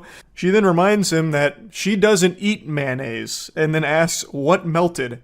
And he just says, "Inver seen anything like it, going to bed." What in the world are you talking about? Great question. Try to answer tomorrow. Weirdo is speaking in riddles. The timeline is all cattywampus, so he's saying that it's odd she disappeared at some point. I don't know what he even meant by that. He said that she disappeared when dude. I don't know what that means, so I'm guessing he thinks that when she wasn't like in the room with him, she must have been contaminating the mayonnaise and liquefying it for some reason. What an unhinged theory from a dangerously stupid goober. I wonder if he also goes to the fridge and freaks out when he sees that his expired milk is a little chunky. Does he accuse his girlfriend of foul play then too? Like, you harlot! You chunkified my milk! These are cyanide crystals in here! You want me dead! Like, how can he be 46 years old and not understand that mayonnaise is an emulsification of oils and egg, and sometimes that shit can just separate. Mental break, I guess you're having. Nothing you're saying makes sense. First mayo, now something about melting? How's this? I use Hellmann's mayo regularly, as you know. I know the viscosity. Oh, what is this guy? The fucking mayor of mayonnaise? This guy a mayonnaise sorcerer? A wizard? He understands it inside and out? He's like a spokesperson for Hellmann's. He's like advertising the shit out of this product. Both containers are literally liquid. Nothing else has melted in the fridge. And she says, and I did this? He says, I didn't. And she replies with a gif just calling him crazy. Which he is. He is crazy. She didn't do it. You didn't do it. It's something that happens to mayonnaise. You've been living on your own since 96, boofing mayonnaise for fucking 46 years, and you don't understand that mayonnaise can separate. I feel like even if someone explained this to him, he would just disregard it because he chooses not to believe it. He would rather believe that his girlfriend is trying to kill him through liquefying his mayonnaise. It's scary that people can end up at a point like this guy. Does he also go outside and shake his fist whenever the wind blows because he doesn't understand who's making the wind blow? I'd been planking leftovers for late dinner all night before tomorrow starts a new week. Then mayo came out like soy sauce. That's a first. Then the other container did it. Never seen that in my life, even when mayo is left out. Uh-oh. Uh-oh. He's got the magnifying glass out and he's looking at the footprints and he's starting to piece together what's happening. And then she says, and you're blaming me. I don't even eat mayo. Case in point. And I'm crazy. I don't even know what case in point he's talking about. Like, exactly. You don't eat mayo. Checkmate. She then wants just like full clarification on what he actually thinks is going on. So she says, what is it exactly you think I did? And he disregards that, just saying I'm going to sleep. Hey, Buster, don't forget to check under your bed for the boogeyman that's sabotaging your mayonnaise. Melted mayo. Sabotage your mayo. Wow. Good night. He says, do yourself a favor. Open trash can and look. Tell me it's normal. Just look at both containers. I don't even need to open your trash can. It's normal. She didn't liquefy your mayonnaise, man. It wasn't, pumped full of, plutonium or something to take you out. That happens to mayonnaise. And then here's where it gets real spicy. He says, thus far you haven't been able to poison me. Moron's been watching too much Game of Thrones. He thinks that everyone's out to get him. You're mental. We watch the same shows, which tells me he actually just can't separate reality from fiction. But I would love to know what show has a character poison another through watery mayonnaise. She says, save those bottles and go get them examined, lol, and your brain while you're at it. And he says, well, they are in the trash. Feel free to investigate. 100% he should double fist those Hellmann's and take them to a forensic lab to get them checked. He should absolutely do that, and I guarantee, even when it comes back totally normal, no contaminants, he would still disregard it and say that they're lying, it's all a big conspiracy, they're working with his girlfriend to take him out. He then says, tell me if the consistency makes sense. Holy shit, this guy. So she says, so I tried poisoning you. What the hell is wrong with you, dude? I haven't touched your mayo or anyone's mayo, not even touched store mayo. How is it different from last night? What happened last night? I made a sandwich with mayo. Oh no, the smoking gun! Just last night, the mayo was the perfect viscosity, and then today, it's ruined! There's only one explanation. It must have been poisoned by my girlfriend. I realize how odd this is, but I've never seen anything like this. He's making it sound like some kind of crazy scientific discovery, like he just discovered fucking an alien spacecraft that crash landed in his backyard. I've never seen anything of this sort on this planet. It doesn't compute. Mayo doesn't just do this, and you randomly started being calm and cordial this morning, unprompted after weeks and weeks of deliberately being impossible. I threw it all out. This guy sounds like such an asshole. An actual unhinged, delusional, dumb, turbo-idiot asshole. Like, Mayo does do that. Like, it is well known for doing that. It doesn't happen all the time, but it does happen. It's well documented. And he's talking about it like this is some one-of-a-kind phenomenon, and the only logical explanation is that it must have been poisoned. And she just says, you are nuts. Which he is. He then says, It spreads a certain way, unless somehow that has changed. But it would have been within the last 24 hours. It was like it had melted. She just says, dude. Yeah, dude, you know I use mayo on sandwiches. This was like a melted mayo spread. Never seen anything like it from both bottles. And then she's just like, okay, then we'll take the bottles tomorrow, have somewhere examine them, and you can come put them somewhere safe. Put his mayo in a vault, a refrigerated vault. You can find them in trash can. Please feel free to examine them and prove me wrong. I know it sounds weird going to bed. It's weird as fuck and mental. It's just oddly mean. Good night, dude. I don't know why he keeps challenging her to prove him wrong. It would only take one quick Google search to figure out why his mayonnaise has ended up in that state, and it has nothing to do with his girlfriend tampering with it to make an attempt on his life. What a bizarre lunatic, making a huge hubbub about mayonnaise, and then accusing his girlfriend of trying to kill him. That's craziness. I got a little parasocial here trying to learn more about this guy. I got so curious to learn more about him, and she had made a couple other posts about him. The other ones are just really sad. I'm not going to get into it, but there's nothing I learned more about him except that he is a big asshole that is very unstable, and she should absolutely leave him as soon as possible. ASAP. So, anyway, I just had to talk about this a little bit. It was a wild read. That's it. See ya. Whoa there, partner. Hold your horses. I bet you thought I had finally kicked my addiction to reading uncomfortable, cringy, weird text messages from the dating world. Well, do I have news for you, pal?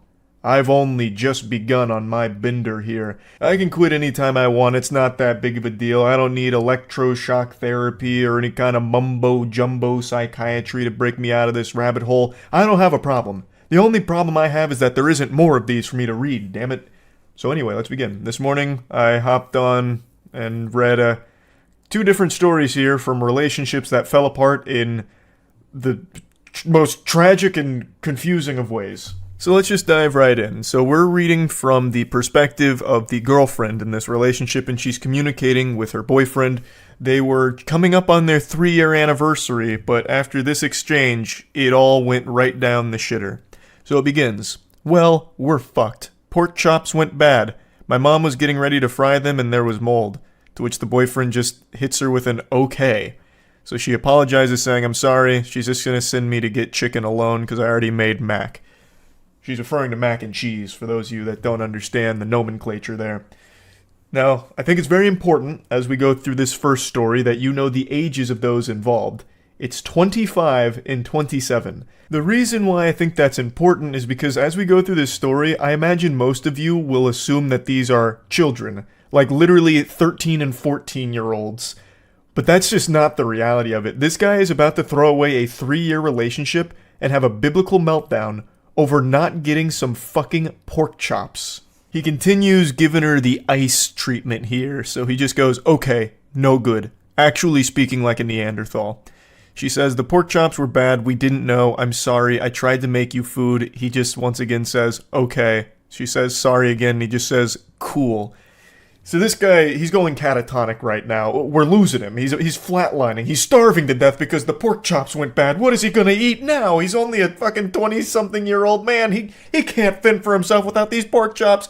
He's gonna die. She continues by saying, I really tried. Once again, just hits her with that okay. This is actually just like out of One Punch Man, that famous panel where Boros is powering up and One Punch Man just goes, okay. That is his whole personality. So he just goes, okay. And he says, you left? Yeah, she sent me to get chicken. He says, okay again, to which she just says, well, okay. She continues to profusely apologize for this whole situation here, as if she did something wrong, even though she didn't. The pork chops just went bad. I don't know what he expects from her, to like sorcery away all of the mold or whatever on them, or somehow conjure up brand new pork chops from her ass, which is something she also mentioned in the comments, like, I don't know what he wanted from me. Like, she even went to get other food that he could consume. Chicken, mac and cheese, there are other options besides the pork chops, but his mind is set on one thing. Pork chops. He only has room in his noodle for one thought, and right now that thought is pork chops. So now that he realizes he's not getting them, he's about to go berserk over this whole situation here. Cool, you got to eat. I didn't for waiting on you. Good night. Okay, good night. I love you too. No, bro. Good night. I could have ate, but I waited on you. Of course.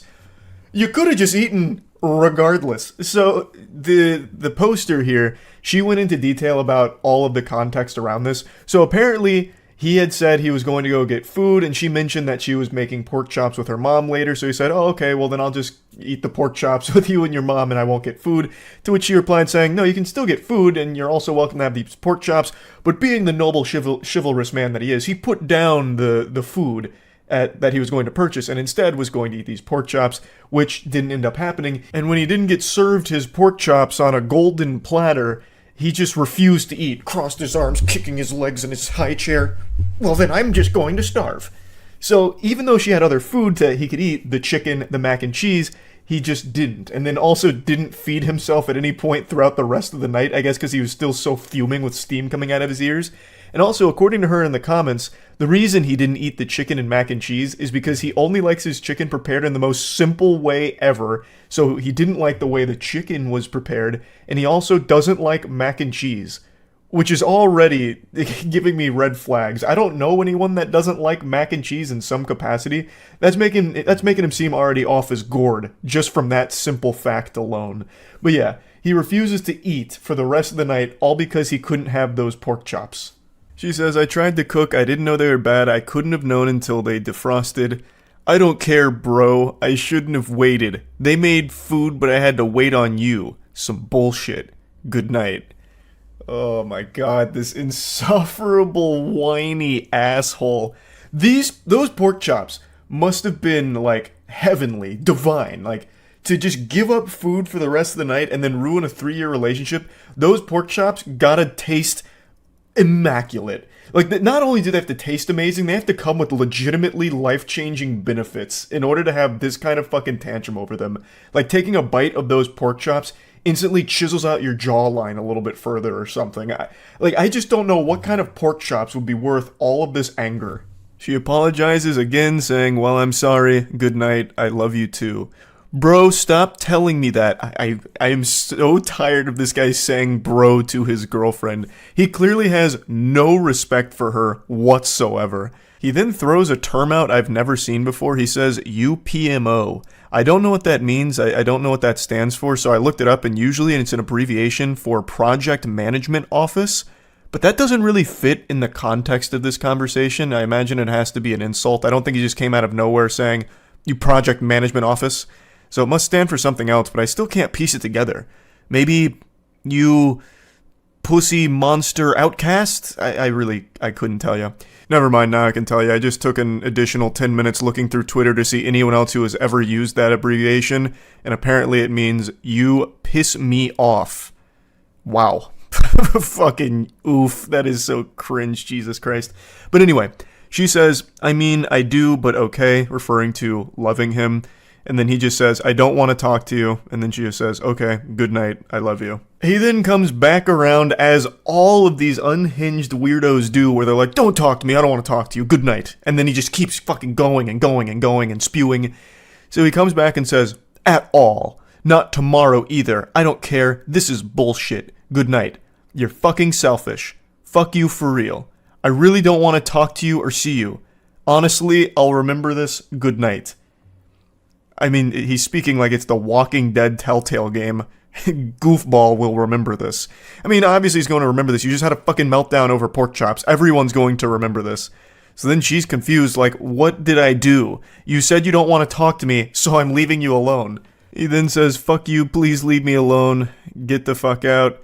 And then she just says, you're the one texting me just to say leave you alone. And then he again comes in, I don't want to talk or see you at all. And then she just, again, I didn't even respond to you. Okay, good night, I love you too. Just trying to get out of this conversation because he just keeps coming back to just say, leave me alone. Stop talking to me. Why aren't you talking to me? Stop talking to me. I'm texting you one more time just to let you know. Don't talk to me. I don't want to talk to you. It's craziness. It's craziness. So this is the end of the text message screenshots, but the story continues. Right after this, the following morning, he continued this behavior, this attitude, and ended up dumping her because of this whole pork chop fiasco, which is a huge blessing in disguise for her because this is not a good partner. This is a crazy person. To have this level of blow up over not getting pork chops. Wow, that is some concerning delusion. So she does expand on it a little bit. He continued to insult her the following day before dumping her. So just a piece of shit all around. And I just had to talk about this one because I don't think I've ever seen a relationship, at least of this long, 3 years. They apparently were saving up for a house, end over something so trivial. I haven't seen a relationship crumble over something so meaningless like this. This is a wild case here. So yeah, I wanted to talk about this one a little bit. I know I said I was going to do 2, but I've kind of been yapping about this one for quite a while now, so maybe I'll just save the second one for tomorrow and I'll let it be like a little teaser. I think that's what I'll do. This will be your little appetizer for tomorrow's, where I cover the other really unbelievably awful relationship crumbling text messages. But anyway, I feel bad for the girl here, but I am happy to know that they're not together anymore. I think that's a very good thing for her going forward. I know it's going to be tough for a little while, but wishing her the best. And for the dude in the story here, wishing him nothing but really bad mac and cheese and no pork chops for the rest of his life. So yeah, that's really about it. So yeah. Today I thought it'd be nice to give you all a free lesson in negotiating. Negotiations when it comes to doing business are a bit of a headache, a nuisance, and it's just this push and pull battle back and forth, and sometimes it just doesn't go your way. But what if it did every single time? What if every time you entered into a negotiation, you knew you would be victorious? You want to get yourself a new Stanley Cup but don't feel like forking over 50 clams for it? Well, then it's time to employ this negotiating tactic and get yourself a 100% off discount. That shit will be free. In fact, this is so effective that they'll probably start paying you to take the items away from them. It's that powerful. I first learned this forbidden jutsu from an anonymous hero on the Facebook marketplace who really opened my eyes to it. So I want to do the same for you. And I'll just go ahead and say it now. You're welcome. So it all begins with an individual trying to sell their motorcycle on the Facebook marketplace, and then they received this message. And I don't think they were prepared for this. That motorcycle was as good as gone the second this was sent. So they reach out and they say, "Hello, I know this is a lot to ask, but would you consider letting me have the motorcycle for free?" Pause. That's how you do it right there. Immediately letting his intentions be known. There's no guesswork here. There's really no haggling either. It's like, "Excuse me, have you considered letting me have this for free? I know you're trying to sell it for money, but what about just letting me have it?" Now, I don't want to scare you away with science, but I do want to dive a bit deeper here on why this is so effective. There's a psychological explanation for this. People love to have their questions answered with another, stupider question. It makes us feel great. It's like this nice euphoric high. It's like smoking the crack pipe, but much worse. So in this instance, I know the guy selling his motorcycle had never, even for a fucking iota of a second, considered just giving away his motorcycle for free to a total stranger. But now that the idea has been planted in his head by that stranger, it's given him a lot to think about. And that changes the whole dynamic of the negotiation. Now, all the power is on the guy who's asking for it for free. You see how it works? It's very clever. We're dealing with a true genius. And he wastes no time getting very personal here to get an emotional investment from the seller, trying to tug on his heartstrings. So he's going for like this extremely powerful 1-2 combination wallop here to try and get this bike for free. So he says, "It's for my elderly dad, and he lost his car due to financial issues, and he is dirt poor on a super low pension, and I don't work as I'm looking after him until I get another job, as I lost my trucking company to a fucking rotten," and then he drops a slur. If that doesn't bring a tear to your eye, then I don't know what will. You have no soul. His elderly father, he lost his car due to financial issues, and now he needs a motorcycle. As all elderly men need. Like, how is he supposed to get from point A to point B without a free motorcycle now? What do you expect him to do? Walk? It's ridiculous. He's elderly. And the individual here doesn't have a job to provide for him, so he's doing the best he can to get him some transportation, which just happens to be a fucking motorcycle. Maybe he's trying to get his dad killed. I have no idea. Maybe this is all an elaborate assassination plot. I am looking for someone with a heart that is willing to help a person in need. And then caps lock. My dad is 78 years old and is at his breaking point, and the next person who refuses to say yes and help will be held responsible if anything happens to my dad, as he is ready to let go of life. So now the stakes have never been higher. His father is 78 years old. At his breaking point, the only thing keeping him alive is the hope of a free motorcycle. Will you do it? Do you have a heart to save his life? Because if he doesn't get this motorcycle, goddammit, it's going to be the end of him. And even if he gets the motorcycle, it's going to be the end of him then too. But in a much bigger blaze of glory, I think. I imagine it's 78 years old, and in as rough a shape as this guy describes him, that motorcycle would be his vessel straight to fucking Valhalla. That would be messy. But it's what he wants. Alright? And are you going to do it or not? Are you going to follow the Lord's wishes and treat thy neighbor the way thy would like to be treated? With a free motorcycle? Because if you don't, you will be responsible for it, so keep that in mind, Buster. I think this is negotiating at its finest form. So he's pulling out all the stops here for the free motorcycle, trying to get the waterworks going with a sob story, but immediately drops a fucking slur in the middle of it, and then caps locks a threat, too. This is an unhinged maniac we're dealing with today. I usually blank out the Facebook profile pictures in these kind of messages, but this one is just so fitting because he has a clown as his profile pic, and it couldn't be more poetic, because this guy is truly a fucking loser clown. So he comes back saying, I keep asking till you answer me. The guy trying to sell the motorcycle says, no thank you, and then even gets this warning, beware of common scams using payment apps. So I'm guessing this got flagged internally or something. I don't exactly know how Facebook Marketplace works in that regard. But then he goes, so you're okay with putting money over a person's life? And he just goes, has this ever worked for you?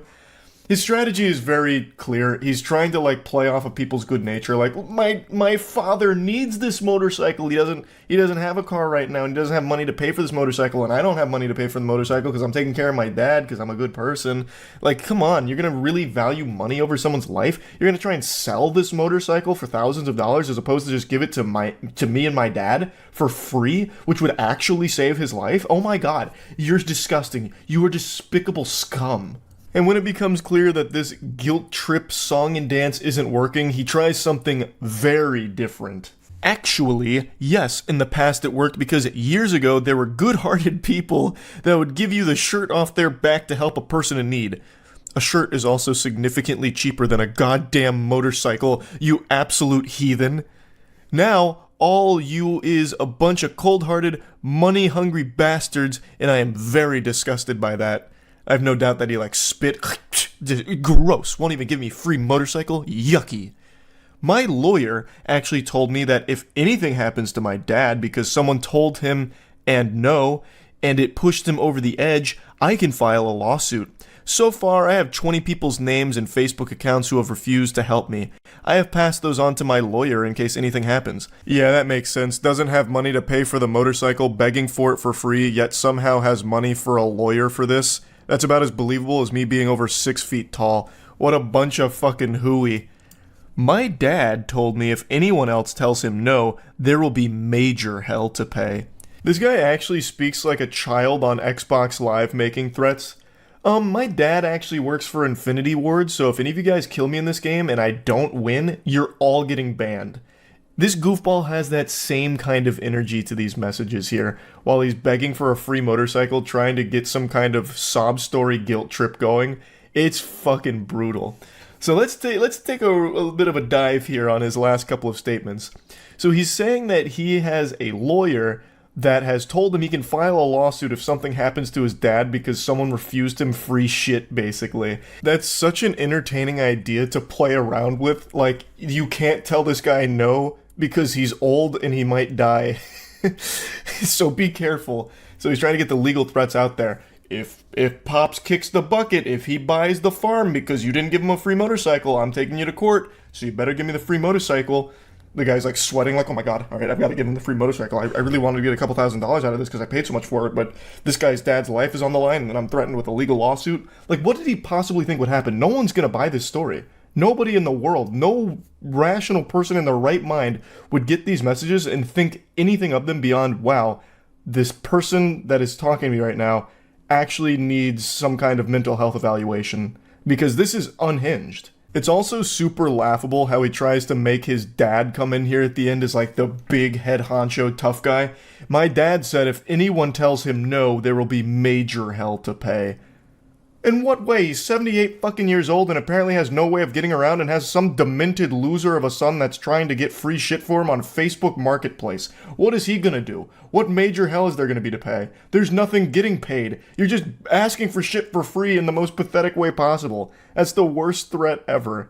I have no doubt in my mind this has never worked for him. Shocker, I don't believe he's actually got 20 people's names and Facebook accounts in some kind of dossier that he's about to send to his lawyer to sue.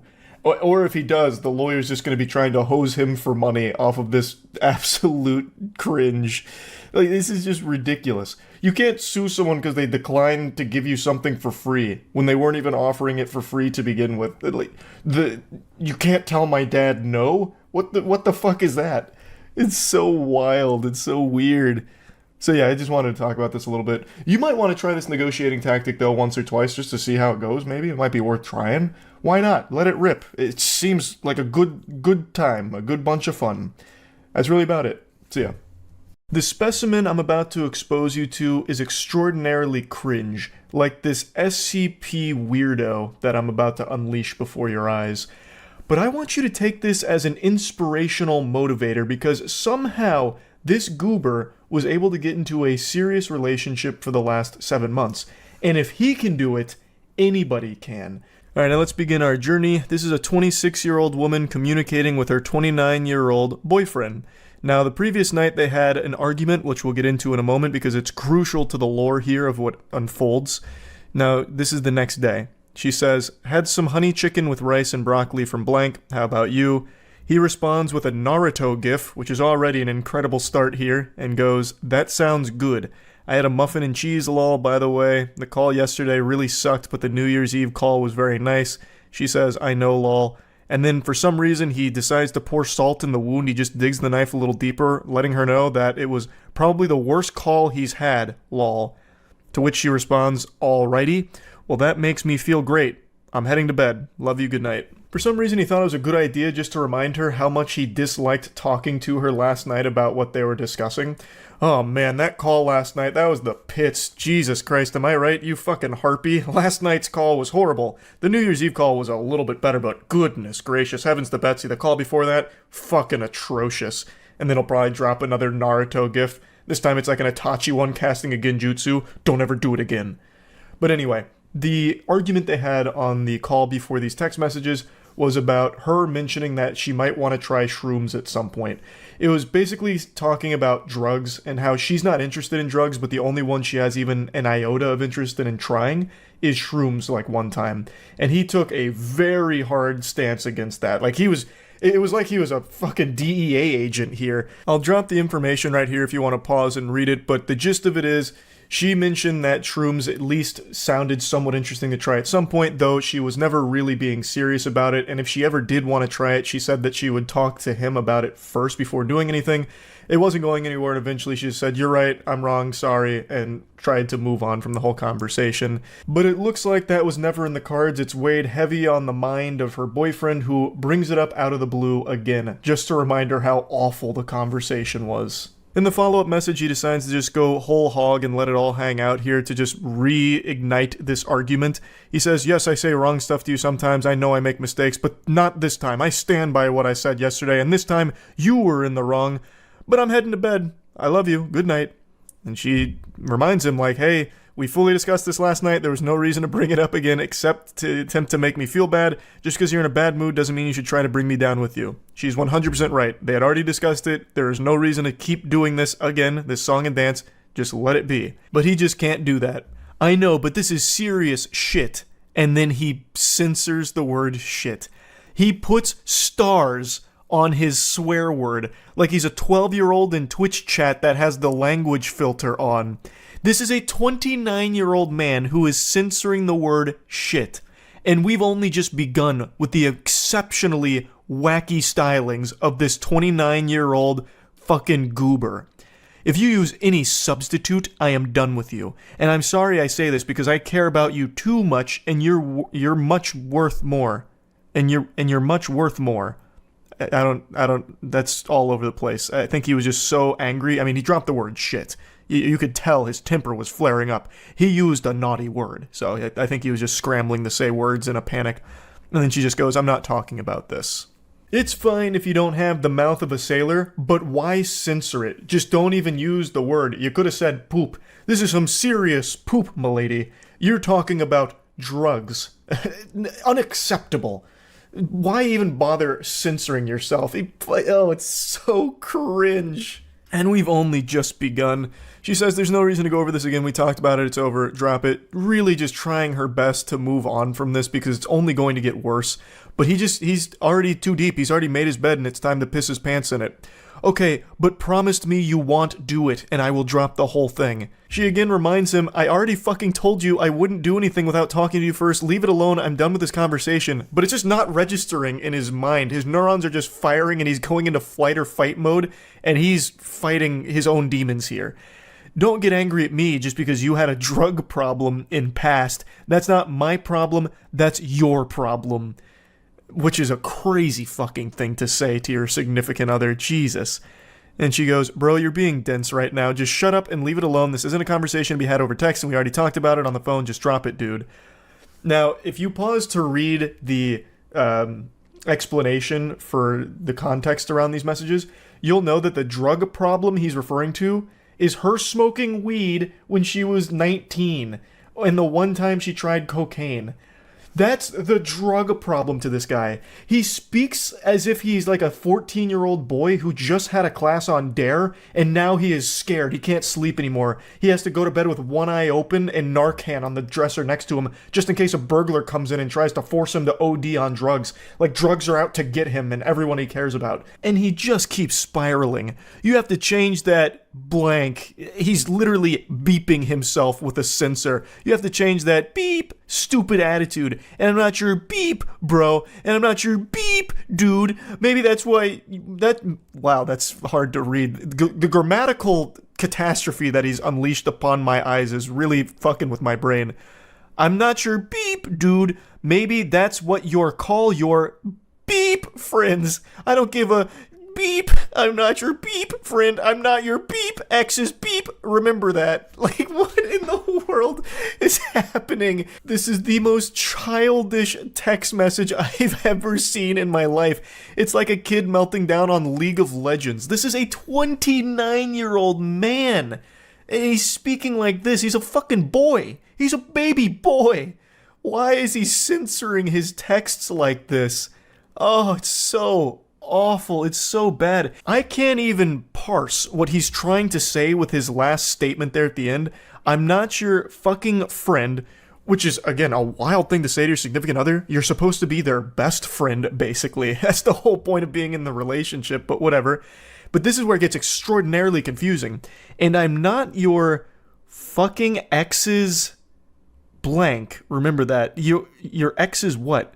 Your ex's fuck? Remember that? Is that what he's saying? I don't know. What does that mean? And she says, I don't know what your problem is, but directing at me is not going to help. I'm not talking about this. I'm done responding for the night. Have a good one. And he just goes, we done. If you keep going. So full-blown caveman mode now. I will drop it now. Anyway, how's your day? From all of this into like immediately de-aggroing like an NPC in a video game. And he's like, oh, so how's your day? Did you have a good day today? I bet you did. I bet it's better now that you're talking to me, right? And then her response is, it was better before you started this. And then that once again sends him off. Well, that's your problem. I just don't want to crackhead girlfriend, and please don't call me bro. I'm not your stupid friends.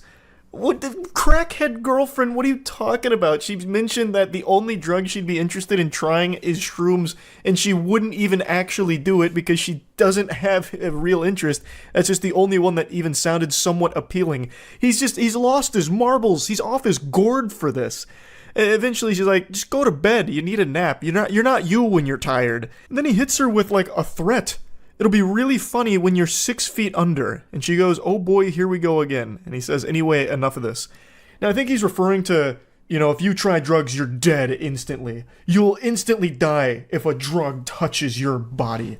It'll put you 6 feet under instantaneously. Like, I don't know if he's actually threatening that he'll put her 6 feet under, but that is kind of how it reads. But I think what he's trying to say is that the drugs are going to kill her, and he's the only one that can save her from going down this destructive path. Now, obviously, and here's a hot take, drugs aren't good for you. But what he's doing here is an outrageous overreaction, and the way he's treating his girlfriend is unacceptable. He's just yelling and screaming at her like it's an episode of fucking Scared Straight. All over her, going over a hypothetical of if she was to ever try a drug, she'd want it to be shrooms, because that's the only one that sounds even somewhat interesting, but she doesn't even want to do it. She's not saying she's going to go do shrooms or anything like that. She's not going down this path to being a crackhead like he thinks she is. This is just ridiculous the way he's treating her over this. And don't even get me started on his potty mouth, all those nasty words he's been using here. But luckily for all of us, he's tastefully censored all of them for us. Clearly don't respect me, you think I'm a joke when I'm saying the truth. I wish just once you just listen to me. I think you're a joke, buddy. I'll say it. She won't, but I will. I think you are fucking cringe incarnate. She says, I'm listening. I'm just tired of you repeating it over and over when this whole thing was finished last night. Of course I don't want to hear it again. I dropped it. You should too. Leave it alone. And then he tries to play the saint again, like he's just looking out for her and it's all for her benefit. He's the angel.